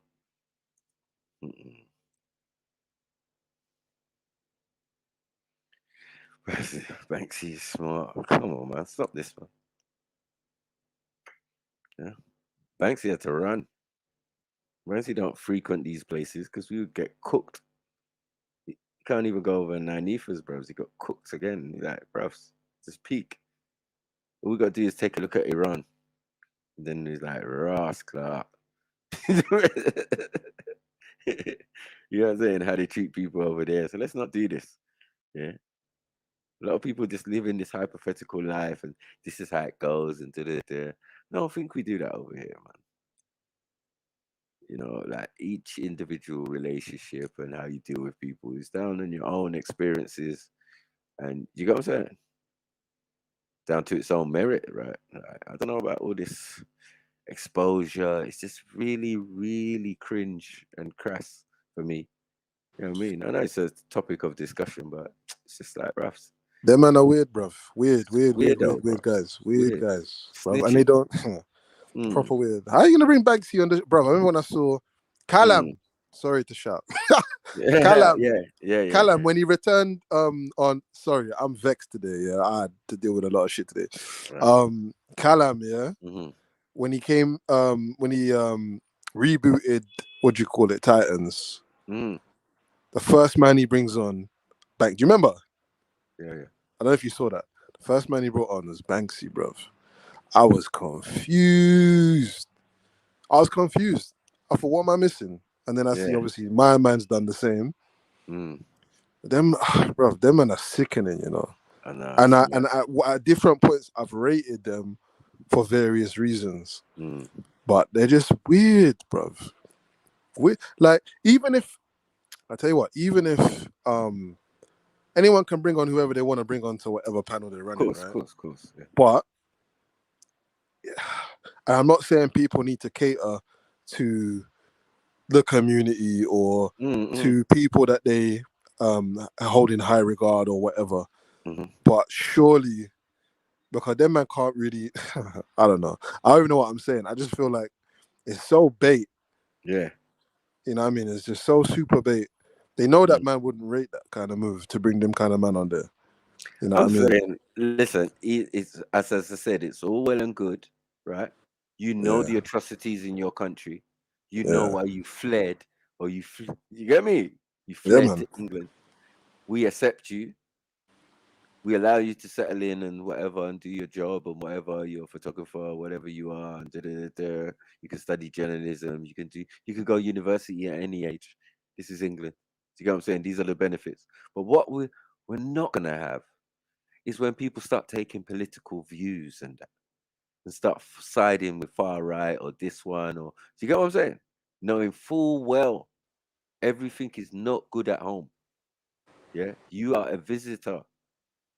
Yeah, it's not biased, it's not racist, it's not anything. It's just you're a visitor, and we accept you with open arms. But I've got to say, sometimes it's not just him, but they just fall on the wrong side of what they think that people are into. Do you get it? Well, Like or maybe they, I mean, there are people that are into them kind of man there, innit? So they're obviously, they've done their homework, innit? They're like, okay, if I bring my man on, No, this I don't particular understand outcome. it. I don't understand it. I just think that there's an audience out there, or they think that there's an audience out there that want to hear what this guy has to say about certain things, or at least at the very least they rate my man's opinion. They must do. They have to. You don't bring people He on. looks like a new guy. He looks like a new guy still. You see how in he the was dressed background. in that? That's crazy. It's mad. The hairpiece is covered. You know what I mean? I don't know if it was on display. You get me? Man looks like he's in disguise, bruv. No, he is in fucking disguise. Yeah. I don't know. He grew this beard during COVID. I don't know what the hell he thinks he's doing. Yeah, it's a disgrace, man. It's a disgrace. I see one of my man's Not rants. English. What's his I'm not name? English. I know. But I was born here, man. So just relax, man. Who's that? Chabadan. Just Yeah, so you man. know. I got British This guy's got passport. nothing of Yeah, you any can't say to say. nothing to me, man. Got Nigerian passport. Like full back, man. You know what I mean? It's what it is, man. But as I said, yeah, living and thinking, as I said, we accept people with open arms because that is the policy, it seems, of the country. It hasn't changed, it hasn't wavered. Whether you far right or far left, you still chatting shit. Yeah, you're not going to get into power. You're not going to change anything. So you can cry about immigration. The government don't care. Because I said from a long time, it's simple mathematics. Yeah, or as simple as if you're a king, yeah, how many people in your kingdom is going to determine of what type of king you are. If I've got 50 people in my kingdom and you've got 50,000, that means more productivity, more thing, more, we can build more houses, more thing. And I'm doing better than you. So why would they ever close the border when people who come here have to then spend money, then, spend tax, or, given a national insurance number eventually or something, you know what I mean? Contribute thing, because just even staying here, You're going to contribute. You ain't got no choice. You're going to buy, pay for a hotel, buy a house, do whatever. You know what I mean? Get on the housing fucking list and that. Yeah, or claim asylum or do whatever you want to do. Do you get what I'm saying? Like that's just what England's about, man. They've got many ways and many things, but if you just want to cross over and ferries and that, they still got room for you. You know what I mean? There's so much space in England. There's so much part of England that's uninhabited, unused. Do you get what I'm saying? You only need to jump on a train or something or drive on a motorway, you'll see. Like, we ain't living everywhere. Yeah. As small as this country is, we ain't living everywhere in it. There's bare space. Yeah. So they can take, and this city is just growing bigger. You know what I mean? It's a massive city, but it's just growing bigger. You know what I mean? Everything that was orbital outside of London is now London. If you can get 20 minutes or 15 minutes into the center of London, then yeah, you're good. That's London. Because more people are coming in, more things. Remember, they opened the door to Europe. Now they closed the door. It's only on their own people. But they didn't close the doors, they closed the doors of the borders. They said people who weren't here 8 years or more would probably have to go back. And ain't settled in England. It's like, rah. Or if you're Spanish, if you're Italian, as long as you've been here a little while, you can stay. It's just got a weird policy, man. Yeah, I do know how economic works. In fact, I live in it. Yeah, can't tell me. I live in England, bros. You got to know the economics of what's around you. Otherwise, you look dumb. You know what I mean? You wouldn't even survive. You wouldn't even know why bread or petrol costs if you wasn't into economics. It's like, you don't understand. And then every person that comes in has to eat, drink, poo, thing, whatever they need to do is still going to go back to the system. So one more person, that's right. I don't know how much thousands or million they will get out of one person, but 5 people, 10 people, 100 people a month, you know what I mean? Be pouring into the country. Still not a lot. Yeah. We had Polish and it was only like, in the end, they said it was a lot, but it was like 60,000. Like when you're talking numbers, we want to hear 1 million. But we're not getting that. So whoever's coming in, they're coming in small numbers, and they're seeming like they're a lot because they're always in the highly populated cities. You know what I mean, like London. So as I said, we get all of them. You know what I mean? My neighbors be Polish on this side and thing on that side and da. I'm so used to it now. I voted to stay in, man. Because I say you always need your family members or you always need your cousins. You know what I mean? But little did I know it was just about trade. You know what I'm saying? So yeah, we gotta know about the economics. There's no way you can say I don't know about economics. That's mad. You know what I mean? You see my dad writing a book on it, which I'm gonna release the interview soon. I have to do the interview first. Sorry. Yeah, I'm doing the interview with my dad and a couple of people who bought the book, IC3, all sorts. You know what I mean? So yeah, it's gonna be a good one still. So like, yeah, man, we know the economics, man. Africa is an economical place. When you go there, you realize it's like that as well. You know what I mean? They know their shit. They've been trading internationally for the longest time with people from all over the world. So that's not new to them. I'm saying it might be a little bit new to us because we live in outside of London or Greater London or whatever. We don't live in the city of London. We travel through there, we pass through there, we have people kind of live on the edge of it. You know what I mean? But yeah, living, nah. That's the business district, isn't it? You know what I mean? We go there to party, we do all sorts.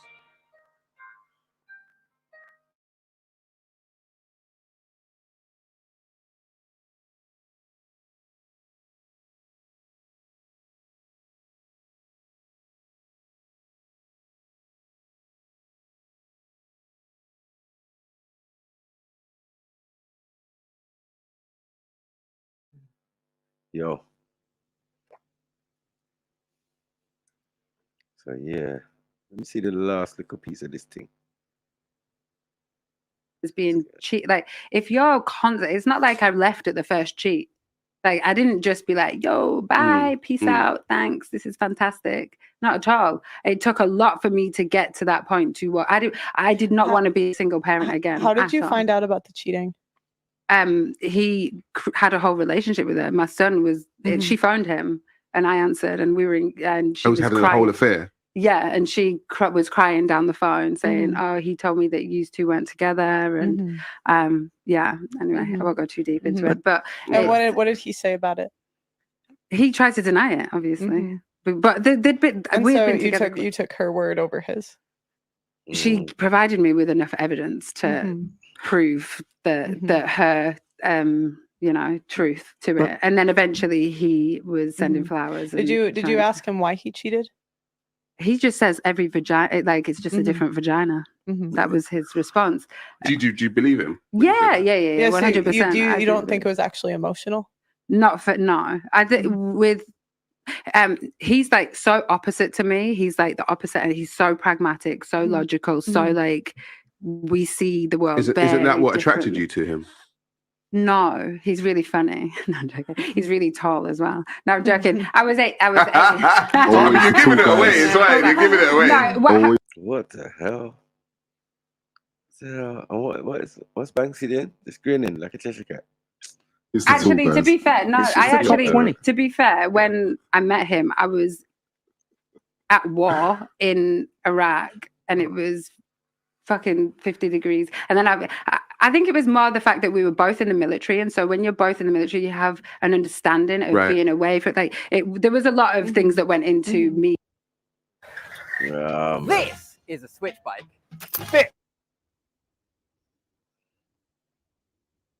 That was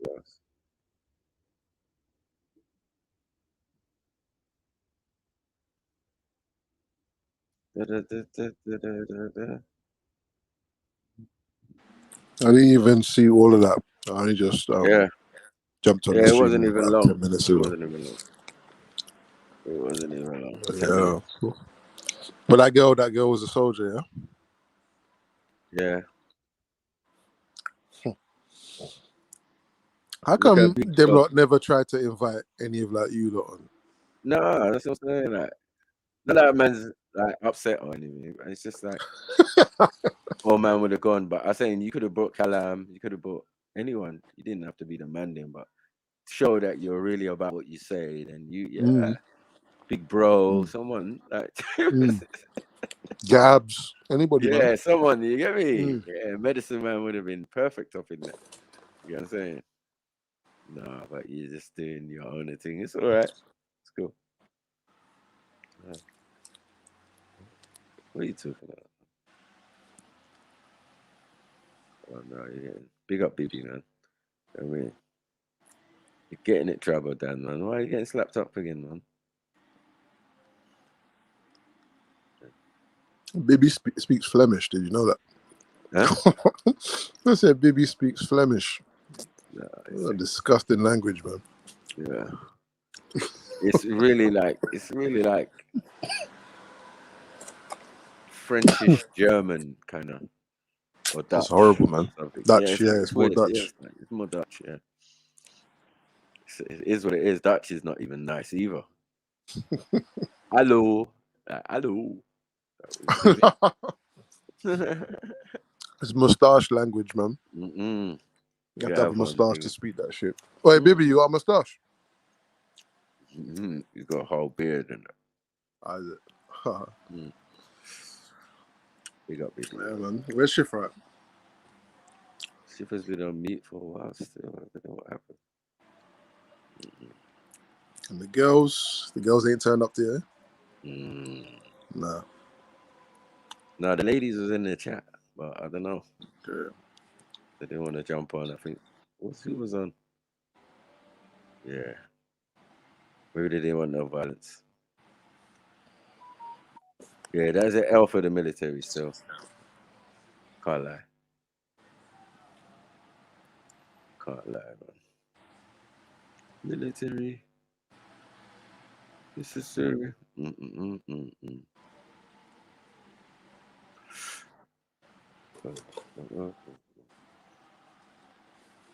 Yeah, where's the link, man? I pinned it. Jump on, man. Trevor Dan, if you're brave, man. Come on, man. You'd never jump on them. Moving like a pumps.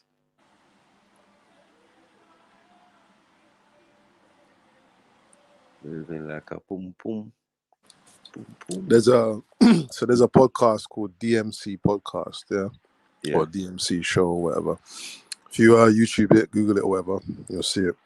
So I know the youth that runs that. You got some interesting interviews. Sarah is one of them. I think Sarah's been on there maybe 3 times. Right. But yeah, he's got like ex-cons, ex-gangsters and that, and stories, this story, that story, people that knew the craze and all that type of stuff. So he interviews interesting people still. I feel like he would be cool with people reviewing the stuff, but I should ask him for next week so that if you don't want to review any of the streams and that, you can without any problems. Hello. Hello. Hello. Sha. Yeah. Two of my favourite people on the streets. Big up mate. Isis man. Big up Sniper. Taurus man. Wagwan. Wagwan, though. Wagwan.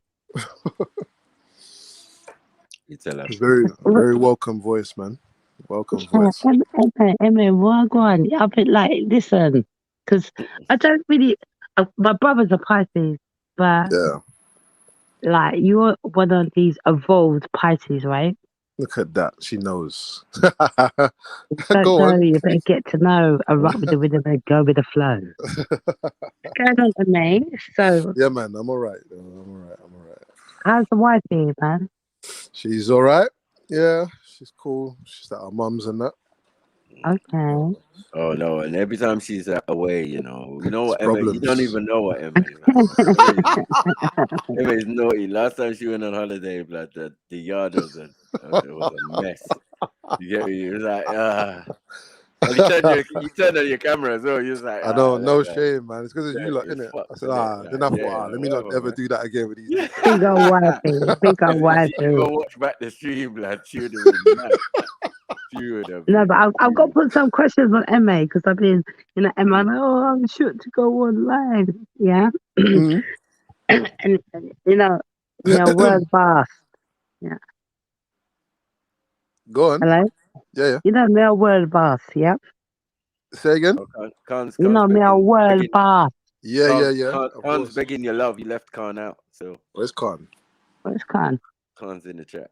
Khan, jump on the stream, man. And Sarah, come Khan. on, you lot. No, Khan, listen, you lot try this Khan all the time. I'm not being rude. Khan gives the little separate Turkish, he gives a little energy to the chat. Yeah, man, of course. We know that. Come on. Come on. Big up Khan. It's valid, yeah. Khan has a little spice. You lot try this, man, but Khan makes the thing spicy. No, but the dissing is part of the dynamic that we all have. We like this. Yeah. You think we don't? You love it. But we love it. Listen, Khan, we're loving it. We love you, Khan. Listen, we ain't. Don't let them hate diss you. on Don't a let them panelist. pull you. I don't hate on panelists. I think that we all have that mutual respect for each other, and they deserve that protection. You know what I'm saying? Because they're brave enough to jump on. All you people in the chat, they just chat. Yeah. Yeah, but the big chat, I can't defend that. You by your relative by the chat. Once you're on the channel, you know what I'm saying? You can actually abuse someone in the chat, and they can't do nothing. Can't do anything. I can abuse you faster than you can type. It doesn't even make sense. Like, But the big chat, I can't defend that. Me a rule by you. I mean, not take the chat. Hey man, you know the tune there. Yeah, man, of course. No, but I've said that many times. I've said, like, listen, me and Khan could go out here, him Love and Khan, Jed, man. him and whoever, you get it. We're top notch though. We're in Premier League, right? So, but what I'm saying is, any person can't be just coming in and just oh yeah, taking Khan as the victim. Yeah, they're He trying saw it, what man. happened to Rick. Rick got. R.I.P. Rick. Where's Rick? Rick is Ricky! dead. Rick is dead, man. Rick I don't dead. know, man. What I happened don't to know. Ricky? Rick died, He man. never survived that. He never survived that. What's the EastEnders? Mauling. Okay.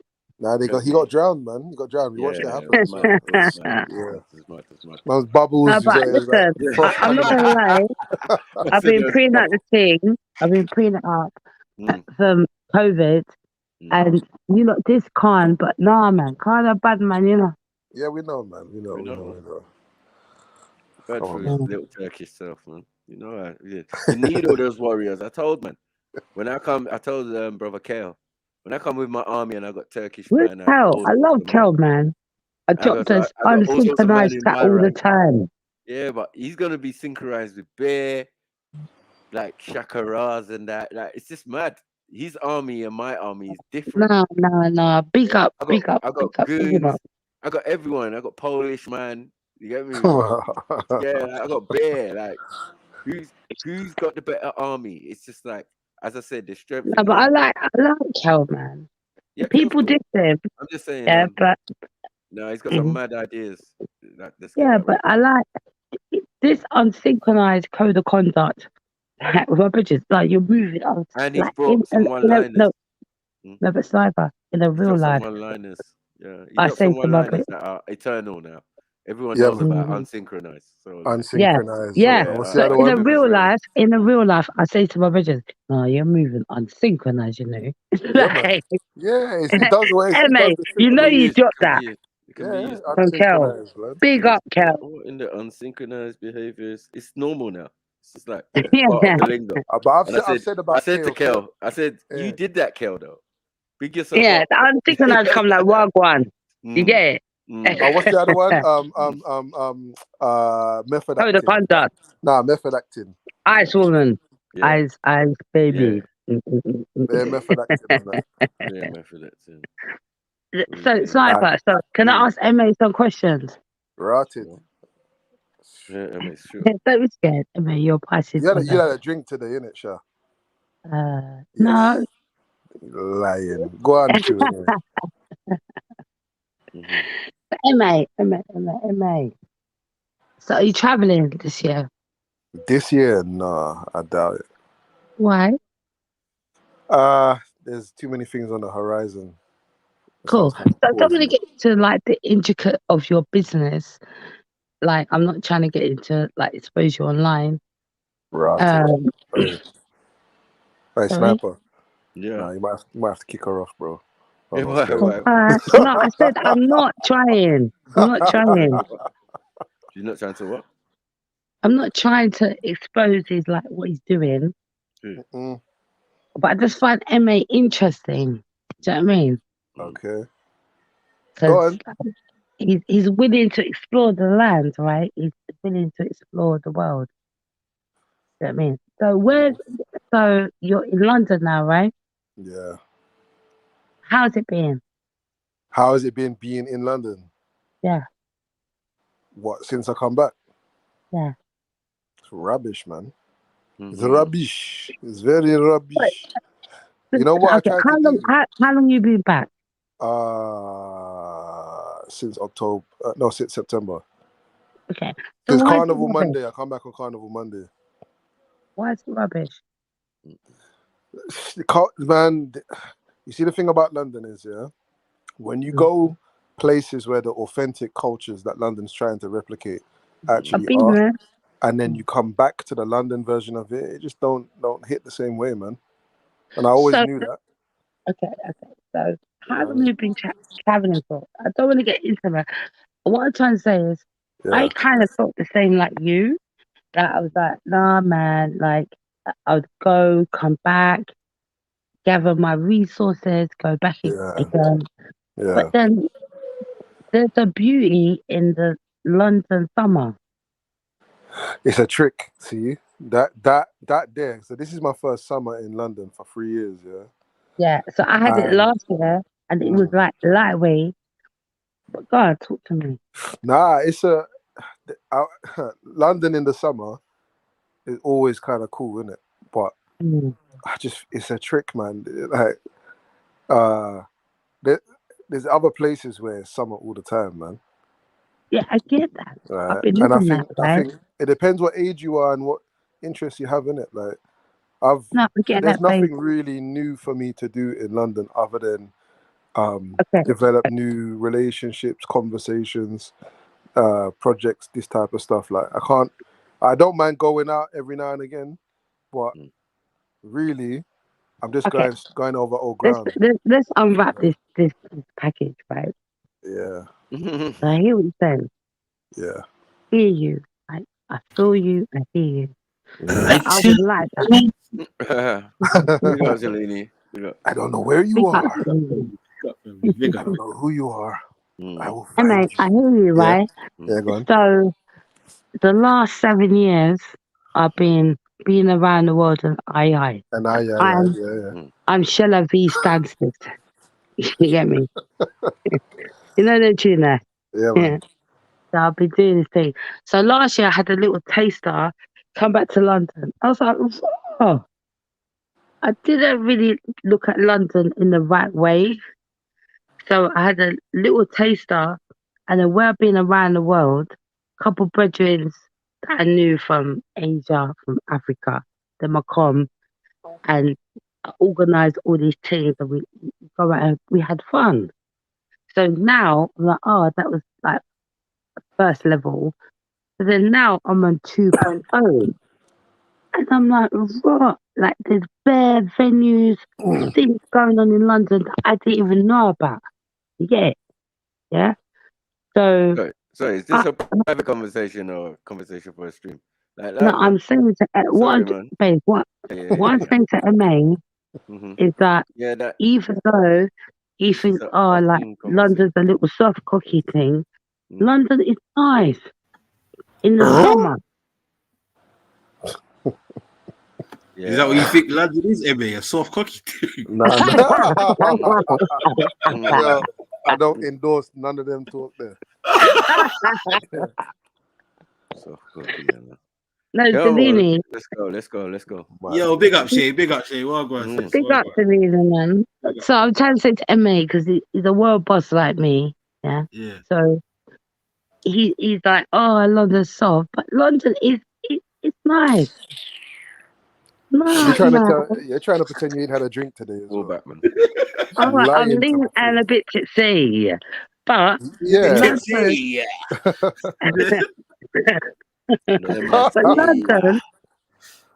London, MA. Yes, yeah. I may be traveling, but still, when you come back to London, it's kind of nice. That's why you like the streams, because you get a little London vibe. I could jump on the street from anywhere in the world, man. Yeah, but you're in around the world, but you have to tap into that stream vibe from London. You get it? Yeah, man, I hear you. Yeah, you will like this video, Emma. Continent is expected to 25 stall in richest countries. 2022 Jeez, companies. as it Let's go. struggles to pick up momentum amid a slowdown in global economic activity, rising financial risks, high inflation, outbreaks of new coronavirus variants, and increasingly vulnerable debt levels. Despite these challenges, Africa's 54 nations include some of the world's fastest growing economies and are home to some of the wealthiest countries in the world. With a GDP of 2.2 trillion US dollars, Africa's 1.4 billion person population is one of the most diverse continents on Earth endowed. No, again, sorry.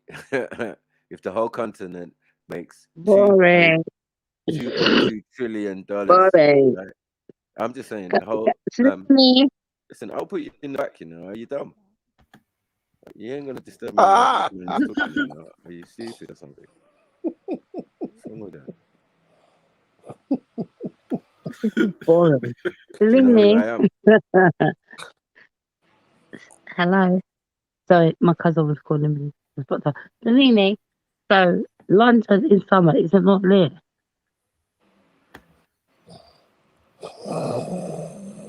No English. Baby. Yeah, no, it is. I don't know. It depends on where you go in it. Some places dead, some places are decent still. Okay. So But for like the most part, I can think of a lot better places to go than London. I know, but the thing is, when you're in it, you're like, oh, it's a dickhead thing. But I don't know. I just got this fresh appreciation. I say, you know what? It's a bit litty. It's a bit litty. Because you've been drinking, that's why. No, I heard Croydon guys. is lit. I don't live in Croydon. MA. All right, so MA. So you like London is dry. It's dry. Maybe comment on the video, Sha. Run the video. Go on mute, man. Oh, poor Shala. With plenty of natural resources and economic opportunities, and is a big market for consumer products. Jeez. The African economy is projected to reach a GDP of 29 trillion US dollars by 2050, making Africa the Come on, fam. I'm saying all the money we owe to the World Bank, can it not be paid off? In 1 year? No one owes $1 trillion. You know what I'm saying? Yeah, that's really great. Let's talk about making London litty. Like London actually litty.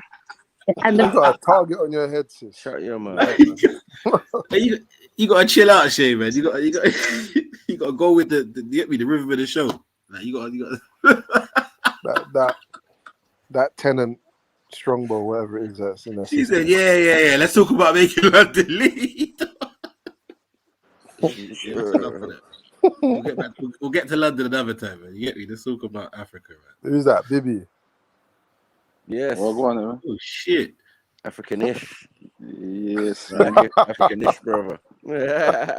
Come to represent North Africa.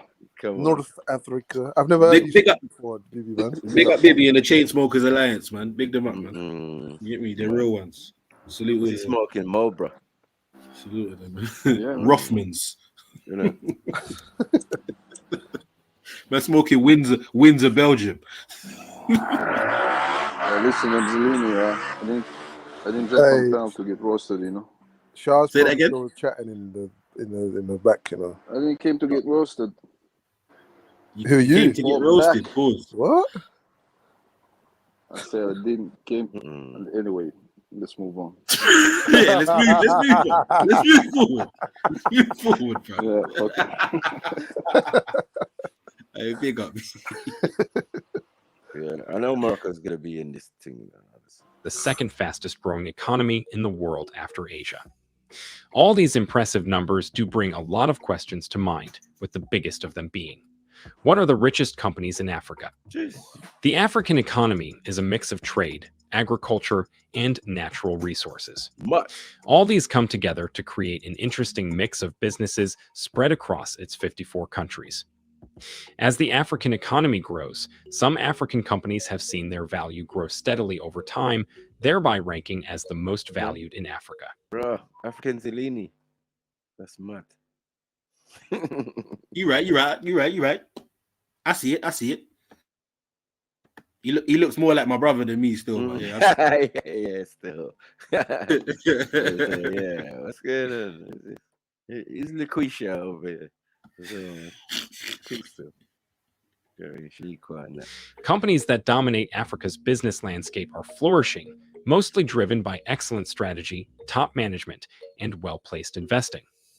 The most dynamic of them are showing impressive growth, with 400 African companies earning revenues of $1 billion or more, according to McKinsey.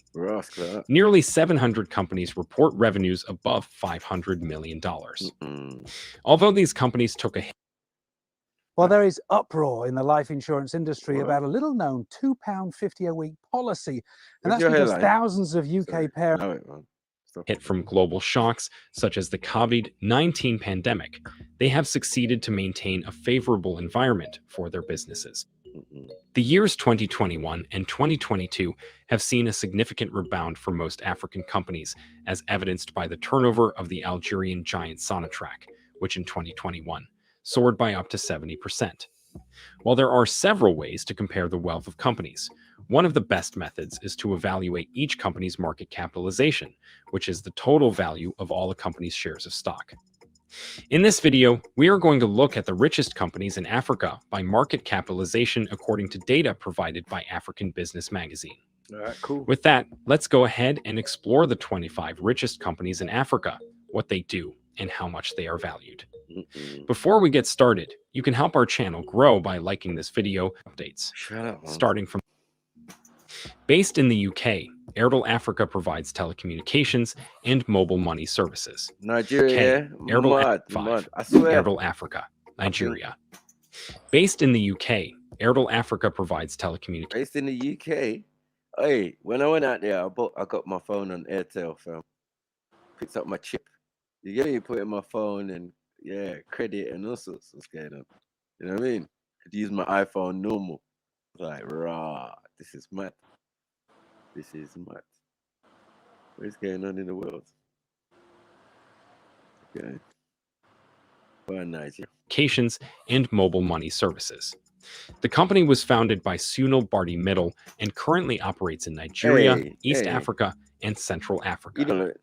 With a market capitalization of $6.9 billion, Airtel Africa has Damn. Airtel, what's that telecommunications thing?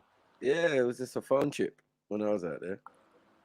You know what I mean? You get your phone.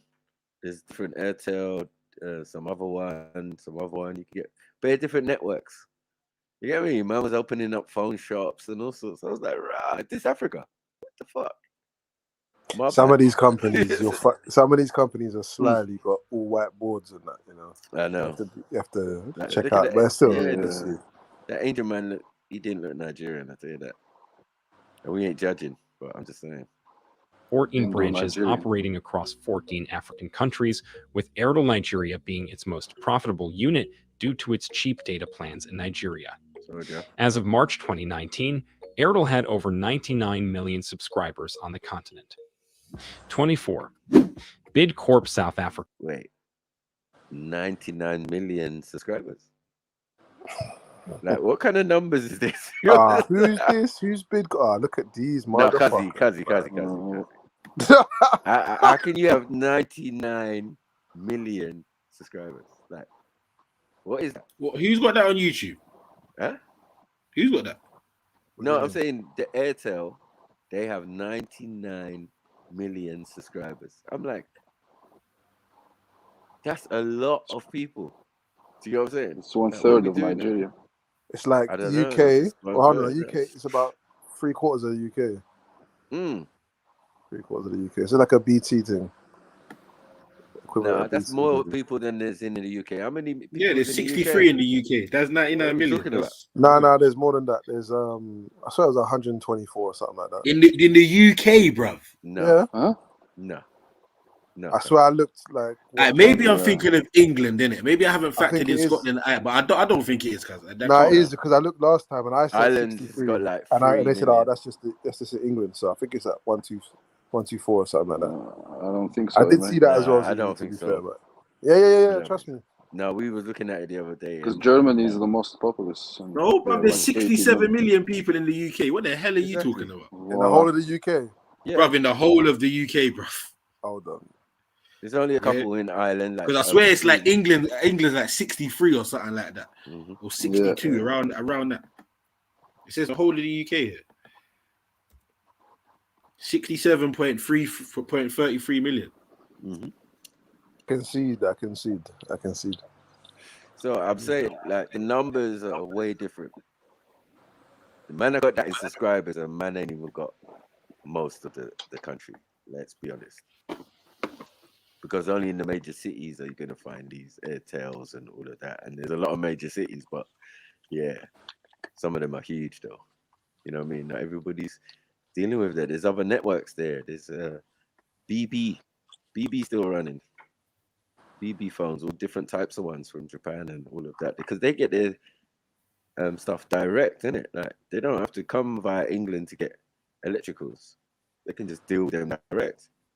China, Taiwan, all of these type of things. So they got the latest phones. It's weird to see. Yeah. Telecommunications in Africa is mad. A woman's on the back of the bike on her BB phone. Yeah. with something on her back, and she's transporting motorbike. You know, like it's normal. And the guy on the front, he's got his phone, and everyone's got their phones now. It's just like, bro, ain't no coming. It's crazy. The man in Gambia have to give their passport to get BidCorp is an international. Is it? No, I think you do that in Nigeria as well. Still, you can do that. Yeah. You know what I mean? Like if you get the one at the airport. But yeah, once you get out there, you can get chipped. As I said, I went to the phone shop. I was like, what is this? Phone shop. Grand opening. You know what I mean? When a big speaker, Afro beats playing out, all sorts. Pretty in there. I was like, better than Carphone Warehouse. Like, you went in, family. Big up, big up. I was just happy to be there and that it existed. And that we're doing our own business stuff. What's this? South Africa. Broadline Food Service Group, listed on the Johannesburg Stock Exchange, and present in developed and developing economies on 5 continents. An offshoot of the Bidvest Group, BidCorp was listed on the Johannesburg Stock Exchange in 2016. Come on, South Africa. As of July 2022, BidCorp has a market cap of $7.3 billion, making it one of the richest companies in Africa and the 1,956th most valuable company in the world. 23. Nedbank Group, South Africa. With headquarters in Johannesburg, South Africa, Nedbank Group is a financial services group that offers wholesale, retail banking, and insurance services, as well as asset and wealth management. The company's primary market is South Africa, but it also operates in 8 other countries in Africa and offers international financial services to its Africa-based clients in 5 non-African countries. With several banking awards to its name, Nedbank Group ranks 23rd on the list of Africa's richest companies in 2022, with a market capitalization of $8.1 billion. Come on, family. Last year, its market cap was just $4.8 billion. Not Naira, not Rand, not thing. Dollars, cuz. Yeah. I told you there was billionaires in Africa from time, but you didn't. Yeah. I know you was heavily opposed to what I was saying. I remember that. Yeah. Remember that. And I said, what? Billionaires in Africa? I said, whoa, calm down, man. What? Saw the bass in your voice and that. Now, you're going to have to prove that. You're going to prove that. There's bare millionaires and billionaires. Yeah. But now, man, know about Dan Cote and all of these type of man. It's like, yeah. Yeah, we're just waiting to hear my man's name, innit? Yeah, as a company. What you're going to hear, though, I bet you the Moroccan one's there. Because remember, my man owns everything. He owns all the resources of the country, and he's the richest man in Africa. It's like, bruvs. Backed by a whole country. He's the president. He's the head of this company, that company, that company. They're all his companies. I'm like, nah, this guy's taking the piss. Talk about monopoly. Yeah, the Ghanaian one is doing all right as well. Like they all got their little companies, electricity company, all of that. So there's a lot of wealthy men out there. You know what I mean? In dollars. 22. Discovery, South Africa. Based in Sandton, South Africa, Discovery is one of the leading financial services firms in the country. The company engages in healthcare, life assurance, short-term insurance, savings and investments, banking, and wellness markets. It has various brands and subsidiaries in South Africa, the United Kingdom, the United States, China, Singapore, and Australia. The South African company is currently valued at $8.3 billion, up from about $6 billion in 2021. 21. ShopRite Holdings, South Africa. At the 21st spot is ShopRite Holdings. Yeah, I've seen these in Nigeria still. You know where they're? When I was in a Shopway, man, or whatever it's called. I was thinking, that's mad. So yeah, they're doing interlink, inter-business, yeah, it makes sense, right? They're all over the continent. Because this shop is in Nigeria. Amazing and chatting to people like they're fucking kindergarten. What's going on?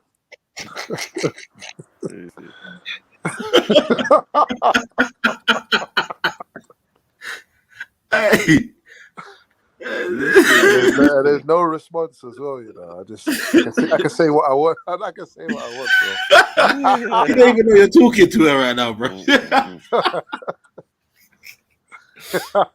Oh, sugar. Shah wants to come come back on man's panel still.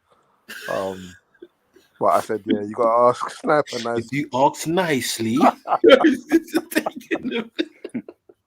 better relax, on. This is something else for the day. Relax, on. Take a chill pill, man. Just didn't like the energy. She sounds D-block yacked, innit? I can't lie. Yeah. You know them, like, You know the ones there, they'll regret it the next day and that. Yeah. I'm saving I it. think right now she's in stalker mode, bruv. Anything could happen, man. Anything could happen. Innit, Shah? Something. Take a nap, drink some coffee or something. Go eat some food or something, man. PayPal, she's chatting PayPal now. Okay. Huh? Go put her to sleep, man. Hey, man, relax. Right. Yeah, man, hit the PayPal, Cash App, all that good stuff, man. Come on, man. Yeah. You know what it is, man. We here. Preferably the PayPal, though. But anyway.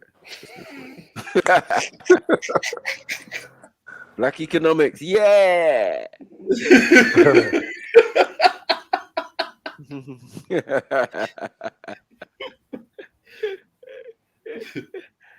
heard the nigga.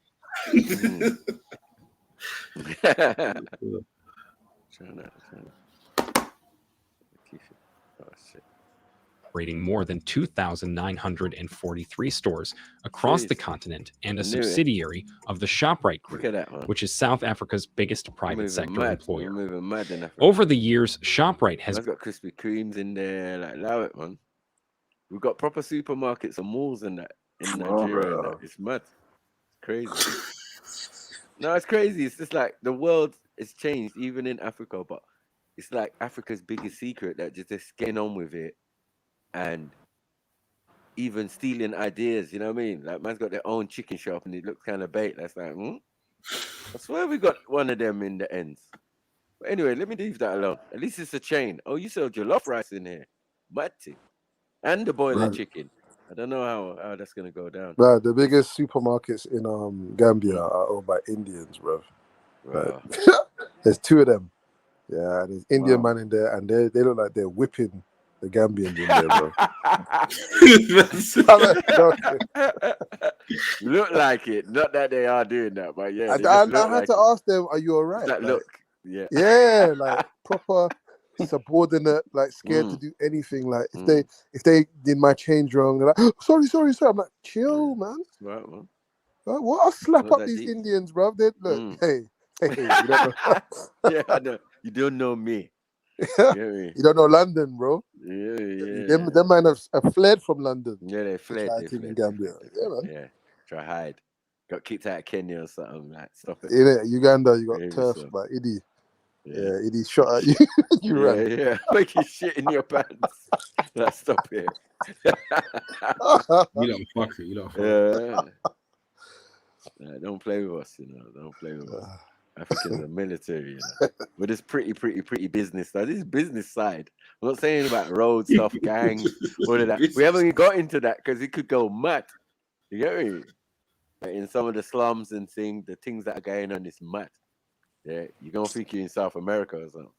Telling you, that anything can happen at any time. But we're trying to live. That's what. The only time I've ever seen Sean Kemp shook is when he went to Jamaica. Nah, he's been everywhere. You mean Ross Kemp? Yeah, Ross Kemp. His name's Grant, man. Listen, what we doing, Grant has been everywhere by that point, right? He's been everywhere, right? He's been to the favelas. He's been with thing. They might click gun on him, all sorts of thing. Yeah, but when he went Jamaica, bruh, he said, bruh, nothing popped off, but there's this energy, energy in it. My sources told me they were quite hostile towards Caucasians. It's like what? Like it could pop off at any minute. That's the kind of energy he was projecting because they were in the bush here.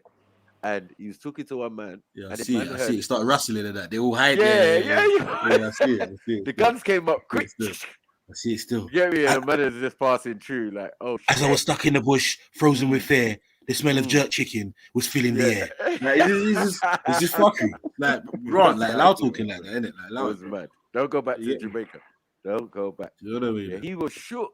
Bro, it's there and South Africa when the guy was talking some madness, bro. Oh, crud. Yeah. That's the two times I've seen him look like that. Yeah, like, yo, this could get real quick. The producer didn't told me about this. Yeah, you get me? Yeah. You ain't Bear Grylls. Like, what is this?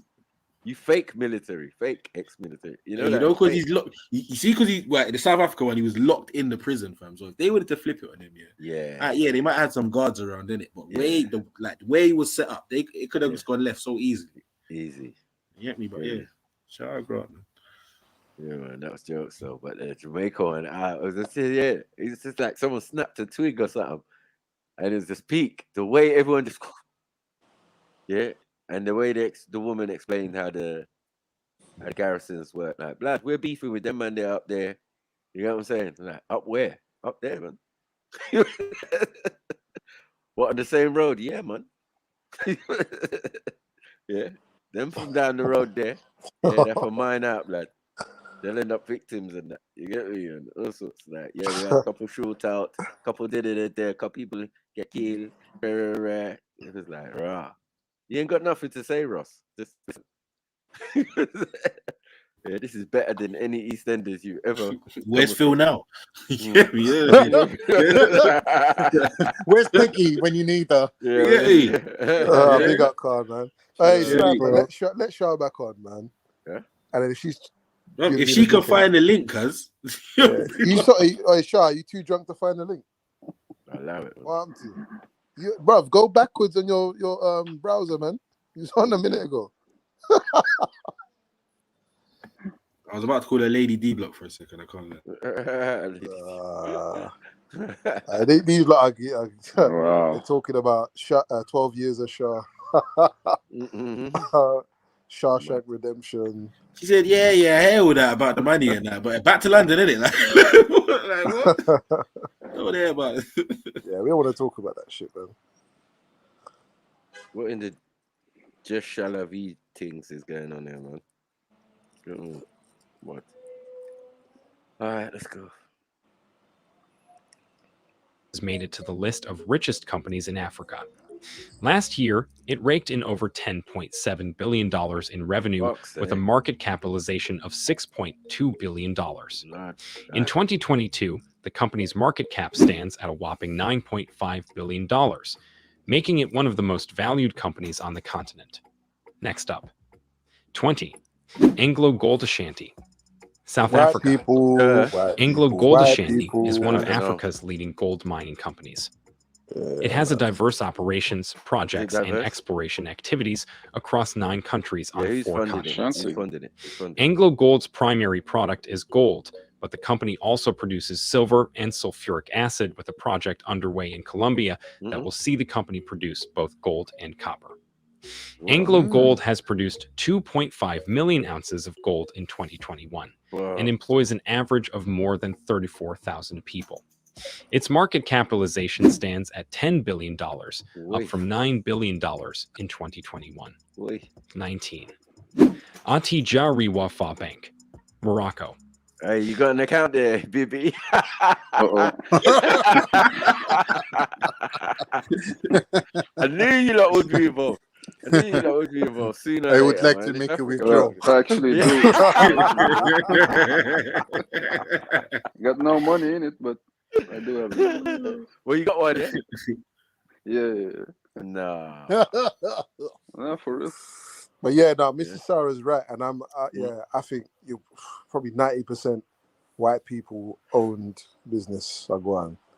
Yeah, I think the same guy, the king. That's what I want to know. Owns it. I bet he does. No word of a lie. Let's see. Attijari Wafa Bank is a Pan-African banking and financial group that was founded. Nah. We're not having that. And what? Pant Shrekky? The Arab League business. Well, there's no Pan-African nothing as well. Sorry, excuse me, brother Kel. We're gonna have to address this, brother. If you could please find your way to the Nubian Sniper panel, brother. Got some questions. Well, brother Zellini. Well, I think it's unsynchronized. Northern accent. Synchronized. This is unsynchronized behavior. This is the big project I was telling you about. You know what I mean? I don't know how else to sound like Benjamin Zephaniah, but anyway. Trying hard. Atija Wafa Bank Lady is a Henry Pan-African voice. banking Go and on. financial group Okay. that was founded in 1911 and is based in Casablanca. 1911. 1911 during the colonial era. So what's that? Marcus Garvey Bank. What? Get Kel on Yeah, here it has- now. What? He'll turn up. He'll turn up, man. He's gonna turn up. Yeah, that's Marcus Garvey times, man. What's going on? The bat signal's in the air, bro. He's coming. Corruption. There's some corruption coming. There's some corruption going on. I don't know what this is, man. What is it? How is this Pan-African? What are you lot up to? I didn't get the memo. I must be like, I don't know, been excommunicated for being Pan-African or something. Sean, Set up during the French rule. Unique has the link in it. We don't have the link. It's Unique. Ask her in it. Go on, Snipes. Morocco. It is the leading bank in Morocco and was established after a merger between Bank Commercial du Maroc and Wafa Bank. In 2016, it was listed as the fourth largest bank in Africa. Today, Atija Wafa Bank ranks as one of the richest companies in Africa with a market capitalization of 10.2 billion US dollars. 18. MTN Nigeria. Nigeria. Come on. Nigeria has Africa's largest mobile market with hundreds of millions of subscribers. Come on. MTN Nigeria, a junior company of Africa. Hundreds of millions. Yeah. Wow. Oh, it's not rewind the video. I swear that he's rocking the same hat you was wearing at Speaker's Corner, bro. No, man. What's that? What are you doing? I think someone's looking for gunshots still. No, bad man don't wear them type of what? What are you doing? The cheese cut is the shape, but I know, man. Mine was just straight black, man. Just keep it moving. Oh. Tartan at the front and all of that. What's this checkered stuff? Man? It's hot anyway, so yeah, he's just popping style. Big him up still. You know what I mean? We see him got a bow tie on or something. Anyway. Hundreds of millions of subscribers. Yeah, that 100 of million subscriber thing, fam. Like, what are we doing, fam? What are we saying about this? When there's only 60-something million in England. Like, what numbers are we dealing with when we're dealing with Africa? I'm telling you, it's different. I'm telling you, a man made a doll, yeah, and dressed them up in the clothes of different countries, you know, like a Barbie, an African Barbie or something like that, you know what I mean? Yeah, and sold it and became a billionaire and didn't sell outside the continent. And people was acting like I'm a madman. Like, well, so I already know one billionaire because one guy is already taken the bloody simple thing, you know what I mean, and just adapted it to each country and sold out and sold $1 billion. I said, bruv, how many people's in Africa though? Oh shit! That's Caleb, innit? I just realized. Caleb, you know, I don't even. Do you want Caleb on the chat, in the conversation? Yeah, man. Caleb, come on. Caleb will get slapped. Breakfast. Slapped out of here. Yeah, don't have nothing. No horse in this race. You've fled. Yeah, as Bo Rich would say, you left the place. You get me? You left the fucking whole place. Big up, are you correct? La whole bat, my brother. Yeah. Let me call. All right. So yeah, we got hundreds of billions. I wonder how much this is worth anyway. Some joke to Nigeria, a junior company of Africa's leading telecommunications company, MTN Group, is the country's largest mobile operator that has invested over 2 trillion naira since 2001. Ranked number 1 among the 101 best mobile network operators across Africa, MTN Nigeria is the group's largest provider of ICT solutions and cellular network access in Nigeria, with a market capitalization of $10.4 billion in 2022. African adverts are terrible. 17, Sanlam. They Yeah, are it's not so about it. bad. It's not about their thing. It's selling the product, man. I Come on, know, you know they what it's do. about. They look for all of the tricks of the European trade to sell their things, bro. And Oh, do it. hi. Do You it know, well. the working woman walking in her high heels. You got the uncle. Bruv, they go all out, man. I saw bare Sadio Mane adverts. Go. When I was in Dakar. Yeah, he sells everything, bro. Sells Everything. everything, yeah? Everything, Nah. bro. Shampoo, everything. Nah. Chris, you got a Chris one. Mad. Chris. Dinosaur Chris. MA. Yeah. Yeah. MA. So where in Africa have you lived? Where's who? Where in Africa have you lived?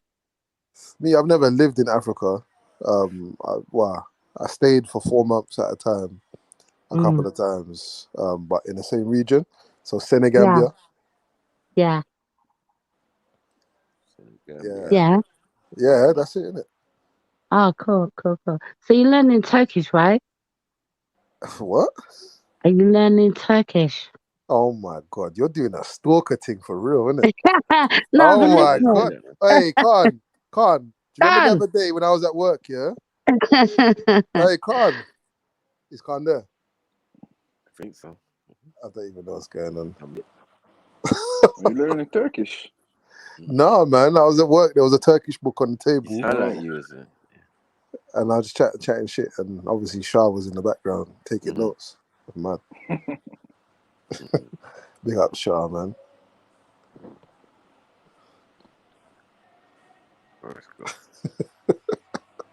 South Africa. Sanlam is a leading investment company in South Africa and is Africa's largest insurance firm. Listen, if you can do Nollywood, what is an advert? Do you get what I'm saying? What is an advert when you do Nollywood? You push out 1,000 movies a week. You know what I'm saying? Clear 1,000 movies a week. Standard. That's why they're more wealthier than Hollywood and even Bollywood. Come on, our shit's popping, man. Smart. Big time. Despite its roots in South Africa, the company has extended its footprint across Africa and has a leading niche presence in India, Malaysia, and some developed markets. Its 2018 acquisition of Saham Finances made it Africa's biggest non-banking financial services player and has given it exposure to 19 African countries. With more than 900 billion rand in assets under management, Sanlam has a market capitalization of 11 billion US dollars, up from just $8.9 billion in 2021. Landsweeper automatically discovers and identifies any asset in your environment. Depending on the asset type. Some of that money, man. 16 of Sank. No, what I'm not getting here is like there's businesses that got more money than the banks. Right? Easy. Do you know what I'm saying? They're easily more money than the banks. That's crazy. Group, South Africa. Originally called Amalgamated Banks of South Africa, Absank Group is a South African-based financial services group offering products and services across retail, business, corporate, investment, and wealth banking, as well as investment management and insurance. The group is the majority shareholder of 11 banks located in 10 African countries and maintains representative offices in Namibia and Nigeria. As of 2022, Absank Group's market capitalization stands at $11 billion, up from its 2021 value of $7.2 billion. So far, we've discovered 10 out of the 25 richest companies in Africa. We got 15 more to go. Now, if you are enjoying this video, be sure to leave a like, and if this is your first time here, Cement, Nigeria. A subsidiary of the Dangote Group, Dangote Cement is Sub-Saharan Africa's leading cement company, with a production capacity of 46 million tons per year across 10 countries.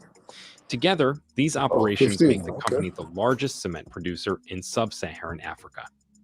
The company was listed on the Nigerian Stock Exchange in 2010, and as of August 2014, it accounted for 20% of the total market capitalization of the exchange. Between 2007 and 2012, its founder, 20%. Aliko Dangote, who is the richest man in Africa, invested $6.5 billion into the company. And in 2011, cement accounted for roughly 80% of Dangote Group's business. Man, employing invested approximately 6 billion 24,000 investment. people in Africa. My God, You see what I'm saying? that's just investment. That's Yeah, crazy. that's not what he owns. That's not what he has. Yeah, That's yeah, not what. yeah. Didn't even scrape the That's surface. serious. There's people like that in Africa. Like, what are we doing here? You know what I'm saying? Like, wealth is not shared evenly, and some have earned theirs by doing business and whatever. Because it's all about business, right? But just know that government officials are broke in comparison, so they have to do business. They have to do their little investments and all of that to try and get a little piece of the pie, or get a seat at the table with man like Dangote, and you know what I mean. Be a CEO of one of these companies, and that's gonna pay you more than being a politician. Trust me. And you got to think about your future after politics. It's crazy. Fuck politics. Dangote Cement has a market capitalization of $11.2 billion. Next up, 14. Sibanye-Stillwater, South Africa. Sibanye-Stillwater is a multinational mining and metals processing group with a diverse portfolio of mining and processing operations and projects. And there's no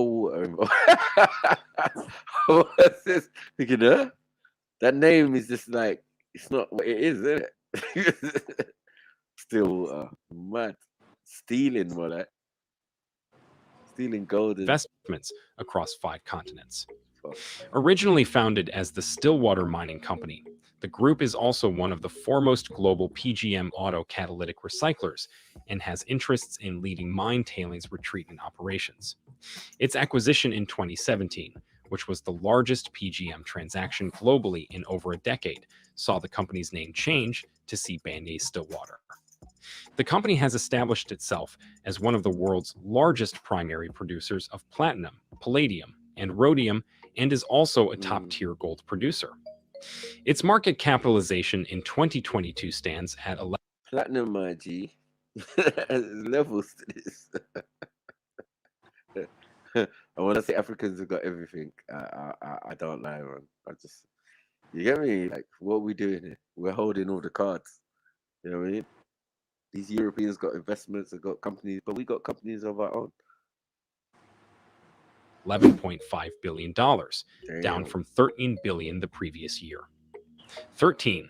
Maroc Telecom, Morocco.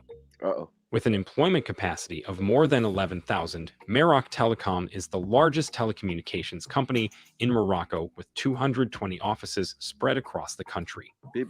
Despite its market capitalization shrinking from $13.5 billion in 2021 to $11.7 billion. Yeah, and I know one person selling all that money. Yeah.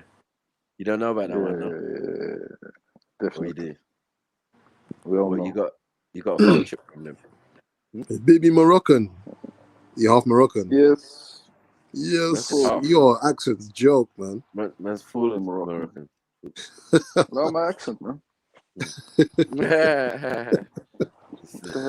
Not English Belgium, like you. Belgium gang. It's Belgium gang. Mad. Yeah, not like us, but close. Yeah. You know, them ones are their cousins in that. Yeah. It's the French are the Belgians' cousins. And the British are the the French cousins. So they all must be related. 11.7, fuck's sake. A friend of mine went Morocco the other week. Said it was fantastic. He really loved it. Yeah. Shit compared to Turkey, though. Dollars this year. They're making money. Maroc Telecom is one of Africa's most valued companies. 12. Safaricom, Kenya. Safaricom is a listed Kenyan mobile network operator headquartered in Nairobi, Kenya. It is the largest telecommunications provider in Kenya and one of the most profitable companies in East and Central Africa. While the company offers mobile telephony, mobile money transfer, consumer electronics, e-commerce, cloud computing, data, music streaming, and fiber optic services, it is most renowned as the home of Pesa, a mobile banking SMS-based service. In 2020, Safaricom controlled approximately 64.5% of the Kenyan market, with a subscriber base estimated at about 35.6 million. Regarding voice and SMS market share, Safaricom controls 69.2% and 92.2%, respectively. The company is currently valued at $11.8 billion, down from $13.2 billion in 2021. 11. Impala Platinum Holdings, South Africa. Come on. Based in South Africa, Impala Platinum Holdings is the holding company for a group of companies that operate platinum mines.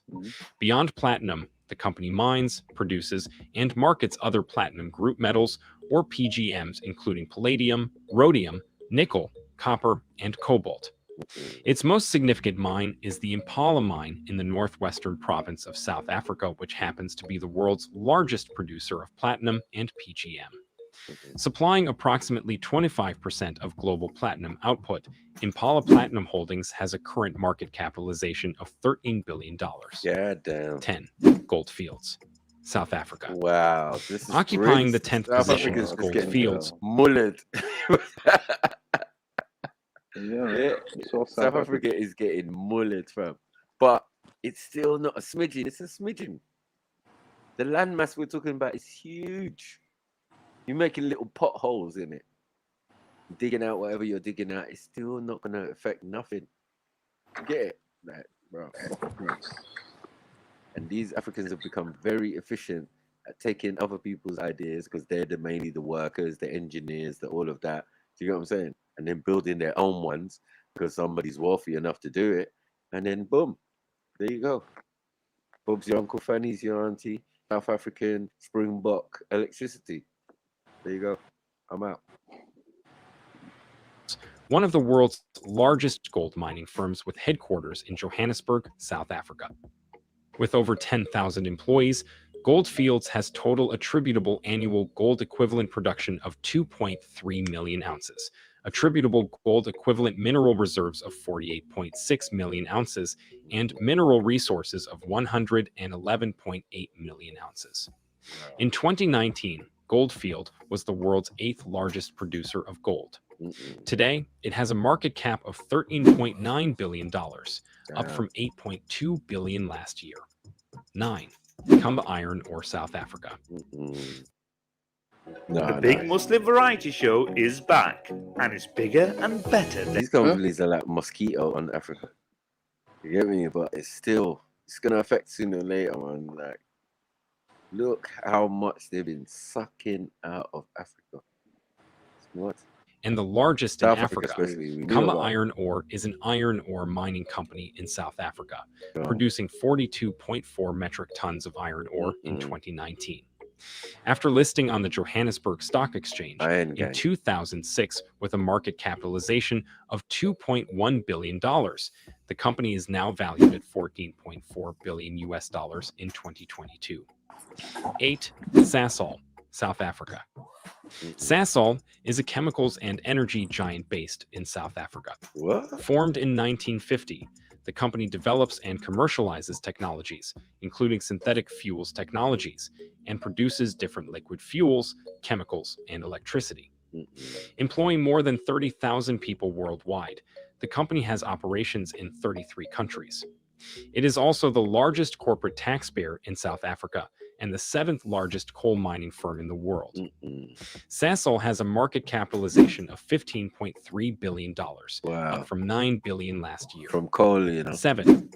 Capitec Bank Holdings, South Africa. Based in South Africa, Capitec Bank is one of the country's largest retail banks. On August 2017, the bank was the 2nd largest retail bank in South Africa, with 120,000 customers opening new accounts every month. The bank maintains 500 retail branches nationwide and has over 14 million customers. It is currently valued at $18.6 billion US. Next up. 6. Vodacom Group, South Africa. Vodacom Group is a South African mobile What did you there connected to? Providing voice. Wait, what? It's all South Africa. Vodafone. Looking like we got subsidiaries around here, bro. No, Vodafone. blatantly Vodafone symbol and all of that. Like, it's got Voda in the name. Like, what? What are we doing here? It's a Vodacon. Okay. Yeah, what the hell? South African base. Yeah, but I told you that Africans be doing that. Didn't I say that? They be taking ideas and taking things from man and saying, yeah. Thanks. Yeah. Once we worked it out, we sent people to your country to go study and learn and come back and it speaks for you. Yeah. Ain't no brain drain no more. There's plenty brains in Africa. And they're doing loads of stuff. Do you get what I'm saying? So like, I don't know.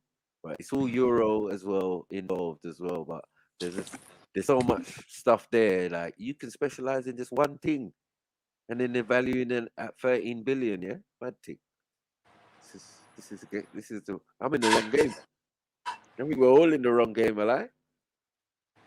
Go back home and get a piece of the Exactly. pie.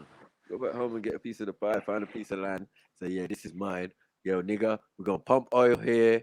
We're gonna mine over there. You know what I'm saying? 1 little acre, you know. I'll go in. Yeah. Nah, Especially in Nigeria, man. Yeah, man. It's bare space, man. You need to look into it. Bare space. You know what I mean? As I said, you can get diamonds, uncut diamonds, in a massive bag for next to nothing, fam. So I'm saying, you're just gonna have to take them to wherever and let man cut them, find the perfect diamond, or all of them will be of some use, I suppose. You know what I mean? But it's who puts value on them. You know what I mean? Come over here. You have to go to where's that place? What's that road? We get your jewelry. I swear I got my fangs there. Hat and Garden. The guys in Hat and Garden would judge your thing and say, yeah. But those people are run by the Jays, man. Jays run things over there. But yeah, as I said, we got all the resources, mate. And it just proves it again. Mud. Messaging, data, and converged services to over 303 million customers. From its roots in South Africa, the company has grown its operations to include networks in Tanzania, the Democratic Republic of the Congo, Mozambique, and Lesotho, and provides business services to customers in over 32 African countries. Previously owned in a 50-50 partnership by the South African telecommunications giant Telkom and British multinational operator Vodafone, Vodacon's market capitalization stands at 20.1 billion US dollars. 5. Standard Bank Group, South Africa. Standard Bank Group is a financial institution that offers banking and financial services to individuals, businesses, institutions, and corporations in Africa and abroad. Based in South Africa, it is Africa's biggest lender by asset with a market capitalization of $20.9 billion. 4. MTN Group, South Africa. Formerly known as MCell, the MTN Group is a South African multinational mobile telecommunications company operating in many African and Asian countries. As Africa's largest mobile network operator, MTN Group has soared from number 13 to number 4 on this year's ranking of Africa's richest companies after more than doubling its market capitalization to $24.5 billion, up from $11.1 billion in 2021. The company raised its market cap by listing its operations in Nigeria, Ghana, Uganda, Rwanda, and other countries. The person who is disconnected from his or her heart. Yeah. At least you Pan-Africans got company in there, man. Big up them, man, and them.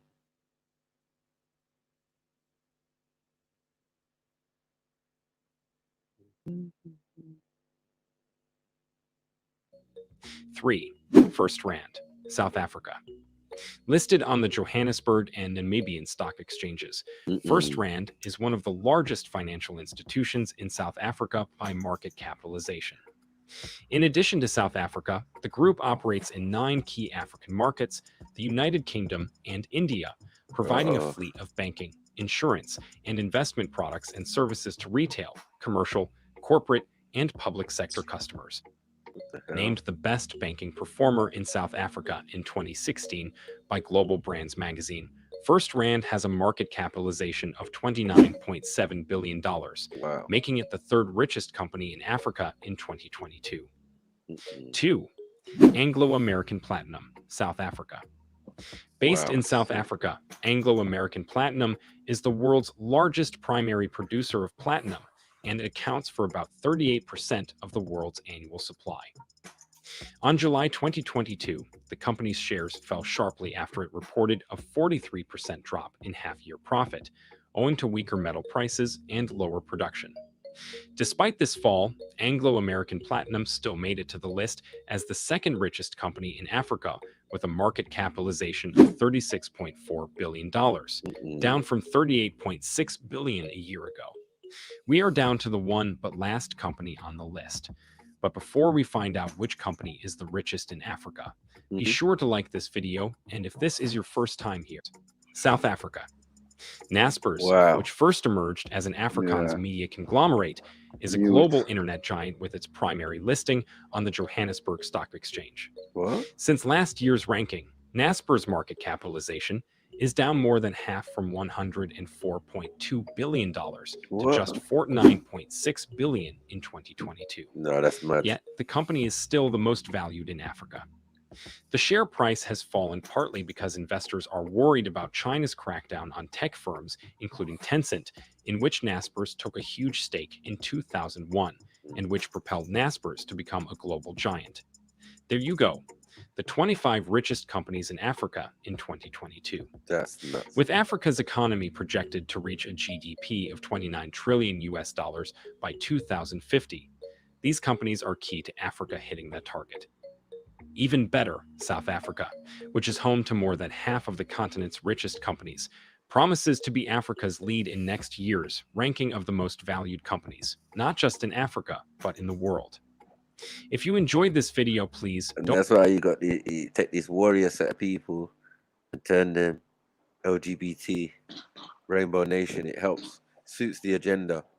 While they're concentrating on what their agenda is, the people stealing all their resources. It's a travesty. You know what I mean? Because I know some of these companies are blatantly not us, especially in South Africa. Yeah, definitely. If it wasn't some of these countries, we wouldn't have some of the banks we got here. Like Barclays and Lloyds and all of that. These are heavily invested in these Eurasian companies that have been mining in Africa for time. 80% is South African. That's mad. But everyone else is doing their thing, man. I'm not even gonna lie. Just there are other companies that it's not in the billion level. You know what I mean? Yeah, even the lowest one was a couple billion, like 2.2. You know what I mean? So, boy, that's interesting. What's your take on this, MA, as a Pan-African? Yeah, what's with your Pan-African company? What's going on? Are you researching? What are you doing? Talk to us, MA, man. Baby, suck out, bro.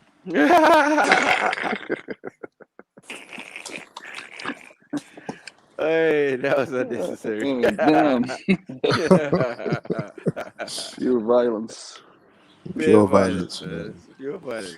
He's in Belgium, that's why. Man. Leopoldville and that good Belgian chocolate from Congo, from the forest of Congo. Man. Mad. If you got chocolate in your house, and he said, and I don't mean black people either. He said he's been bringing over chocolate. Nah. Yeah, chocolate with me. Yeah? Importing fucking Belgian enslaver. chocolate. Enslaver. Listen, man, everybody liked it, so. Leopold supporter. Yeah, and he's got that Jean-Claude Van Damme accent as well. It sounded mad. I swear we shared the panel before, Amy. I don't know, man. I don't know, maybe. Yeah, that smooth colonizer lingo, boy. Listen, man, I'm the colonized, not the colonized. You're Moroccan and what? That's it, fully Moroccan. Oh, shit. Yeah, man, pure. It's a pure, you know. Is that correct, Snipes? Is he pure Moroccan? Is he pure Moroccan? Man. Yeah, man. Yeah. Pure Moroccan. Born in Morocco. You could tell by how short he is. It's mad. But... you're still on that, Snipe. Yeah, that's right. That's right. But yeah, I swear he was like same height as Sasha. Come on, man. Well, swear down, man. He's down there. I told you 6 foot. His accent taller than you. His accent taller than you. No, Axel is short, man. She's like 5'2" or something. Wow. That's enough. She doesn't have to be tall. No, women ain't tall, generally, but somehow. I don't mind tall women, you know. Long legs in there. Yeah. Shala. Shalavi. This girl's fried, boy. Well, she's still on the panel and she's asking for the link in the chat. Shayla V. Oh no, you're kidding me. Oh fuck. Hey, no, you might have to go in the chat, Shay, still, cause you are fresh. Yeah. Are you asking for the link and you're on the panel? That don't make like that's next level fresh. That's like looking for your phone and it's in your hand. Like that's that sort of fresh. Like, you know what I mean? You gotta chill, man. Well, it all happened to us. Well, I ain't never been that fresh, baby. I can't lie. Well, I probably have, but I ain't been doing that.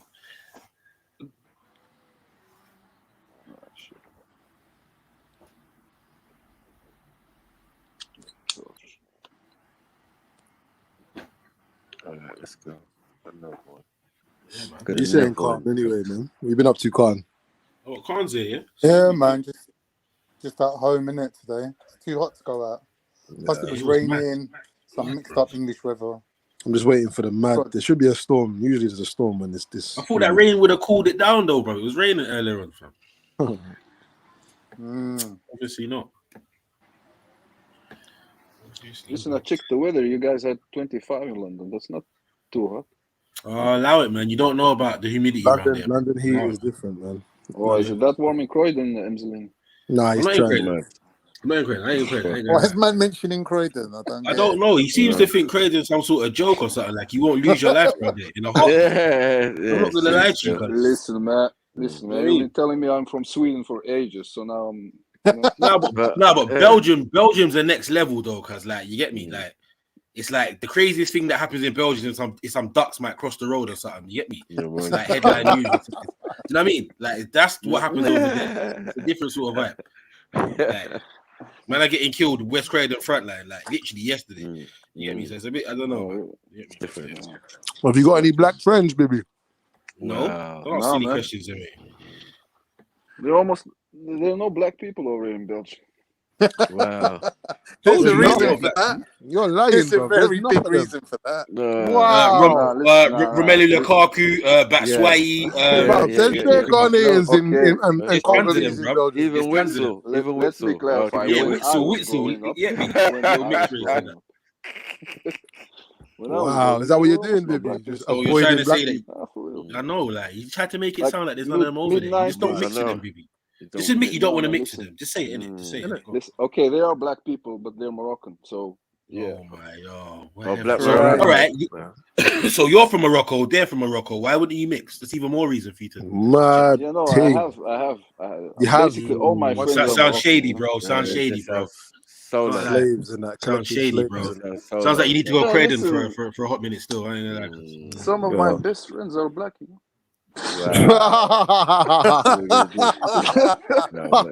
That sounds like Tommy Robinson, cuz like what is that? Like Jupiter. Get me? I was brought up on the streets of Luton by like do you get me? Fucking hell, Vivi. After all this time, yeah.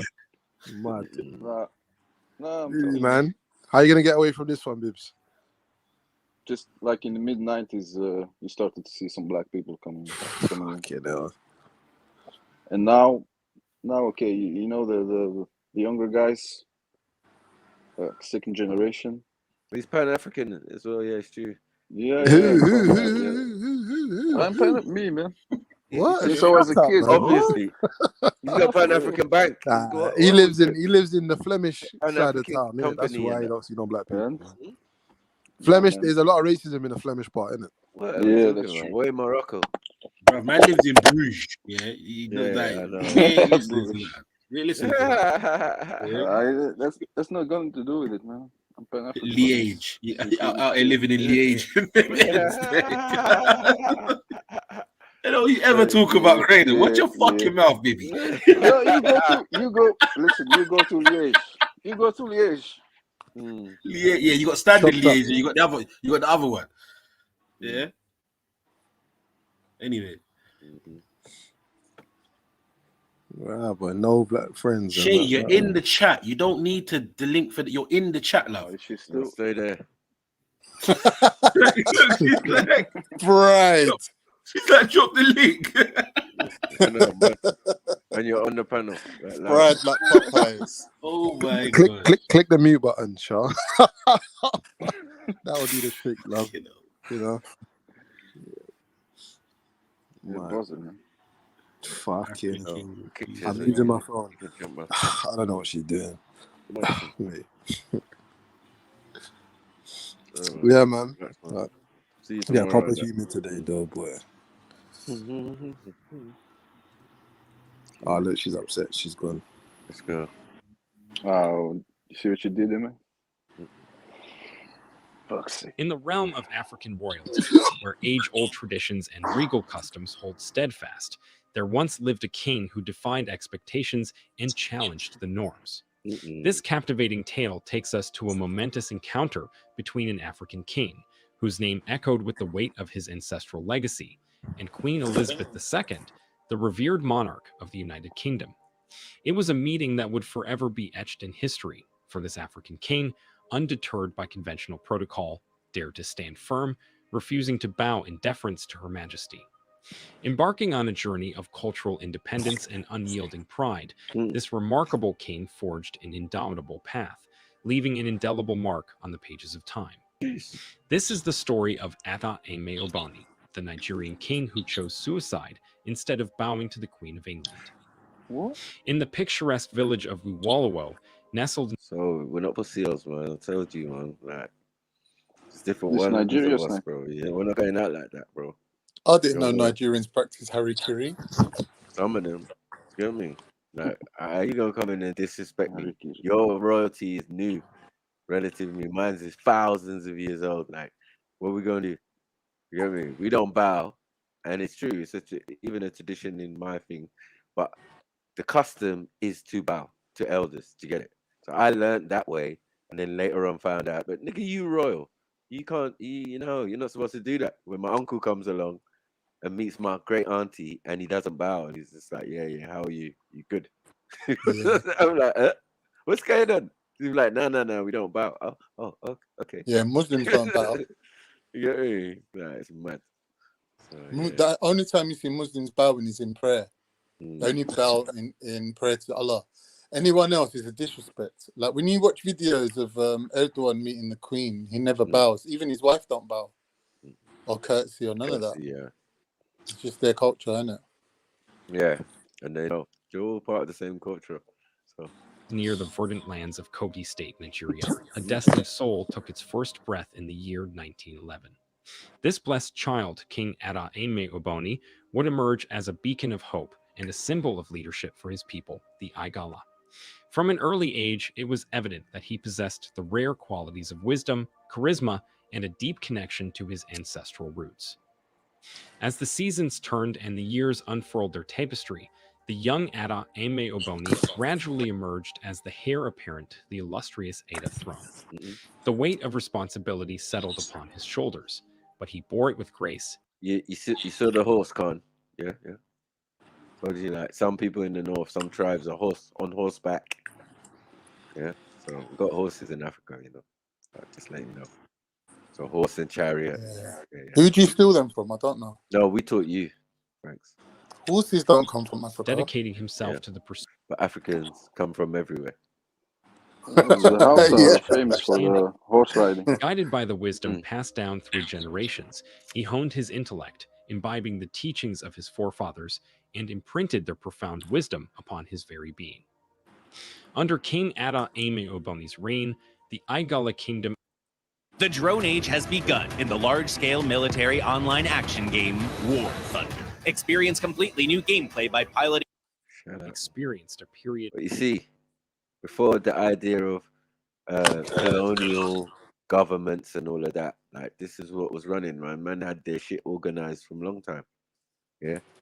King had certain responsibilities. The chiefs were his administrators and all of that, and they all met. And you know, there's elders that are above the king and all of that. It's like there's levels to this. When the Europeans first saw this, they was like, bro, we need to fix up. You get me? But we're telling the world that they're savages, and look, you think you're speaking to the king when you're speaking to the town crier. You get me? He's gonna send a message back to another guy, and then another guy's gonna go to thing, and then someone's gonna go to the palace, and then someone's gonna go and speak to the advisor of the king, and the advisor of the king is gonna speak to the king. That's it. That's how it works. So there's always been a system. That's why we said we civilized, we the civilizers. Yeah, we was never uncivilized. But of remarkable progress and prosperity. Fueled by his visionary leadership, the land witnessed an unprecedented economic boom, breathing life into its markets and instilling a renewed sense of hope within the hearts of its inhabitants. The king's unwavering dedication to his people manifested through various initiatives, one of which was the expansion of native schools. Recognizing the importance of education in empowering future generations, he invested in the growth and development of educational institutions, nurturing young minds and opening doors to a brighter future. Beyond the material accomplishments, King Ada Ame Oboni's reign was defined by his unwavering commitment to preserving and honoring the traditions and cultural heritage of the Igala people. He embraced the rich tapestry of Igala customs, fostering a sense of pride and identity among his subjects. Through his regal presence and noble actions, he became a living embodiment of the values and aspirations cherished by his ancestors, serving as a guiding light for his people during times of celebration and tribulation alike.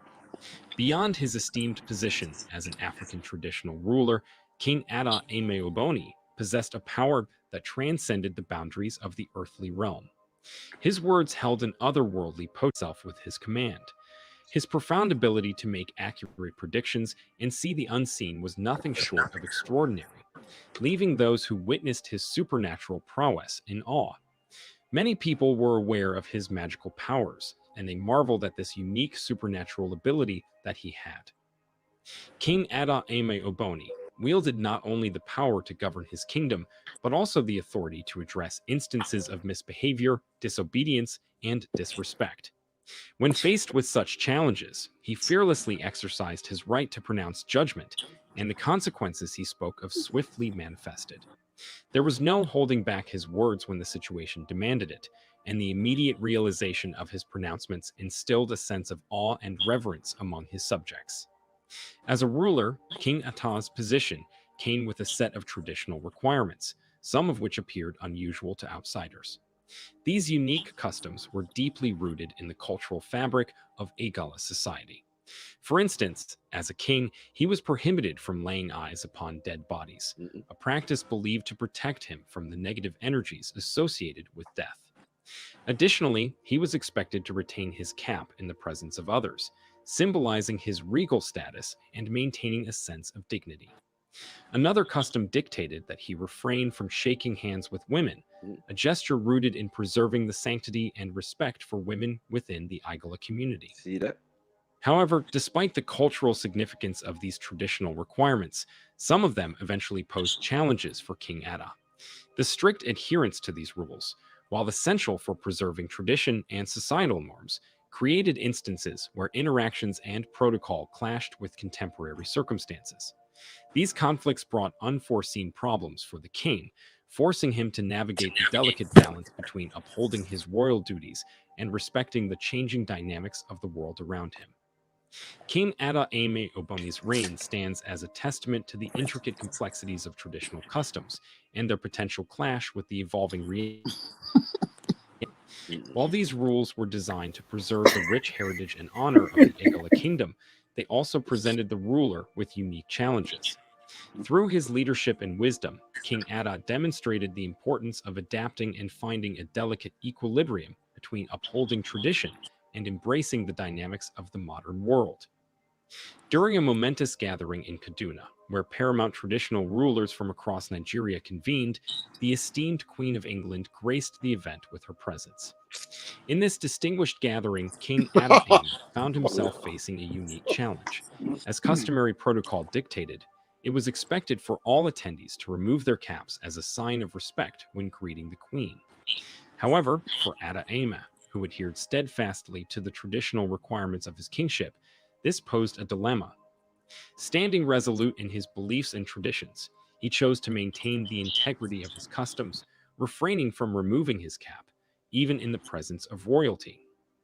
After much persistence and a threat to send him out and dethrone him if he refused to remove his cap, Ada was forced to remove it, and he tried to bow to the Queen. He had a lot at stake, and any dethronement would deter his descendants from having any access to the throne. His people perceived him as a mini-god, and bowing to a human seemed like an insult. Reluctantly, Ada yielded to the demand, complying by removing his cap. To the astonishment of everyone present, as soon as the cap was lifted, a swarm of bees emerged from its depths, filling the meeting hall in a flurry of buzzing activity. Panic ensued as attendees hastily fled, attempting to avoid the stinging insects that now occupied the space. Regrettably, some individuals fell victim to the bees' stings, abruptly terminating the meeting and casting a cloud of disruption over the gathering. Was that magic power then? Live long and prosper. Meanwhile, in the midst of this chaos... No, we saying, M.A. Must be magic in that. You know what I mean? I ain't bowing. Hold some kid of bees. Wu-Tang. Man said he took off the hat and the bees just emerged. Where? Like, what are we doing here? That's what I said. That You, was you see, there's half of me wants to think that that's some bullshit, but the other half of me fully believes that without a shadow of a doubt. Yeah, man. I know. When you hear these stories, everything's not meant to be explained, because I tell people this all the time. That's fact. Yeah? That's fact. That's fact. You get me? Zellini, would you spend 2 years? No, not even 2 years. Would you spend a year in Benin? Yeah. Like in the heart of the in the heart of voodoo land. Why are you saying that? Why are you saying that? Why you saying that? Why you saying that? Why you saying that? Sniper ain't having it in that interception. Like they're quite. Hey, slow down, brother. Slow down. No. It's true though. Benin, the country, not your side. Oh, Benin, the nation. Yeah. They really are relatively speaking in support of. Invested in. Yeah, man. They're in support of the judge and that. I'm saying, would you go there, Zellini, and be involved in that? Immerse yourself in the village and stay there. Would you be afraid? Right. I've seen a video of it, and it's not that bad. It's like you don't have to indulge really. Like he wouldn't survive. It's there on sale. It's like you go to a shop for it. You know what I mean? Oh look, there's judge. There's this judge for statue for this, for that. This trinket for this and this. It's a stall. It doesn't mean that everybody's doing it, but it's there. Yeah, I've noticed that with judge. It's never free, isn't it? It's always like it's gonna cost pay you for that shit. So they got judge stools. That's what it is. So Carl, you're lucky. In other parts of the country, they don't have that. But I won't get to. Carl, why am I lucky? You're lucky. If you're on social media, because you're a Turk, you don't get all of these fake babalawos trying to add you and that. That's true. Fair enough. Money, that's a lot. Yeah. Money babalawos, like what is yeah, this? man. Yeah, they're sitting on top of a mountain of cash, and they got a Pepsi next to them and that. What is a judge? What kind of judge is this? No, this is crazy. Chaos. Ada's quick thinking and wisdom shone through. Sensing the potential outcome, he had advised the Oba of Benin, another esteemed king, to step out. Bad man. Oba of Benin. Relatives. You know what I mean? outside before removing his own cap. This astute guidance spared the Oba and his entourage from being caught up in the swarm of bees, allowing them to witness the unfolding commotion from a safe distance. Ada's foresight and timely counsel demonstrated his role as not only a ruler, but also a wise advisor, protecting his fellow monarch from the unexpected consequences that had befallen him. Ada Eme Oboni was instructed to be apprehended and handcuffed by security personnel. What's that? At the war William Gumi. No, he said MA. He said MA. Yeah, I clearly heard MA. I don't know who that bubble is, but can we get some clarification? My ancestor, man. He said, helped out my ancestor, man. You know, it's good. He knew what was good for him. Fuck his shit up, man. Don't care about your shit in the north, man. We massive. Fuck with our tribe. As not only a ruler, but also a wise advisor, protecting his fellow monarch from the unexpected consequences that had befallen him.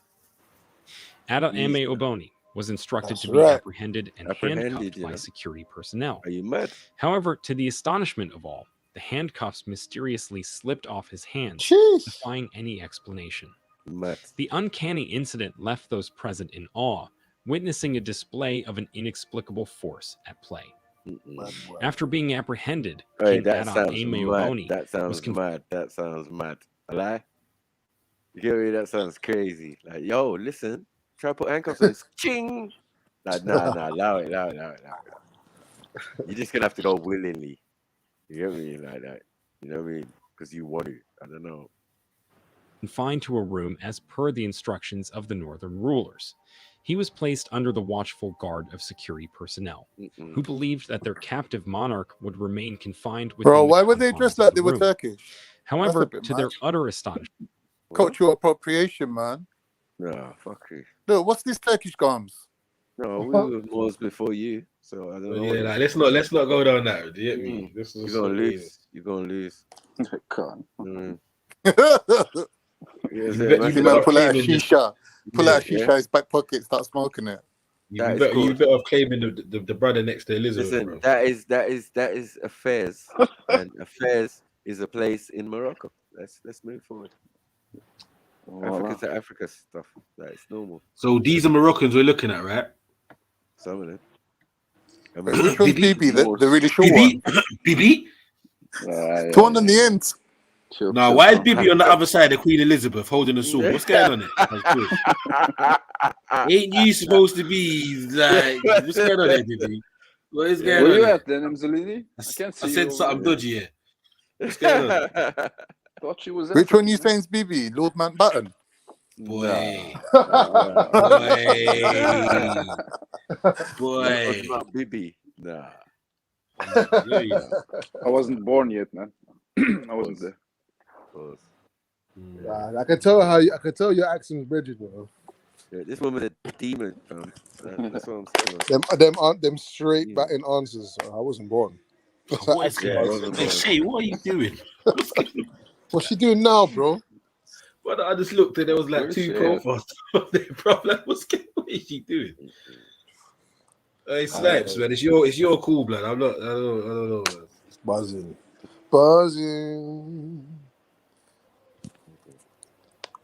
See that.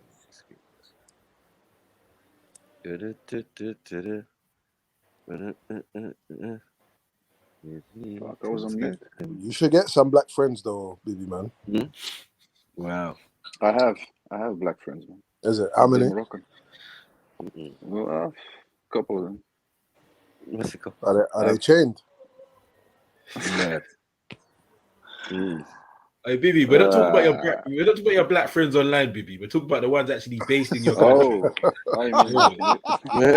Because are you going to try and use semantics and technicalities? Wow. You guys are my friends. Like that. I've got a whole bunch of them. There's like 20. Like, what? What have you learned from your black friends, Bibi? What's like the main lessons that you learned? You know, listen, I know what you're trying to do, man. No. I'm genuine question.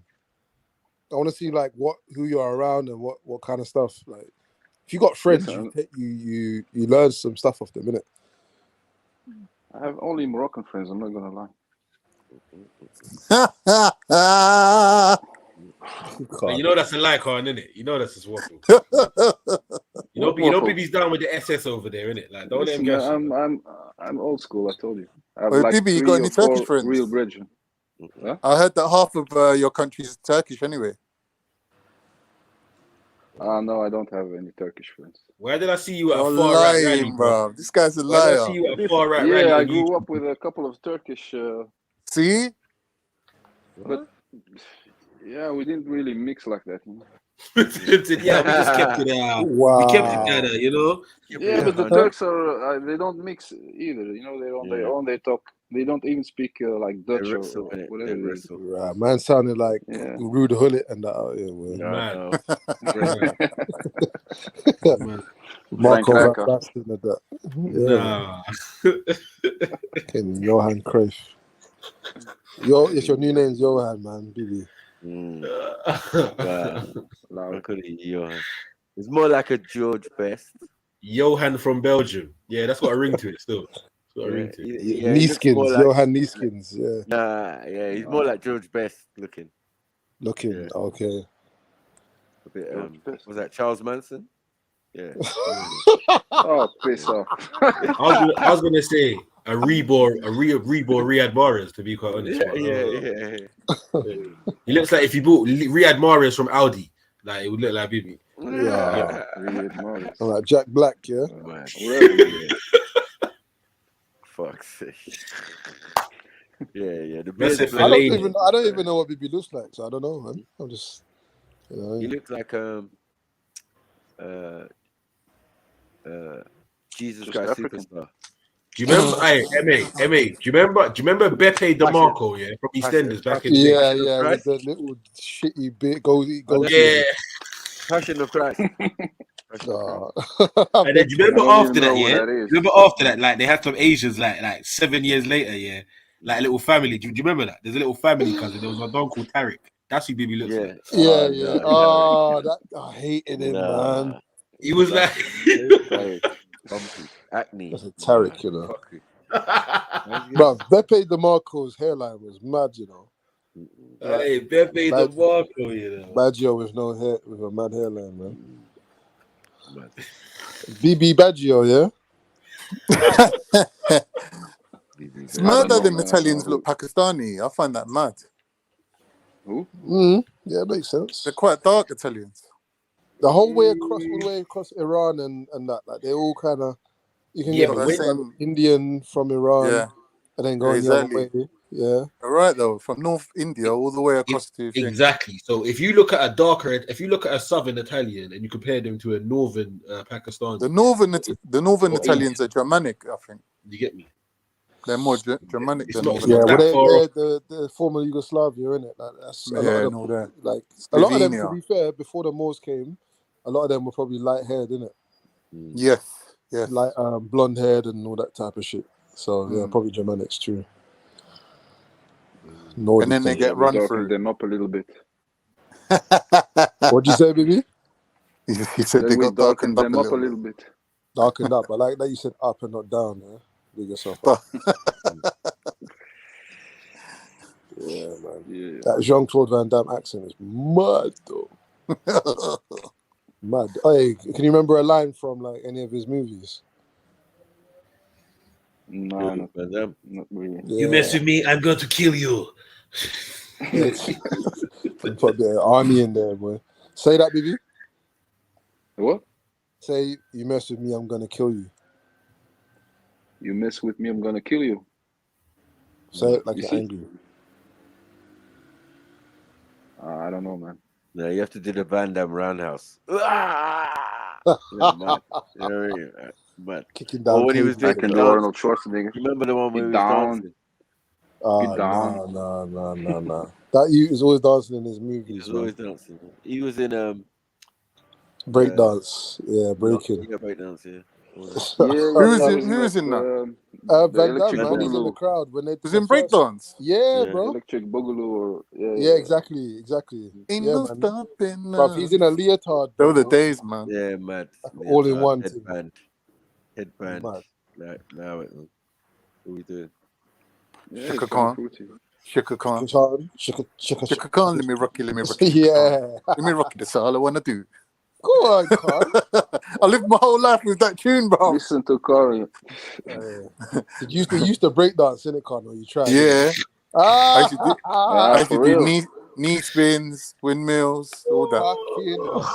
Fucking My favorite was popping and locking, though. I was gonna say you look like one of them guys, Stop man. it, man. Yeah, man. You don't know about what was the guy's name from Ozone, breakdance? Turbo and Ozone. Nah, the enemies in it. One of them was a fucking bad boy. Oh, Dead, the man. enemies were thingy, man. They're all professional dancers. Yeah, what was his name? Boogie Down Productions or something like that. Nah. There was a crew of them. Poppin' Taco, that's his name. Poppin' Taco. The guy was so sick. Yeah. Like proper. There's bare clips of him, man, on YouTube and that. Like he was next level. What was He's their the clique best out called? of They all had of a them. famous clique though. Their little dance outfit. Get the name, man. Khan was breakdancing with Sniper back in the days. No. Placed We used to under be the watchful clashing, guard of actually security clashing with personnel, people in real who life. believed that their captive monarch Green would Lanes. remain confined within the No. confines of the room.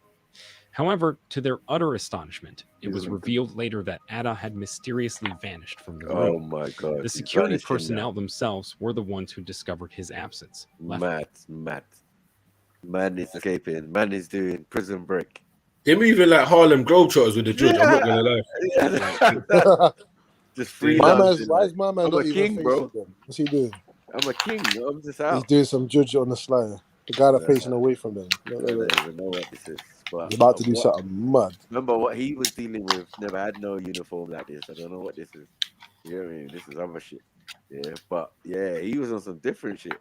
You know what I mean? He's got superpowers. He's known as a super king. Like, smart. You hear me? A man's now escaping, done prison break. He's done break the chains, like Incredible Hulk. He's done all sorts. Mad. Perplexed and searching for answers.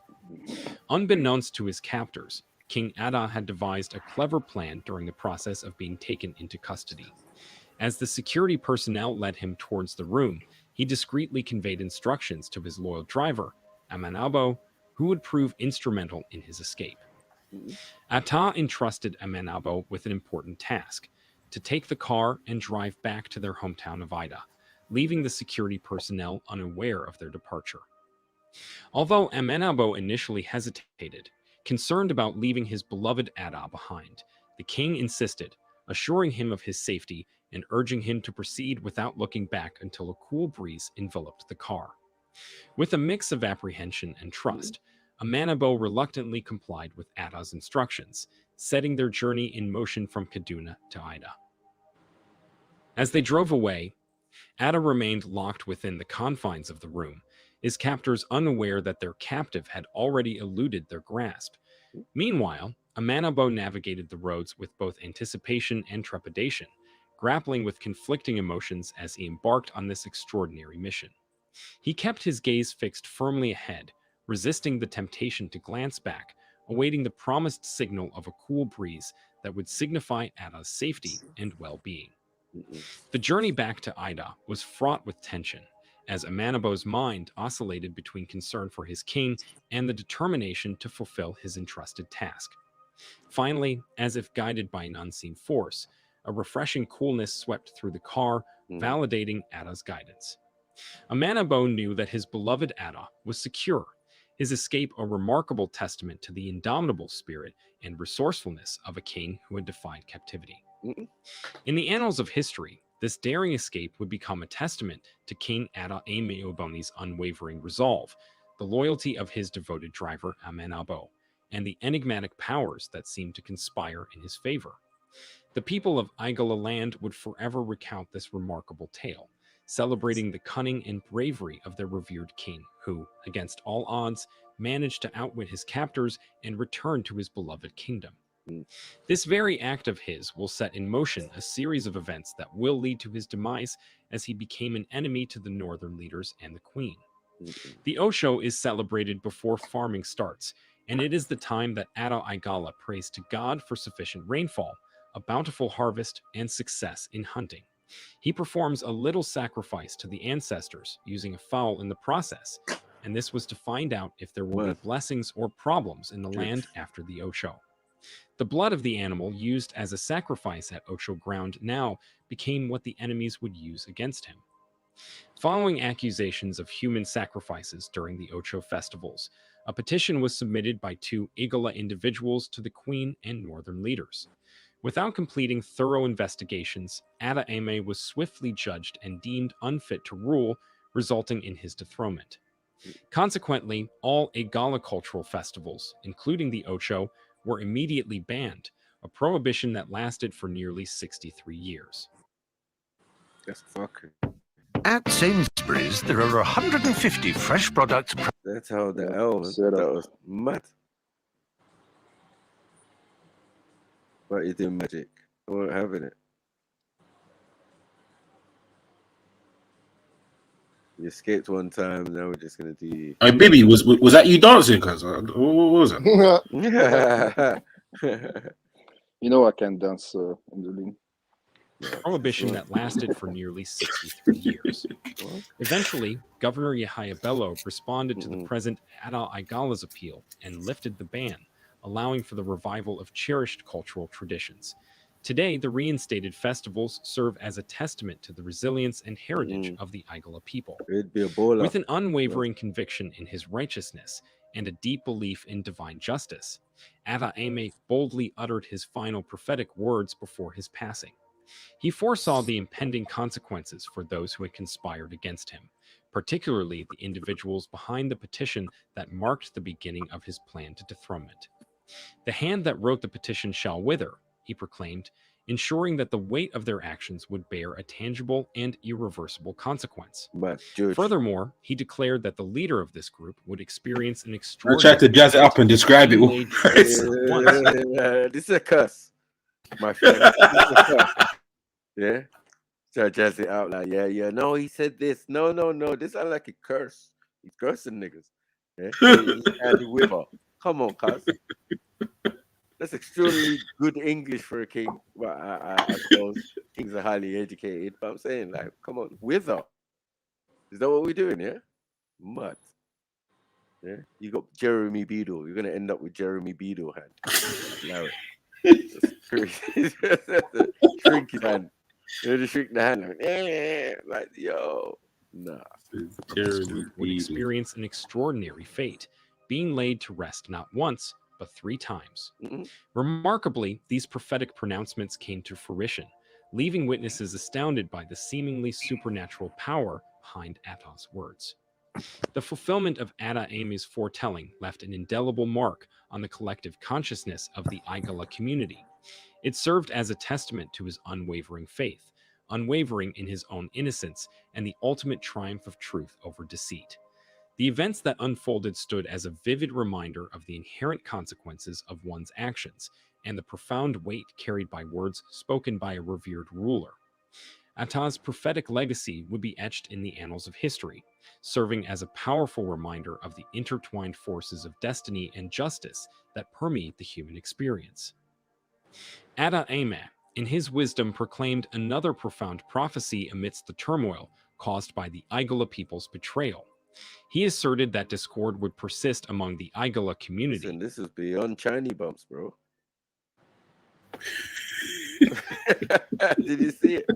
It was beyond Chinese bumps. It was like, whoa, cuss. What's going on there? Huh? What in the Kodak King is going on here, man? You know what I'm saying? Has he got rollers in his hair? Yeah, bro.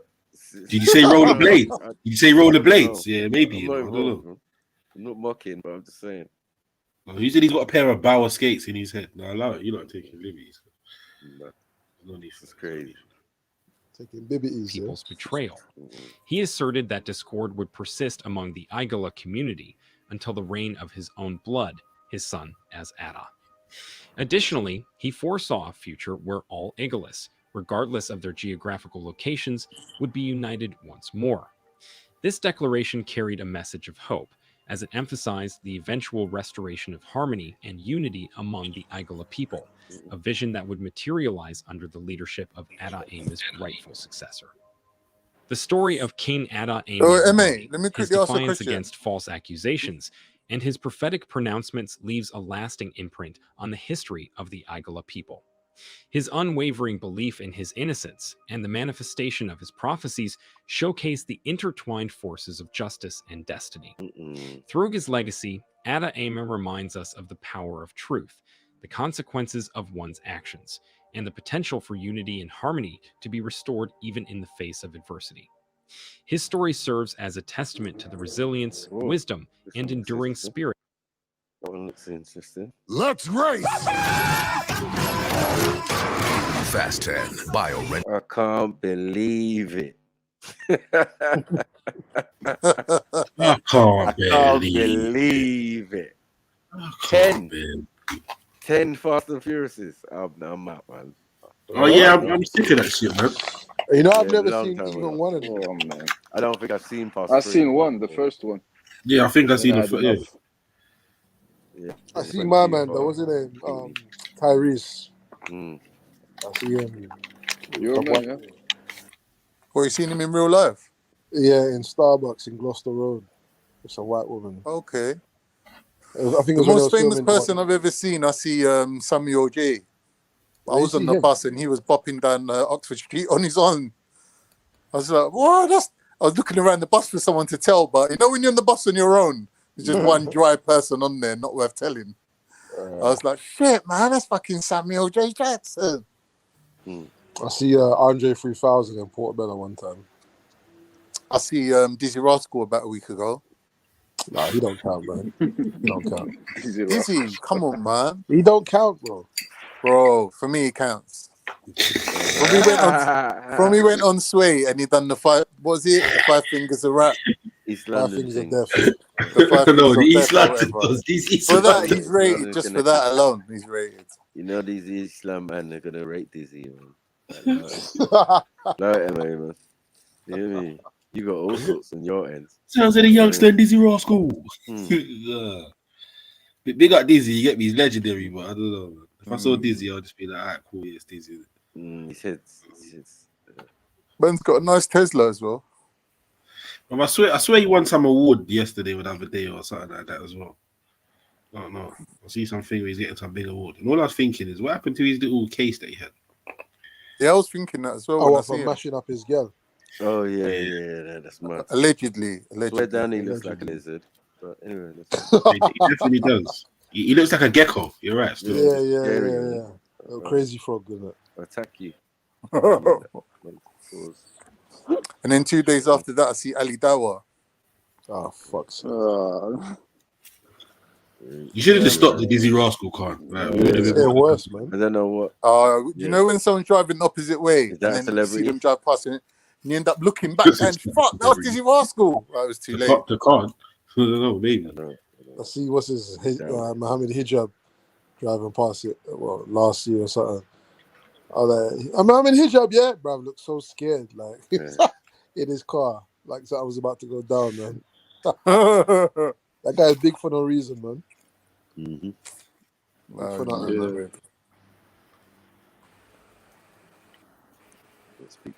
Let's play this. Let's see what's going on. Yeah, go ahead. As the Black Germans are citizens or residents of Germany that are from What's the title, sorry? Africa. There were lots of black people in Germany in the 18th century, but their number decreased after a while, causing few or no Afro-German in some parts of Germany.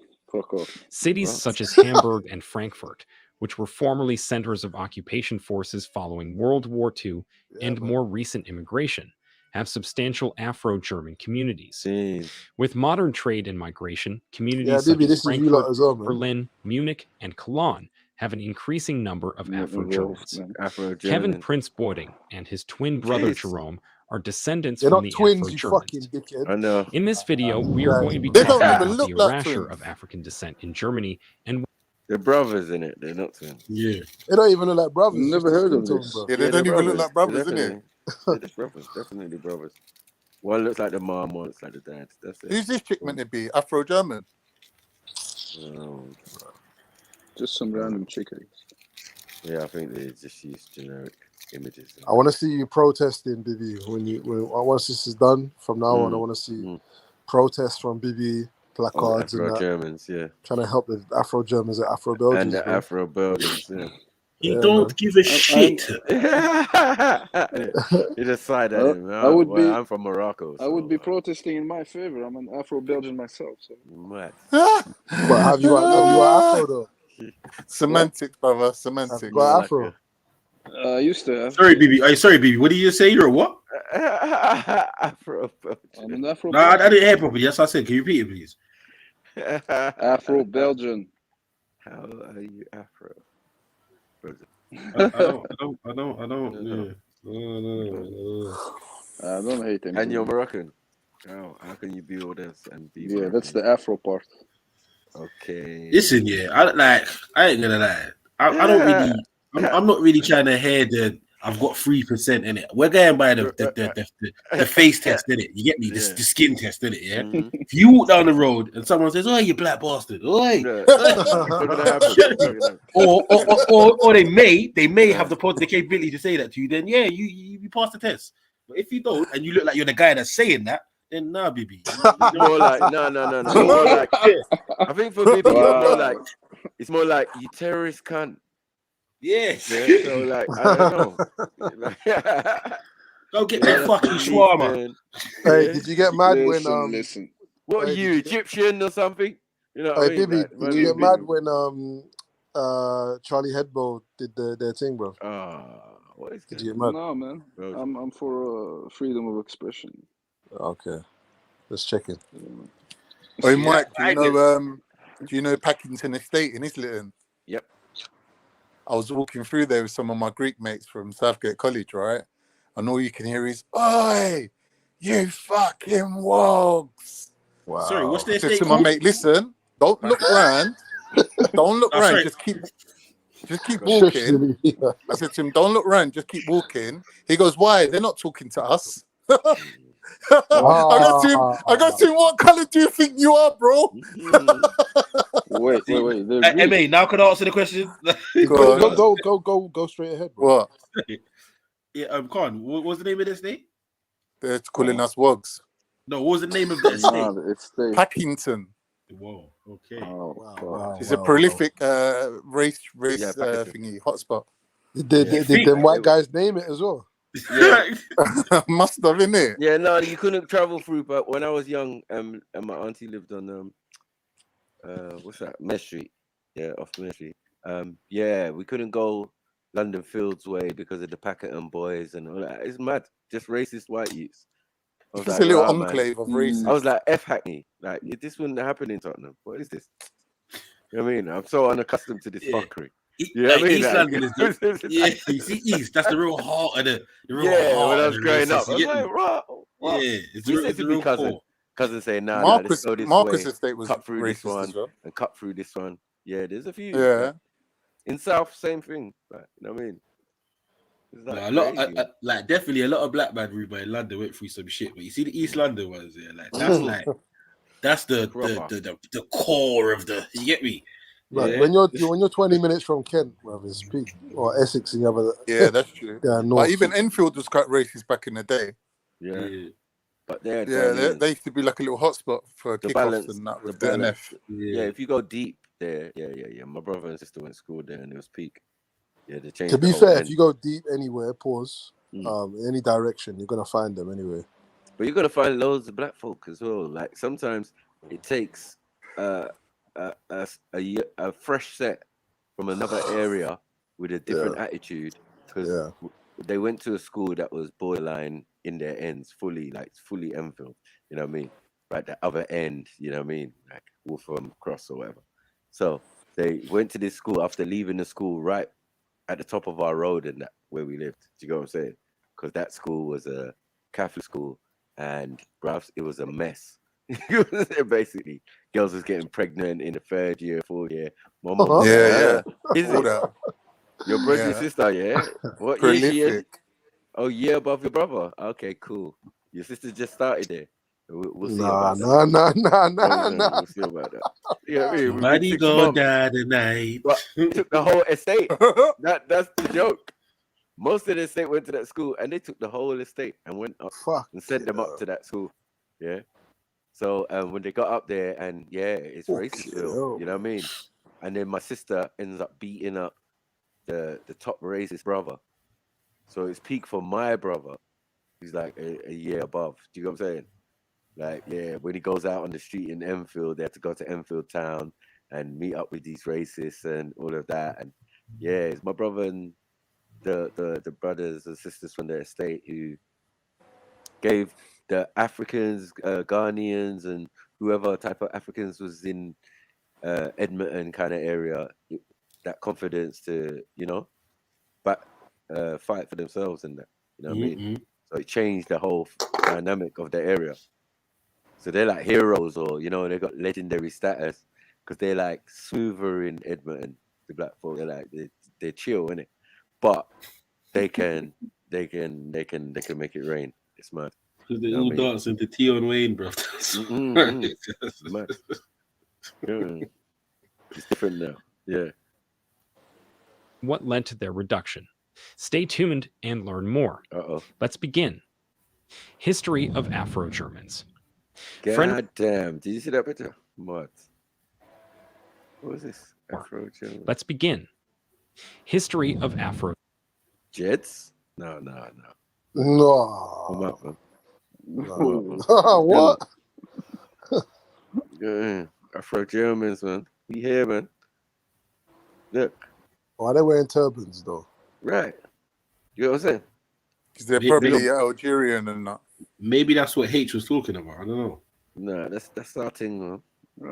We do wear turbans in Africa. Yeah, we wear turbans, man. We wear head wraps, all sorts of different hairstyles. Look. Straight. See, this is where I feel like conflicted, I feel conflicted because here's a black man, I shouldn't be looking at the right picture and thinking, grant me 3 wishes. I really shouldn't. But I can't help it. It can't be helped. I can't help it. It can't be helped. You get me? Because that dress style is mad. But these man look like they're gonna sell you some brass jewelry. Imagine you're going to visit somewhere. Can I fade out in 2 days? Watch. Man selling green gold. Yeah, it could be royalty. That man's a Ottomans, bro. In Pick them up. Germans. Frederick William, a Grand Elector of Brandenburg, Prussia, founded the Brandenburg African Company in 1682. He also ordered the establishment of a fort on the coast of present-day Ghana to rival Europe's great sea powers. Oh, Ghana, yeah? The fort was named Grob Friedrichsburg. It was designed to serve as a point of departure for the German slave trade. Years later, German slave ships, such as the Friedrich III, transported thousands of African slaves. Some of the... See, why not millions? Do you get what I'm saying? If we're getting transferred and they're getting shared evenly and all of that, but I'm saying, why not millions? Man said supposedly millions, 10 million or 20 million to the Americas, and 10 million got there. This is a lie. I think it meant thousands on one boat. No, I just feel thousands in general. You know what I mean? Like it was same for the transatlantic. It was thousands rather than millions. I don't understand what they're trying to do because the population size. I think Germans were small in the game anyway. I think even Belgians were more. Well, as I said, when you lose world wars, we'll soon see about that. You know what I mean? It's more believable that it's hundreds of thousands as opposed to millions. Because even like, just think of a normal ship, because you're not really getting more than a 1,000. No, you can't. No, you can't get 100. I've seen one with 100 that's packed like sardines, and that'd be I'm saying. So yeah, like how much these ships weren't moving like buses, bro. So I know. I don't. Take weeks. They would take weeks to get to their destination. It's not no game. You know what I mean? Like, they don't have shipping skills like the man them. So man might end up in a whole nother ends and that. I know. You know what I mean? Yeah. So we were looking for the West Indies. They look Indian. No. Slaves ended up on the slave market of St. Thomas. When you die, you go to another life. Maybe heaven, maybe purgatory, maybe hell. These are the kind of questions that make us puzzle profoundly. The baddest man ever. Death is not the end of consciousness. Jeez. St. Thomas in the Virgin Islands. St. Thomas is known to be the most prominent slave market in the world. Africans were brought as slaves from the western coast of Africa, where a number of German estates were established, primarily on the Gold Coast. 12 Negro boys were brought from the western part of Africa. 6 were decorated with golden chains and... You see the numbers? Man's taking a whole ship and taking 12 motherfuckers. The first... Why were they wearing gold? That's mad. The first shipping, I mean, the first shipment of transatlantic slaves, there were 6, and they went from west coast of Africa to Lisbon in Portugal. Mad thing. And then on to England. Mad. Because it makes more sense, yeah, that they landed and then they were just breeding like crazy as opposed to them being. You know, I'm more inclined to believe that theory than really like, yeah. I don't really. And then breeding with the indigenous, because your people's already over there. Like we never had boats. This is the lie that man. Just because they made it on the waters, it doesn't mean we weren't already there for thousands of years. You know what I mean? Who's doing that, man? Big boats, big ships, and all of that. Who's gonna do it? Who's got the wood? Who's got the paws? You know what I mean? Who's got the paws? Yeah. Who's got the paws, man? Who's got the paws? Who got the paws, man? We're in all the lands. We're in the Americas. We've got redwoods. We've got all sorts. You know what I mean? So like, I don't know what yeah. Why we wouldn't have boats. The oldest boat known in antiquity is an Egyptian one. That man buried himself and had a boat next to it that he knew he weren't going nowhere in, but it's just, you know, gotta have a boat in it. But it's the biggest boat in antiquities. It's like, bro, that means nothing is older than this fucking boat. Yeah. Crazy. They built a museum next to the Giza pyramid for that boat. It's called Khufu's boat. With a K. Presented to the king. These enslaved children were later bought by their new masters, and they were taken to Potsdam and Berlin. King Friedrich Wilhelm, the first of Prussia, later sold his Ghana Graf Friedrichsburg estates, situated in Africa in 1717. During this period, slaves were traded for German linen fabrics and interracial couples were pressured. Before World War I, thousands of black people lived in Germany, some of which came from Africa, North and South America, and the Caribbean. The First World War limited international travel and migration in 1914. First World War. The Germans imposed strict migration rules. Some that had traveled to the country for business only stayed for a while, then left before the war commenced. After World War I ended, I've seen this. Someone got stuck in there. The country couldn't. Yeah. Wow, the travel. Yeah. It started to bring back memories. I swear it's going to say something like some of them went over there and got stuck there. You get me? Or I think I might be watching something. This is how I'm saying we got some of our people back because they had their tribal facial markings. You get me? It came in handy. Yeah, during the transatlantic and all that. Oh, yo, that's twins. Yeah, I could just tell from the tribal marks. That's our tribe. That one over there. That one. Oh yeah, even that one. Just from his facial expression. Bring him up. Yeah, we got ones back. We got Brazil Town in Lagos. You know. What about this one? This one is Sniper. Would you say it's one of yours? Yeah, man. Definitely with the tribal marks. He's got the look in it. It's a Yoruba. Facial scarification. Not leave because they had no passports or travel documents. Hence, they were stranded in the country. The erasure of the Afro-Germans. The erasure of people of African descent from Germany is a gradual process that eventually occurred after several harsh conditions and laws. The Afro-Germans population largely declined during the Nazi regime. The Nazis, short for National Socialists, were a political party that rose to power in Germany in the 1930s, led by Adolf Hitler. The Nazi Party was known for its extreme nationalism, racism, and totalitarianism, and sought to establish a fascist state based on these ideals. In the 19th century, several thousand blacks were living in Germany, but when the Nazis came into power, the blacks were harassed and persecuted. The Nazi regime promoted the idea of Aryan supremacy and aimed to purify the German population through eugenics and racial policies. Non-Aryans, including Jews, Roma, Sinti, homosexuals, disabled individuals, and people of African descent were considered inferior and targeted for exclusion and persecution. During this period, the Nazis' policies became more extreme. They created laws that made most black people end up in prisons, hospitals, psychiatric facilities, and concentration camps. Many Afro-Germans were also forcibly conscripted into the German military during the war, and those who fought on the front lines faced additional discrimination and mistreatment. Some Afro-German soldiers were sent to the Eastern Front, where they were treated particularly harshly by their fellow soldiers and subjected to brutal conditions. A lot of Afro-Germans died during this period. This was one of the reasons which led to their decline in population. The Nuremberg race laws. The Nazi regime declared the Nuremberg race laws in September 1935. These laws were put in place because of the Jews, but in November 1935, the law also affected the black and the Roman people. During this period, those of non-Aryan descent were called. Why does new model exciting? Well, we're giving you the opportunity to choose a property that you want in the area that you decide. We're no longer going to pigeonhole you into moving to a property that we have chosen in an area that we... What's going on?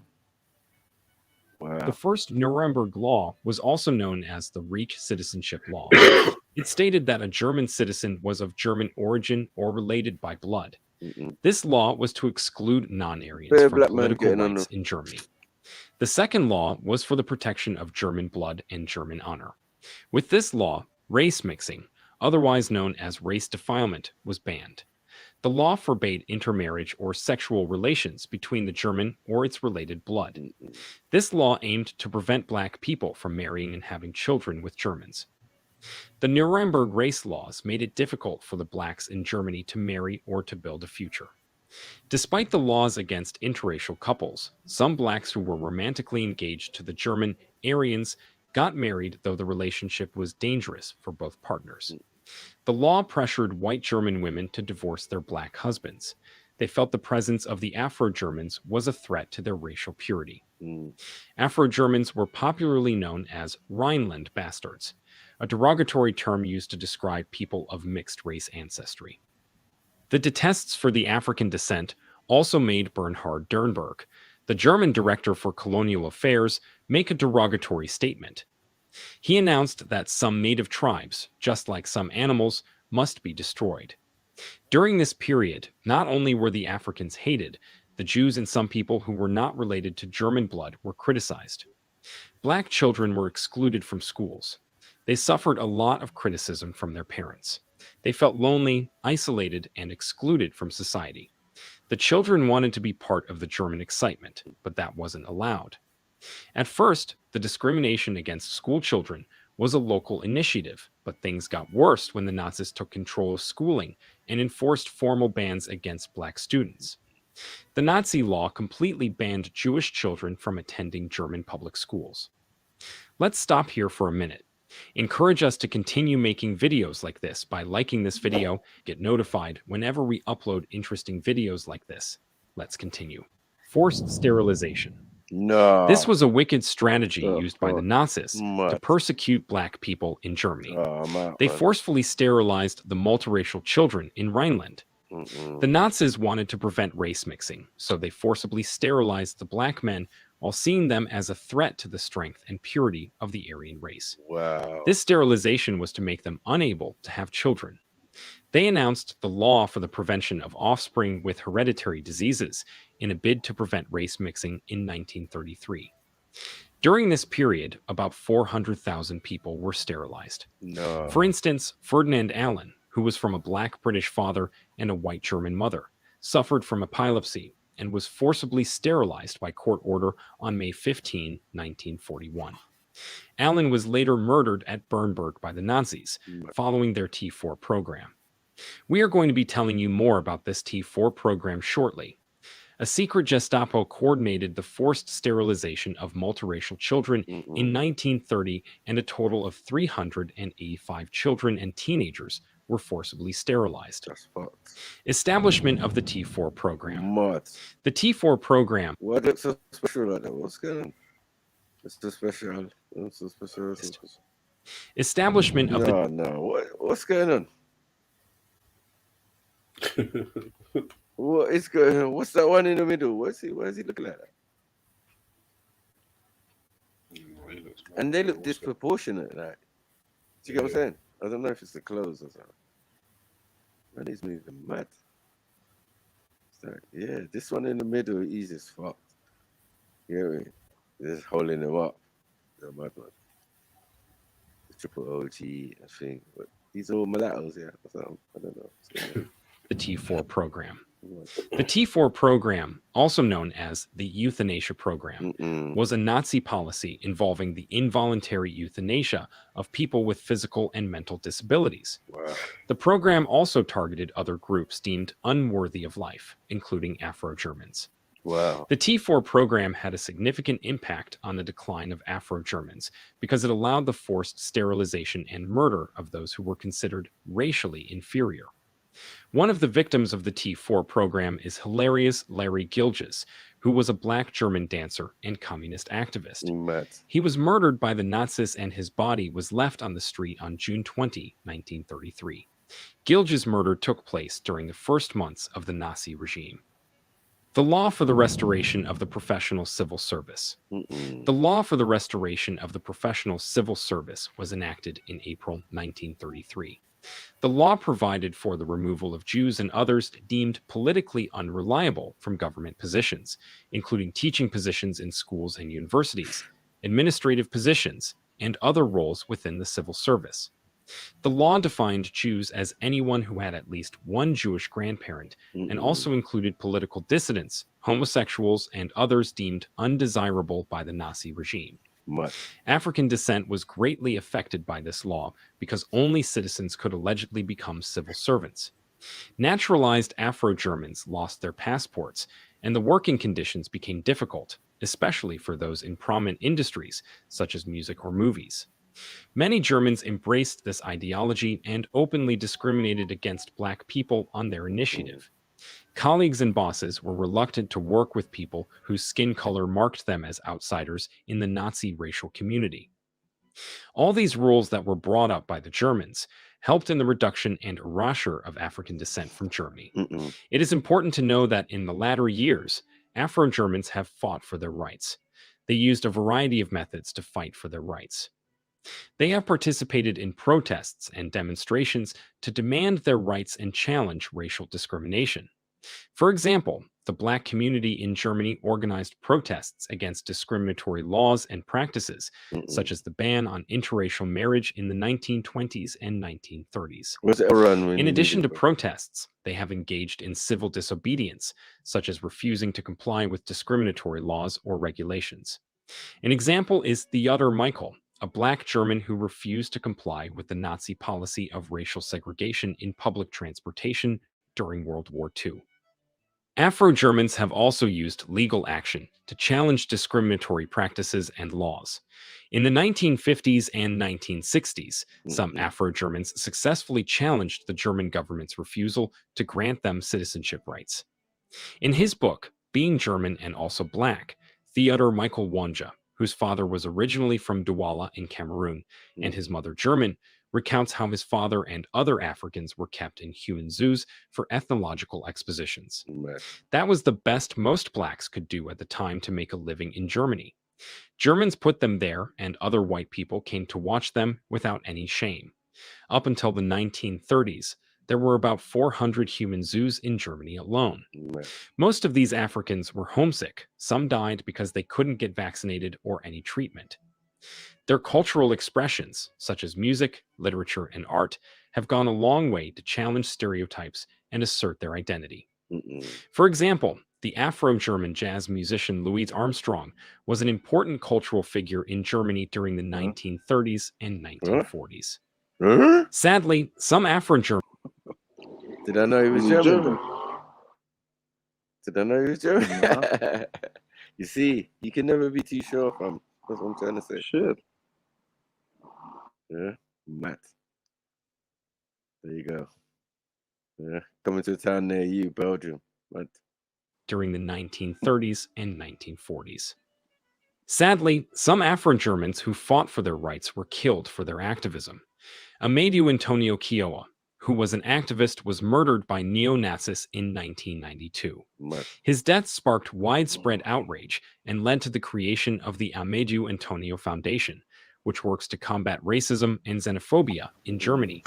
Memorial plaques called Stolperstein, meaning stumbling stones, have been dedicated to Black victims of Nazi persecution and murder. Now that you know about the erasure of the Afro-Germans, it will be interesting to know there were also Afro-Argentines. We have added a video on our channel which talks about how Argentina got rid of its Black population. Make sure you watch it too. Like and subscribe to the New Tourist channel, and do not...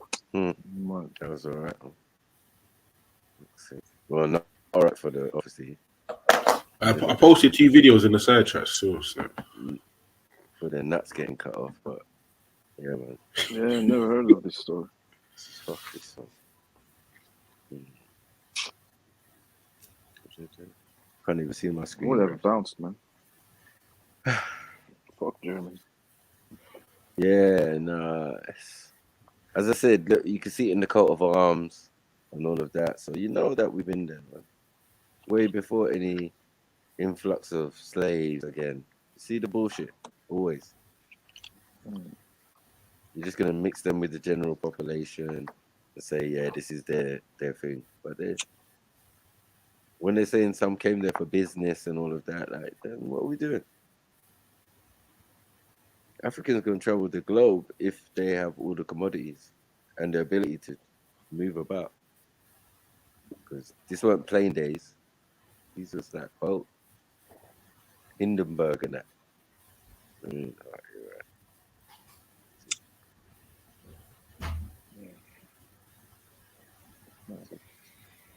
What you saying, Carl? Big up Omar. I ain't seen so well. Yes. You don't see him to the takeover or something. I thought he was gonna roll up at the Mason Mount unveiling. I don't know.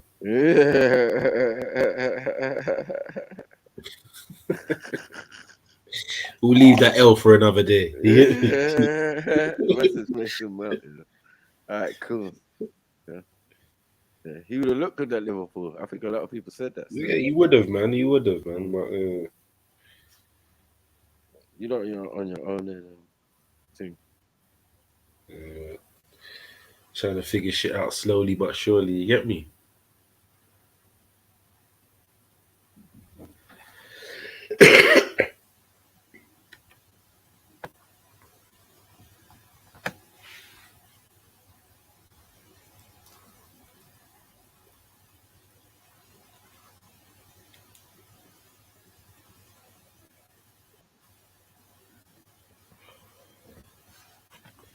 No, it would have been long for this guy to jump to the paddle. He's my veteran football.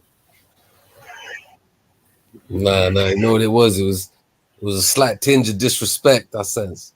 So I just had to come in and just, you know what I mean, rectify that real quick. Disrespect? You're not disrespected yourselves by Mason Mount, fam. It's disrespect. Brother, come on, man. Why are we even doing this, man?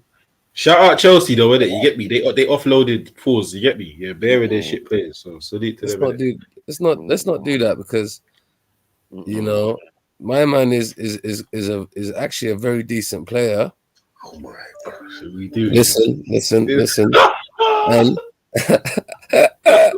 Bro, it's 7 minutes past 11, brother. I'm not listening, I'm not doing this.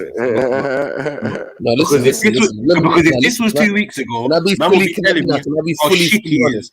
Man will be telling me how shitty he is, just like all the other fucking... No. Never that. Listen, let me tell you what it is. Bruno Fernandes needs competition. Right now, yeah, my man is just fucking running around, yeah. Running the pitch, yeah. And it kind of reminds me of when Luke Shaw got a little bit of competition. He started becoming a little bit better.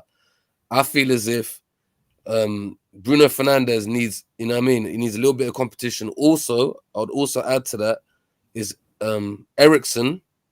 And what's funny, Sniper, did you notice that since we had our conversation in the last chat, we had a conversation a couple of weeks ago, all the people that we was talking about is getting signed. But listen, leave that aside for a second.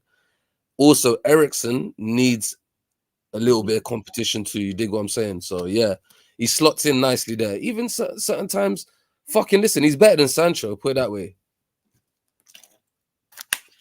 Right. Because right now, I'm not saying anything until the whole puzzle is formed. I feel that he's been brought in as a replacement for Eriksen. Eriksen hasn't got the legs. Exactly. Right? So, right, and he's a deep lining. He can be a deep lining midfielder, play wide and whatever. Very versatile. Very versatile. He's basically Chelsea's best player for the last couple of seasons. Facts. You know, Facts. I'm sure they're pissed. They're right here pissed and upset right now. Majorly. Yeah, because we don't care about 50 million. Man. We spit that, man. That's mad. We spent 70, 80 million on Maguire. So like, this is a good, this is a good little piece of. And then we got, then we got Onana coming in. We got Hoyland coming in. Is there laughter around Onana now? But my lord, listen. Shout out D&D Footy Factory, because you get me. Paul's obviously of the day, but yeah, on Top FM every Saturday morning 10 till 12. My cousin's show, yeah, bro. Yeah. I told man I was on there this morning telling man how I won't even say how shit Onana is, yeah, but he's not what I don't know what United fans are expecting, cuz. And on top of that, the way you man have disrespected the hair, cuz, like, you man are atrocious, fam. Disrespect. No respect, Disrespect. no man. Definitely. Yeah, but what I can say is what you don't realize is Man United, yeah, we got a habit of doing things like this at certain points. We did this to Van Persie. We did this to fucking Roy Keane. We did this to David Beckham. We'll do this. We'll do this to Glazers, man. It's the Glazers. The last administration of the Glazers, and this is what it's gonna be until they're gone. You get me? Until those papers signed, and then we can usher in a new era. Because right now it's fuckery. It's been fuckery. I can't condone any part of it. Yeah. I just like, I'm just with Eric Ten Hag. Hey, Martial needs to cut as well, man. I think this needs to get me. He needs to go as well. But he can't go nowhere. He can't go nowhere. See now, listen, now. Remember this now, yeah. Remember this. Oh, actually, he could go Middle East like Steven Gerrard. Hold on, 1 second, yeah, 1 second. Arabic Steven Gerrard, man, speaking Arabic in that. Assalamu alaikum.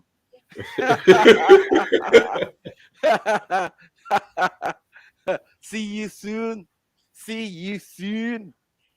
Yeah. Oh, man. No, mad thing.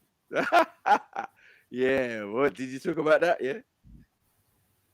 Yeah. Oh, what, Gerrard? But who cares, man? He don't play for Liverpool no more, bro. I know. He's a manager, man. Let him live his best life, bro. No, man. No, but you see how next man called next man out. Carragher. Bro. Bro. Yeah. Like, Rio was like, we all remember what happened when Gary Neville tried to be a manager. Yeah. All right. Cool. I know. It's terrible. It's terrible. Yeah. Tried to speak Spanish in that. Yeah. Yeah. We did. Remember. No, but it's Rio though. Remember? It's Rio. What Rio was dealing with. Rio was calling man out. Like, yo. Jamie, yeah, I was speaking about that earlier as well, bro. Them two got some little beef going on, because you get me. You're not gonna win with the Beckham meet. Yeah. No, that's mad still. Have you heard Rio toasting before? Are you, bro? What? Say that again. Back in the day, Rio toasting. Yeah, print it. Nah. I swear though. Yeah, I saw him and General Levy as well. No. You know what I mean?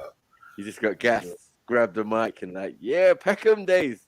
Like, nah, it wasn't really that, cuz. It wasn't really that. So, all right, cool. So, what are you not doing about what's his name? What was I just gonna say? Bro, I'm buzzing. What the fuck was I just gonna say, man? Oh, Sancho. He's keeping him, man. He's good, man. I think he's overcome his issues, and he's had a. Oh no. He's had a season in the Prem. Well, sort of half a season or whatever. They had to go and rebuild him and bring him back. But I see a picture, of Pepe. Pepe's first 50 games and Sancho's 50 games. I think they're both on the same amount of games, something like that. Pepe. Brother, if man's calling Pepe a flop and turfed him to fucking League bro, Sancho has to go, because his stats are not better than Pepe's. They're not. Who's Pepe? You know the dude they paid for Arsenal, man? The one they paid 70 mil for. Oh no, it's finished. He was finished. It's finished. Get I'm me? saying give this out you a chance. Like we've got enough room, enough space. He might not be a starter, but then say Thing might not be a starter. So like Anthony, so like it's them two. It's their defining Sancho season. needs to F off, I mate. feel. No, Sancho Sancho needs Thank to you. F off. See, thank you, Holmes. Thank you. No, Yeah, that's mad. I respect that. I Hey, respect We that. ain't Em, got the listen, money. Well, hold on, we ain't got the money to replace Jadon Sancho. With who? What do you mean? He ain't even gonna play next season. I'm saying with who though? Who knows? He might play. Like there's I'd loads rather of play games, bro. Ganacho all day long. Yes, I'd rather play yes. Garnacho all Sell day long. Sancho and put Garnacho will do more work than That would fucking be a Sancho. silly move. That would be a silly move because again, they're all in that young category, and young players are inconsistent at times. They have spells of great. You know what I mean? Even Rashford, as you know, you get me. Yeah, even had a whole season of bullshit. Yeah, But but this do is you want to know still. the difference? Hold Man? on Do one you want to know second. the difference? One second. But You this is see, when still you a get part cops, of a man's development. That's what I'm bro, saying. when you I hail that still. Yeah. But when you're on smoke and you've done Champions League, and man are copping you for 72 mil, fam, you are not held to the same scrutiny as 19-year-old what fucking Garnacho who just signed a proper deal with United. No, Yeah. so you can get rid of Sancho and Garnacho not even do as good as you think he has, and it's is still anyone gonna pay his wages? We're not doing that. We're not doing that Liverpool rubbish. This is not Liverpool. This is not Liverpool, right? We don't do shit like that. It doesn't make sense. Right? Hey, A brother. guy who is developing, the first person in his position is Marcus Rashford. So, and they would probably decide they might bring in another. No, but you can put Garnacho on the wing, fam. You don't have to pay where Rashford is. No, I'm just saying that's the first in that position. So we look on both sides here. You've got Rashford, Garnacho, that's fine. Yeah. And you've got Jadon Sancho and Anthony on this side. That's all it needs to be. Do you get what I'm saying? Yeah, So but we've this got is just balance. like Hold on one second.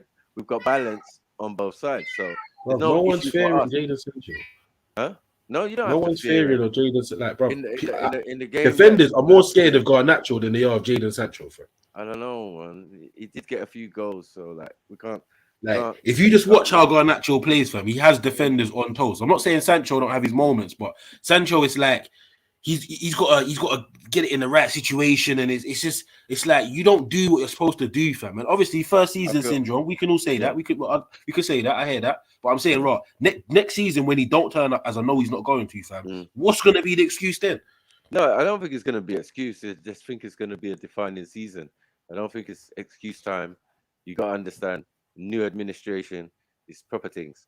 You know what I mean? The man's gonna work, man. Man sent man away. That's what I said. Man sent man away to go and they went and rebuilt him or something. I don't know what's going on. Yeah. Man said But his what head I weren't know, in. yeah, it's like psychological, homesick. I don't know what's going on. Yeah. Man wants to be in South or something. Wants to go home. Let him go home for a minute. Yeah, but man ain't trying to hear that for 72 mil, cuz we're not hearing that.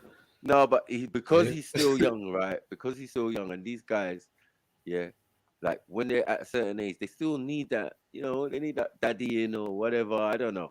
With each player, it's a different type of thing. Someone like Garnacho, for him, it's going to be easier because you're already in the system.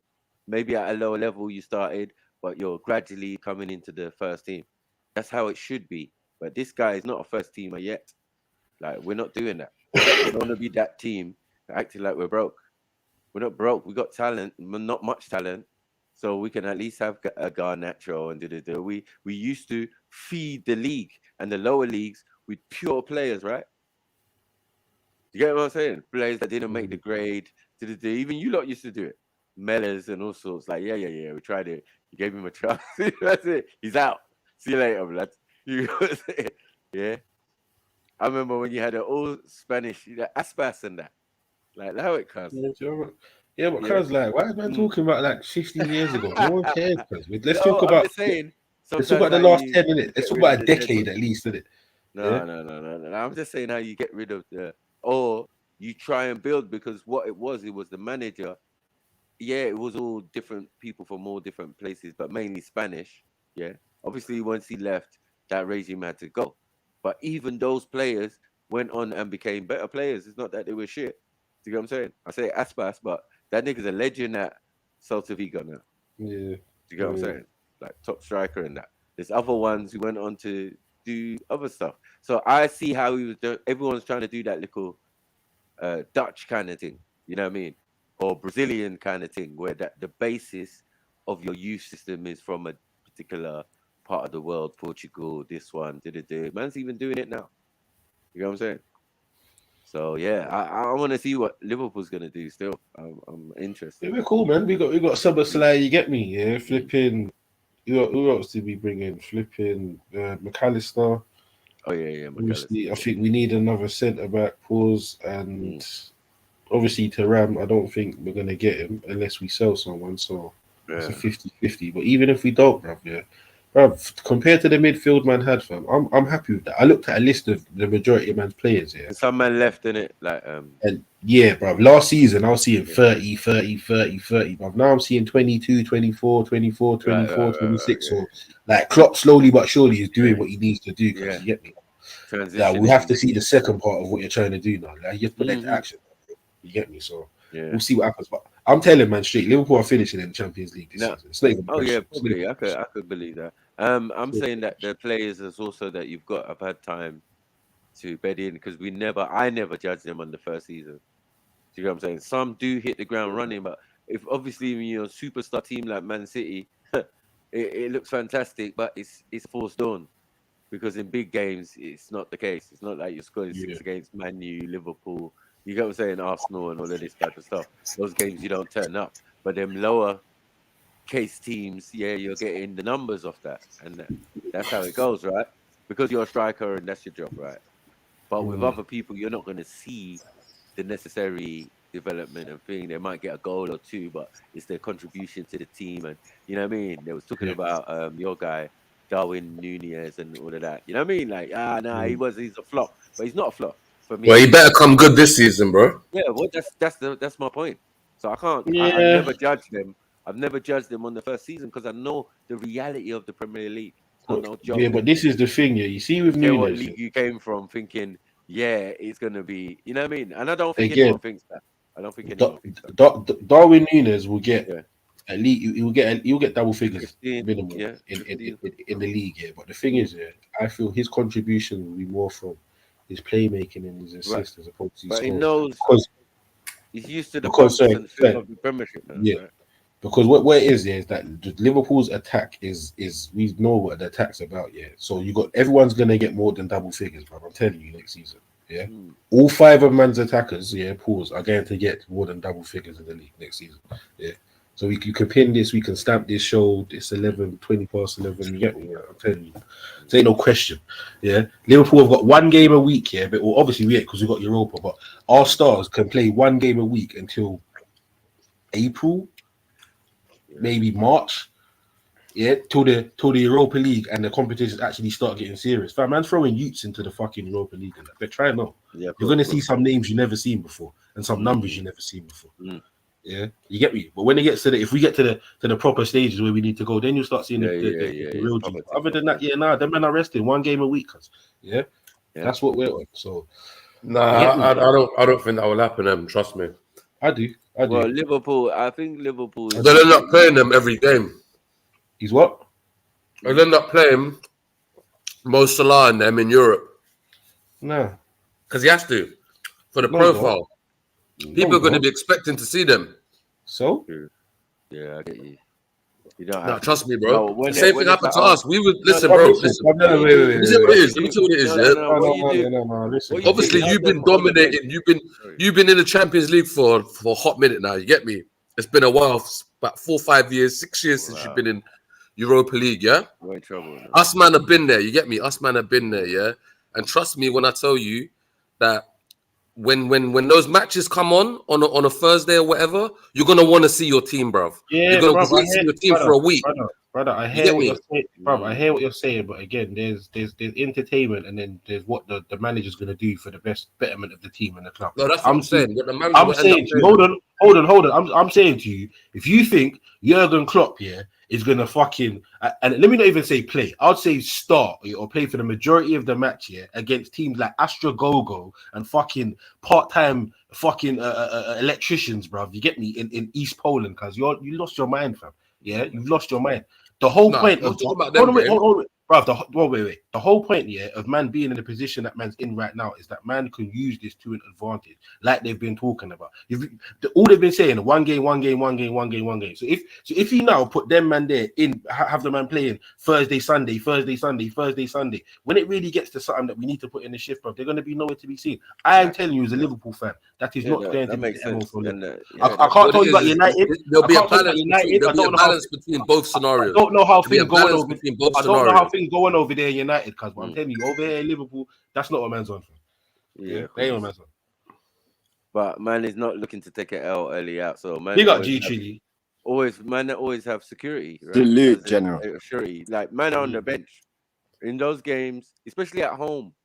That they might play at home a little bit, get the, you know what I mean, the last 25 minutes or something, you know what I mean? Like, right, you lot ain't scored, still 0-0, yeah, bring on Salah, bring on. Yeah, maybe in that case, maybe in that case, but for the most part, because Gakpo, Jota, or Nunes would have scored by then. Yeah, all the young ones. Just those three names there, Zilly, yeah? Because you brought down the numbers now, it's not old man, like, you know what I mean, like are playing, so it's making it look semi-first team. And as well, because you brought down the numbers, it will look better. Do you actually realize how old Mohamed Salah actually is right now, bro? What is he, 32? This is another thing, fam. You lot need to factor this in as well, fam. Like, he's not the same guy he was 2-3 seasons ago. And again, Klopp knows this, bro. So he has to pick wisely when I'm going to use him and when I'm not going to. That's true. But anyway, we'll see, man. We'll see, bro. You know, Mzilli, you're missing a vital part. I don't think you mentioned his name. You said Nunes, but what's the other guy that was on a long injury? Why you don't really have a season? Diaz. Oh, Diaz. Oh, yeah, even Diaz. Oh, yeah, Diaz as well. Nah, Zilly, bro, I swear you're gonna eat your words halfway through the season. Do you see Diaz? Yeah, that is who Salah needs. Fully fit. Jota, don't worry about Jota. Jota's gonna do what? Yeah, because he would never have given away Firmino if Jota. You see what I'm saying? I mean it. Diaz is the main part to your chemistry, bro. Yeah, that's why you had a bad season. And that's what I'm saying. Yeah, Mac 10. Let me say something to you, Mac. Yeah, don't get. I'm not even roasting or getting into it. I'm just saying, I'm not a big fan of Tag Hag. Yeah, I can see his style of football. But I'm just saying what he done at Ajax is because who was upstairs, Van der Sar and them man there, Overmars. I'm just saying, bro, one key name, bro, Amid Diallo. Yeah, man. Tell me something, my general. Yeah, but bro, why is the boy? Bro, no, man. We're not gonna do this, bro. We're not gonna do this, fam. Yeah, my man was on fire last season at Sunderland in the Championship. Yeah, that's it. I want to see you now do that, bruv. Yeah, at United, bruv. When you're playing a big four, bro. Listen, can I just say another season? And I also want to see you do that in Europe. I don't care about when you're playing fucking Port Vale. Yeah, and fucking quickly, bro. This guy, he was one of the youngest boys to score for Man United in a Europa Cup semi-final. Yeah, he scored I think a header. Yeah, that dolphin fucking header. Yeah, that lob. He lobbed the fucking player with a header, bro. Are you mad? I can't bring him back for training and then let him go to Sunderland, bro. Maku, if he don't bring back Amid Diallo, I swear you lot have got a big missed opportunity, because you know what I think. All right, Cristiano Ronaldo had an opportunity to play with him, didn't get a chance. Now what's his name is there? Casemiro. Yeah. Them Casemiro and Eriksen being there, Amid Diallo, bro, would just relic, bro. Man United. You see when you lot are saying Sancho this, Sancho that, bro. Sancho was the main reason why you lot done so well at the beginning of the season. I know. As soon as my man hit injury, capiche. As soon as the man them come back from the World Cup, bro, all the English players was on smash. I don't even get it, bro. Mason Mount is one of the best buys. Don't even get it twisted. He's a better buy than Declan Rice. But I'll say no more. Listen, facts. Yeah, Declan Rice is a bag of gas. I've told man this before. He's an athletic Jordan Henderson. Yeah, I've said this for years. For years. He would have been all right at Liverpool. He would have been all right. Yeah, I've said this for years, bro. But we don't need him, bro. No, nah, we don't need him, man. We don't need him. Listen, no, hold on, bro. If you got him out of 35 No. take him. We went through an era of Jordan Henderson type of ball. We're getting rid of him now, bruv. We're not going back into that crap. No, but he's a bit quicker. So as I said, yeah, bruv, that's what I said. He's an athletic Jordan Henderson. Yeah, even though I'm not Jordan into Henderson, bruv, I'm not into this shit where just because man's England English, bruv, you get me. And man's got a tiny bit of tech, or he's played one good season. I don't care, like this whole English thing where people gas at these English players. I'm not into it. They're dead. For the most part, they are dead. You're wrong though, Emsley. Declan Rice, Declan Rice, Declan Rice. Hold on, wait. Declan Rice, yeah, literally, bro, yeah, should not be worth nowhere near £100 million. I agree. Nowhere near that. No, I agree on that. I would agree on that statement. He's got to definitely prove it, even in just the first season. You get me? Definitely. Yeah, because I can't see what them lot see. What though? It was Sukic that was the main influential in the midfield for West Ham. That helped the chemistry. They spent 105 million plus the flipping 60 to get Trash Havertz, then the other 40 for Timber. Timber's the best buyout of them three. But hear this though, they've done all that to finish second again or third. Yeah, it doesn't make sense. I'm telling you, they ain't winning the league, bro. So this will be the fourth year. So this will be the fourth year or the fifth year Arteta has been in charge, bro. And he spent it will probably be about 500, 600 million by now, and won one FA Cup. I don't think they'll be as far away as people think, though. We'll see. No, but it don't matter though, fam. They will be. Can I say another? Ben White played for Arsenal in the right back for most of the season. That hurt Arsenal. If they got a replacement for Tomiyasu in January, problem sorted, bruv. Yeah. Next problem, I think maybe the seniors. Yeah, it should have been more better. Bro. No, they need the a best striker. players at the end of the season. It's still Saka. It can't be the youth. Just always the best player. Nothing wrong with it, bro. There's nothing wrong with but they have the up best, and down. As I they said, should have the trophy to go with it. You see, where as other I clubs said, can say that, like Real Madrid, the Barcelona's, PSG, that's they what win we their know. cups. Youngers are inconsistent. Yeah, look at Saka most of the season, and then towards the end, he faded. Yes, because they need the experience, and but also the 22-man bench. That's what I'm saying. Arsenal, I don't get Arteta, Branjinho, but didn't use him. It is. Man was just tired. Didn't use him. Bro, he was just tired. He was just All tired. right, Gabriel Jesus. Let me throw this out. Gabriel Jesus, he's not washed out. He's just a reject. I don't know why Arsenal want to get rejects, bro. Like we sell players to clubs and they go and win trophies. We buy players. That's a strange bite. That's a strange bite to me, Havertz. I don't get that at all. Don't make sense. But Arsenal got to get a better. He's like another Özil that they tried to get rid of, and they brought another fucking Özil in, the new one. Özil was dead. He was a reject. Why would Real Madrid sell Özil? Do you know what I think it is? I think they're lackadaisical fucker. Listen. I think he's more looking at it as opposed to a lot of my players I saw last season get burnout and fatigue, bro, because they were playing at such a high tempo. So my key players, your Saka. World Cup was the hold on, man. Wait, man. Your key players, your Saka, your Ødegaard, Saliba. You get me, yeah? Like we ain't done a Saliba cover yet, but he's finding cover and people of a certain quality that they can play certain games. You get me, and fill in the role when these men have to have a break because they have to have a break. They have to have a break. Like I get what you're saying, yeah, but you know how you're trying to make logical sense in your head, yeah.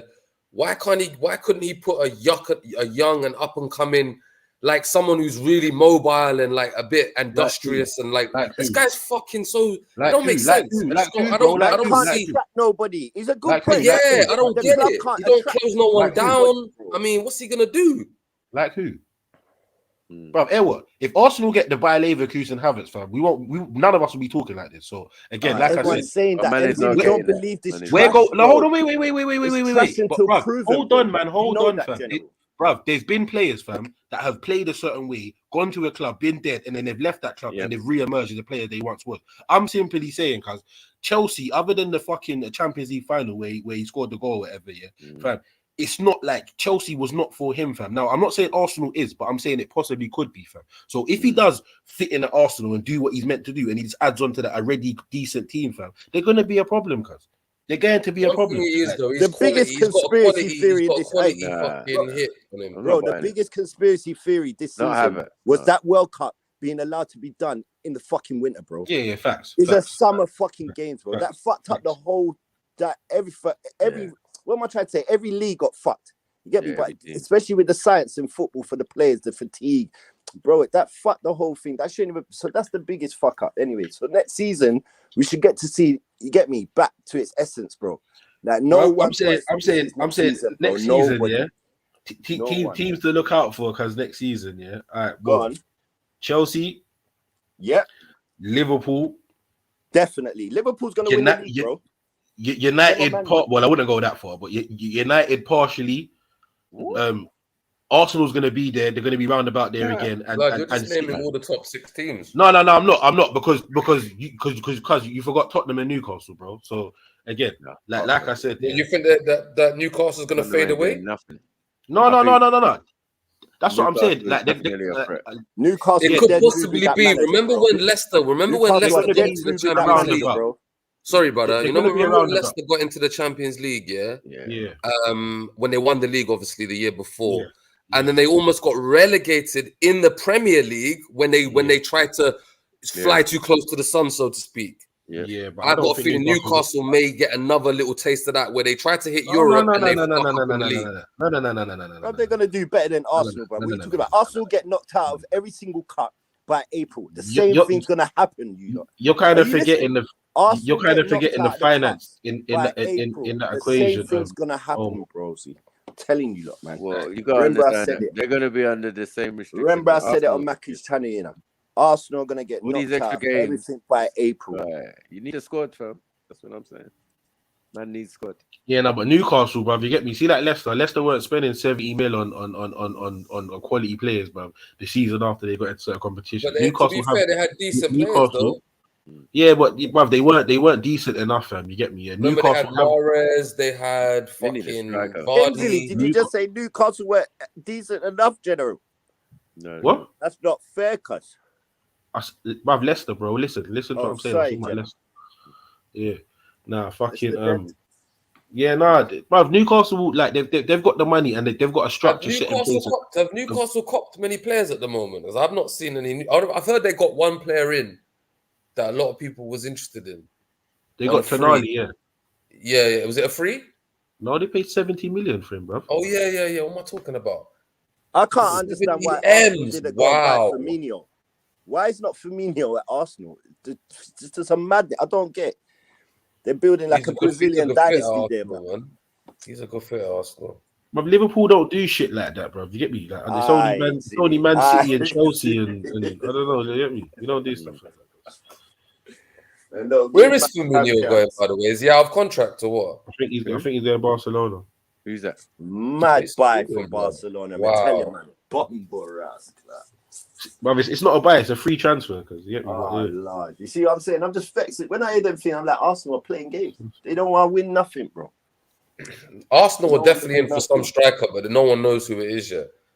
They ain't spending more than 200 million, because they can, though, Zilly. That's the wickedest thing. They're moving a bit wavy at the moment, bro. They got a lot of money. When you're in the Champions League, you spend a little bit extra still.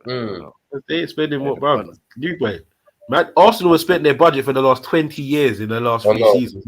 Let's not talk about Arsenal's finances. That's my whole point, though. Is that what that's untrue. We don't care about financial fair play or none of that one. Well, I think they do and they need to, because you get me, they end up in problems. I heard a rumor Mbappe is going to Arsenal. Yeah, I've heard some crap like that as well, but I've also heard a rumor that pigs fly, so it's a bit techie. Not really. Any of them players are coming to England. They're going to Chelsea, Man United, or City, bro. And hold on, ain't they just spent 100 million on Declan Rice? Like, bro, blew the budget. Like, is this even finalized? I swear it ain't even finalized, Matt. No, of course it's finalized, but it's a done deal. So we think Arsenal are going to buy 200 million pound players. Nah, I don't think so. All right, cool. So now let's talk about the other top strikers that are in the market. Oshman's 145. Yeah. Who else? Harry Kane's 100 M's. And he would never go Arsenal, so keep going. Yeah, who else is there? Exactly. I mean, I don't know why no one else is in for Hoyland. They are not spending over 100 mil again, so let's forget that striker talk, unless they buy someone meaty. Yeah, someone from the Premier or something. I ain't got no strikers off the top. Ooh, I just thought of someone. But then the geezer's got a mad ban in it. Ivan Toney would be perfect for Arsenal. Oh wow. Oh wow. Oh wow. I like Ivan Toney though. I got that. Yeah, because I like him as well. Man. That would be crazy for them. No, fuck that. They don't need him. They got Nikita. They got Nikita, bro. Eddie. You don't rate Eddie, cuz. No, fuck Eddie. What we doing? Brother, you're not gonna win a league with Eddie, bro. You ain't gonna win a league with Eddie. It's some sort of surprise. Like what are we doing? Why is that the standard now?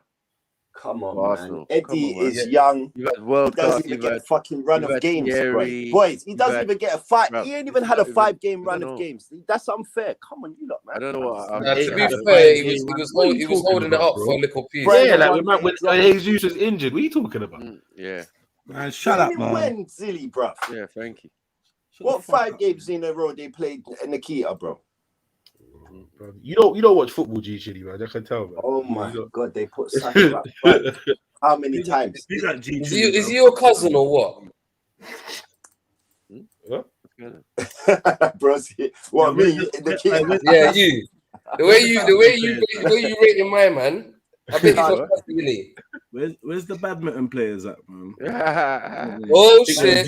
Oh shit! Let's get some tennis talk, man. You know what I mean? Team Sampras.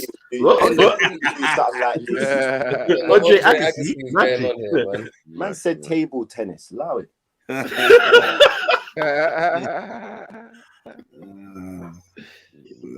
Handball. Nah, man, leave that. Nah, man. You're not ready for handball, man. I don't mean Maradona and all that. You lot stay. So I'll go on. Keep you up, these and that. Yeah. You know what's almost about, man? What time is it? Come on. Oh, you blaming me now? You need to get a girlfriend still. I don't know. Still. I feel this energy of no galley friend. When you got no galley friend, you got focus. You can focus on football. You know the way there. Yeah, man. Brother, listen, yeah. You can't. You telling me you can't hear that? What? You know? Nah, brother. You see, this when your fucking synopsis is all fucked up and shit. This when you're backing off the block, yeah. And to your boy Khan 24/7, boy. Hear what I'm saying? You can't hear the sound of that. You can't hear the sound of a motherfucker with permanently drained nutsacks, motherfucker. What? You've been chatting to motherfuckers. You've been chatting to gay boys 24/7. We know this. Your history's documented online. Please don't ever bring any of that type shit around here, B. You understand? You motherfuckers are the squarest motherfuckers out. What? Yeah. Turn up. All these bitches that you be chatting to, ugly fucking scatty bitches online, and you running into the friend zone. You ain't even fucking. You supposed to run into the end zone, motherfucker, not the friend zone. And now you chatting shit to me. Come on, brother. Don't do Asian Elvis. Don't do this to yourself. Please. You the fucking perpetual wank stain motherfucker out here, B. Don't do this to yourself, man. You masturbating motherfucker. Please don't do this to yourself, eh? Fucking Khan H, fucking trill looking motherfucker. Come on, brother. You know better than this. What is this? You fucking just because you wear a cardigan. One second. Sorry to interrupt. Sorry to interrupt, brother. Yo, please don't do it. Omar. Yes, brother. What was that about, Trill? What's the brother's name? This gay fucking Triller, whatever his name is. Okay. Yeah, like these weirdos and shit, bro. Come on, bro. Fucking about, yo, man, we're best friends and shit with a bunch of bitches and shit. Yeah, you can't hear the fucking sound of a permanently drained nutsack, motherfucker. You don't know the sound of this motherfucker. Oh, you've been gay for too long. You know the sound of it. You've been gay for too long, home. You don't know the difference no more. You don't know the difference no more, B. I might turn to Pato. Why? Stay away, man. Stay away, bro. Yeah, I'm bringing my Pato Plus out. Listen, man. Don't start getting all frigid and gay and shit now, B. Just relax in it. You fucking friendly motherfuckers, man. friend zone fucking fantasies and shit. Yo, man, let's all hands in the friend zone and shit. Surrounded by bitches talking shit. Come on, brother, man. Listen now, hollow that. Brother, listen, yeah. I beg you say some truthful shit now, please, yeah. I beg you say some truthful shit back to me. Go mute. Yeah, con-looking motherfuckers, man. Please don't do this, man. The weirdest, gayest motherfuckers be around you, folk. Please don't do this to me, brother. Yo, I'm not gonna lie. Omar, you keep Are you feeling ricochets coming off on you? You better get the fuck out the room then. Let me explain something. What I was gonna say. I keep hearing motherfuckers, and I don't know. Like, I wonder if you're talking to anyone other than Sniper. See what I'm saying? They're ricochets, brother. Listen, if you're feeling ricochets, get out of the fucking kitchen, bro. No. It's a direct question. See, this is bad mannerism 101 now, isn't it? Certain mannerism gets people in trouble. I just want to know. I'm asking you directly. You keep talking in plural, and I'm not assuming that you're talking to anyone that I know, but brother, I'm trying to understand. Why are you talking in plural to one man? Listen. Let me give you the answer to this, yeah, and make sure you get this clear. I am never have ever talked sideways out my mouth. If I'm talking to you, I'm talking directly to you. Secondly, if you feel like the shoe fits, wear them shits. If you feel like the shoe fits, put them shits on, lace them shits up, and fucking go for a run in them. You dig what I'm saying? Because only you're jumping out the window now. Like, are you talking about me? I think. This is the thing. I'm very specific with what I say. Listen, shut up for a minute, man. Let someone else talk for a minute, man. Come on, bro. Cocaine's a hell of a drug in that one. Don't steal my lines, man. First and foremost, hold on. First and foremost, what you need to understand is, I never once said you're talking to me. That's the last person I think you'd be chatting to, bro. Because you know better. What I asked you is, why are you talking to Sniper in plural? Brother, listen, yeah. You know what? I may as well start cussing you out. You know that you're so fucking square. You take everything that we're talking about, a normal little jokey cussing match. You're coming and going, "Who are you talking about?" Stop making it so serious, brother. Shut the fuck up. Seriously, I'm not even joking now. You're so corny, bro. Don't bring that corny energy to me. I'm talking plural, singular, whatever. It's lighthearted. Why are you turning it into some stupid? I'm saying there's no girl in the room, in the vicinity, in the near future. It's like I can tell. Nah, that's not true. How do you know that? How do you know what you're talking about? You don't know this. You don't know this. No, you don't know what action is happening in your voice. Brother, you know what I mean? Like, you can detect in my voice. Yeah, you brother, you are. Listen, miles off. Angry motherfucker. Miles off. The angriest person in the religion of peace. Relax yourself, man. Here it come now. What are we doing? I bet you wearing one of them knitted jumpers right now. That's what. Again. I bet you wearing one of them knitted jumpers. That's why it's so heated. That's the scorn energy coming out now. One thing I would say about energy coming out now. Alright, go on, get your scorn. Definitely got the Peruvian flake on smash. Sure, man. Relax, man. Sit still, bro. Sit still. You're itching and scratching and jumping everywhere, man. Fucking hell. Smoke some weed with that cocaine, cuz. What the hell? Not every day upper, sometimes downer, man. The fuck? That's got ADHD plus. Let me come to this semi-dark beige, light brown dude. I don't know what's happening with him, man. Shush. Let me give your curtains a little flick. Give your curtains a little flick and take a deep breath, bro. Run your fingers through. You're getting battered up by a man with curtains, you know. Shush. I know. But listen. There ain't nothing you could say to me that's gonna fucking change anything about the situation, brother. So slow yourself down, innit? What's the situation? Chatting shit. You're chatting shit. You're just reaching, innit? You're reaching, chatting shit. You're reaching, chatting shit. That's why. That's what. Whereas your shit is plastered all over the internet. You running into the friend zone. Yeah. You fucking brother. Listen, please. Don't just meet yourself with the respect you want to get treated. Yeah? I don't want to start hurting you, but I will start hurting you. So just watch what you say. The next thing that says out your mouth. You dig what I'm saying? What are you talking about? I'm fucking around. I'm joking, man. Fuck's sake. Definitely tapped. Yeah, man. They got the beige rage and that, man. That was The beige rage. Yeah. All right. Proper frightening. Look, whatever. Listen, brother. Whatever makes you listen, brother. Whatever makes you sleep happier. Where you think someone else is raging and it makes you gassed, that ain't gonna change your look, brother. That's not changing your life. Brother, that's not changing anything about you, bro. Your money's not going up and down. Your money's not getting anywhere, brother. Listen, why you talking over my shit now? Brother, you're not listen. You're corny as fuck, you know that. You're corny fucking. Listen, brother, you're corny as fuck. You not bun weed? Brother, you're corny as fuck. I swear, do you not bun? Brother, listen, man are talking about football. You jump in and you start talking about handball, yeah? You're corny, you, brother. Shut up. You don't know nothing about sport. Brother, listen, you're afraid. What's the diagnosis? Because that's what I want to know. Brother, have you ever seen how much fear in this, brother? It's funny he talks about. Brother, stop talking over my shit, bro. Brother, stop talking over this gangster shit, bro. Who wants to hear your dumb shit, man?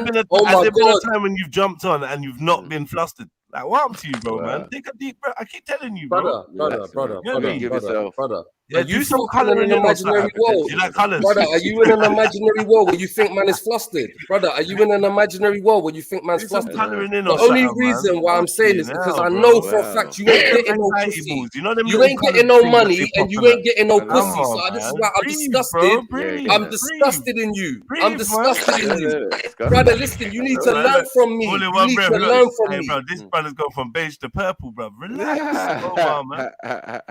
Look at that fake gay laughter and that little backup dancer, brother. Move out the way so I can clap this clown up. Mouth, bro. You had brother, your chance, bro. Wet. Brother, listen, don't chat shit. You're not moving no units, brother. There's no metric that can show me that you're the shit. What are you dreaming about? Brother, what are you dreaming about? Even unknown people don't know you, bro. Relax, bro. It's cool. You get me? So you get to look at me and say, you did this and you ain't got this and because I'm out here, bro. You're just a fucking avatar, the same avatar for 5 years, man. Relax, King. You get me? You don't even put your face to have to smack your face online. My man's even passed away. I recognize, man. Bow down, man. Get me? Or turn your camera on if you're rough. Bow down, yeah? Is that what it comes down to? Bow down. Bow down to you. Bow down to you. You're just into something greater than you. Are you okay? You know brother, the song? Look at the fucking levels you've gone to. Bow down to you. You got a lot to say, but like you're an avatar, man. Relax. Brother, are you fucking stupid? I ain't even started saying nothing yet. Relax. Brother, I'm saying take it easy before I really start talking. Didn't you hear what I said? I don't even want to do you like cuntishly and actually talk about you. Girls always do their little disclaimers before they get bitchy. I know. And we know about girls, man. Girls always do their disclaimers before they get bitchy. I'm warning you. I don't want to say it. You're gonna be listen, man. I suck 10 dicks, bro. Huh? What? Another little fucking batty boy coming.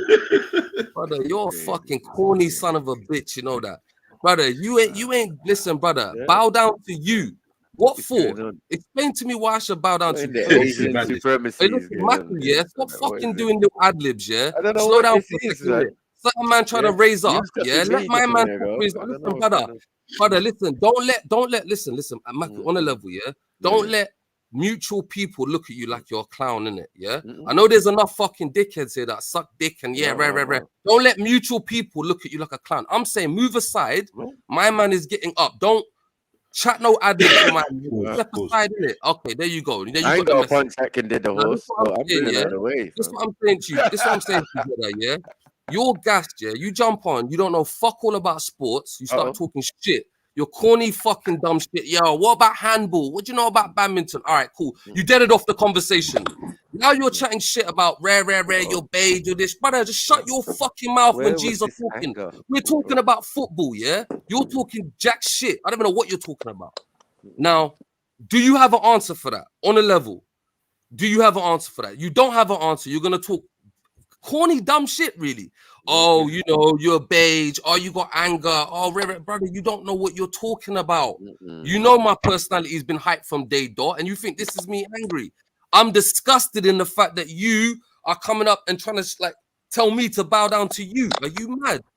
Brother, we're all equals here. You've just been standing around fucking weirdos. I'm telling you, you're a fucking cornball. You're a cornball that's going backwards. And all these dickheads around you has got you going backwards, my brother. I don't even want to get on too tough. You need real brothers like me, more say around to push you in the right direction. So these little fucking and by the way, I'm not talking about no one on this panel, because these are the real ones here. But the fucking other dickheads that you got around, you got your shit looking crazy. So, brother, just I don't get it. Slow. It's comments like that to say, you know what, brother, you need to bow down to me because of what? Because what? Because I don't come on the internet. Brother, slow yourself down, B. This is what I mean. It's all in your head. Your ego's getting out of control. You think people need to bow to you, brother. Pause. And watch this little stupid comment that comes back in, not addressing nothing. It's cool because you know what? I'm not even taking it seriously. But for some reason, every time you jump on, there's stupidness. You know what I mean? Last time I jumped on your show, you try to mute me, put me in the back, do some stupid, dumb shit. Funny enough, you did the same thing the time before that and the same thing the time before that. So you just got a habit of chatting shit when you see, man. So maybe you're not realizing that you've actually got a fucking issue with yourself, bro. You know them ones there? Yeah. And that's what you call no dissing, no fucking stupidness. That's some real things I'd like you to address. I feel why you got fucking dumb bastards, yeah, taking your channel fucking down into the hole, yeah. I don't even want to come on your channel furthermore. I will come on the channel like I'm about to jump on and I see these fucking corny dumb bastards fucking licking ass, yeah. Fucking a motley crew of misfits and fucking weirdos that have amalgamated together, somehow fucking come to your energy and start fucking snatching that shit. And it's like, all right, cool. Let your shit go downwards. You know what I'm saying? But don't get vexed at me. You know? At these cusses. No one's even trying to diss. No one's trying to diss. You get me? But obviously there's something wrong in it because my man, yeah, for the last 3-4 occasions, my man just constantly like, it's weird. You come in, you kill the conversation and you start chatting shit to me. It's like, wow. You know, the ones there, like, listen, bro, if you don't like football and shit like that, I'm back, fam, I'm back. If you don't like football, yeah? If you don't like football, brother, yeah, just stay out the fucking chat in it. Don't worry about the limelight. Still going, cuz. Yeah. See what I mean? Brother, you're still predictable. Has anyone else spoken?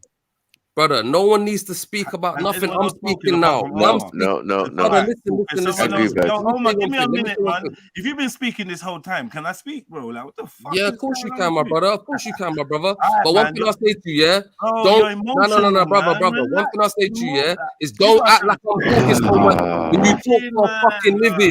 You talk for a living. Yeah, but I'm letting you come back in now. Come back in. I'm here now. Come back in. Go ahead, talk your dumb shit, man. Like, say your dumb shit, please. Fuck you. The emotions you're displaying are fucking, they're raw, brother. You need to fucking hide them better. You're leaking all over the fucking stream, acting like you don't give a fuck. I don't know what kind of waffle you've been chatting for the last 5 minutes or whatever, bro.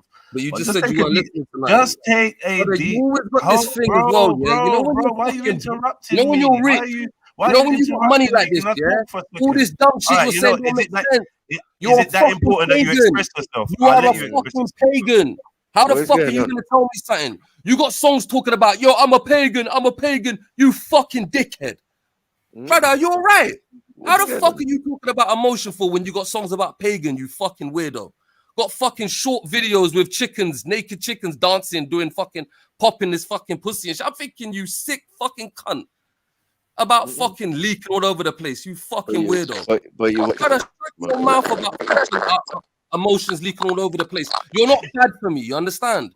You're in your little. This ain't even about badness. I'm not killing you. This ain't even about badness, but obviously you just want to have a dialogue or a monologue, and every time I talk, you keep interrupting. So. Nah, you come in with dumb shit, gang. Yo, you be talking all this time, so I'm just reminding you. You got a song called "I'm a Pagan." That's real talk.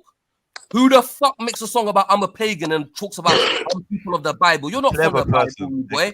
Don't claim the Bible. Don't claim that you're someone from God. You're a fucking pagan. Continue.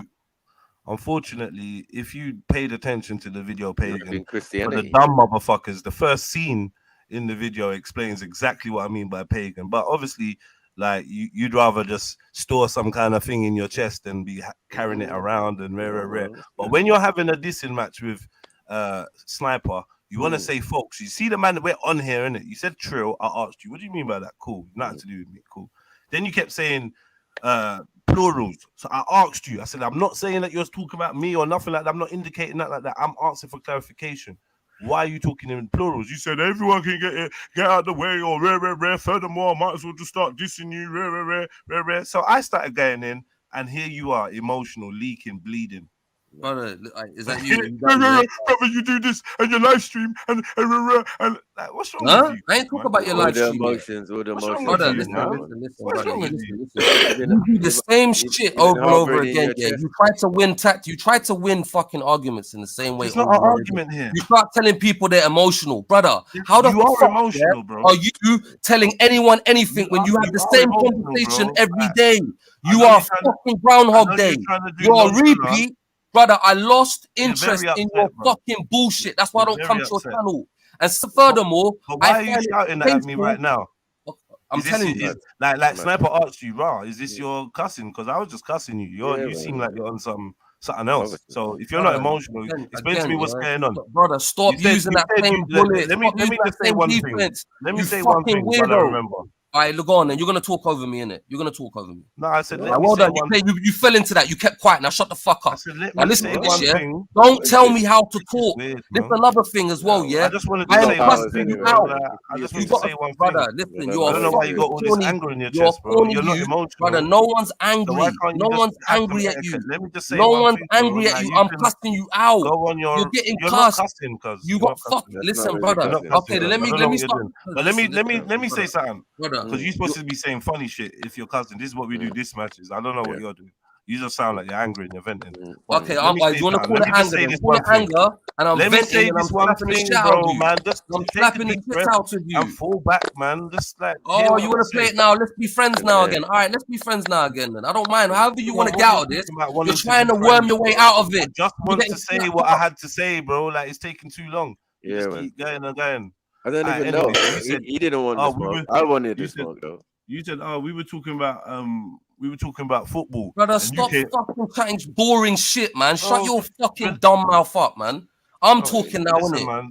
Brother, you're getting smacked up silly. You're not about that life. You're chatting shit. You're fucking channel. Brother, listen, yeah. Shut up.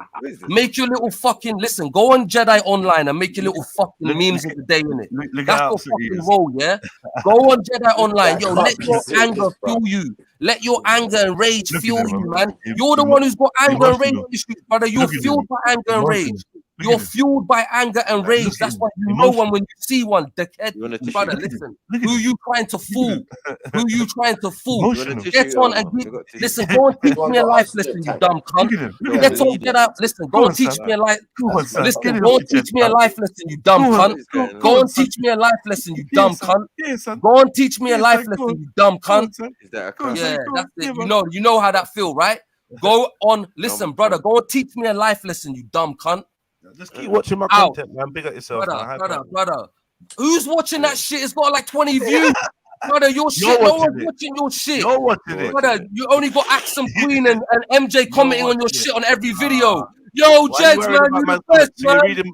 Yeah, take that. Listen, you don't like women. You don't like women. I'm saying. Are you reading the comments and then saying, "I'm not gonna leave comments"? Brother, I'm not reading no comments. How do you know? Brother, don't tell me that's the truth. Don't tell me that's the truth. Don't tell me that's the truth. How do you know who commented? Brother, listen. Let your fucking rage fuel you, brother. Listen, let your rage fuel you.